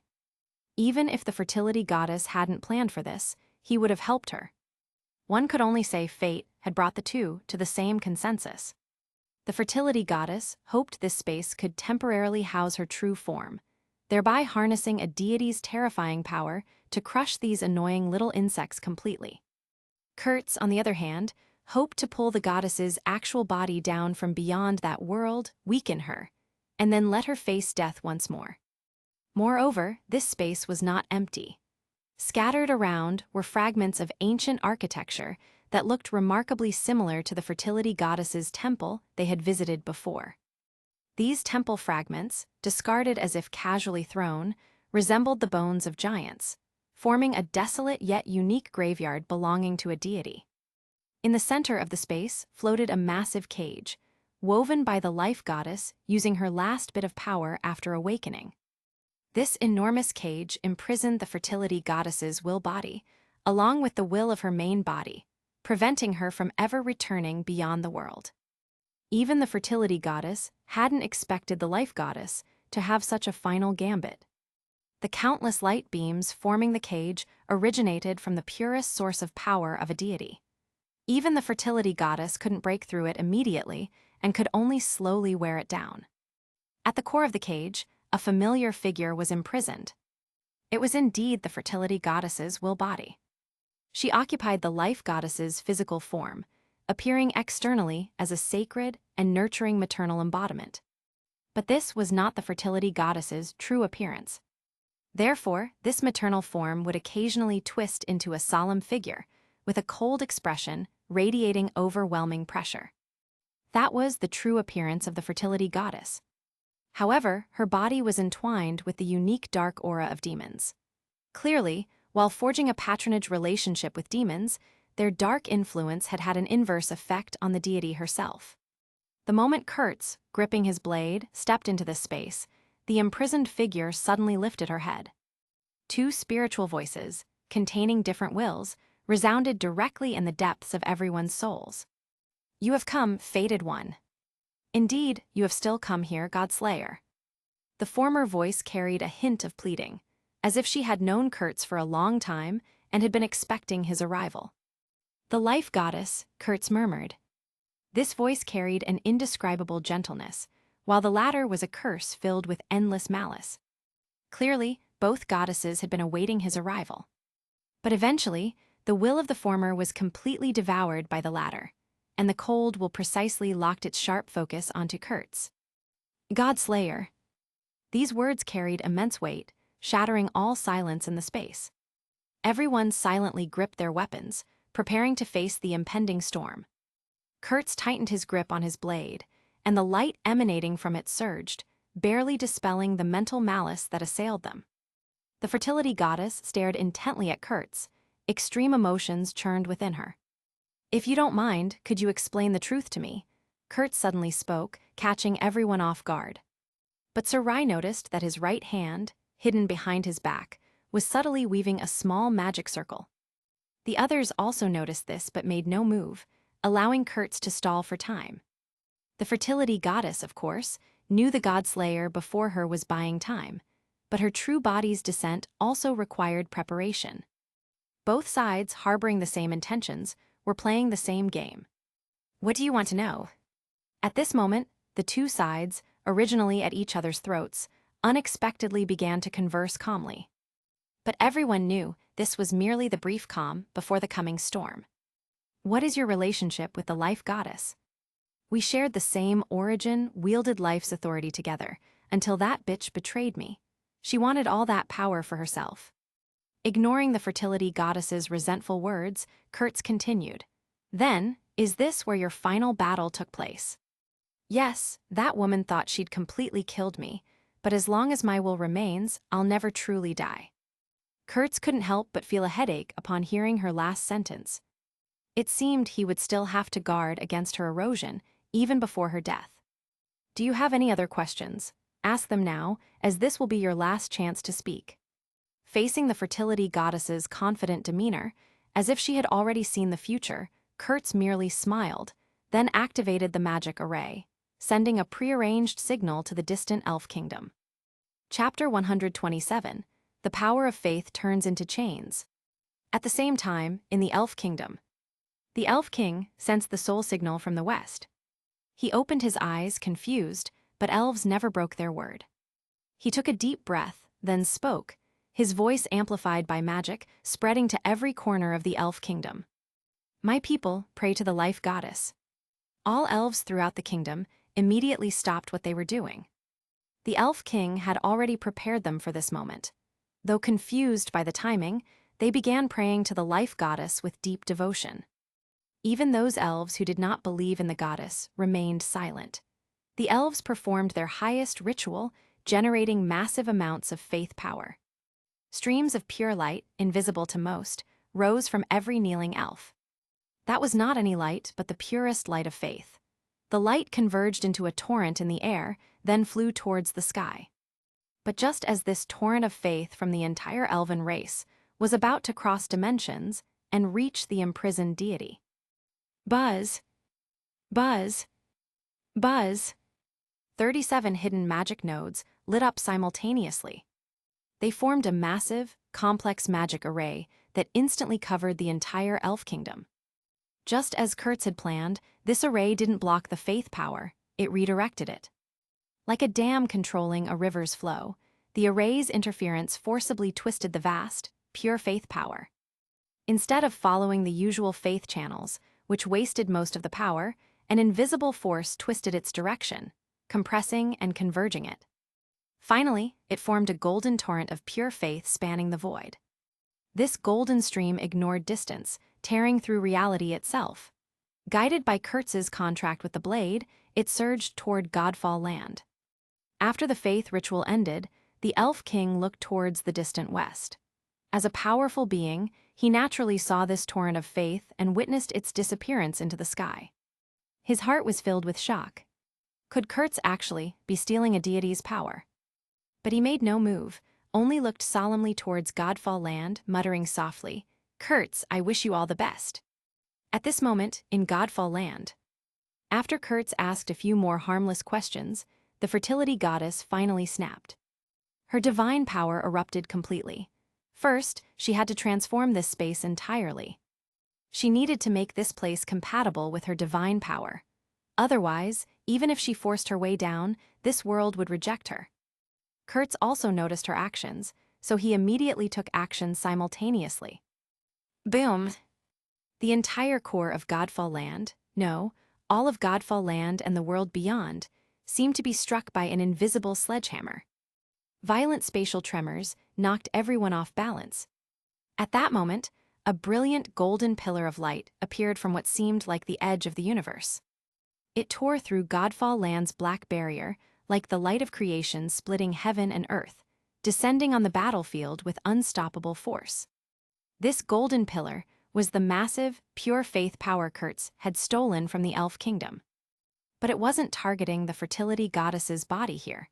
It was aimed directly beyond this world. At the goddess's true form, hidden beyond reality in the depths of a spatial rift. This is impossible. The fertility goddess felt the immense power of this faith and shrieked with a voice like never before.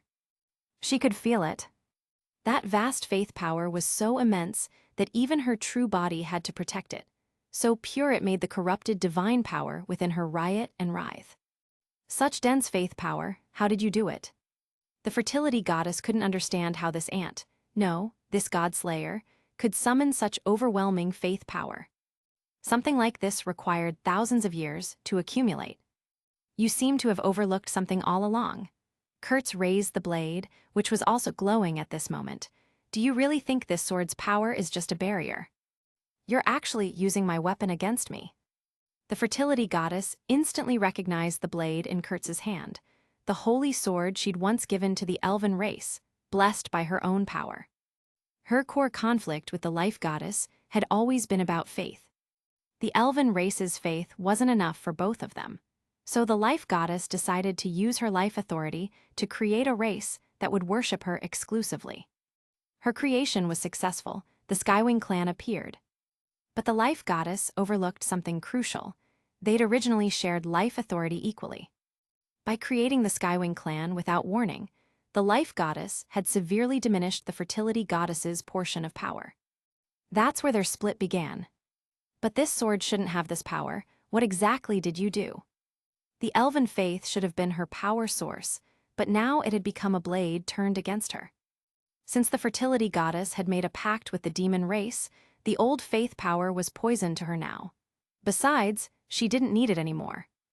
Demon faith was far stronger than elven faith. The fertility goddess had used that power to erode the life goddess's will and take complete control. But the power came with a price. Her divine energy was now tainted with demonic darkness. The fertility goddess knew that someday she'd fall completely to the dark side. But she'd had no choice. To face the life goddess and reclaim what was rightfully hers, this was the only path. Kurtz didn't answer her question. He simply looked up at the golden torrent of faith tearing through the darkness, piercing the entire sky. Then he smiled. The barrier magic wasn't just protection, it could gather power from within its bounds. If the elven race's legendary holy sword could only cast some ultimate barrier spell, it would hardly deserve its reputation. For thousands of years, the blade had been storing faith power from the elf forest, waiting for someone worthy to unlock it.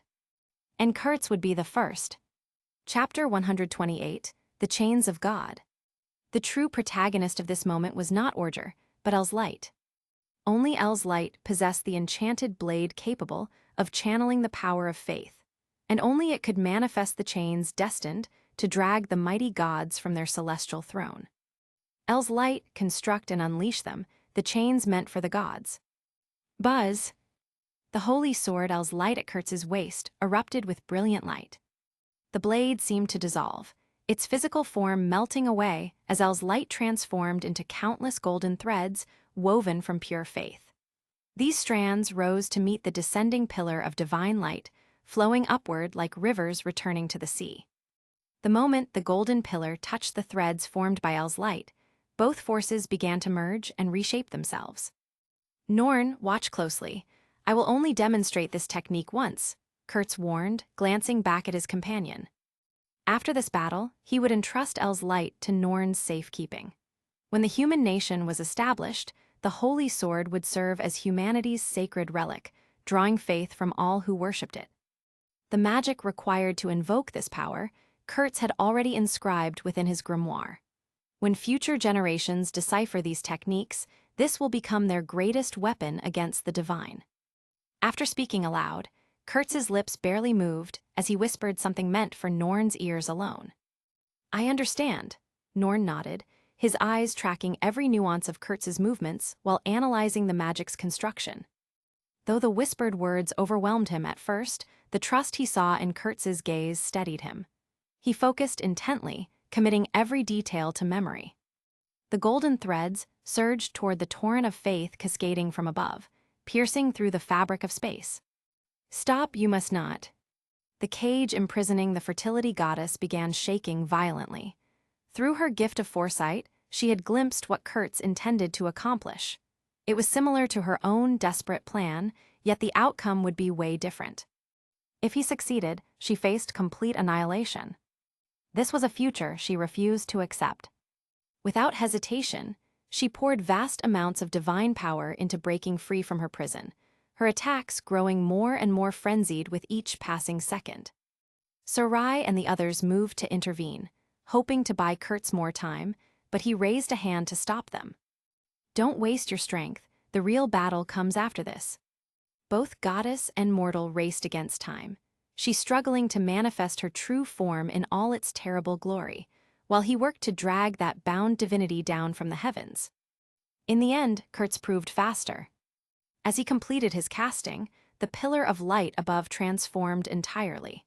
No longer a simple beam of radiance, it had become an enormous chain of brilliant white links. God's luck.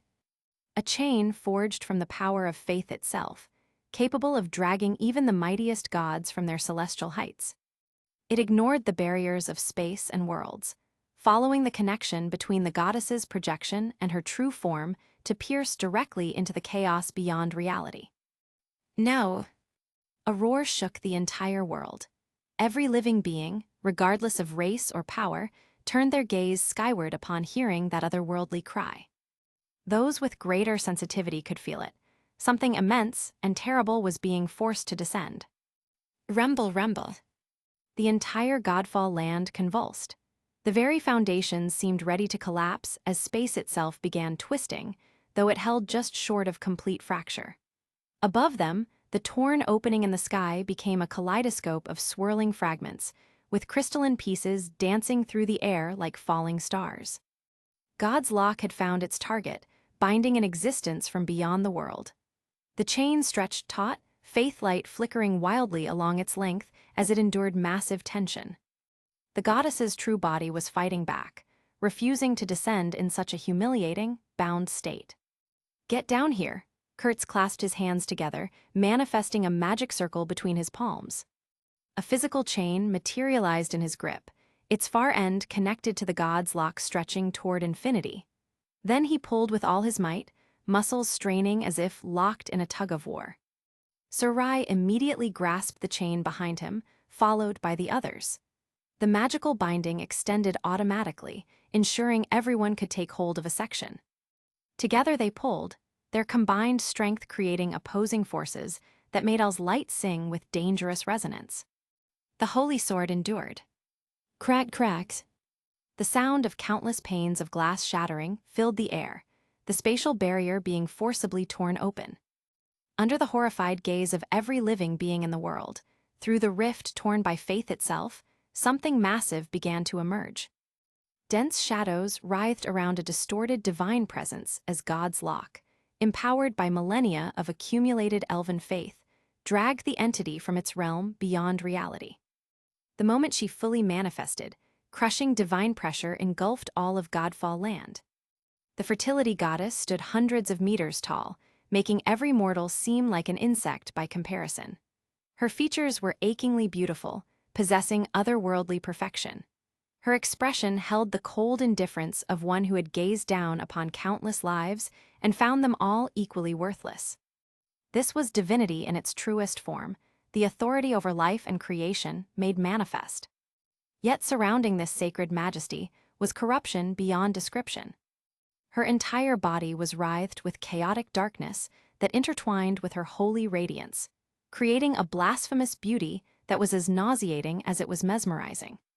This was what the fertility goddess had become after her corruption by the dark forces. "God-slaying wretch, you damn insects, all of you damn die." The goddess's roar shook reality itself, her humiliation at being dragged back into the mortal realm driving her into fury. But before the enraged deity could act, God's lock struck again. The chain coiled around her mountain-sized form like a serpent, then began to constrict with relentless force. "You are GHA." The goddess shrieked in agony as her colossal body compressed at a visible rate. Before everyone's eyes, her form shrank from hundreds of meters down to merely 3 meters in height. Though she remained imposing and radiated heart-stopping, divine might alongside her terrifying dark aura, the suffocating pressure had diminished considerably. More crucially, her world-ending divine power was now tightly bound by God's lock, reducing her strength to levels that, while still formidable, were no longer completely beyond reach. Having fulfilled its sacred purpose, God's lock faded away quietly. Now came the time for mortal hands to finish what faith had begun. The fertility goddess stood before them like a prisoner bound by sacred shackles, trapped and desperate. Now, seeing the goddess finally brought within reach, her health bar finally visible, Kurtz drew order and roared his battle cry. CHRGA. The final confrontation erupted as the goddess was torn from her divine pedestal, her power temporarily sealed by chains forged from humanity's faith. Chapter 129, A Righteous Gangbang. All at once, Kurtz roared and charged, first at the restrained goddess. The god's lock had suppressed the deity's body and power to a much lower level before fading away, allowing the fertility goddess to move freely again. This wasn't intentional. The power of faith could only achieve so much. Trying to kill a deity outright using faith alone carried too many risks. Better to use that power to create shackles than strike together with a god-slaying blade. HAI. Eric followed close behind. His muscles bulged as magic surged throughout his body, enhancing his longsword with some kind of spell. Eric had clearly researched interesting magic, but Kurtz had no time to ask. Instead, he coordinated with Eric, both targeting what seemed to be the goddess's weakest point, her legs. Orger and the magic-enhanced longsword slashed down fiercely. "Time to repay what you did to the elf forest." Sarai's clear, cold voice carried killing intent. She floated in midair as layers of magic circles unfolded around her, releasing 2 types of magical power simultaneously. Dozens of light spears shot toward the fertility goddess, while an icy breath instantly covered the void beneath her feet, attempting to restrict her movements and create an opening for Kurtz and herself.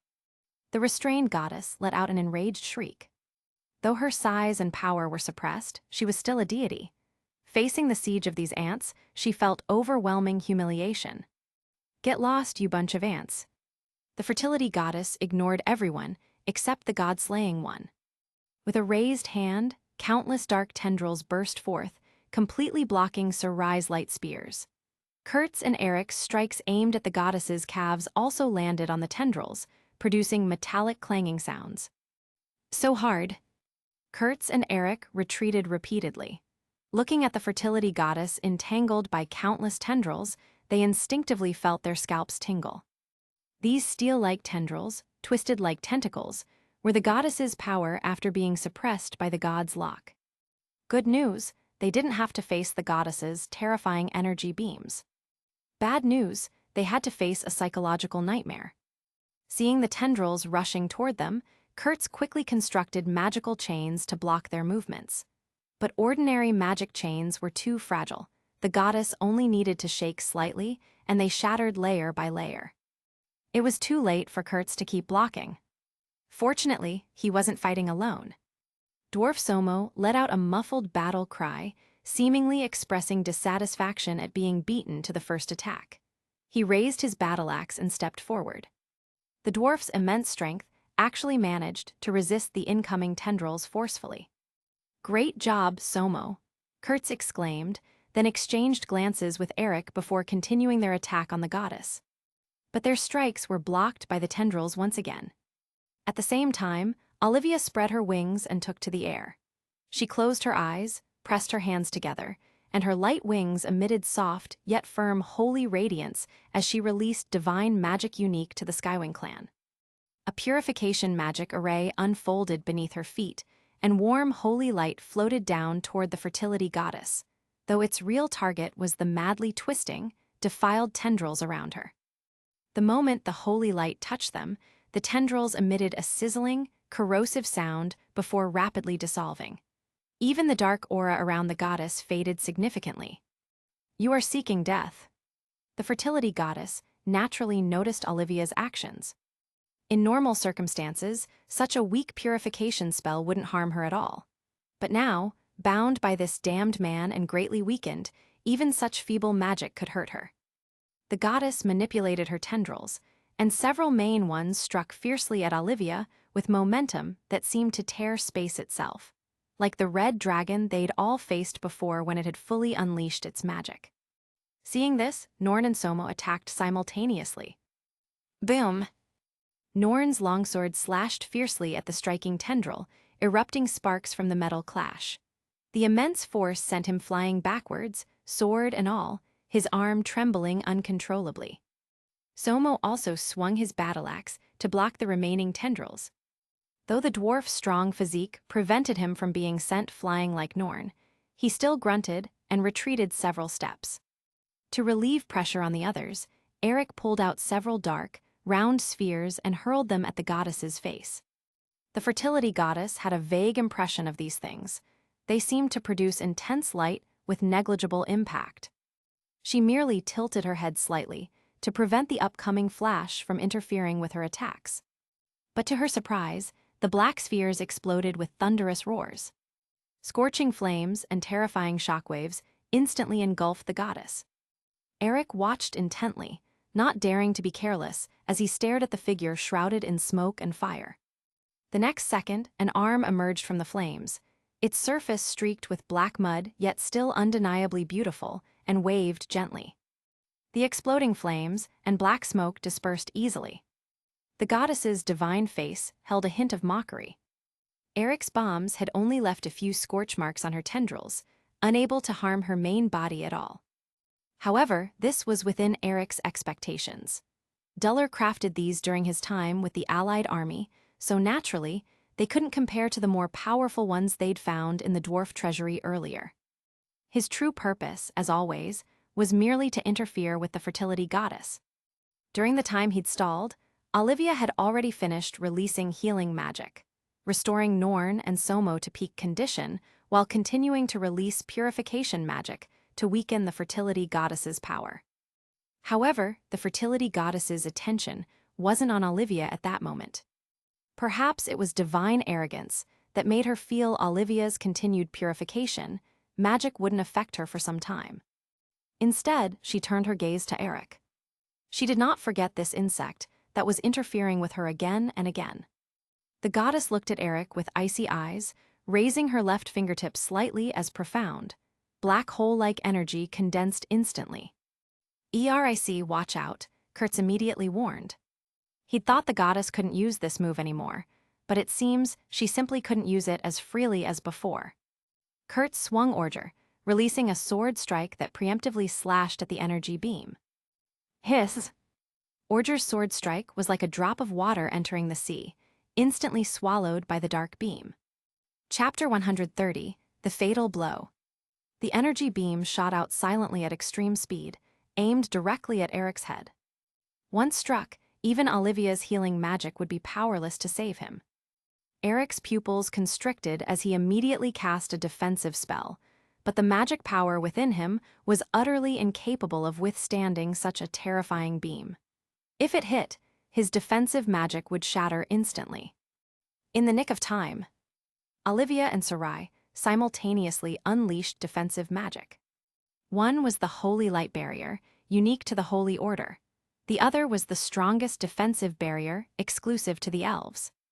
Two different defensive spells unfolded before Eric, colliding with the fertility goddess's energy beam and erupting in violent energy annihilation. Both Olivia's Holy Light Barrier and Sarai's defensive barrier instantly became covered in spider web-like cracks. Both turned pale, blood trickling from the corners of their mouths. They'd suffered significant backlash. But the fertility goddess's energy beam was, in the end, blocked. "Sarai," Kurtz exclaimed, immediately casting healing magic to treat both of them. "The next wave of attacks is coming." Eric, still shaken, immediately shouted a warning upon seeing the fertility goddess's gloomy expression. Facing them, the fertility goddess became even more enraged when she saw her attack blocked. Now she had two choices: use her current incomplete power to kill these ants before her, or stall for time, waiting for the god's lock formed by faith power to weaken. Then she could easily crush these ants with her supreme divine power. After only a brief moment of thought, the fertility goddess chose the latter. She lifted her feet and stomped hard on the space itself. Boom, booms, boom. Terrifying shockwaves began spreading like ripples on water. Everyone lost their footing, finding it difficult to stand for a moment. But the goddess's attacks came one after another. Cascading vines formed a terrifying torrent, like a tide of black mud sweeping toward everyone from all directions, disrupted by the shockwaves. Even from a distance, everyone could feel the unique dark and corrosive aura of the demon race emanating from them. It seemed that as she continued to use her power, the fertility goddess herself became increasingly corrupted by darkness. That faint trace of divinity had become increasingly ethereal, leaving behind only endless darkness and defilement. Purify. Olivia, enduring her injuries, cast purifying light onto the surging tide of vines. The holy light and vines made contact, sizzling like red-hot iron plunged into water, producing violent reactions. Although the holy light annihilated a large number of vines, their sheer volume was too immense. Her purification was like trying to put out a forest fire with a cup of water. Somo desperately swung his battle axe, his movements blurring into afterimages as he frantically intercepted the vines. Eric roared and charged at the fertility goddess again, his longsword slashing and cutting down attacking vines, only to be struck hard in the chest by an energy impact from the fertility goddess. The next moment, he spewed blood and flew backwards. Even the armor on his chest shattered, revealing his pitch-black chest through the cracks. The remaining vines, their momentum unchecked, continued lashing out at Sarai. Sarai immediately deployed a magic shield. Bang! The shield flickered violently before breaking, and Sarai was knocked flying, and blood again spilt from her mouth. Sarai grunted as she quickly stabilized herself in midair as a magic circle unfolded, casting several spells. The fertility goddess snorted coldly, raised her left hand, and divine power surged from her palm. She actually shattered the surrounding space directly, forming something like a black hole. All the magic summoned by Sarai was swallowed completely, disappearing entirely. Puny elf, your mortal magic is useless against me. The fertility goddess looked at Sarai, spreading her fingers. The surrounding vines seemed controlled by her, forming a fist about to clench, striking at Sarai. It was clear that once these vines clenched, Sarai would only face death. Sarai's expression changed drastically as she fully propped up her magic barrier. Bangs, bangs, bang. The vines, like a massive fist, slammed heavily onto the shield, emitting startling cracking sounds. At the same time, the fertility goddess's dark aura appeared. Sarai felt as if these auras entangled her soul, and even the circulation of her magic power became sluggish. The shield was on the verge of shattering. Just at this critical moment, Kurtz finally arrived, his holy sword orger glowing brightly, transforming into an unstoppable blade that fiercely struck the vines attacking Sarai, severing all of them at the waist. Now Norn. Norn, who had been knocked away by the fertility goddess's attack and remained motionless, finally took action. He had, at some unknown point, acquired autos, and using the residual faith power within the sword, he began constructing magic based on the same principle as Kurtz's. Theoretically, Norn, who hadn't gained Athos's recognition, shouldn't have been able to use the faith power within it. But at the beginning of the battle, or rather, before dragging the fertility goddess from beyond the world, Kurtz had temporarily granted him this permission. Norn naturally couldn't replicate the magical principle of Kurtz's God's Lock just by observing it, and what he could do was very simple. Transform the limited faith power of Athos into an ordinary light arrow, and at a crucial moment, deal heavy damage to the goddess. And now, that crucial moment had arrived. To coordinate with Norn's actions, Kurtz also released hundreds of light arrows, hiding the light arrow released by Norn among them. Then all these light arrows shot toward the goddess, secretly disdained them, but still released a divine power barrier. In her opinion, these divine power barriers could easily withstand the ant's dying blow. And indeed, that seemed to be the case. Almost all the light arrows were blocked by the divine power barrier without causing a single ripple, except for one seemingly ordinary light arrow, which instantly broke through the divine power's obstruction and continued flying toward the fertility goddess. Its target was the fertility goddess's right eye. It was just too fast and sudden. The goddess, focused on suppressing Sarai and the others, suddenly realized it the moment before the arrow struck her body. She subconsciously tried to turn her head or block it with divine power, but the god's lock chain's restraint slowed her down for a crucial moment. Evda. A soft sound of an arrow piercing flesh. The arrow released by Norn precisely pierced through the fertility goddess's eye. This time, it was a truly heart-wrenching wail, containing the fundamental agony of a god, far more agonizing than any previous one. It wasn't merely a physical wound. The pure faith power contained within the light arrow was a direct blow to her dark power. From the pierced eye socket, blood mixed with red and black gushed out. Her entire right side began to crack. Everyone's pressure instantly dissipated, and they all took the opportunity to escape the immediate danger. Chapter 131. Stage 2, the goddess embraces darkness. The goddess's shrill shriek was like a tangible sound wave, causing the entire space to hum. She clutched her shot-through right eye, black-red divine blood gushing from between her fingers, flowing down her cheek and dripping onto the twisting, writhing vines below, emitting sizzling corrosive sounds. The pain was not just physical. The power of faith clashed violently with the defilement of darkness within her, bringing a tearing sensation that reached the very root of her soul. You dare to harm this body. The goddess's roar was no longer just anger, but hysterical madness. These ants had caused such severe injuries to the life goddess's body, pushing her fury to its absolute limit. How dare they? How dare they harm this body of the goddess? These ants all deserve to die. And this fury completely ignited her divinity, which had already been violent after being corrupted by darkness. Now full attack. Kurtz did not hesitate, continuing to issue commands to everyone. This was a once-in-a-lifetime opportunity. A deity being wounded meant her power would inevitably waver.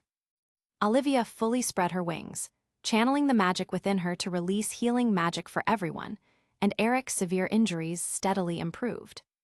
Kurtz and Somo, holding the holy sword and battle-axe, leapt up, attempting to interrupt the goddess's roar.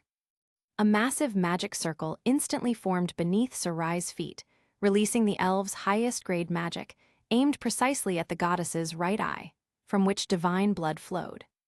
However, just as all the attacks were about to reach the goddess's body, "All of you get out of my way." The goddess suddenly lifted her head, and an oppressive dark light erupted from her remaining left eye. An indescribable, terrifying pressure suddenly descended. It was many times stronger than when she was previously bound. Crack, crack, crack. The god's lock, composed of the power of faith and encircling her, groaned under the sudden impact of this erupting dark divine power. The god's lock reappeared, with dense cracks instantly spreading across its surface, and its light rapidly dimmed. Not good, the restraint is loosening, Kurtz's heart pounded. He clearly felt that Otto's light was nearing its limit under the goddess's immense power, and even the purest power of faith was being frantically corroded by this erupting dark divine power. Evidently, the goddess was forcefully breaking free from her shackles. And the price was that she completely abandoned her last shred of remaining divinity, surrendering herself entirely to darkness. Boom! Centered on the goddess, a visible shockwave mixed with foul black mud exploded. This shockwave repelled everyone's attacks. The entire space shook violently, as if it would completely collapse the next second. Tusk! Kurtz held Orger in front of his chest, barely managing to steady himself with the light of the holy sword, but his face turned extremely grim. He looked up at the center of the impact, his eyes widened instantly. He saw the goddess's figure undergoing a terrifying transformation not far away. The arm covering her eye dropped powerlessly, revealing the eye socket from which divine blood started to flow. But this was just the beginning. Her originally sacred and beautiful body began to melt gradually, her lower body directly transforming into viscous, ominous-smelling black mud. Her upper body barely maintained a humanoid shape, but her skin also turned a sickly gray-black, covered in cracked patterns. She no longer resembled a deity, but rather a demon that had crawled out from a foul abyss. Ants arlil af jou eskalbi desdreed. A hoarse and wailing voice emanated from her mouth, echoing in the crumbling space. The goddess's second stage, goddess embraces darkness.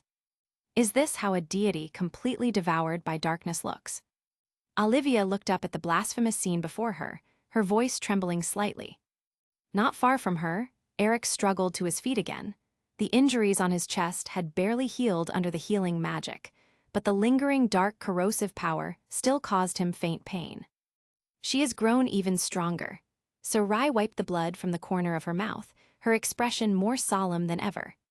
She could feel that the dark magical power emanating from the opponent was far stronger than before, by several times.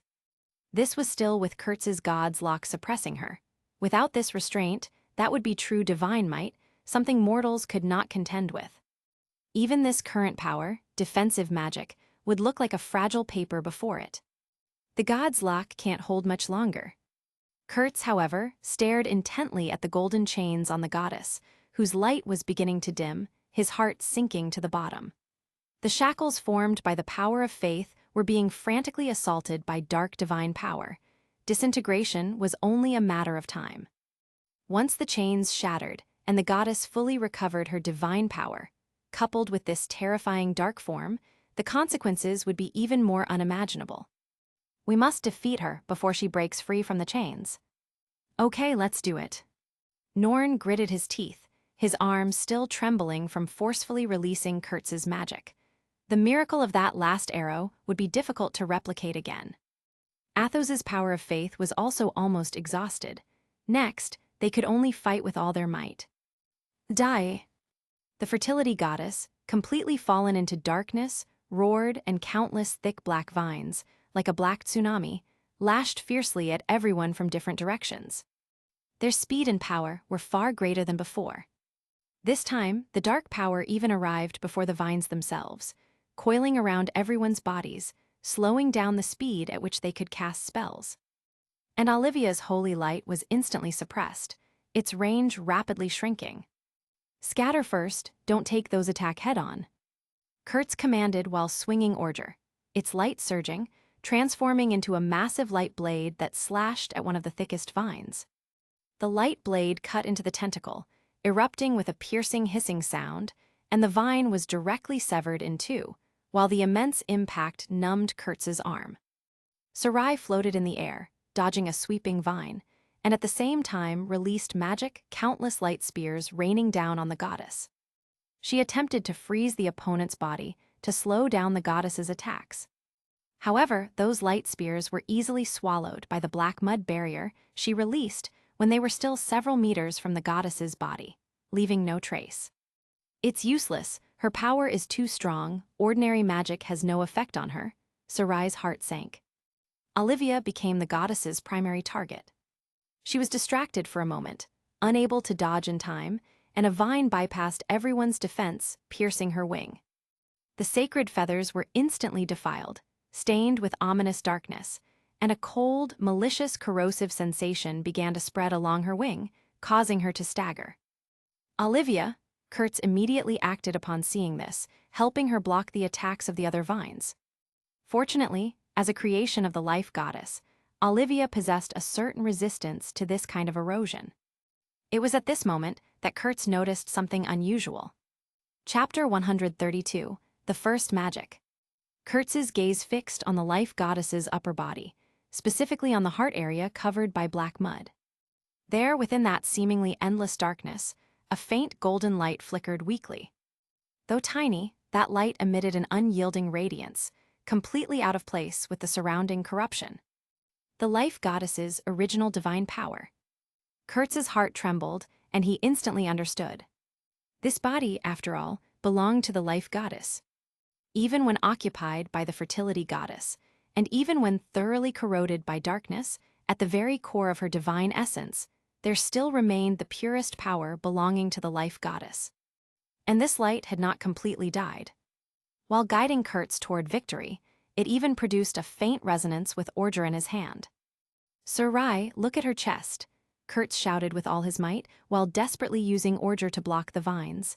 "There's still light there. There's still the life goddess's original divine power. Aim your attack there." Sarai heard him and focused her gaze.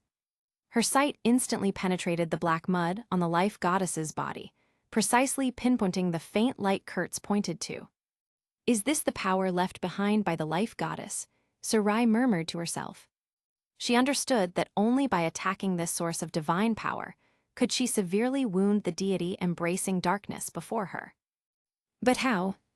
Ordinary magical and physical attacks would be completely ineffective, being either swallowed or deflected by the darkness around the life goddess before they could even get close. Just then, a ray of sunlight fell upon her face. Sarai looked up and saw that the tear in the sky, created by the god's lock, had not yet disappeared, and the godfall land, enveloped by endless black mist, finally welcomed the long-awaited sunlight. Feeling that warmth, an extremely risky idea formed in her mind.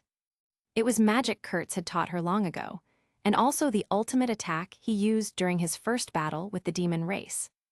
Devour the light and then release it again. Determination erupted in Sarai's eyes, for they no longer had time to hesitate. "Buy me some time." Sarai instructed Kurtz and Olivia, then completely abandoned all defenses, pouring all her attention and magic into this spell. As the magic circles around her continued to unfold, pure power began to gather around her. The surrounding air instantly grew heavy, and light seemed to be pulled by an invisible force, beginning to dim. Everyone could clearly feel their visions starting to darken. "This is..." Eric, while desperately hacking at the incoming vines, looked at Sarai in astonishment. He could feel that at Sarai's location, light was rapidly disappearing.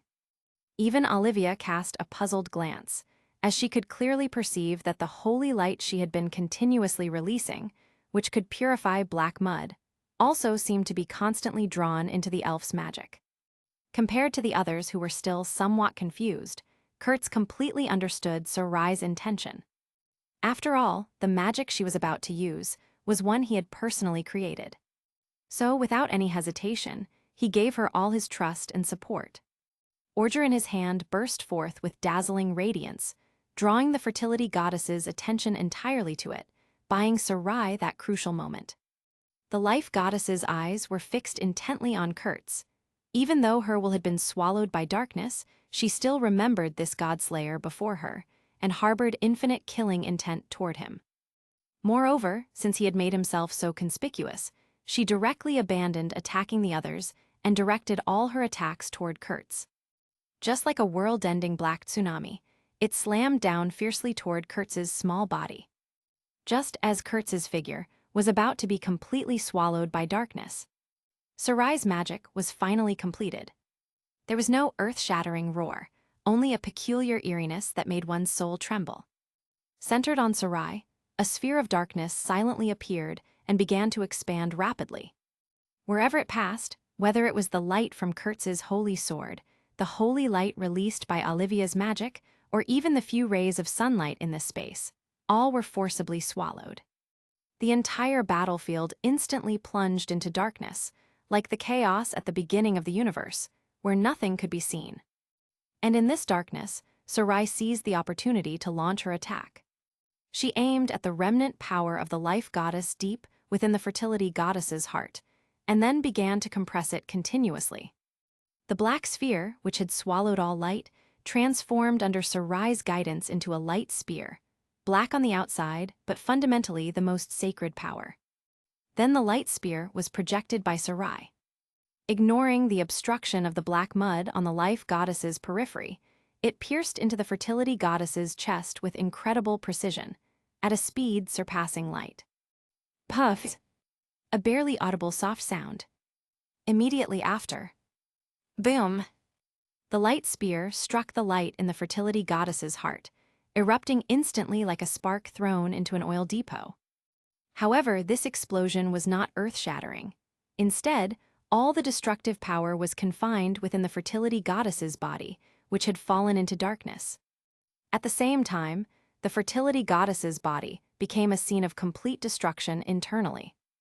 The original divine power left by the life goddess, coupled with Sarai's attack that gathered all light, erupted within the life goddess's body with overwhelming force. The life goddess let out a wail as if her soul was being torn apart. Her lower body, made of viscous black mud, began to twitch violently, and within her body, pure white light began to consume all the essence of darkness. Wherever it passed, the ominous black mud vanished at visible speed, as if thrown into a furnace. Even the vines, which were vast enough to cover the sky and resembled a black tsunami, began to crumble inch by inch into dust due to the injury of their controller. Ultimately, only a few vines remained, offering futile resistance. The fertility goddess, who had originally been swallowed by black mud and completely embraced darkness, temporarily broke free from the corruption with this one blow, and a hint of clarity emerged in her black eyes. The consequence was also very obvious. She reverted to the state she was in when she was first severely wounded by Norn, as if the previous scene of embracing darkness was a dream, with only a little black mud on her legs, now back to a normal human lower body, proving that everything that just happened was not a dream. Since the fertility goddess had lost the power of darkness, the god's lock also re-emitted light, and the cracks on the chains began to self-repair, continuing to bind the life goddess's body firmly. Chapter 133. The End of Black Mud Devouring Everything. The goddess's movements became fatally chaotic, her chained body trembling violently from the intense pain spreading through her divine form. Now, Kurt seized this fleeting opportunity, his voice cutting through the battlefield as he sounded his final charge. Orger erupted with unprecedented sword light as he poured every last drop of his magic into the blade, fully unleashing the holy sword's dormant power. This time, instead of manifesting as a light cannon, the energy transformed into a golden blade of judgment that hummed with divine authority. Without hesitation, he struck down fiercely toward the wounded goddess. Never! The goddess's remaining left eye blazed with furious malice as she saw Kurtz's attack. Ignoring the searing agony in her ruined right eye and the burning divine power tearing through her essence, she forcibly raised her trembling arm. Countless vile vines responded to her desperate call, instantly intertwining before her massive form to create an incredibly thick dark shield that pulsed with corrupted energy. At the same time, she drew upon what little divine power had begun to recover within her battered form slowly, opened her mouth, and released something far more dangerous than any physical attack. This silent shriek bypassed the material world entirely. A shriek from the soul itself, ignoring any physical defense, the psychic assault struck directly at everyone's souls with the force of a divine hurricane. Boom! The terrifying soul impact swept across the entire battlefield like an invisible tsunami of pure malice. Kurtz, bearing the brunt of the attack at close range, spat out a torrent of blood while crimson blood began seeping from his ears and nose. The light blade he had unleashed wavered and blurred as his concentration shattered under the psychic onslaught. Norn, Eric, and Somo simultaneously clutched their heads and cried out in agony. Their souls felt as though they were being pierced by countless white-hot steel needles driven deep into their consciousness. Sarai and Olivia both grunted in pain, despite having managed to cast defensive magic the very moment they sensed the goddess preparing her attack. However, neither had expected the deity to unleash a soul-level strike that bypassed conventional magical defenses entirely. Although their hastily erected barriers provided some protection, the psychic assault still nearly caused both of their minds to collapse under the overwhelming pressure. Olivia struggled to raise her head, her silver hair disheveled and her breathing labored.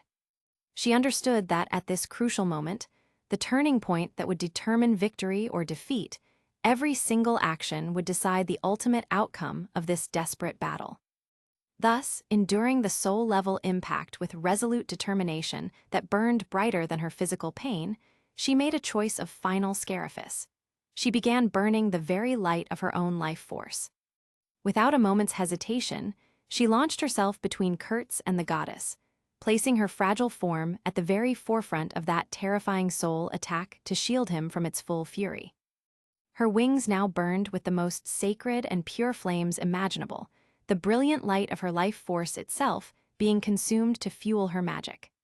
The Skywing clan was originally created by the goddess herself to rival the elves, who were blessed with lifespans that stretched across centuries.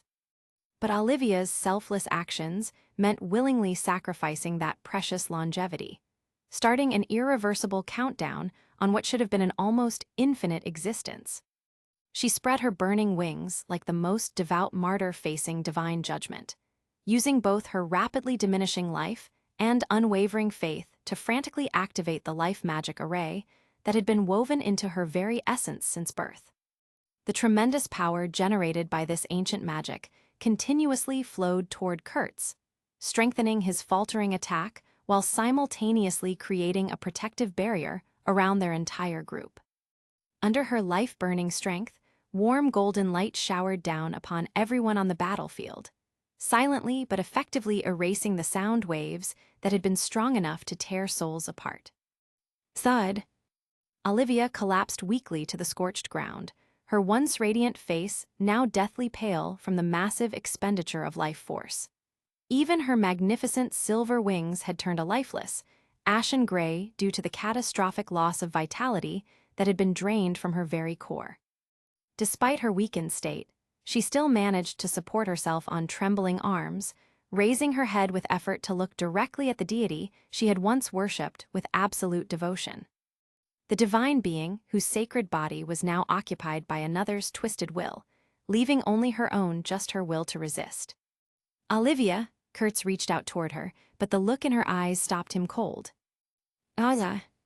The goddess's remaining eye caught sight of Olivia's compassionate gaze, and something deep within the corrupted deity recoiled in horror. That look seemed to penetrate through layers of darkness and corruption, somehow seeing the imprisoned will of the true life goddess that still existed somewhere within the possessed form.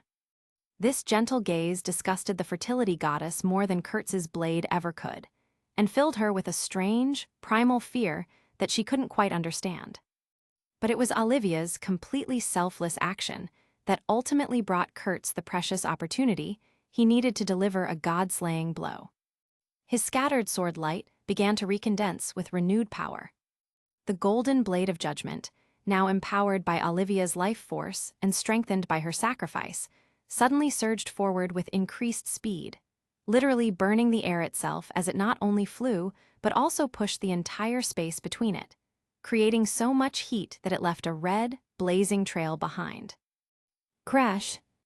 The blazing blade of judgment struck the hastily conjured dark shield with tremendous force, and the impact sent vibrations equal to earthquakes throughout the entire battlefield. Light and darkness clashed against each other in a spectacular display, their opposing forces annihilating each other with wild, chaotic energy that lit up the corrupted landscape. Ultimately, the former's purifying power proved superior. The dark shield began emitting sounds of unbearable strain as countless cracks spread across its surface, its dark energy rapidly dissipating under the relentless assault of holy light. Even the twisted vines that formed the shield's foundation began showing deep fractures. Break for me! Kurtz's eyes were completely bloodshot from the unbearable strain and actual blood. In a moment of clarity, he saw a vision of a gentle divine being pointing to her own chest, as if lovingly guiding him toward the final strike. Following this divine guidance, he too began burning his own life force, pushing every last fragment of his remaining strength into this ultimate attack. Crack, crack, crack. The dark shield finally shattered completely. The golden blade of judgment, its momentum completely undiminished by the destroyed barrier, continued forward, finally piercing directly into the goddess's chest. The blade struck exactly at the point where darkness had nearly consumed the fading light that still belonged to the true life goddess. Hiss! This was the sound of divine flesh being torn apart. The purifying light finally ended the mournful cry of darkness. Change. The goddess released a wail of pure despair that echoed across dimensions. From the exact point where the blade had pierced her chest, an incredible burst of brilliant, colored light and vile black aura erupted simultaneously, creating a display of conflicting energies. Orger's sacred power raged wildly throughout her entire divine form, systematically destroying the very foundation of her corrupted deity status while burning away every trace of the vile divine power that had sustained her. Moreover, the precise location where Kurtz had struck was exactly where she had imprisoned the original life goddess's soul. And because of this perfectly aimed blow, the true life goddess's power also began spilling out with renewed strength. The conflicting divine powers raged wildly within her possessed body, not only causing her physical form to disintegrate gradually, but also making all the massive black vines surrounding her begin to wither in frantic, death-throes convulsions. The god's lock immediately sensed the goddess's severe injury, and its binding power instantly surged to maximum strength, leaving her no room to struggle or escape. Cough, cough, bleh, it's over.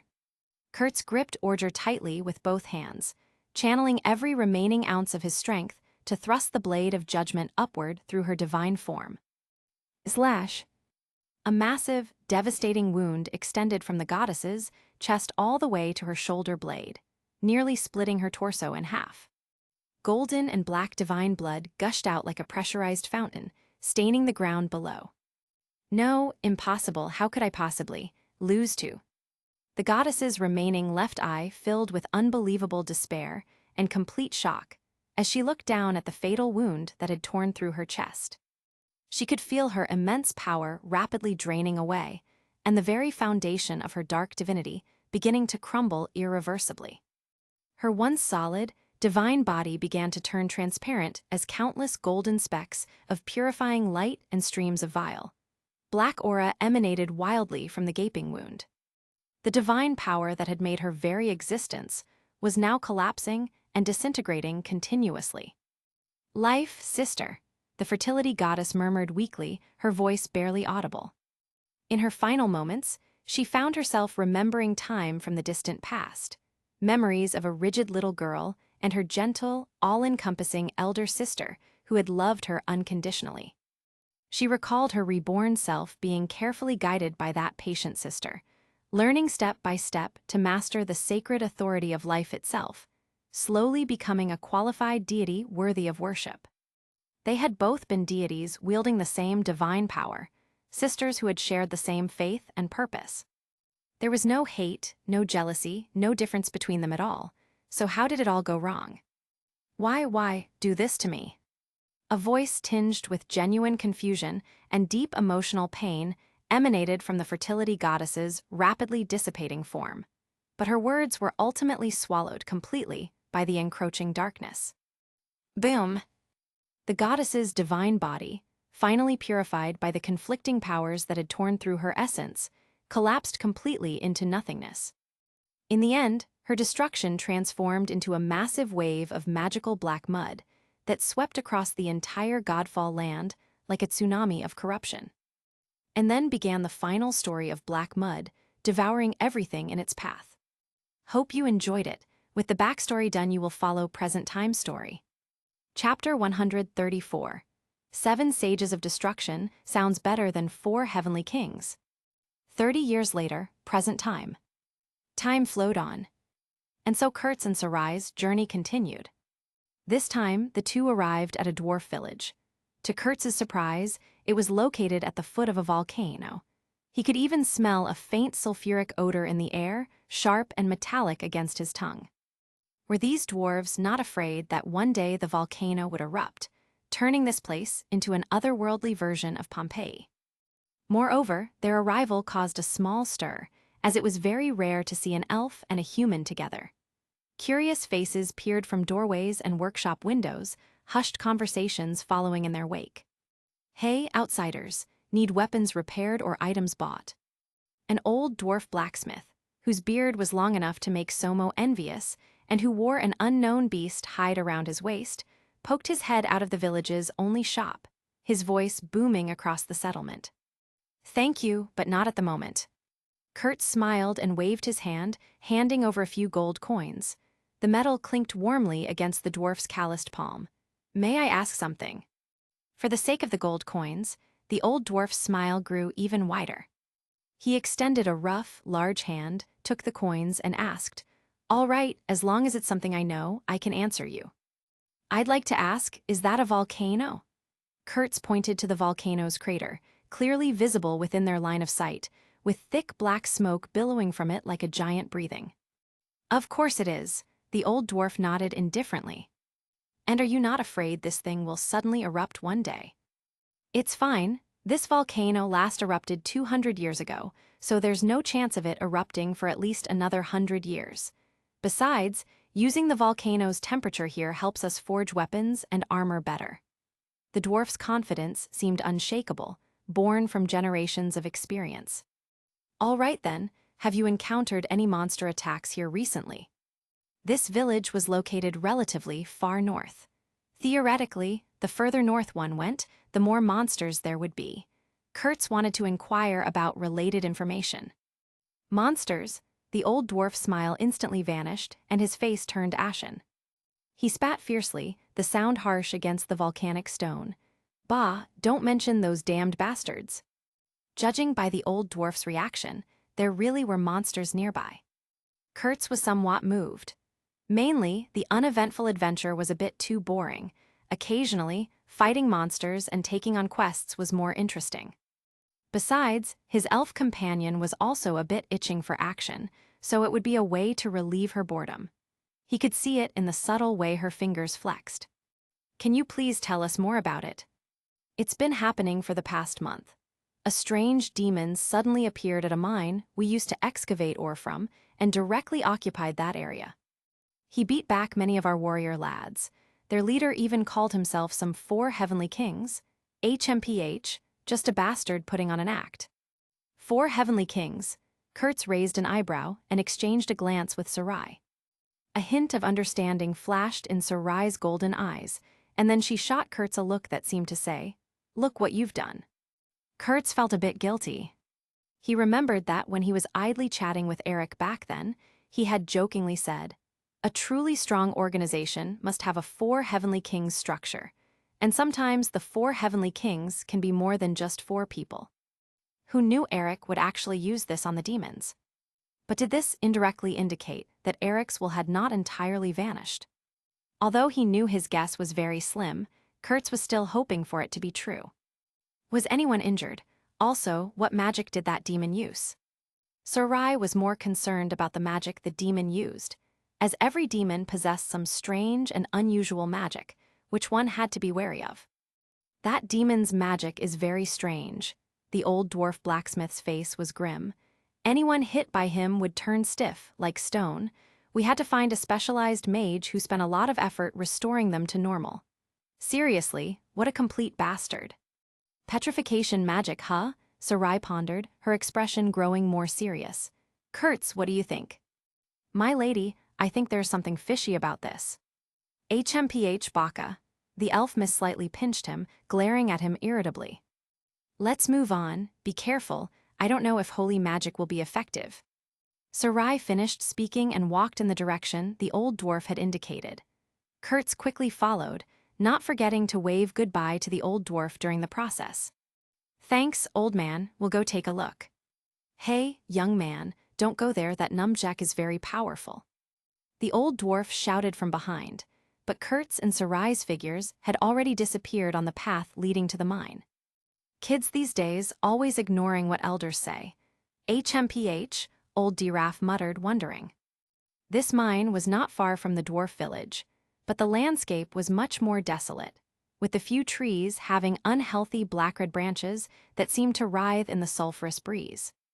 Even the air was filled with a burnt smell and a faint, almost imperceptible demonic aura that made Kurtz's skin crawl. Not long after they went deeper, they found clear signs of battle in an open area.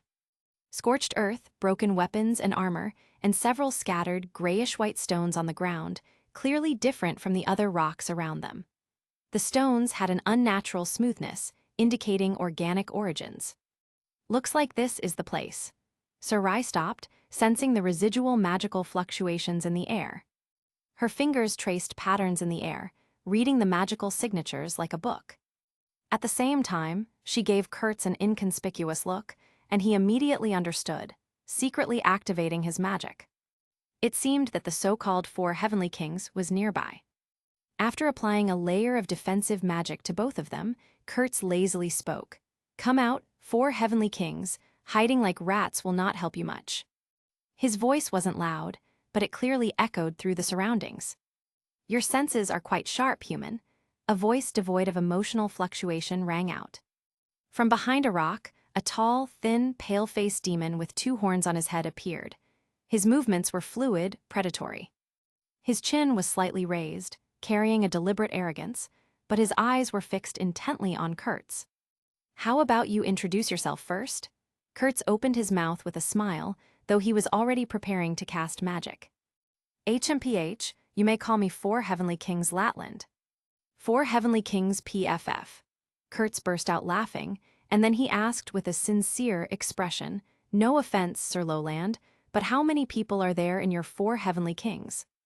7, and my name is Latland, not Lowland, idiot human. Ugh. Sarai couldn't help but let out a slight snicker, then immediately straightened her face. However, in her eyes, which were fixed on Kurtz, the meaning of "it's you again," as expected, almost overflowed. This dumb Kurtz had spouted nonsense in front of Eric back then, and now even the demons were poisoned by his twisted logic. Huh, what is the meaning of that laugh, elf? Latland was a bit confused, his arrogant expression faltering slightly. No offense, Sir Latland, but your title seems a bit undeserved, Kurtz responded. What? Latland's face sank, demonic energy beginning to leak from his form. How dare you question the honor bestowed by His Majesty the Demon King? It's not questioning, it's feeling that it doesn't match your strength. Kurtz waved his hand, saying earnestly, "Look, 4 heavenly kings sounds like there are only 4 people, but you actually have 7 people all called 4 heavenly kings. Isn't that a bit too stupid?" Latland was stunned for a moment, seemingly thinking that what Kurtz said actually made sense, and subconsciously replied, "That makes some sense." Sarai continued to stare at Kurtz, wanting to see what this man was cooking here. She could practically see the gears turning in his head. Kurtz ignored Sarai's gaze and slapped his thigh at Latland. "See, I told you, 7 strong individuals squeezed into a title for 4, how misleading. I suggest you should change to a more resounding and more numerically appropriate title." "Oh," Latland was led astray by Kurtz's thoughts and subconsciously asked, "What title?" Kurtz cleared his throat and announced solemnly, "How about 7 sages of destruction? Or maybe 7 sages of calamity, doesn't that sound much more imposing?" Seven sages of destruction. 7 sages of destruction, yes, yes. Latland repeated it in a low voice, and a hint of interest and thought actually flashed in his eyes. The title rolled off his tongue like honey. It sounds like it really is more suitable than the 4 heavenly kings. Indeed, now that is a title more befitting the demon king's prestige and your strength. Kurtz quickly interjected, striking while the iron was hot. "Think about it, am I right?" Just as Latland was attracted by the new title, 7 sages of destruction, and fell into a brief moment of thought, Kurtz suddenly made his move. Tags. Chapter 135. 4 heavenly kings, too weak to withstand a single blow. Dozens of light arrows were fired as an opening move, giving Latland no chance to react.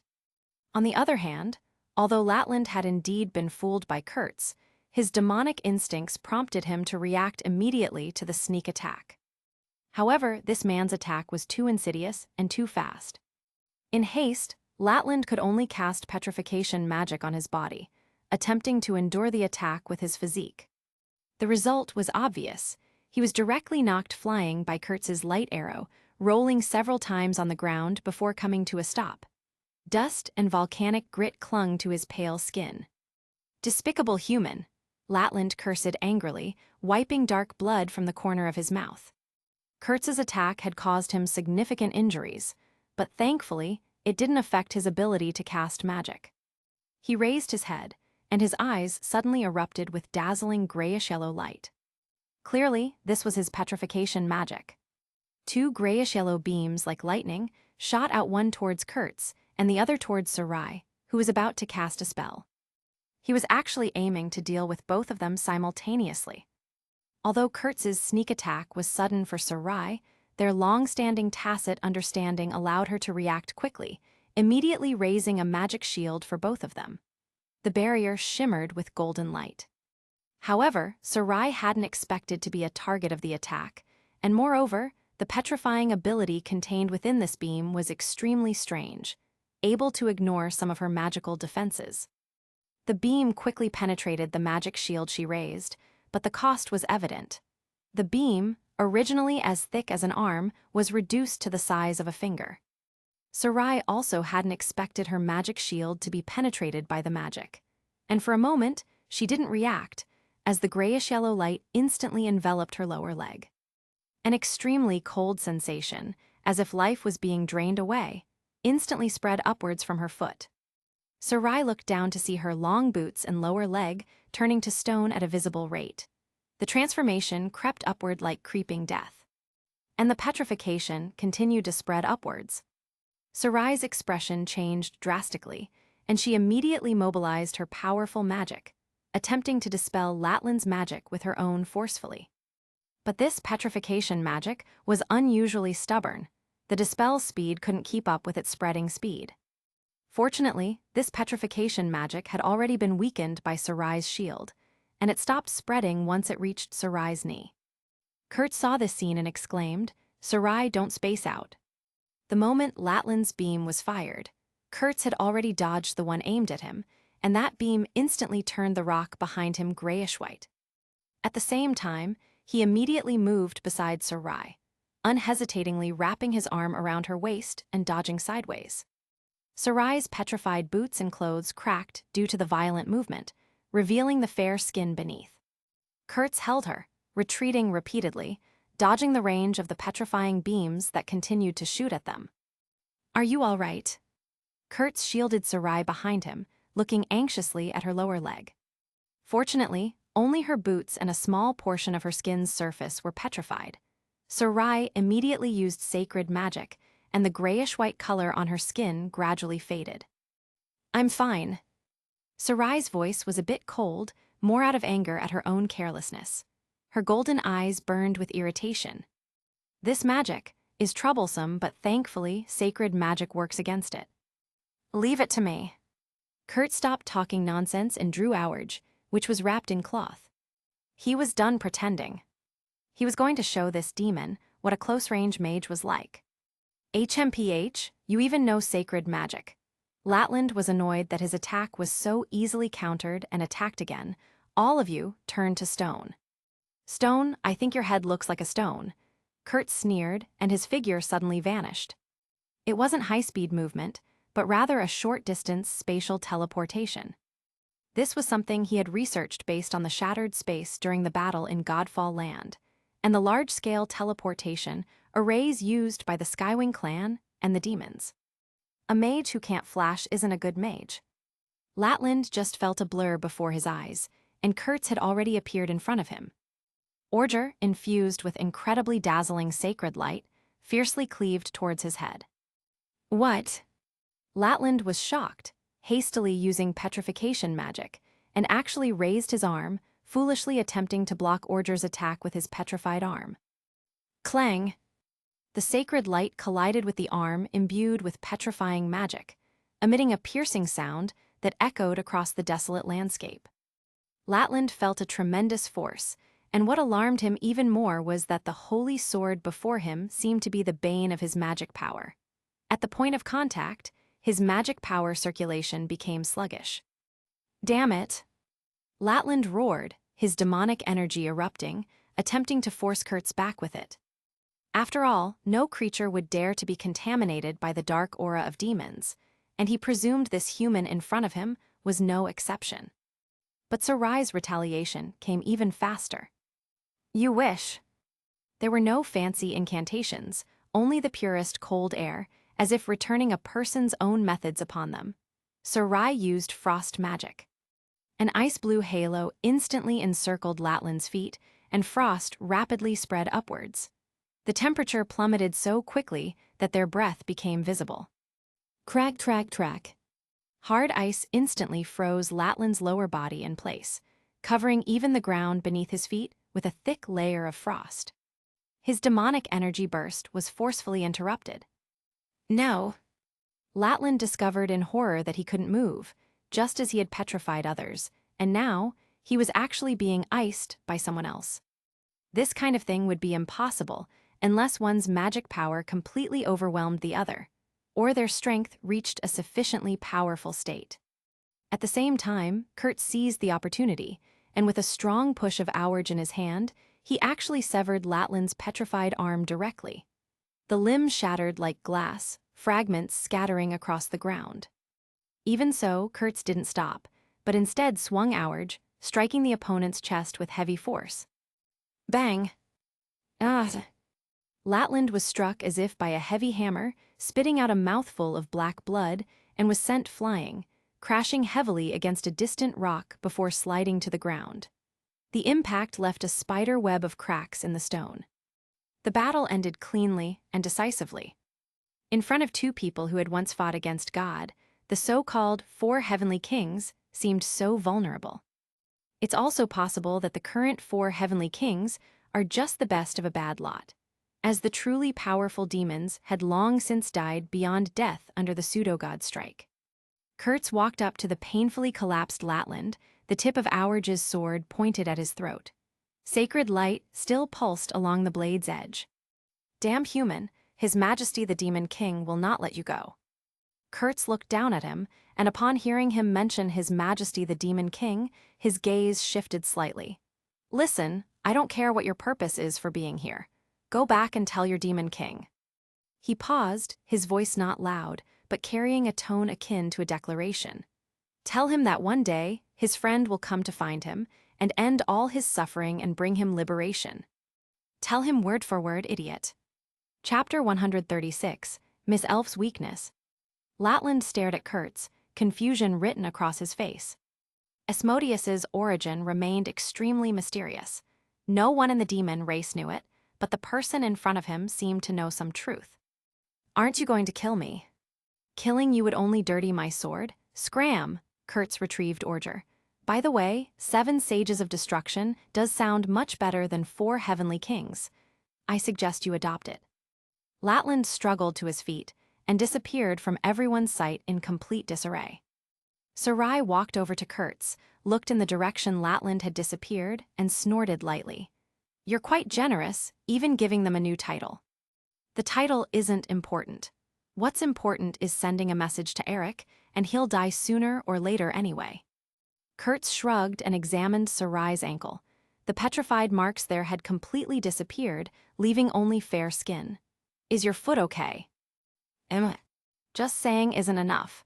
I need to see it to be sure, Kurtz declared with righteous conviction, his gaze filled with what appeared to be genuine concern for his companion's physical safety. Sarai always felt his gaze carried something strange, so she instinctively refused. No need. That won't do, Kurtz's voice carried an undeniable tone. It would be terrible if that guy's demonic petrification magic had some latent erosion effect. I'm speaking from experience on this one. Although Sarai felt Kurtz made sense, before she could respond, the man had already moved in front of her, bending down and extending that seemingly ill-intentioned large hand. Kurtz! Sarai instinctively tried to retreat, but the man's hand moved faster. His palm instantly wrapped firmly around her slender ankle, and the heat from his palm immediately transferred onto her skin. This made Sarai completely freeze in place. If she accidentally fell, it would be very embarrassing. Please sit down first. Kurtz looked up, his eyes full of worry, as if he truly was just concerned for his close friend. His thumb gently landed on the skin that had just been hit by the petrification magic, but had already recovered, carefully feeling the delicate coolness. How does it feel here? He seemed to be asking, but his fingers traced circles on that skin, feeling the softness of the elf's skin, which felt like the finest silk. Sarai froze in place from his sudden actions and his caring gaze. The sensation of her ankle being completely enveloped by his palm struck her as unusually clear. That warm feeling continued to emanate, mixed with the slight itch his fingers brought on. It felt like tiny sparks climbing up her leg, making her whole body feel a strange tingling. She lowered her head, looking at the man squatting in front of her. His hair fell forward, covering part of his face, leaving only a seemingly very serious profile, and at the same time, hiding the panic on the elf's face. This weird feeling made her whole body shake. It looks like there's no problem, Kurtz muttered to himself, but his palm slid down her smooth calf naturally. You don't need to check there, do you? Sarai tried to stop him, but it was already too late. The man removed her boot, revealing a cute little foot, and that small, exquisite sole rested supported by one hand. Sarai possessed beautifully shaped feet, with a slight arch and toes as round as jade. The skin on her feet appeared so fair it was almost transparent, and even the touch felt surprisingly delicate. Kurtz's thumb gently, with a hint of probing pressure, scraped across Sarai's tender and sensitive sole. A sudden itch, like an electric current, instantly shot from her soul straight to her heart. Sarai's body trembled uncontrollably, and her toes instinctively curled up, just like a startled small animal curling up its body by instinct. Having someone touch a place that had never been touched before like this, that weird and intense feeling made her scalp tingle. Don't be nervous. Kurtz had expected this reaction. Anyone who had been tickled would react this way. However, although he said this, the hand supporting her foot became firmer, completely suppressing her instinctive urge to retract. He even looked up and said solemnly, Sarai, relax. I'm just checking your nerve reflexes, which are unconscious body movements. Your strong reaction is actually a good thing. It means there's no damage to your sensation. As he spoke, as if to verify his statement, his thumb once again, with even more deliberate pressure, massaged the soft flesh of her sensitive soul. I have never heard of that term. You let go of me first. Sarai's pointed elf ears had turned pink from the ticklish sensation and the tingling in her heart. The ticklish feeling produced by the repeated teasing of her soul, mixed with the tingling sensation that made her heart beat faster, came in waves like a tide. She struggled hard, but Kurtz's strength made it impossible for her to break free. This scoundrel. He definitely did this to make her look like a fool. Almost done, just a little more. Kurtz comforted her verbally, but his movements showed no sign of stopping. He even pinched her rounded toes with his fingertips. No stiffness at all. It looks like it recovered very well. He commented with a serious expression, but she could see the smile in his eyes. Sarai felt both shy and annoyed. Her golden eyes burned with raging flames, seemingly angry at Kurtz's rude behavior, but deep down, that unfamiliar feeling grew wildly like a vine. This sense of being completely controlled, unable to resist, mixed with that indescribable feeling, made her almost collapse. She could no longer endure this torment. Kurtz! Sarai's voice shook with shame, anger, and something else she couldn't quite name. She no longer hesitated. Powerful magic instantly surged within her body, and a wave of cold air erupted from her ankle without warning. Kurtz only felt his palm turn icy, as if he had gripped a piece of thousand-year-old ice. The biting cold made him instinctively loosen his grip slightly. Now's the time.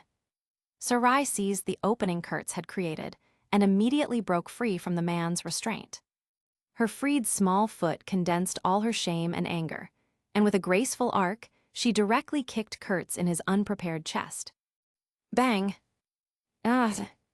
Kurtz had completely not expected this move from the elf miss and got kicked backward, making intimate contact with the ground.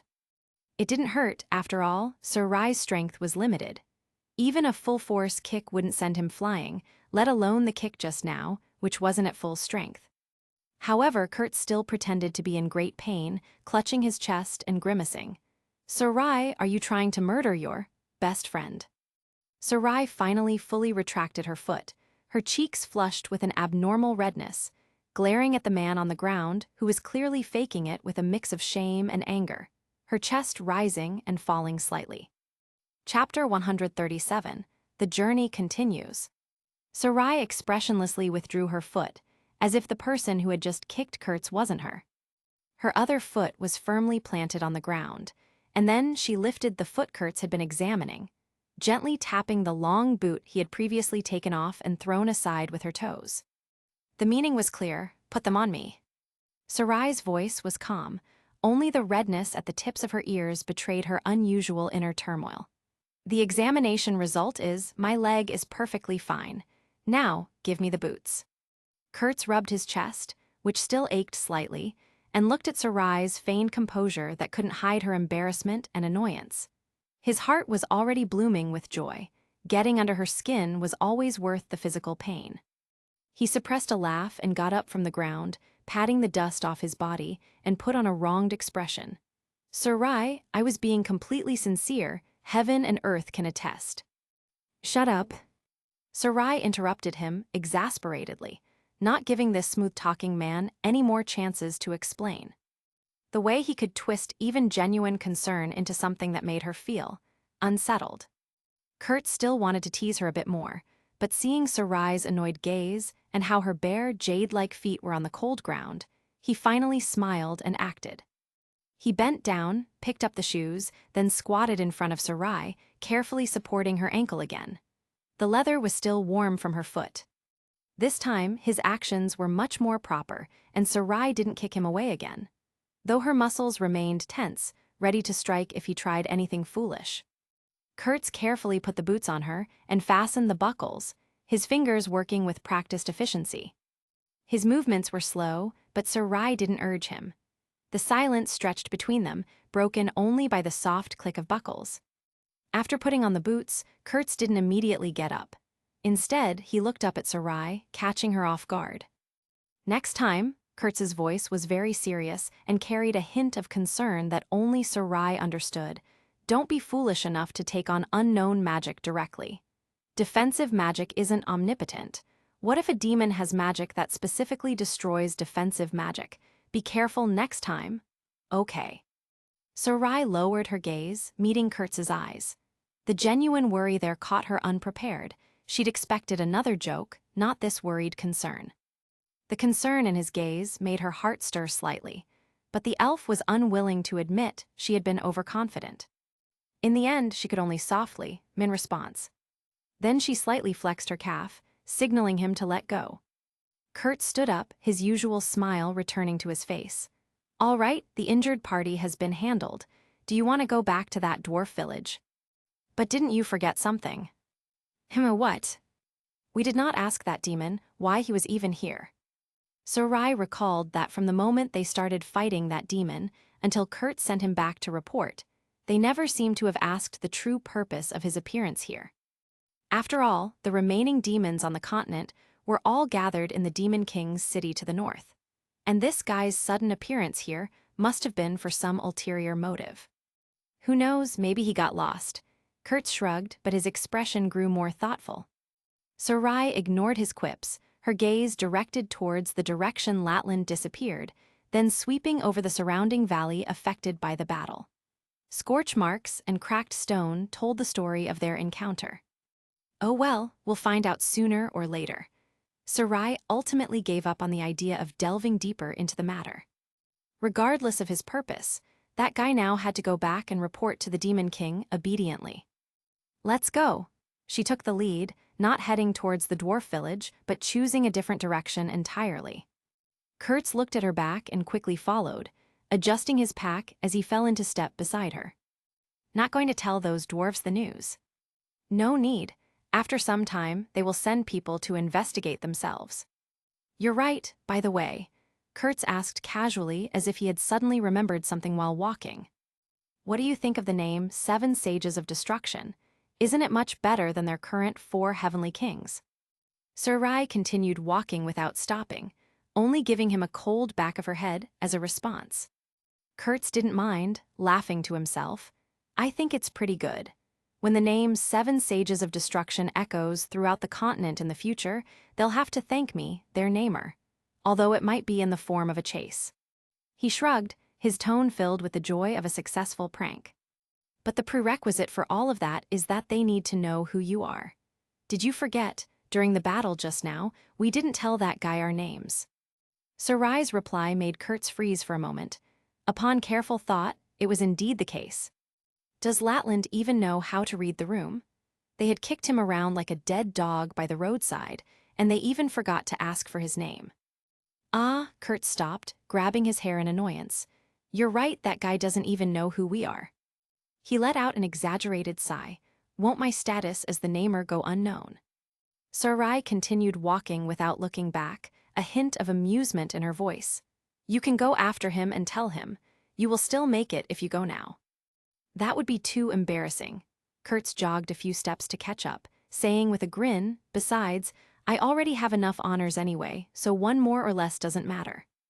Sarai finally couldn't help but slightly tilt her head, glancing at him sideways. Back then, I delivered the most crucial blow, but why did the title of God-slaying one fall to you? The elf was full of confusion about this particular injustice. For example, she was now respectfully called the elf saint, and Norn was called the king, but only the title of God-slaying one was occupied by Kurtz alone. Perhaps it's because I'm the Orger wielder. That's completely biased. Although Sarai was a little helpless, she fortunately didn't dwell on this topic. That demon's petrification magic was indeed very special. Kurtz nodded, his expression becoming serious.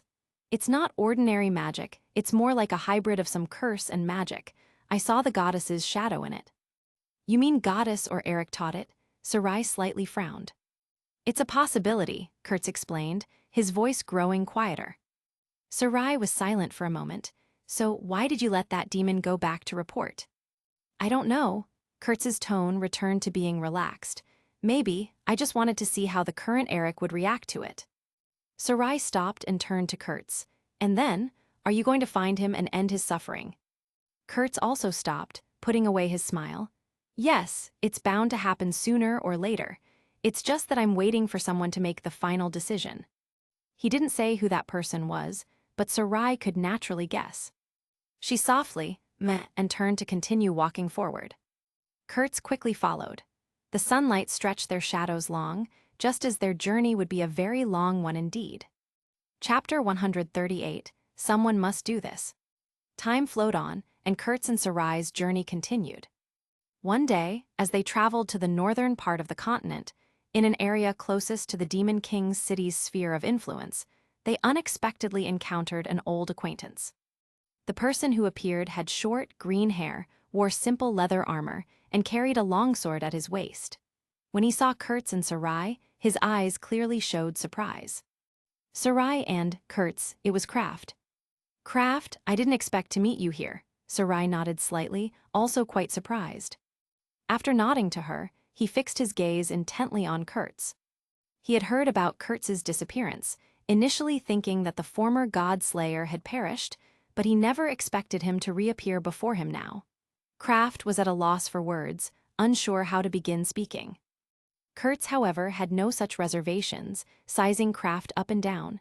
Kraft, meeting you is a pleasant surprise. The same to you, Kurtz. Why are you here, and why hasn't your appearance changed at all? Over the past 30 years, Kraft had seen Norn several times, watching the former youth slowly age, which was the inevitable fate of all humans. Yet the Kurtz before him, clearly human, showed no signs of aging whatsoever.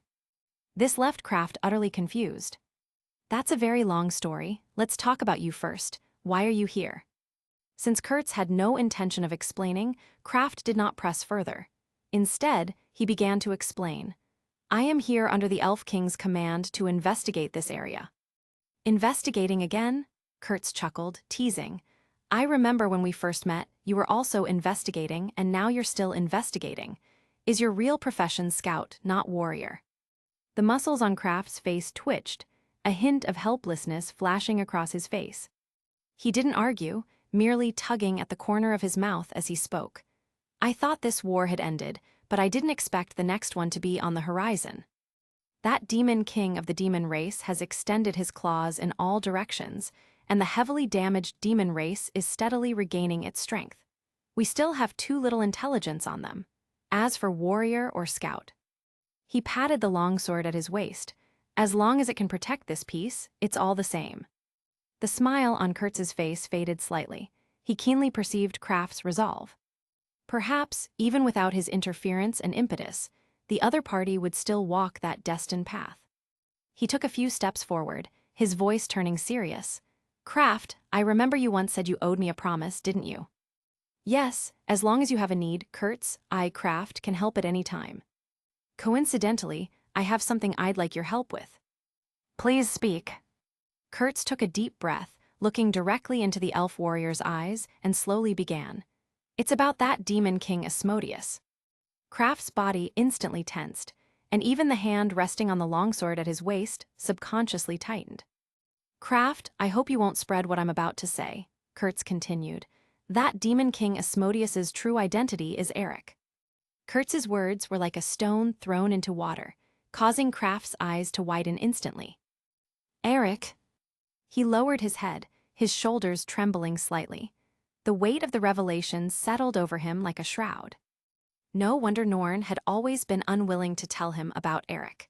No wonder he hadn't heard any news about him in 15 years. No wonder the Demon King also suddenly appeared 15 years ago. All these things connected, plus the usual clues, Kraft had already grown suspicious. But when this cruel truth was so directly revealed by Kurtz, the impact still made it difficult for him to accept for a moment. Eric's, how could he? Kraft's voice was filled with disbelief. Why would the hero of yesteryear become today's Demon King, become the source of darkness? What exactly did he experience in between? During the final battle back then, he was corrupted by darkness, then gradually degenerated and twisted, eventually being pushed into that position, Kurtz recounted word by word. He has been struggling in pain. The position of Demon King is not a power to him, but endless agony and torment. Sarai stood quietly to the side, observing the expressions of the two, choosing not to interject. The wind carried the scent of distant battlefields and old sorrows. Kurtz looked at the conflict in Kraft's eyes and continued. I hope you can walk the world under the name of killing the world, saving the Demon King, and then come before Eric. You want me to kill him? Kraft hesitated, speaking. Eric also held deep affection for him. It was partly due to his efforts that the other party could become a powerful warrior or mage. Now, asking him to kill the other party, if it were an emotionally detached elf, they might not care, but Kraft was not such an elf. He was older than Sarai and had experienced more, so his emotions had long transcended the scope of ordinary elves. It was this very restraint that made him instinctively resistant to this matter. No, I will strike the final blow, but in the eyes of the world, I am already a bygone legend, so you will have to bear this honor. Kraft lifted his head, looking at Kurtz's eyes, filled with shock and confusion, but eventually turning into understanding. He looked at Kurtz, his voice low, as if expending all his strength. Kurtz, are you going to be the one who goes into the darkness to announce death? Yes, let this honor be borne by you, Kraft. There is no honor in this. He exhaled a long breath. But, Kraft's voice grew heavy and resolute, someone has to do this.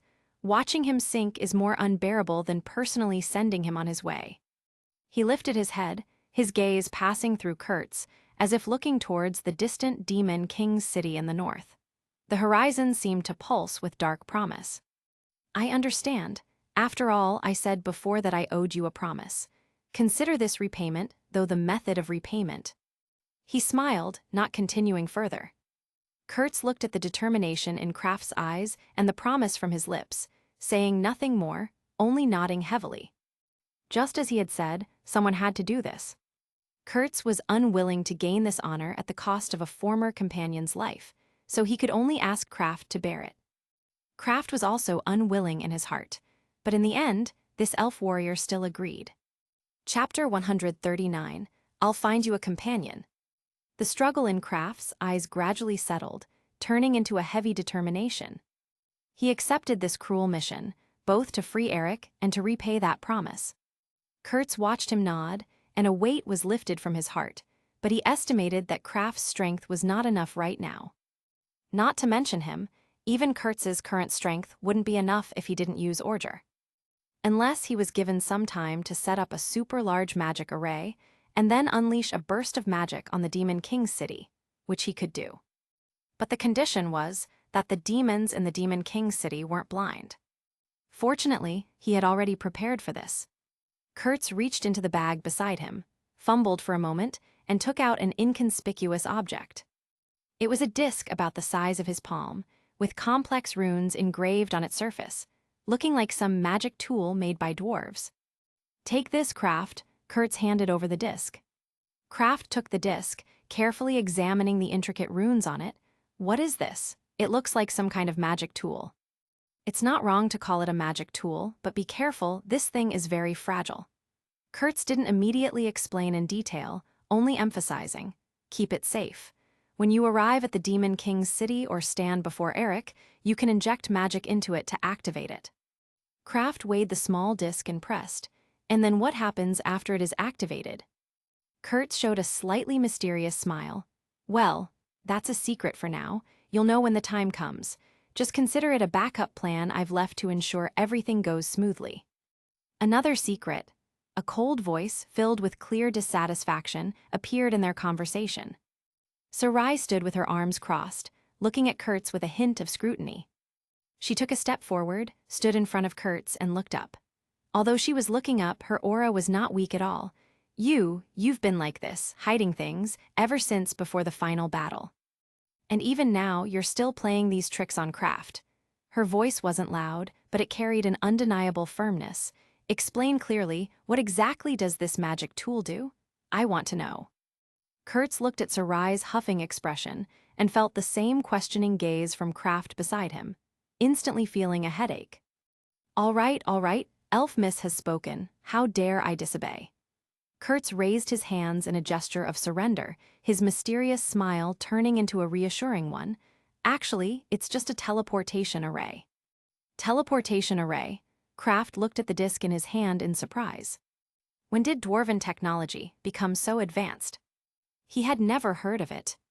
And shouldn't such a large teleportation array require a lot of magic to activate?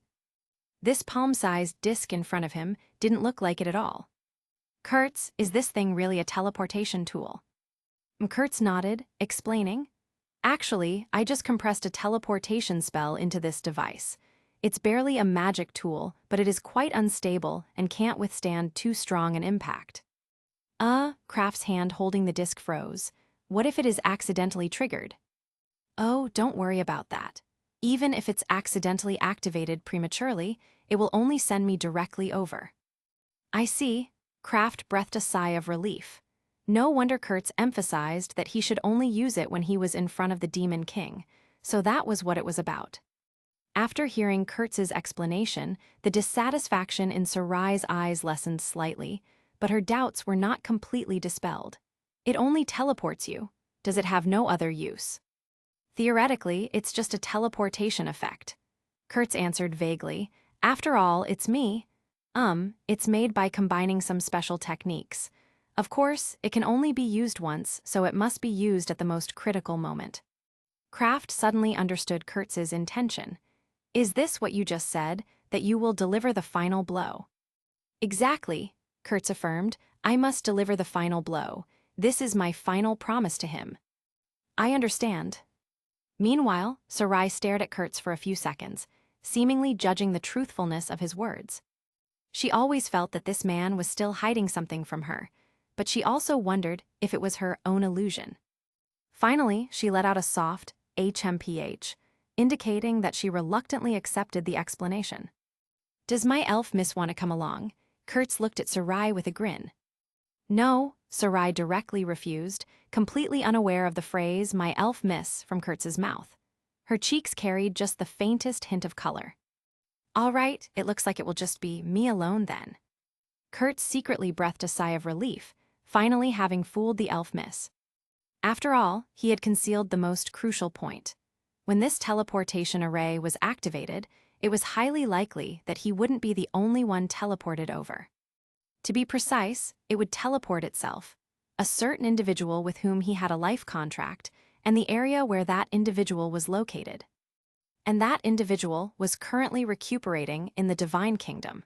At that time, the Divine Kingdom would descend above the Demon King's city.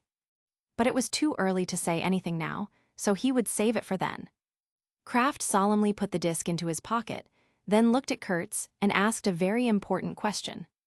Kurtz, although I really want to know how you will send Eric off in the end, there's a crucial problem. The Demon King's city has gathered all the remaining monsters and demons from the entire continent. There are countless powerful demons, and it would probably be a bit difficult for me to kill my way to the Demon King alone. Kurtz showed an I've already arranged it expression. You won't be alone. I've already found a companion for you, a powerful holy order. You two will travel together, look out for each other, and together become heroes who save the world. Holy order. Sarai immediately thought of the figure with pure white wings. Is it Olivia? Does she also know about Eric? If Olivia and Kraft were together, with her strength, she would indeed be a strong reinforcement. Kurtz, however, shook his head. It's not Olivia. She has already completed her mission. It's someone else. He continued to add, this holy order is also one of the members of the 13 Council from back then. Her strength is very powerful, and she has an extremely strong restraining effect on the dark power of demons. 13 Council members. Sarai looked at Kurtz in confusion. She remembered that Olivia was the only remaining member of the 13 Council, wasn't she? Where did another one pop out from? Hey everyone, how are you doing? Hope you're well and fine. Hope you liked reading till now. If there's ever any opinion you have about anything in this fic, do share. Also, I just posted a new fic today. It's a Warhammer 40k fanfic. If you are interested, check it out. Chapter 140, The Life Goddess's Promise. Sarai quickly filtered through the possible Skywing clan members in her mind, her brow furrowing as she reached the same conclusion. She truly couldn't think of any surviving 13 council member who could have returned to this world and possessed such powerful strength. That was basically impossible. After all, this world wasn't somewhere you could just leave whenever you wanted. Once you left, you could not come back. Just like the elf race 10,000 years ago, who, led by the deity they believed in, were able to leave this world. So she directly asked the doubt in her heart. I remember that the 13 council members weren't all dead. Wasn't Olivia the only one left after Kurtz's god strike against the demon race? And the Skywing clan, weren't they already? She used to be a 13 council member, but she retired later. Kurtz saw the deepening confusion in Sarai's eyes and quickly waved his hand to interrupt her thoughts. Don't guess, Sarai, this esteemed individual's identity is quite special and needs to be kept secret for now. Just as he had said, this Holy Order member's identity was indeed a bit special, forcing Kurtz to treat her with caution. Some truths were better revealed gradually. Sarai looked at Kurtz's unwilling expression. Although her heart was full of doubts, she ultimately just gave him a faint glance and didn't press further. She'd learned when to push and when to wait. Although Kraft was also curious about this mysterious Holy Order companion, he was more concerned with the mission itself. The urgency of their situation weighed heavily than any mystery. Since Kurtz guaranteed it, he no longer delved deeper. I understand. So, where is this esteemed Holy Order now? I will set off to find her immediately. Don't worry, she will be the one to find you. Kurtz showed a meaningful smile. When you embark on the path to the Demon King's city, she will naturally appear.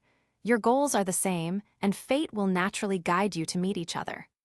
Kraft looked at Kurtz's shaman-like expression, his mouth twitched, and he finally just nodded. Sometimes the man's cryptic responses were more irritating than helpful. As you wish, I will be taking my leave now. He nodded slightly to Sarai and then looked deeply at Kurtz, his gaze incredibly complex. Afterward, he said no more and quickly departed, his footsteps fading into the distance. Kurtz watched Kraft disappear, the smile on his face gradually receding, leaving only contemplation. Sarai walked to his side, her voice cool. Didn't you say you would wait for Norn to decide before acting? Why are you moving ahead now? Because there's no time left. Kurtz shook his head, unfolding a magic circle in his hand that glowed faintly with a pale blue light. What is this? Sarai leaned in curiously, the magical energy tickling her senses. A life signal type of magic. I plan to write this magic circuit into runes later and then engrave it on paper. This way, I can get a magic item similar to a life card, cough, cough, I'm getting off topic. The strength of the light on this thing represents Norn's life signal. Now it seems he doesn't have much time left. The glow was noticeably dimmer than it had been before. A bit of a useless magic. Sarai didn't know why Kurtz wanted to research this kind of magic, but she didn't ask.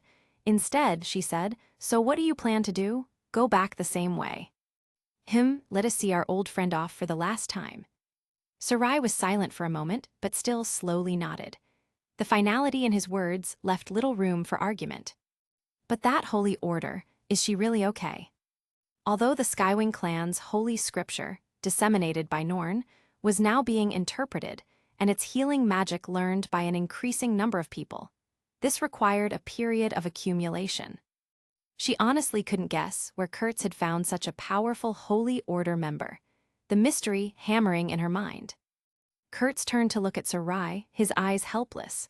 Sarai, that individual's identity is indeed very special. He paused, his voice lowering. After all, she is the one up there. Kurtz pointed to the sky, trying to convey his meaning to Sarai. After all, in his opinion, the only beings that could reside high in the heavens were the legendary gods. But in Sarai's eyes, it was clearly not the same thing. After all, in this world, besides the Skywing clan, some flying races could reside high in the heavens. So, Sarai completely failed to understand what Kurtz was referring to. She stared at him blankly. What are you saying? Speak like a normal human. All right, that person is actually the life goddess. Kurtz spread his hands, simply telling Sarai the truth. Goddess, is she still alive? Sarai looked at him with an obvious look of surprise, her composure finally cracked. After all, when they fought the fertility goddess, they had gone all out, especially Kurtz's final blow, which annihilated the fertility goddess's body. Sarai thought the life goddess was dead, but she never expected her to be still alive. However, this made things less strange. No wonder the Skywing clan could leave this world. It turned out the life goddess was still alive. Well, you could say she's almost dead. After all, only a tattered soul remains, and she needs to possess someone else to avoid dissipating. Then can she do it? Hearing Kurt say that, Sarai suddenly felt that this life goddess was a bit too tragic. A once high and mighty deity had now fallen to such a miserable state, with only her soul remaining, unable even to maintain her form. Even gods, it seemed, were not truly immortal. But then she thought, if the other party was in such a state, why would Kurt still believe she could help craft? No problem, it's because she owes us a favor, consider it repayment. Kurt's and the life goddess's first interaction occurred after the black mud had swallowed him. At that time, the life goddess, whose body had disappeared entirely, with only her soul remaining, encountered Kurt's, whose body had been completely corroded but had not yet been teleported out of the Godfall land. It was then that Kurt's and the life goddess made a deal. Kurt's used the power of faith to help stabilize her state, and then the goddess promised that in the future, she would help Kurt's with an intention projection. The life goddess herself had indeed left this world, but the divine kingdom was still in this world, serving as an anchor point for the goddess's projection. Once Kurt's needed her, the goddess would use this anchor point to project her intention. No wonder you didn't tell Kraft, her identity is indeed special. Sarai nodded, acknowledging Kurtz's previous caution. Kraft himself did not believe in goddesses, so if he were told that the companion he was about to meet would be the goddess herself, it would probably make him uncomfortable, perhaps even suspicious of the entire plan. But Sarai always had a premonition. That is, Kraft might start believing in the goddess because of this matter. But anyway, it had nothing to do with her. Let's go. Seeing that the elf had understood the whole situation, Kurtz reached out his hand. Let's go find Norn and see him off for the last time. Okay. Sarai gently placed her small hand in his, her movements natural despite the gravity of their destination. Unbeknownst to them, holding hands had already become a tacit understanding between the two. The simple gesture carried more weight than either was willing to acknowledge. Chapter 141, Good Night, Norn. Cough, cough. Norn's grip on Kurtz's wrist was surprisingly strong for a dying man. I never thought I'd see you again. Each word came between labored breaths. Sorry I'm late. Kurtz took his friend's hand, feeling how thin it had become. The life in Norn was fading fast, like a candle burning its last bit of wick. After a moment of silence, Kurtz spoke carefully. Norn, that magic we talked about before. Years ago, they discussed it by a campfire, the magic that could steal life from others to extend your own. A dangerous magic Kurtz possessed but had never wanted to use. He'd promised to teach Norn if he ever wanted to learn, but the cost was terrible. Human minds couldn't handle living for thousands of years, and absorbing life force risked corruption. He didn't want to watch his oldest friend become a monster, but he also couldn't bear the thought of losing him. These conflicting feelings made him bring up the offer again, despite knowing what Norn would say. The answer was the same as before. Norn shook his head before Kurtz could even finish. The desperate hope in his eyes flickered out, replaced by calm acceptance. No need, Kurtz. His voice was weak but determined. I know you mean well, but no. With effort, he turned toward the window. Sunlight streamed through, illuminating the palace gardens where roses bloomed despite the season. I was born in this world, grew up here, fought for it, and I'll return to it. His voice grew stronger with each word. My life's been good enough. I don't need anything more. He looked at Kurtz, then Sarai, before his gaze drifted to the horizon. For a second, Kurtz could swear Norn saw someone else there, another old friend waiting. Norn hadn't told anyone how sick he was, not even Somo. He'd planned to die quietly, maybe leave Kurtz a letter, but seeing him here now was more than he'd hoped for. It's enough, Norn said with a peaceful smile. You told me once that humanity's strength comes from how short our lives are, which makes us treasure each day. I've burned through mine pretty well, even if it wasn't perfect. It was a great life, and now it's time to rest now. I understand. If that's what Norn wanted, Kurtz would respect it. However, there was still one thing they needed to discuss. About Eric. Norn's breathing hitched. His hand tightened around Kurtz's, eyes suddenly fierce despite his weakness. I know everything, the words burst out of him. If I'd seen the signs earlier, if I could have brought him back before it was too late. It's not your fault, Kurtz said quickly. Nobody expected the goddess to target him. All we can do now is help him find peace. Tears ran down Norn's face. Please, Kurtz, end his suffering. Let him die as Eric, not trapped forever in that thing's body. The words hung heavy in the air. Norn had finally made the choice he'd been avoiding for years, maybe hoping for a miracle that wasn't coming. At least he could carry this burden himself. The room went quiet except for Norn's rough breathing. Kurt stared at his friend's anguished expression, the silence stretching until Sarai shifted uncomfortably. Finally, Kurtz nodded. I promise, Eric will find peace. Norn's body sagged with relief. Sorry to ask this of you, but the choice is mine to make. His expression softened into contentment, his desperate grip on Kurtz's hand finally relaxing. He looked out the window again, where the sky was darkening. Kurtz! His voice was small, uncertain. Did I do okay as king? Did I let everyone down? It wasn't about power or glory. Just one man wondering if he'd done his duty, if he'd managed to light the way forward, even a little. Kurtz met his eyes without hesitation. Norn, he squeezed his friend's hand. You did great, better than great, now you can rest. The path ahead would be long and difficult, but Kurtz wouldn't walk it alone. Norn's last worries melted away. His smile was deep and genuine, a man at peace with his choices. Good, that's really good. His voice faded with each word. His eyes began to lose focus. Thank you, Kurtz. Thank you, everyone. The final words were barely a whisper. Norn's hand went cold in Kurtz's grip. In the 11th year of the Elric calendar, the first human king died. Kurtz held his friend's hand for a long time, looking at that peaceful smile. The room grew dark as evening fell. Finally, Sarai sighed softly, the only sound to mark a king's passing. Chapter 142, The Long-Awaited Priest. A few days later, in the royal capital, the Saint Kingnon's funeral was being held. Residents from the entire city gathered spontaneously, extending from the royal palace all the way to the cemetery outside the city. The procession stretched like a river of mourning, black-clad figures filling every street and alleyway. Everyone's face was etched with sorrow, and many were quietly sobbing. Children clutched their parents' hands, not fully understanding why the adults were crying and sad, but they sensed the weight of loss that hung over the capital like morning fog. In the very center of the street, a long funeral procession moved with solemn dignity. Kurtz and Sarai did not join the crowd. They stood quietly on the city's tallest tower, overlooking the grand funeral procession below. The wind at this height carried fragments of prayer and song from the streets below. Is this how humans bid farewell?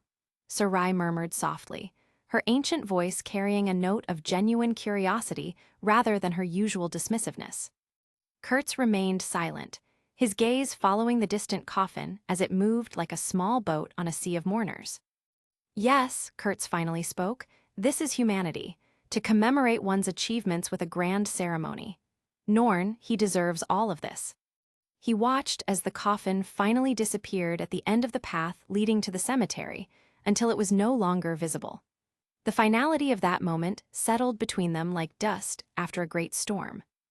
We should go too, Sarai. Kurtz turned around, no longer looking at the sorrowful scene, his gaze fixed on the distant north, the direction of the Demon King's city, and the place where he must fulfill his next promise. Norn's journey has ended, but our path still has a way to go. Sarai took one last look at the royal capital, still immersed in grief below, and nodded. For once, she offered no cutting remark about human sentiment. The two turned silently, and spatial magic unfolded.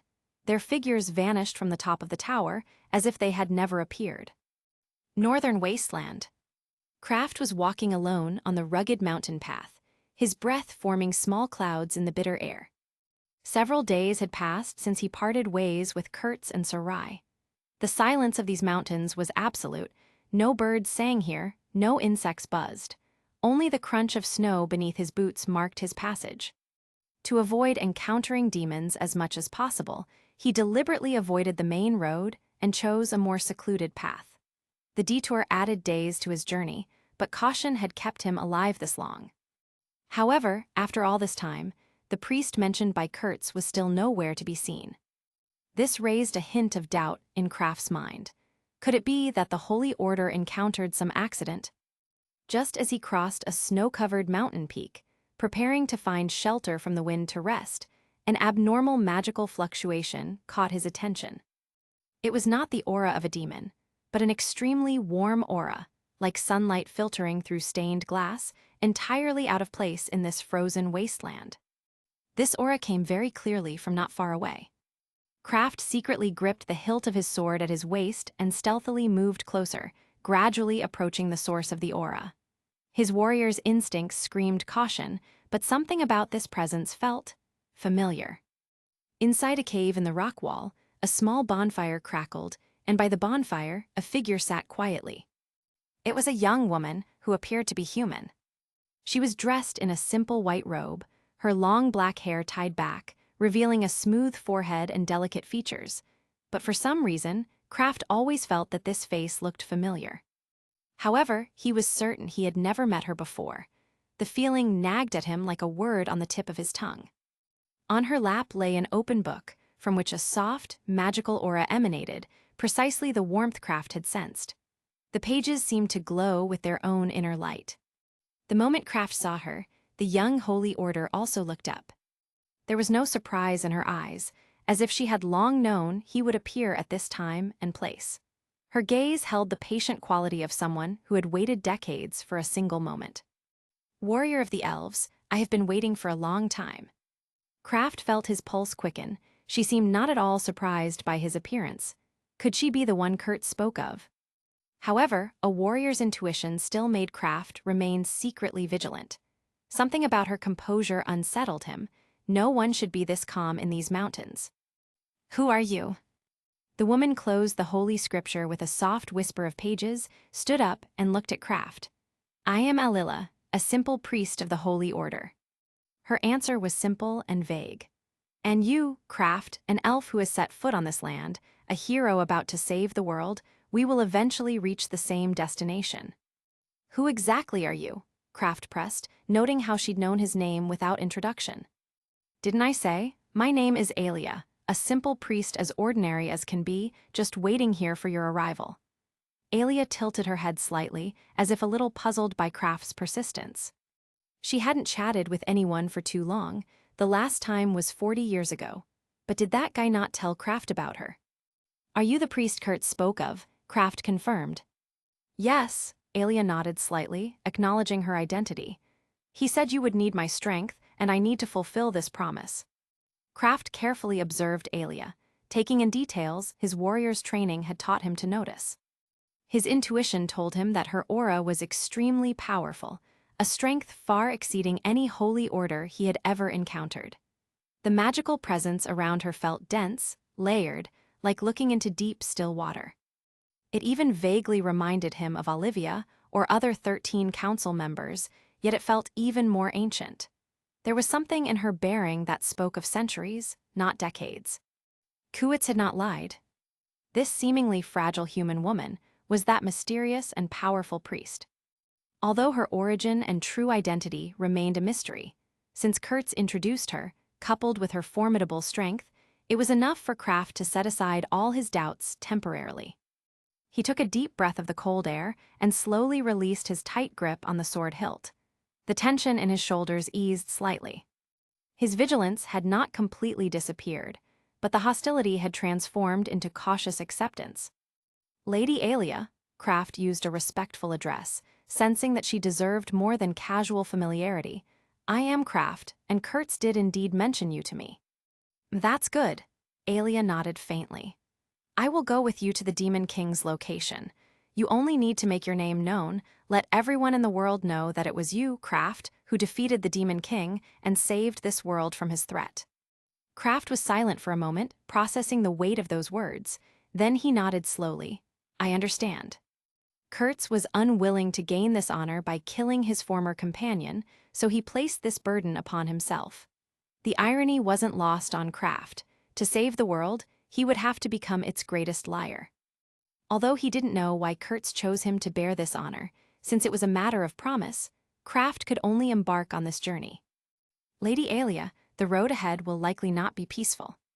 I know. Aelia's gaze turned north, towards the distant Demon King's city, and a faint, almost imperceptible golden light seemed to flash in her eyes, so quick that Kraft thought it was his own illusion.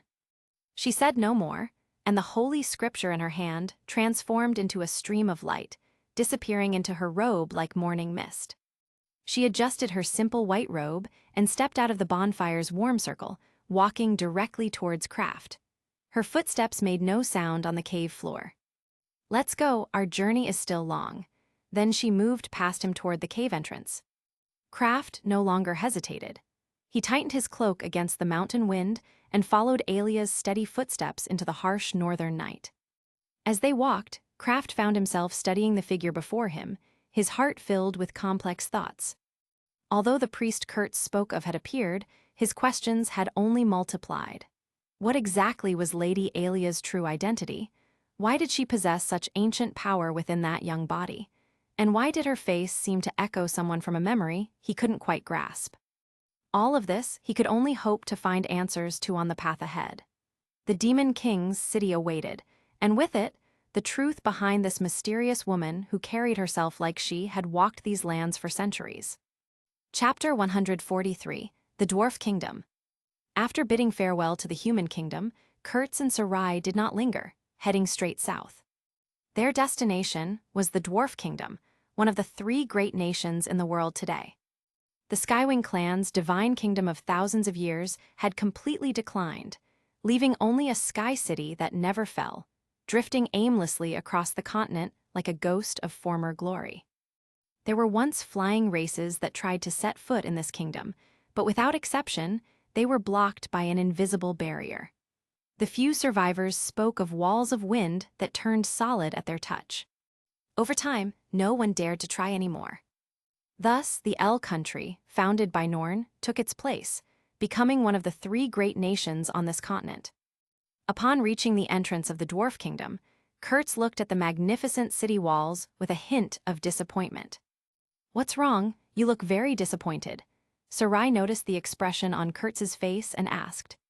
"I thought the Dwarf Kingdom would be built into a cliff, like the dwarf ruins we visited before."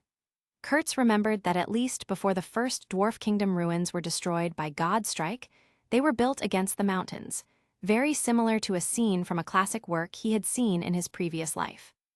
However, the Dwarf Kingdom before him was built on a large plain, surrounded by tall city walls. He wouldn't be surprised if someone said humans built it. The architecture lacked the mountain-carved grandeur he'd expected. When the demon race destroyed the first Dwarf Kingdom, many dwarves couldn't escape in time, especially the dwarf royal family lineage who lived deeper in the kingdom. No one survived. Sarai explained matter-of-factly.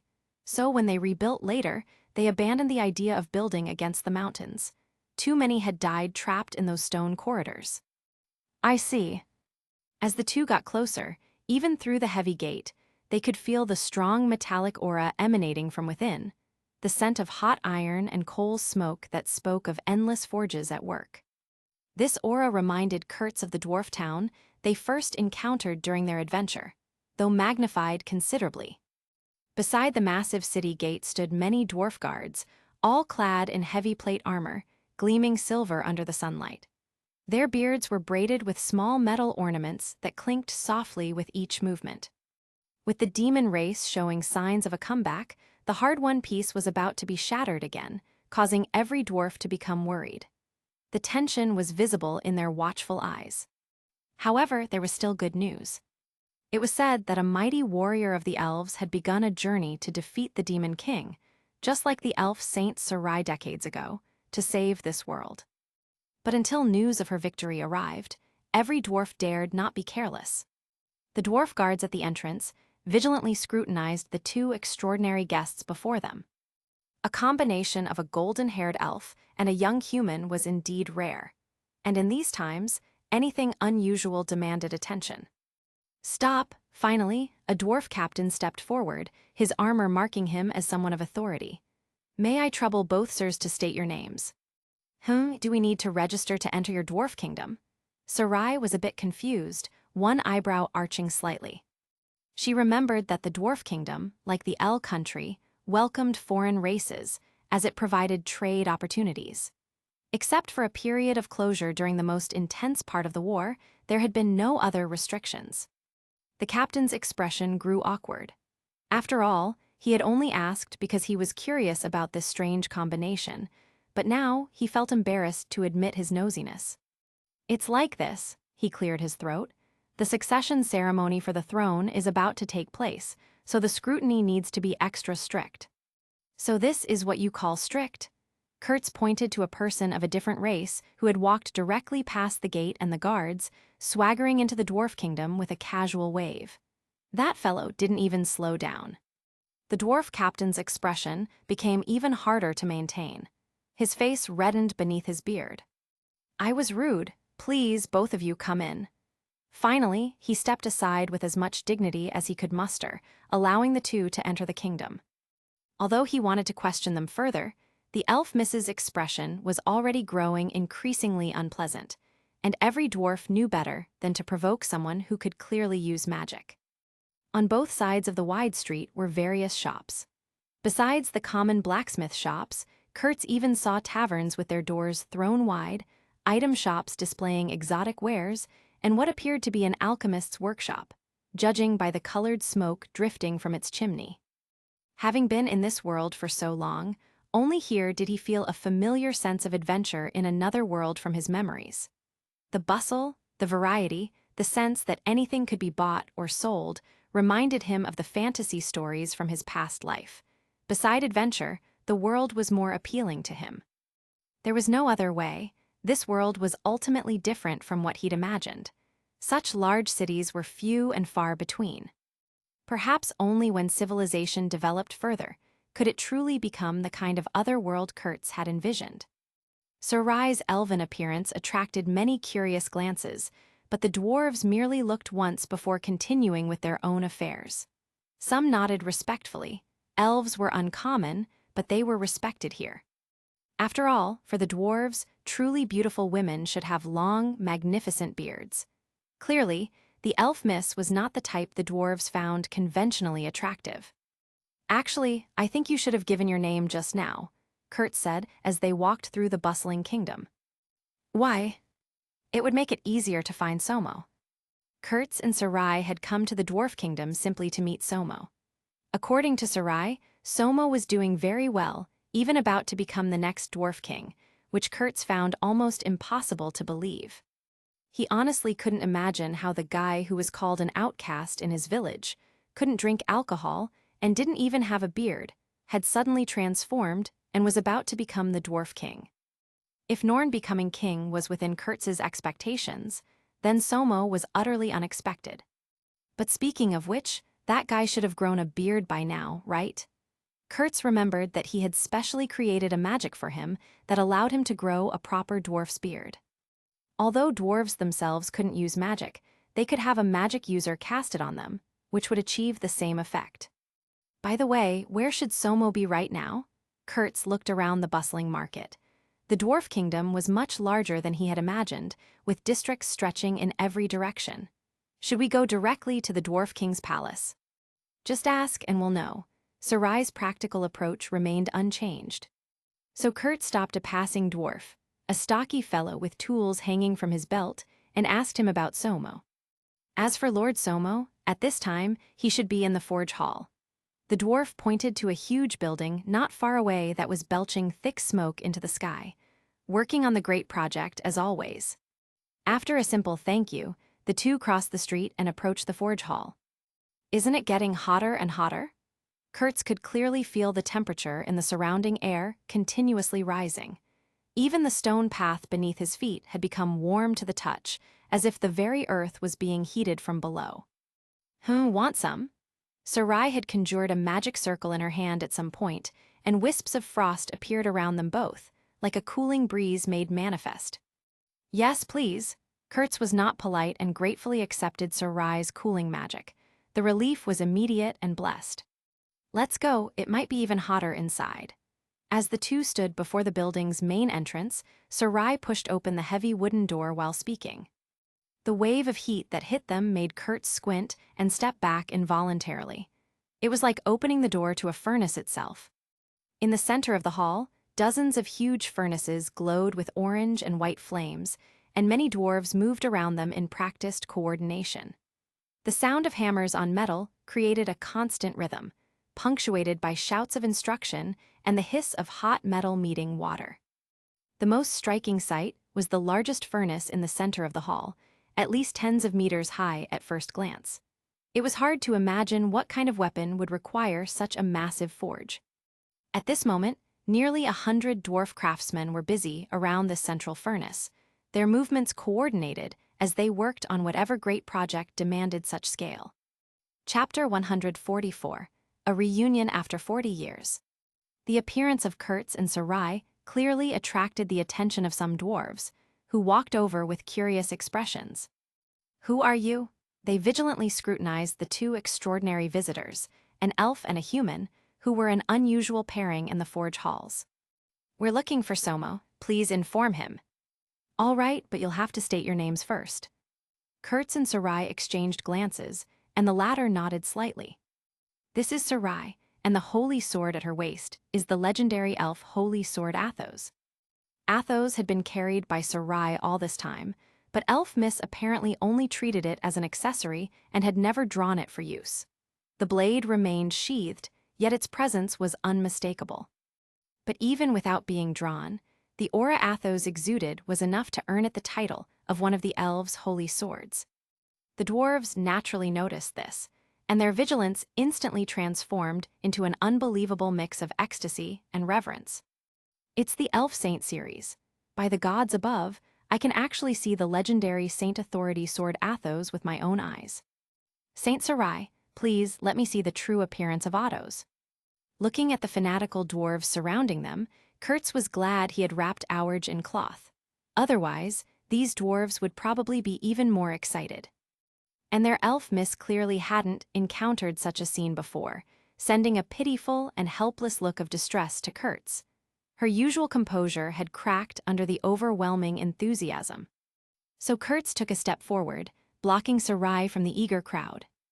"Everyone, can you go inform Somo now?" Unfortunately, no one answered him. Clearly, the dwarves in front of him were completely focused on the legendary Saint Authority Sword Athos. "Human boy, can you persuade Saint Sarai to draw Athos and let us see it? I want one look, just one, please." Kurtz just smiled and didn't respond. If these dwarves got mesmerized by the blade's true form, it wouldn't be something that could end with just one look. Speaking of which, the human man beside Sarai is only Godslayer Kurtz, right? Could it be that you are Kurtz? One of the dwarves noticed something and exclaimed, his eyes widening. "I'm not, I didn't, you've got the wrong person," Kurtz quickly denied, waving his hands defensively. He didn't want to be surrounded by a group of muscular, overly enthusiastic craftsmen. But luckily, other dwarves voluntarily spoke up to help him out. "Are you an idiot? Kurtz is a human. Now that over 40 years have passed, how could he still be so young? What if Kurtz knows eternal youth magic?" Watching these dwarves begin to chatter like neighborhood gossips, Kurtz and Sarai felt a headache coming on. The forge hall had somehow transformed into a debate society. But fortunately, the commotion here also attracted the attention of more dwarves, including the person they were looking for. "What are you all doing? Hurry up and check the furnace." A stout dwarf approached, his voice carrying the authority of leadership. His face still showed traces of youth from back then, but now completely matured, with broader shoulders, a confident stride, and the bearing of someone accustomed to command. He wore shining mithril armor. A complex golden emblem hung on his chest, and what Kurtz found most amusing was the thick red beard on his face. That beard was so perfect, it could be called a model for dwarf beards. Full, lustrous, and braided with small metal rings that caught the forge light. "Somo," Kurtz's eyes widened in recognition. Although he was mentally prepared, seeing the dwarf youth who was ostracized for not growing a beard back, then now looking so imposing, He couldn't help but feel a surge of pride for his old friend. Kurtz's voice should have been drowned out in the noisy crowd, but Somo seemed to sense something and looked his way. Their eyes met across the busy hall. When his gaze fell on Kurtz and Sarai at the entrance, his eyes also widened in disbelief. Kurtz and Sarai. Somo's voice trembled, his body frozen in place for a long moment without reacting. The confident prince seemed to dissolve back into the uncertain young dwarf of 40 years past. The entire hall instantly fell silent, all the dwarves looking at their usually composed crown prince, with only a few continuing to stare at Kurtz with even more fervent gazes. Then Somo finally reacted, pushing through the crowd and jogging to stand before the two, his armor clanking with each hurried step. "It really is you." Somo embraced Kurtz with such force that Kurtz winced slightly. Somo had definitely gotten stronger over the years. "I knew it. I knew you wouldn't die so easily." "Cough, cough, I can't breathe," Kurtz protested with a strained laugh.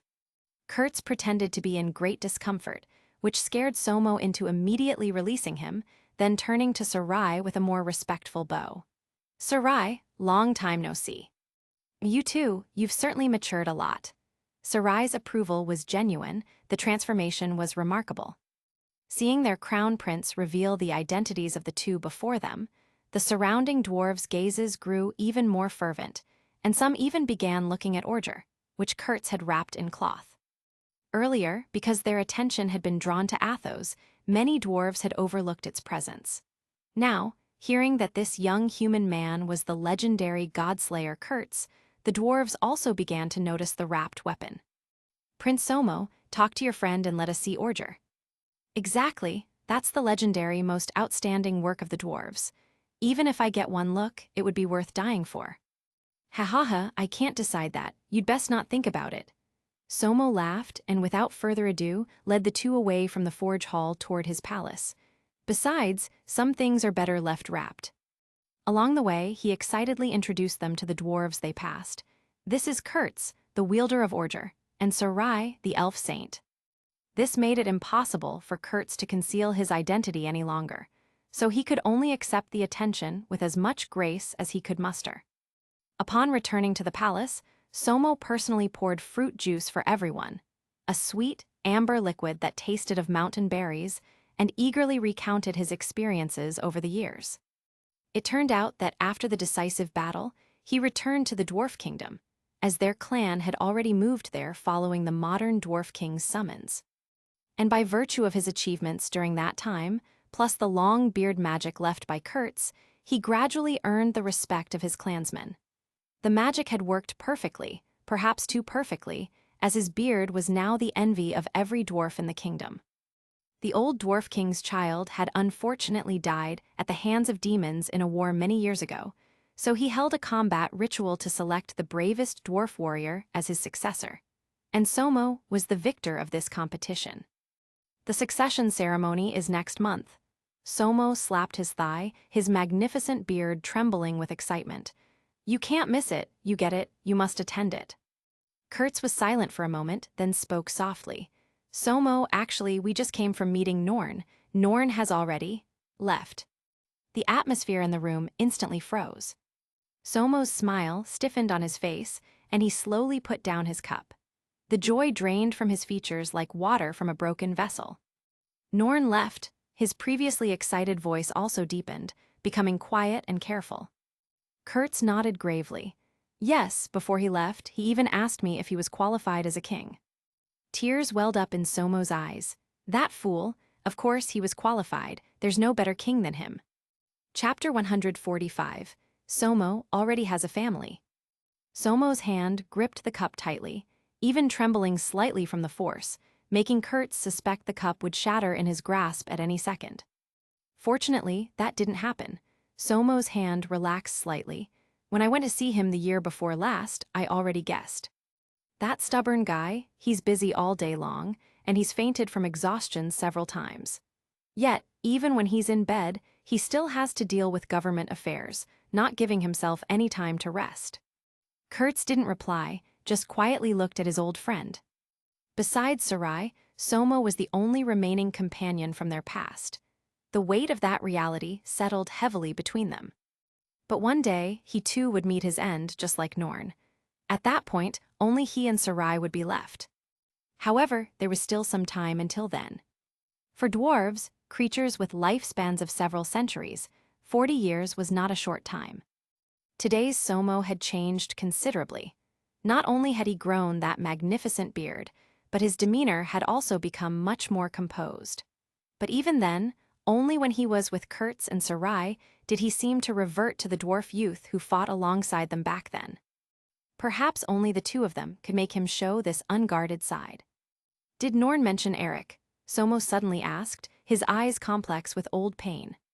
Kurtz nodded. He did, and he hoped I could end Eric's suffering, allowing Eric to rest in peace as a warrior. SOUSOU's breathing became heavier. He put down the cup with deliberate care, propped his hands on his knees, his arm muscles taut with suppressed emotion. After a long while, he exhaled slowly. So Norn finally made that decision. Yes, there's no better option besides that. Perhaps Eric still retained a sliver of consciousness, his sanity not completely eroded. But in the end, it was too late for any other solution. SOUSOU looked up, meeting Kurtz's gaze directly. Kurtz, did you promise him? I promised. Kurtz's voice was soft, yet carried an undeniable strength. SOUSOU stared at Kurtz for a long time, finally speaking. Good, I believe you will surely bring peace to Eric. Want to come along? Consider it sending our old friend off one last time. Kurtz suggested to SOUSOU, though he already suspected the answer. No, forgive me, Kurtz, this time. I can't go with you. Kurtz raised an eyebrow slightly, but didn't speak, waiting for SOUSOU to continue. Just like Norn, I can't bring myself to do it. SOUSOU's voice was almost inaudible. And he stood up, walked to a small cabinet by the fireplace, and took out a portrait from it. A talented artist recently painted this of another race. The other dwarves had said that he was about to become the new dwarf king, and how could he not have a portrait? So SOUSOU could only agree. However, the protagonist of this painting was not just him. There was also a dwarf woman with kind eyes and strong hands, holding a dwarf infant in her arms. These are my wife and child. SOUSOU's eyes showed a hint of tenderness that transformed his entire expression. This little one is almost 1 year old. His finger gently traced the infant in the portrait. So I can't accompany you on adventures, I'm sorry. The once fearless dwarf warrior, now with the ties of family, found himself with an added constraint. However, this constraint was actually a blessing, something Kurtz understood completely. Kurtz gazed at the portrait, a genuine smile on his lips. Congratulations, SOUSOU, truly, he said with heartfelt sincerity. You have people to protect, and that's more important than anything. Sarai also nodded gently. You made a wise decision, you don't have to feel guilty for it. In fact, even Sarai herself didn't plan to go. Among their old team, only Kurtz would be there to send Eric off one last time. SOUSOU put the portrait back in its place with careful reverence, and when he turned to face Kurtz, although I can't go myself, the Dwarf Kingdom will always support you. Whatever equipment and supplies you need, just ask. He patted his chest with renewed energy. No need, Kurtz smiled and shook his head. I'm already prepared. Actually, his invitation to SOUSOU was just to let him send Eric off one last time. There would basically be no chance for him to take action on what needed to be done. But now that he had a family, it was safer not to let him take risks again. Really? That's good. But do you really not want some new equipment? We just recently reproduced a lost technique successfully. It is similar to a magic orb that can explode and flash a strong light. It wouldn't happen to be the kind Eric used, would it? Kurt still remembered that when they first met the goddess, Eric had used similar magic items, and even during the final battle, that guy had used a weakened version of it. Yes, that's it. This is a powerful item that even gods must back away from. Actually, they just found it dazzling. For the rest of the time, SOUSOU enthusiastically showed Kurtz the latest tools forged in the Dwarf Kingdom, trying to persuade Kurtz to take a few with the persistence of a worried friend. Kurtz politely declined most, but eventually accepted a small bag of special dwarf magic recovery potions, the enhanced version at that, though the cost was that they were even more bitter than before. Meanwhile, Sarai only felt a chill run through her body, as if something unpleasant was about to happen. Her expression grew wary as she watched the exchange. After Somo had someone bring the magic recovery potions, Kurtz smilingly accepted them, and Sarai felt that sense of dread instantly reach its peak. Originally, Kurtz had planned to leave after meeting Somo, but Somo insisted on holding a grand banquet to send them off properly. At the banquet, Somo single-handedly outdrank everyone, putting a pile of dwarves under the table with impressive efficiency. But only Kurtz knew that this guy was cheating, using fruit juice instead of alcohol. Of course, no one could beat him with that strategy. For this, Somo had even specially created a tool, such as a double-chambered drinking vessel, truly going to great lengths for his deception. During this time, Somo never mentioned Norn and Eric again, just kept patting Kurtz's shoulder, wishing him a smooth journey ahead. Late at night, when the banquet finally came to an end, Somo personally escorted Kurtz and Sarai to their guest rooms. In the shadows of the corridor, the warrior who was about to become the dwarf king suddenly grabbed Kurtz's arm, his voice incredibly solemn. "Kurtz, if, and I mean if, Eric still retains a shred of his consciousness, could you deliver a message for me?" "I can. Tell him I will never forget our past adventures. He is the bravest warrior I have ever seen." Kurtz nodded solemnly, committing these words deeply to his heart, where they would remain safe until needed. The next morning, Kurtz and Sarai quietly left the dwarf kingdom. They thought they hadn't disturbed anyone, unaware that a lone figure stood quietly on the city wall behind them, watching the two departing forms grow smaller in the distance. "Have a safe journey, my friends," the future dwarf king whispered to the morning wind. Chapter 146. Chapter 146. Until the end of a long life. "By the way, I noticed something," Sarai spoke to Kurtz. Kurtz looked at her. "You look the same as you did before. Why is that?" During their journey, Sarai finally noticed that Kurtz was not quite right. More than 10 years had passed since they reunited. For humans, this period of time was enough to bring about some changes in appearance. At least, signs of growth should have been visible. But this guy in front of her seemed as young as he was at first, so Sarai asked her question with growing curiosity. "Perhaps it's because this body is special. After all, it contains the power of a god, so my appearance won't change. When the life goddess created the Skywing clan with her authority in the past, she added a spell that prevented their appearance from changing with time. Now that he had inherited this authority, he naturally learned this spell as well." So it's like some kind of eternal youth magic?" Sarai asked, a bit uncertainly. For elves, this kind of magic was quite useless, because, setting aside external factors, the elves' appearance was tough to change. Or rather, once elves grew to a particular stage, their bodies would essentially freeze at that stage and not age further. It was like having an inherent, eternal youth magic effect. "Strictly speaking, not really." Kurtz shook his head. "After all, this thing cannot be used on others, but I can research it later. I should be able to create magic with similar effects." Sarai didn't respond. After all, she wasn't interested in this kind of magic. Now that her wish to slay a god had been fulfilled, she no longer pursued powerful magic, but instead turned to studying various magic she had never seen before. Moreover, Kurtz's explanation sounded very reasonable. Eternal youth caused by the power of a god. Although Sarai had never heard of anything similar, it still felt somewhat incredible to her now that it was happening to Kurtz. She stopped pressing the issue, merely turning her gaze back to the distant undulations, her thoughts quietly drifting further along the previous topic. This silence lasted for a long time, broken only by the sound of their footsteps on the path ahead. But the next second, Sarai's footsteps suddenly stopped, and a thought unexpectedly entered her mind, one that made her chest tighten with sudden realization. She turned her head, her gaze refocusing on Kurtz's face, which seemed to have been forgotten by time. "Since your appearance won't change with time, what about your lifespan? Has it also been altered because of this?" She asked very directly, essentially asking Kurtz if he had also gained a lifespan-extending magic, similar to eternal youth. Had the power of a god fixed his appearance, and in doing so, also frozen that fragile hourglass called human lifespan?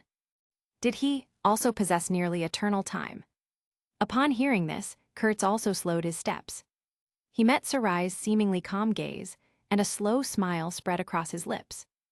Oh, he drew out his tone, leaned slightly forward, and moved closer to Sarai, deliberately lowering his voice with a hint of playfulness. Sarai, why are you so asking about my lifespan?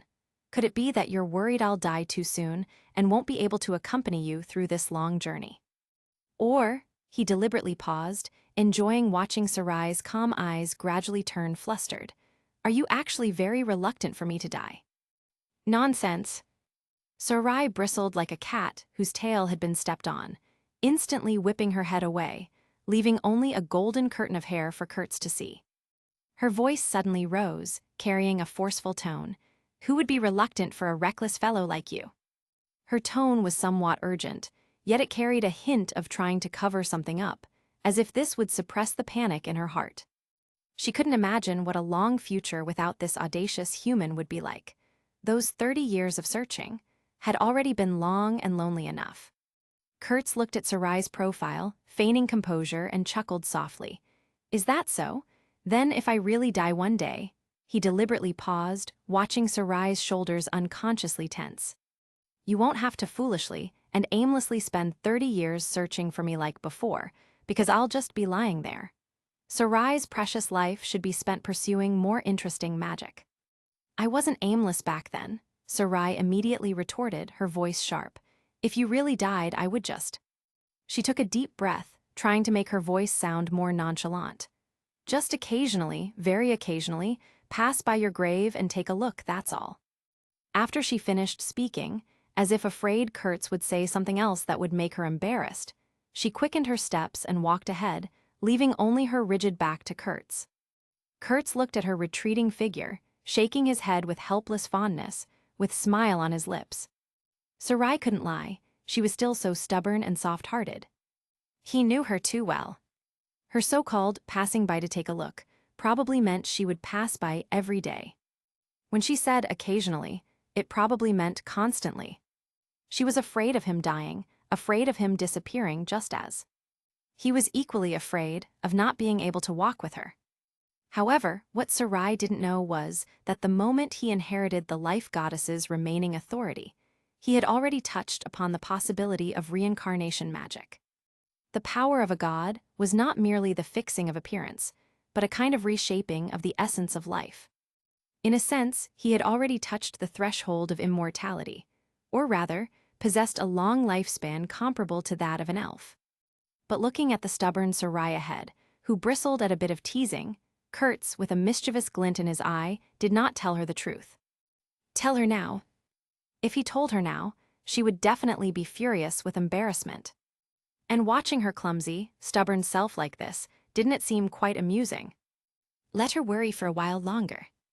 One day, when they had walked through enough long years, long enough for her to start wondering why this annoying human still wasn't aging, it wouldn't be too late to give her a surprise. Hi. A mischievous, triumphant smile appeared on Kurtz's face. He quickened his steps to catch up with Sarai. Hey Sarai, why are you walking so fast? Wait for me. Shut up, get away from me. Sarai didn't look back, and her steps quickened further. But no one saw that she bit her lip tightly, having already secretly made up her mind. If that day truly came, she would definitely not just occasionally pass by. She would go every day, bringing a bouquet of flowers he might like, or bringing some newly researched magic for him to see. Then she would sit in front of his grave, just like before, even if he was no longer noisy and annoying, and could only quietly listen to her speak. And then, until the end of her long life. Please throw some Power Stone this way, my friends. Chapter 147. The Divine Kingdom descends upon the Demon King's city. Seeing the distance Sarai deliberately put between them, Kurtz caught up in a few steps. Wait for me, Sarai. No.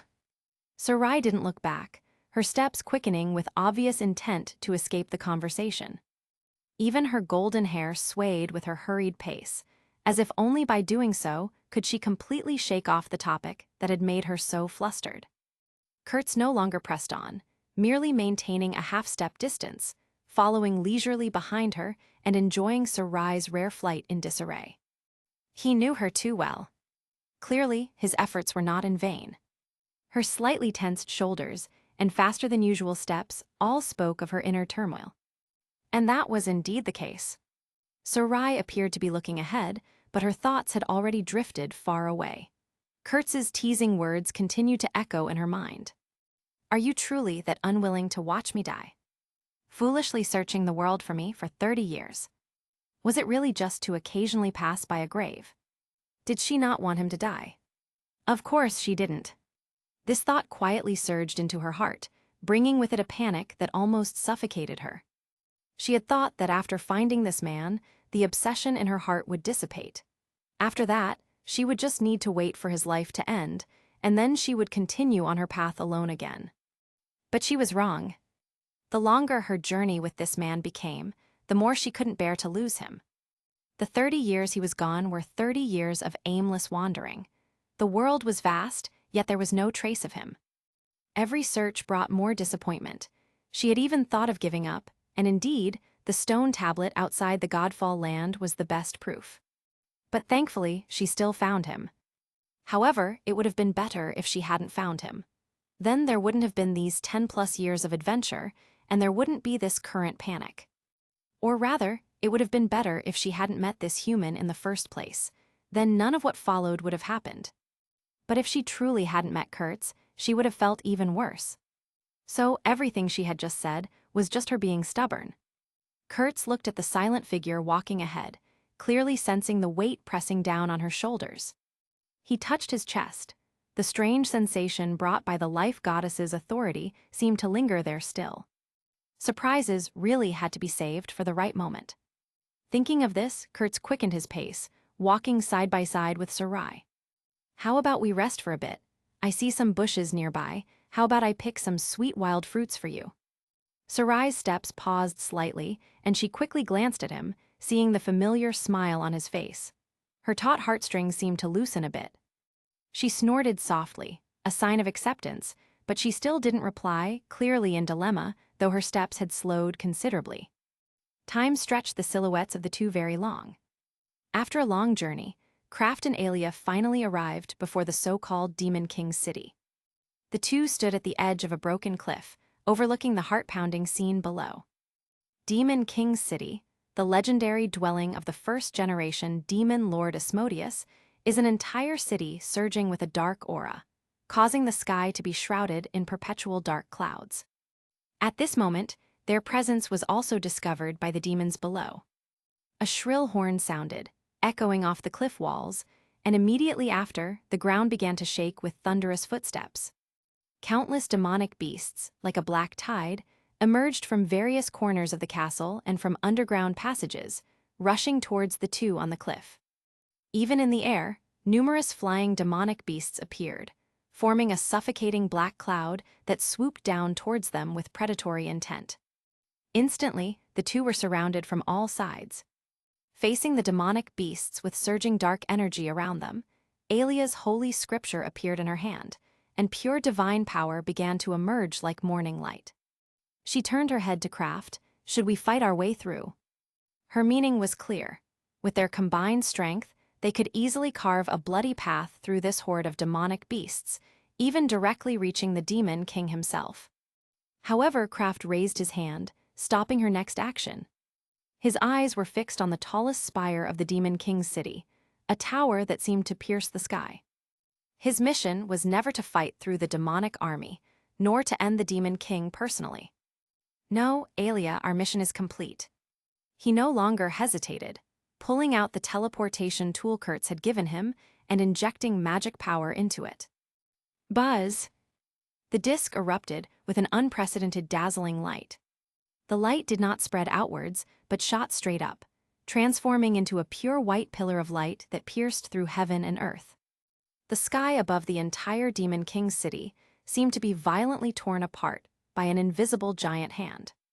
An irresistible force roughly dispersed the black clouds, and an unimaginably huge, large-scale teleportation array, covering the entire Demon King's city and even dozens of miles around, suddenly appeared. Such a massive commotion naturally attracted the attention of all creatures, and even the demons turned their gaze towards the sky in primitive terror. From this enormous teleportation array, they felt a sacred pressure imbued with the weight of ages. Its sheer scale caused even the demonic beasts, driven by their primal instincts, to shriek and cower, instinctively wanting to flee. This is. Kraft looked up at the giant teleportation array that obscured the entire sky, so shocked he almost forgot to breathe. The tool in his hand had already crumbled to dust, and the shock in his heart had begun to churn like a tsunami. Kurtz, you bastard! What on earth have you been hiding from me? This is not some magic array for teleporting one person. This is practically going to move an entire city. Alia also tilted her head slightly, looking at the massive teleportation array in the sky, and a highly complex ripple finally flashed across her usually calm face. As one of the creators of such a massive teleportation array, she was naturally filled with emotion. Because she had not taught this magic to that person, he had analyzed and replicated this magic solely based on his own talent and even improved upon it. Truly a talent comparable to God. Moreover, from behind the teleportation array, Alia even detected a familiar aura, one that made her ancient heart quicken. The next second, the light from the teleportation array reached its brightest. Space itself let out a groan of unbearable strain. Under the gaze of countless eyes, a colossal object slowly materialized. It was a magnificent city radiating soft, holy light, composed of various white halls and soaring spires that seemed to defy gravity itself. It was an entire sky city. Now, this sky city slowly descended from that massive teleportation array, majestic and terrible in its divine beauty. The Sky City. The Skywing clan's divine kingdom. The holy city that never falls. It floated directly above the Demon King's city, like a sword of divine judgment poised to strike. Seeing the distance Sarai deliberately put between them, Kurtz caught up in a few steps. Wait for me, Sarai. No. Sarai didn't look back, her steps quickening with obvious intent to escape the conversation. Even her golden hair swayed with her hurried pace, as if only by doing so could she completely shake off the topic that had made her so flustered.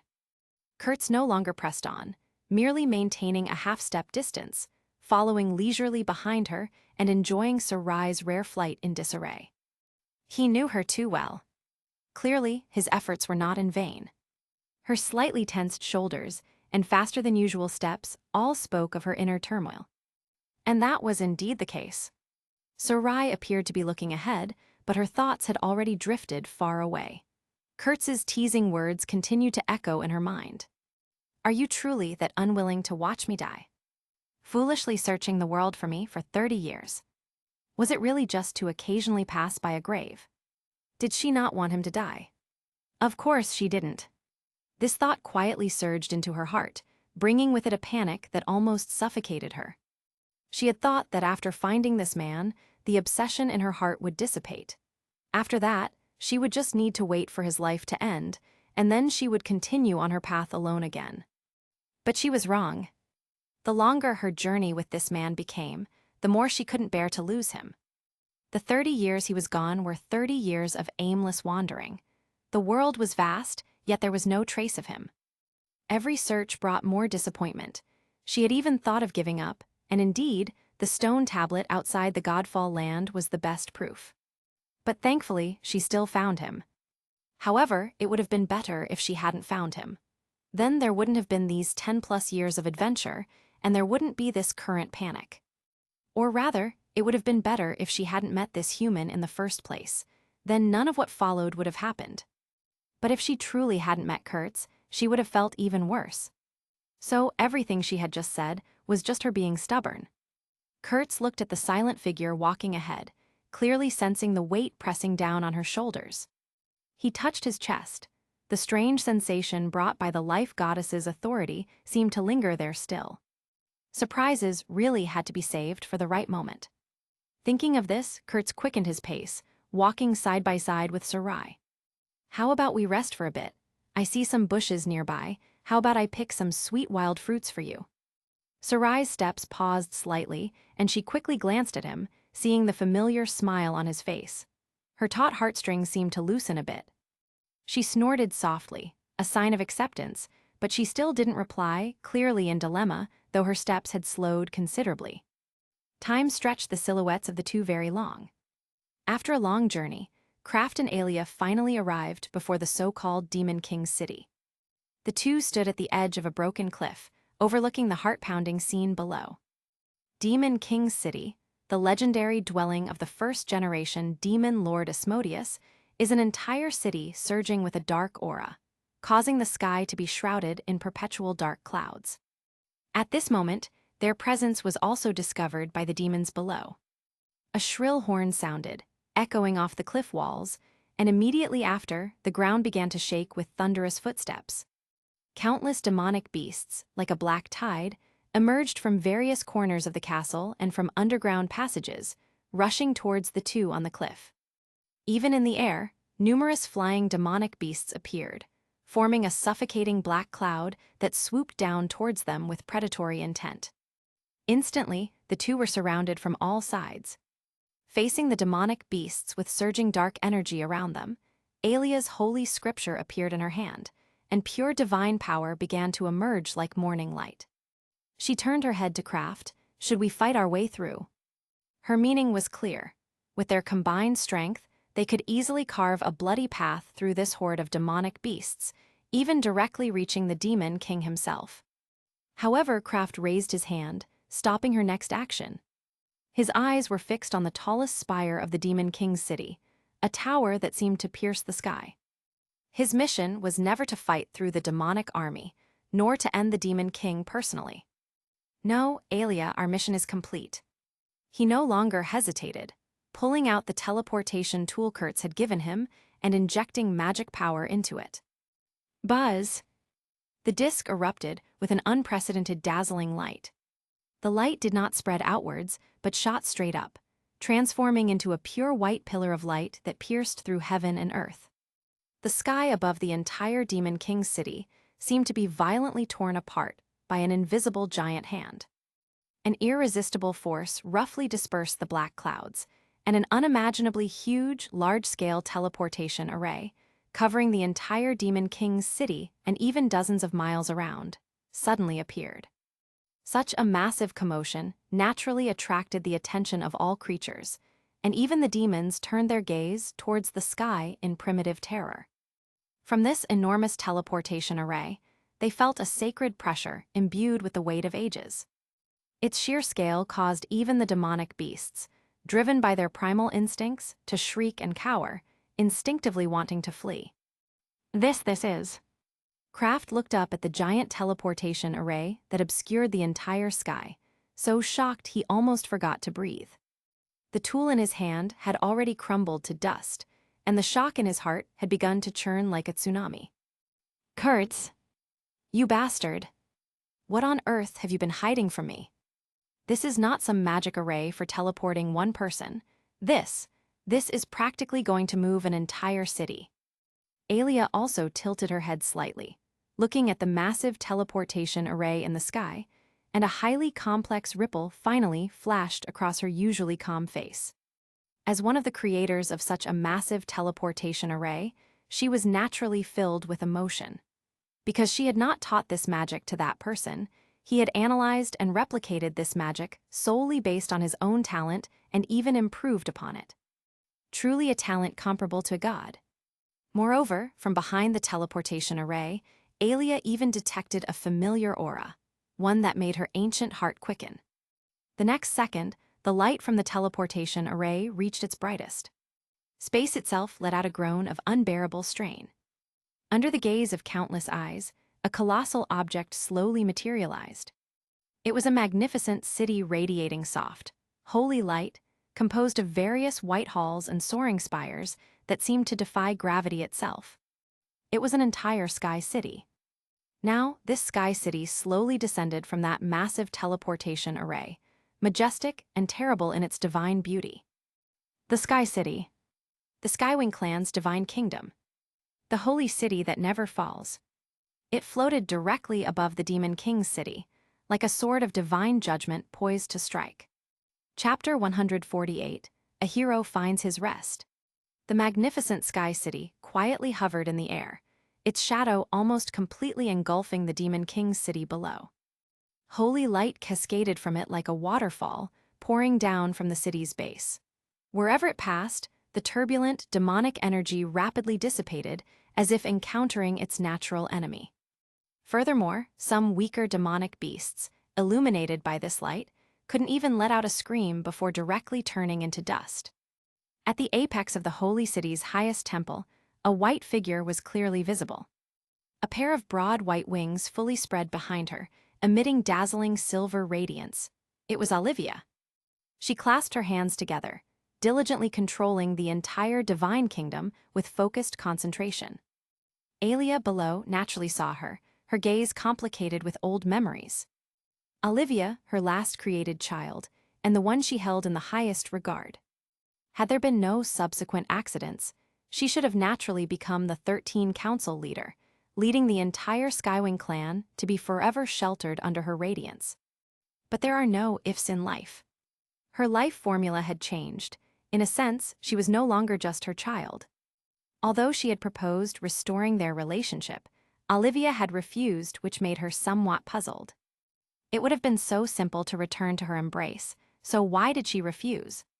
But her confusion was destined to remain unanswered.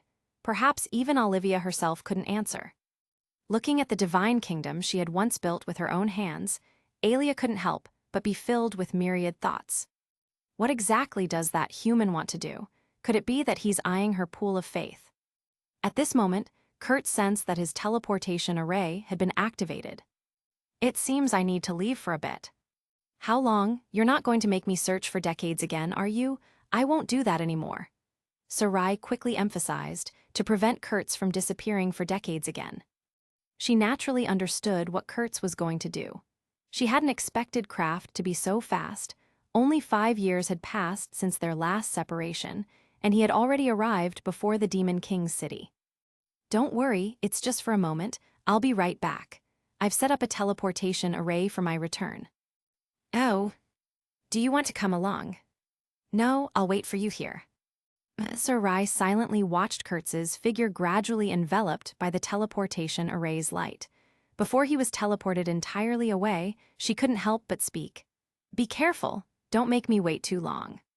However, there was no response. It seemed Kurtz didn't hear Sarai's farewell words.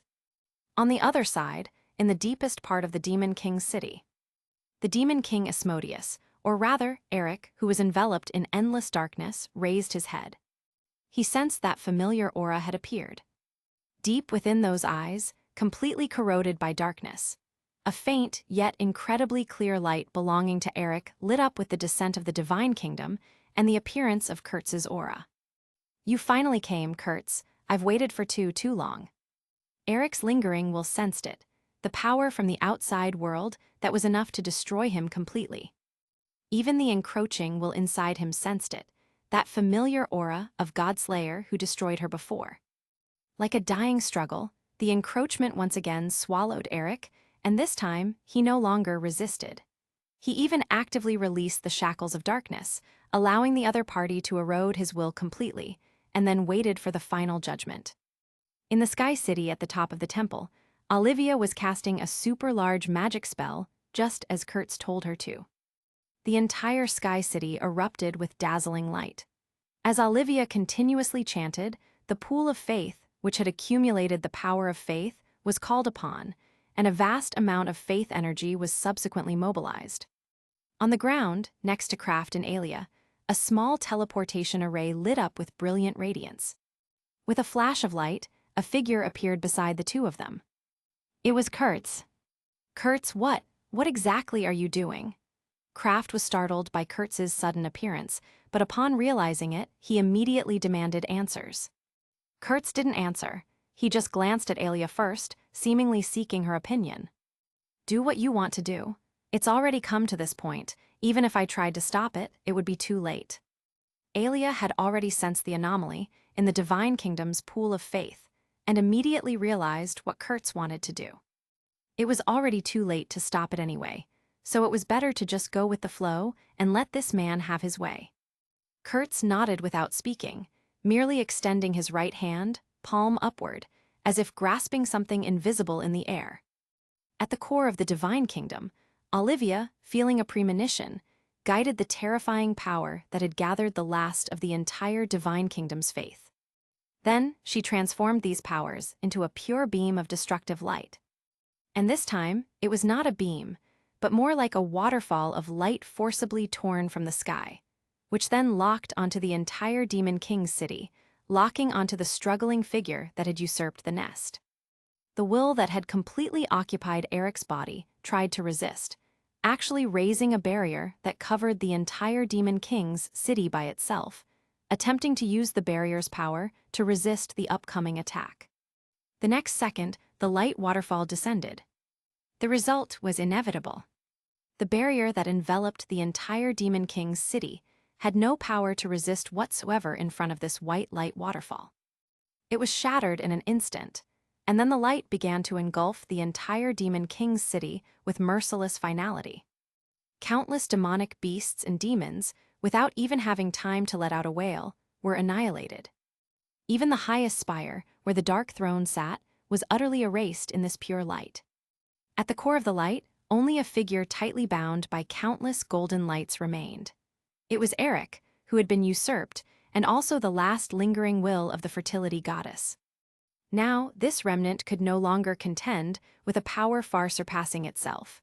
In boundless purification and pain, it met its end, ultimately leaving behind only a small handful of black substance. Kraft stood beside Kurtz, watching this world-destroying scene, feeling the wail of the earth beneath his feet, his heart filled with unspeakable shock and sorrow. Eric, that little boy who once dreamed of becoming a hero, could now finally rest in peace. Everything was over. Alia quietly watched the light that purified everything, watching Eric's figure gradually dissipate in the light, and observing the trace of black substance that remained from him. She released her palm, drawing this wisp of black substance into her grasp with careful reverence. On the other side, Kurtz's hand slowly lowered. After delivering this earth-shattering blow, the divine kingdom also rapidly dimmed, and then the large magic array expanded again, and the magnificent kingdom subsequently disappeared. The Demon King's city, along with all its suffering, was completely erased from the earth, leaving behind only a bottomless, massive crater where it once stood.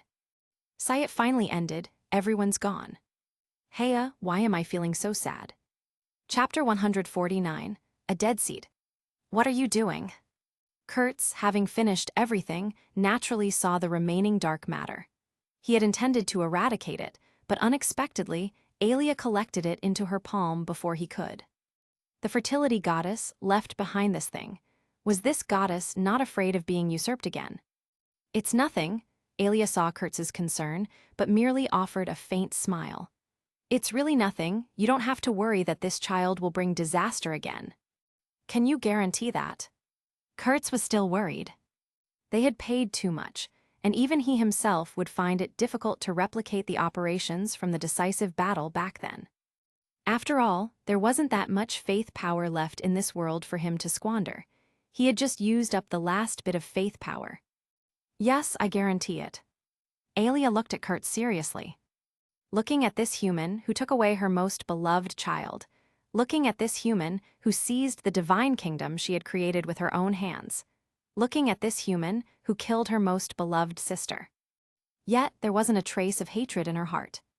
In fact, back then, when she realized that the faith power of the elves was not enough for the two of them to share, she had the idea of creating the Skywing clan, with herself receiving the Skywing clan's faith and the fertility goddess receiving the elves' faith. It was unfortunate that the child didn't listen to her explanation and instead got stuck in a rut on her own. Perhaps she also had a responsibility and shouldn't have been too demanding of that child. But now it was all too late. On the other side, Kraft gazed at the bottomless giant pit, his body trembling slightly. That completely corrupted child, along with that terrifying dark will, had dissipated entirely. He opened his mouth, but it ultimately turned into a long sigh. If this thing were to corrode your body again, I might not be able to save the world again.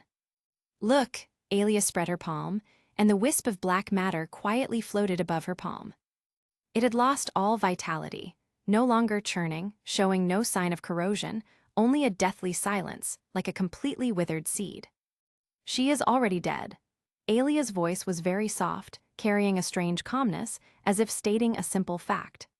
Her gaze shifted from the darkness in her palm to the enormous deep pit. She will never be reborn, and will never bring disaster again. Kurt stared at the wisp of dark matter, then looked at Aelia's seemingly calm face. Although the goddess had already guaranteed him, the vigilance in his heart had not completely subsided. After all, this was the remnant of another deity, the root cause of all tragedies. If the fertility goddess could truly die so easily, then the life goddess would not have been usurped back then, and there would have been no subsequent battles between the demon race and the allied forces. Aelia met Kurtz's scrutinizing gaze without the slightest hint of backing down. In the entire world, Kurtz was the only one to stare at her so boldly, but somehow she didn't dislike it. Kurtz ultimately chose silence. Although he still had doubts in his heart, he nodded and turned his gaze to the sky, where only thin clouds remained. The magnificent divine kingdom was nowhere to be seen. "Aren't you taking Olivia with you?" he murmured softly. Now, all remaining Skywing clan members had left this world, leaving only Olivia guarding the vast divine kingdom alone. Kurtz couldn't even imagine how lonely that would be. Moreover, for him, Olivia had already fulfilled her mission. According to his request, she released all the faith power accumulated in the divine kingdom, destroying the demon king's city. She refused, Aelia replied, her tone devoid of anger, only a very slight trace of confusion. She slowly closed her hand, absorbing the wisp of dark matter into her body. She already signed a contract with you and shares life with you, so it's good that she can live on. Olivia's life formula had been sacrificed by herself in the previous battle, which greatly reduced the Skywing clan's originally long lifespan. However, the life formula signed with Kurtz perfectly compensated for this. As long as Kurtz was alive, Olivia could continue to live. Although Aelia herself had a way to solve Olivia's lifespan problem, since the child insisted, she no longer forced her. After all, she had already made one mistake and couldn't make any more. It seems you've already guessed. Kurtz didn't expect that his method of eternal life would be discovered by the goddess so quickly, even though he had been keeping it a secret all along. Yes, after all, you have mastered the authority of life. I believe that with your ability, you can naturally find a way to eternal life. Should I take it as a reward for the hero? You can think of it that way, but the goddess paused, seemingly hesitant. You cannot use this authority on others. I understand, Kurtz nodded heavily. At least for now, he had no intention of using this authority to research how to grant eternal life to others. After all, the person he was going to accompany was already a member of an immortal race. After explaining everything, Aelia's gaze turned to Kraft. "Goodbye, Kraft." Kraft slowly knelt on one knee before Aelia. "It was my honor to adventure with you." Kraft initially did not believe in the goddess, but now he felt it was time to believe in her. Initially, Kraft honestly hadn't guessed the true identity of this holy order in front of him. Still, as the time spent adventuring together grew longer, he naturally noticed something was amiss. That transcendent demeanor and unparalleled power, in this world, only the goddess could achieve such a feat. Just now, the conversation between her and Kurtz further confirmed his speculation. The holy order priest Aelia in front of him was the legendary life goddess Aelis. Then Kurtz, she looked at Kurtz again and spoke slowly, her voice particularly clear in the empty ruins. "Everything has settled, and my agreement with you has been fulfilled. My era should come to an end." She took a few steps forward, standing at the edge of the giant pit, and her figure began to fade like morning mist. "It's time to leave this world." Kraft was stunned. "Leave this world? Are you going to leave this world forever?" He had initially thought that the goddess's goodbye merely referred to the end of this adventure, but he didn't expect it to be a farewell of this nature. He couldn't understand why this goddess, who created the Skywing clan and experienced so many twists and turns, would want to leave this world after everything ended. This was the last deity. Once she left, the Age of Myths would completely end. Aelia didn't turn back, merely looking at the sky, as rays of sunlight poured down through the torn clouds. When an era ends, it should end properly. Her voice carried a transcendent calmness. The children have found their own paths. If I stay here, I will only become a ghost of the past, hindering the sprouting of new life. She slightly turned her head, looking at Kurtz with something that might have been approval. You did very well, Kurtz. Although you took many things from me, you also ended a greater disaster. Oh man, can we have more of the goddess? She seems like someone we could read all day. Chapter 150, A Reassuring Aura. This world should now be handed over to the races beneath the gods. Her words carried an undeniable finality, each syllable weighted with the gravity of eons. Is this your final decision? Yes.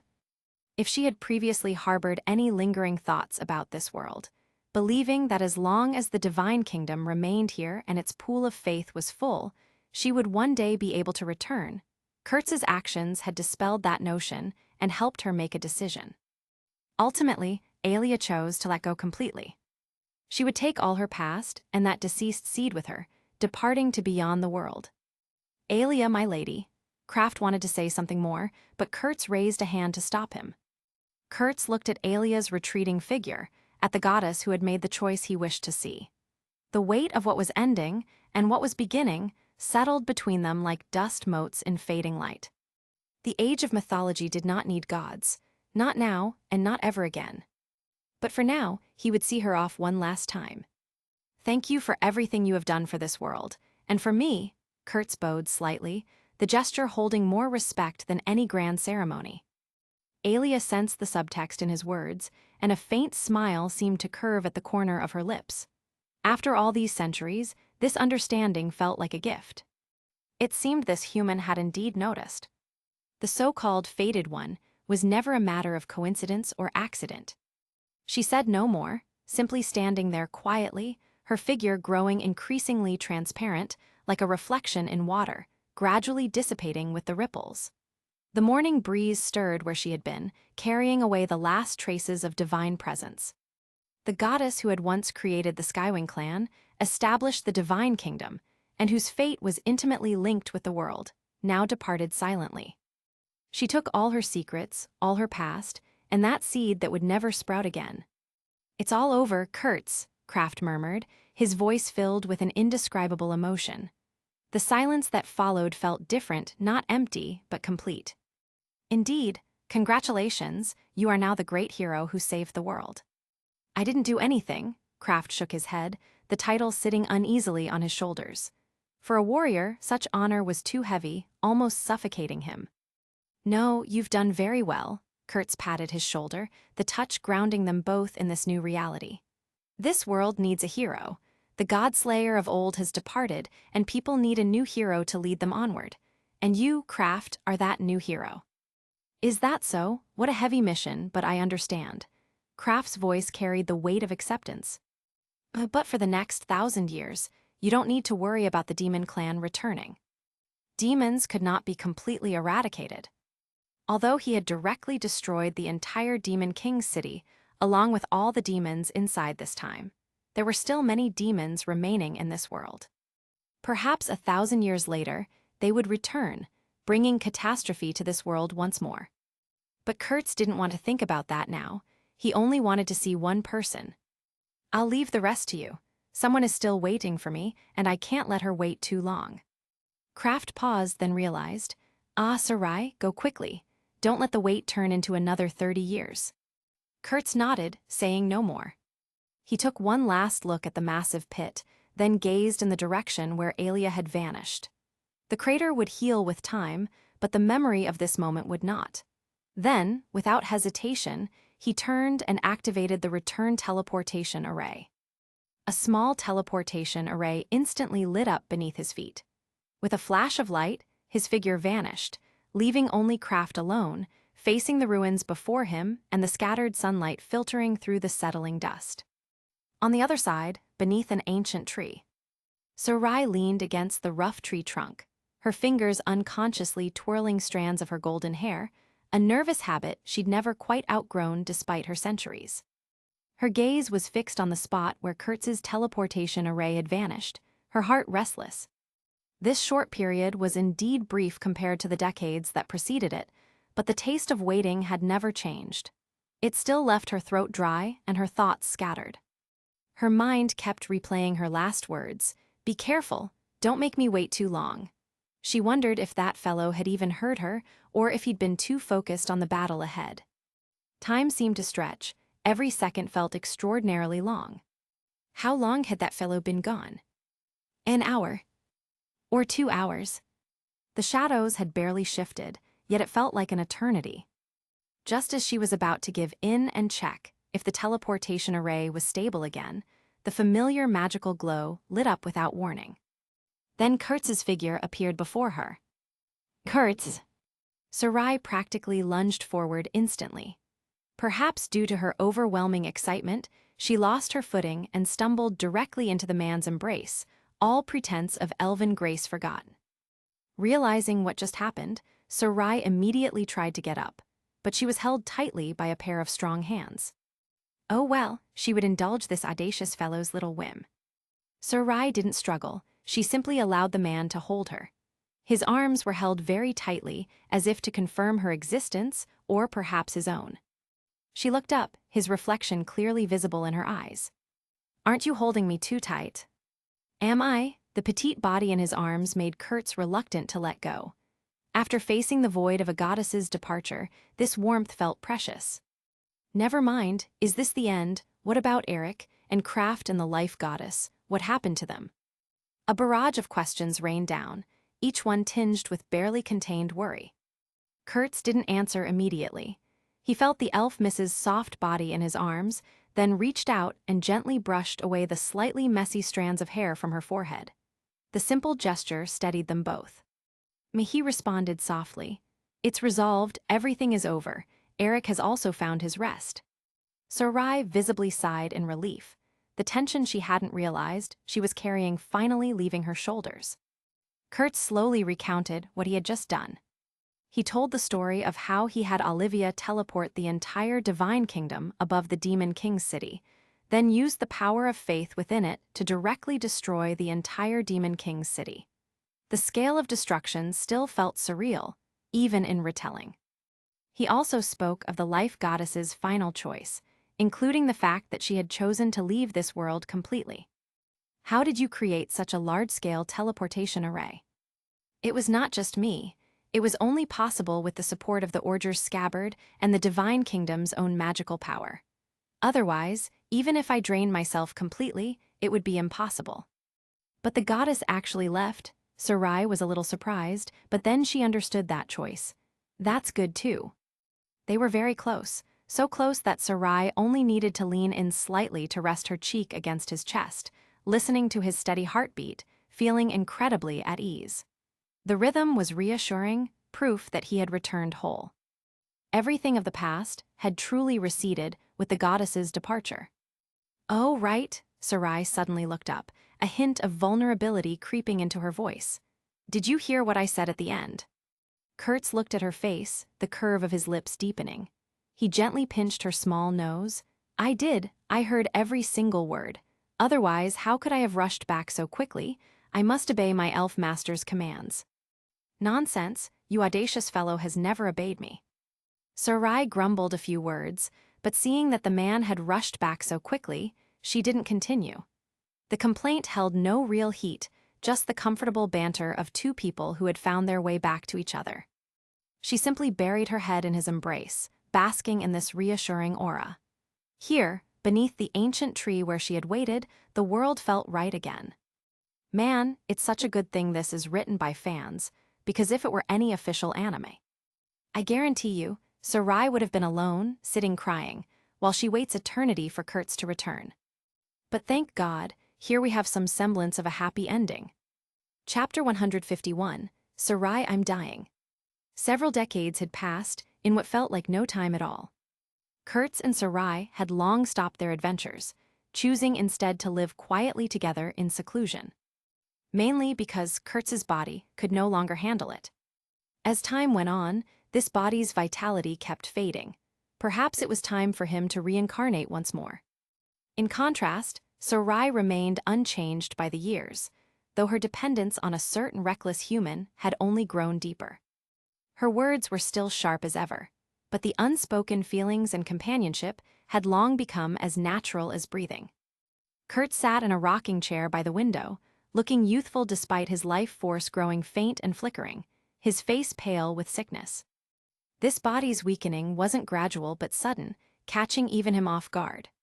He coughed a few times, his voice slightly hoarse. Sarai was reading and looked up at the sound, her brows furrowing in their usual way. "Hey, did you secretly stay up all night again studying those dangerous magic books?" Her tone was dismissive as always, but her gaze drifted toward him without thinking, carrying worry she tried to hide. The pages of her book stayed unturned longer than usual. Kurt slowly lifted his eyes, as if he'd made some important decision. He stretched out his hand, beckoning weakly. Sarai's heart skipped a beat. She put down her book and walked over, her bare feet silent on the wooden floor. "Sarai, I'm dying." After he spoke, there was a long silence. The words hung in the air like frost, freezing everything around them. The elf's eyes widened suddenly, clearly seeing Kurtz's current weak state. Yesterday, he was perfectly fine, so why did he now seem to be dying, his presence so faint? Could it be that his human lifespan had reached its end? Sarai found herself protesting, her voice trembling despite herself. You're talking nonsense. What trick are you trying to pull now? How could you possibly die?" Her words cut off abruptly, because Kurtz's presence really was frighteningly weak. This wasn't an act. The flame of his life was about to go out, and that feeling was so real it made her stomach drop. Kurtz shook his head slightly. "Sarai, human lifespan does have its limits, and mine has reached its end." "Impossible." Sarai nearly screamed, taking a sudden step forward, her fingers instinctively gripping Kurtz's clothes tightly. Her body trembled slightly. Her earlier pride vanished completely, leaving only disbelief and something far more desperate. "You're lying to me. You must have a way, right? You must have created magic that can extend life. I know you have it." Her voice carried panic she'd never shown before, even abandoning her usual arrogance, and her eyes were already filling with tears ready to spill. "No, even the most powerful magic cannot defy the laws of life. For this body, there is no solution left." Indeed, this body's vitality was exhausted, but Kurtz could create a new body for himself. However, he didn't tell the elf this just yet.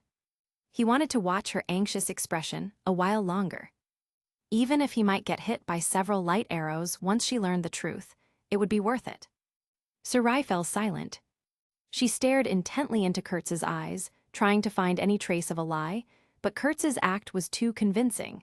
The calmness in his eyes crushed all her hopes. Crushing despair and helplessness gripped her, making it almost impossible to breathe.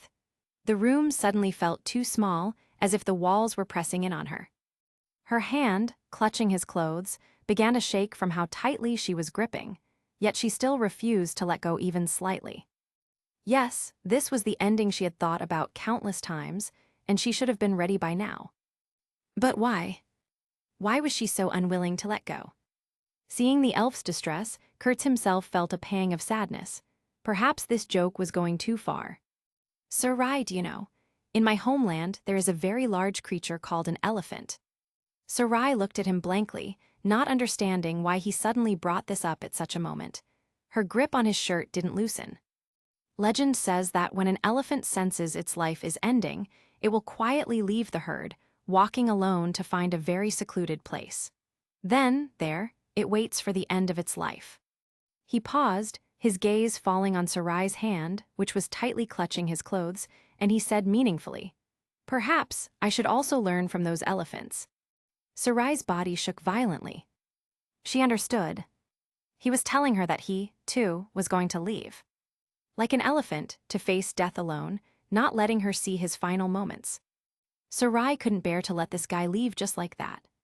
She wanted to use magic to force him to stay, to see him off one last time, but looking at his calm eyes, this fierce thought quietly faded away. She understood his choice. She should respect his choice, even if it killed her. Sarai opened her mouth, wanting to plead but not knowing what to say. What words could hold back death itself? In the end, all her pleas and reluctance turned into a quiet sob. She slowly, bit by bit, released her fingers.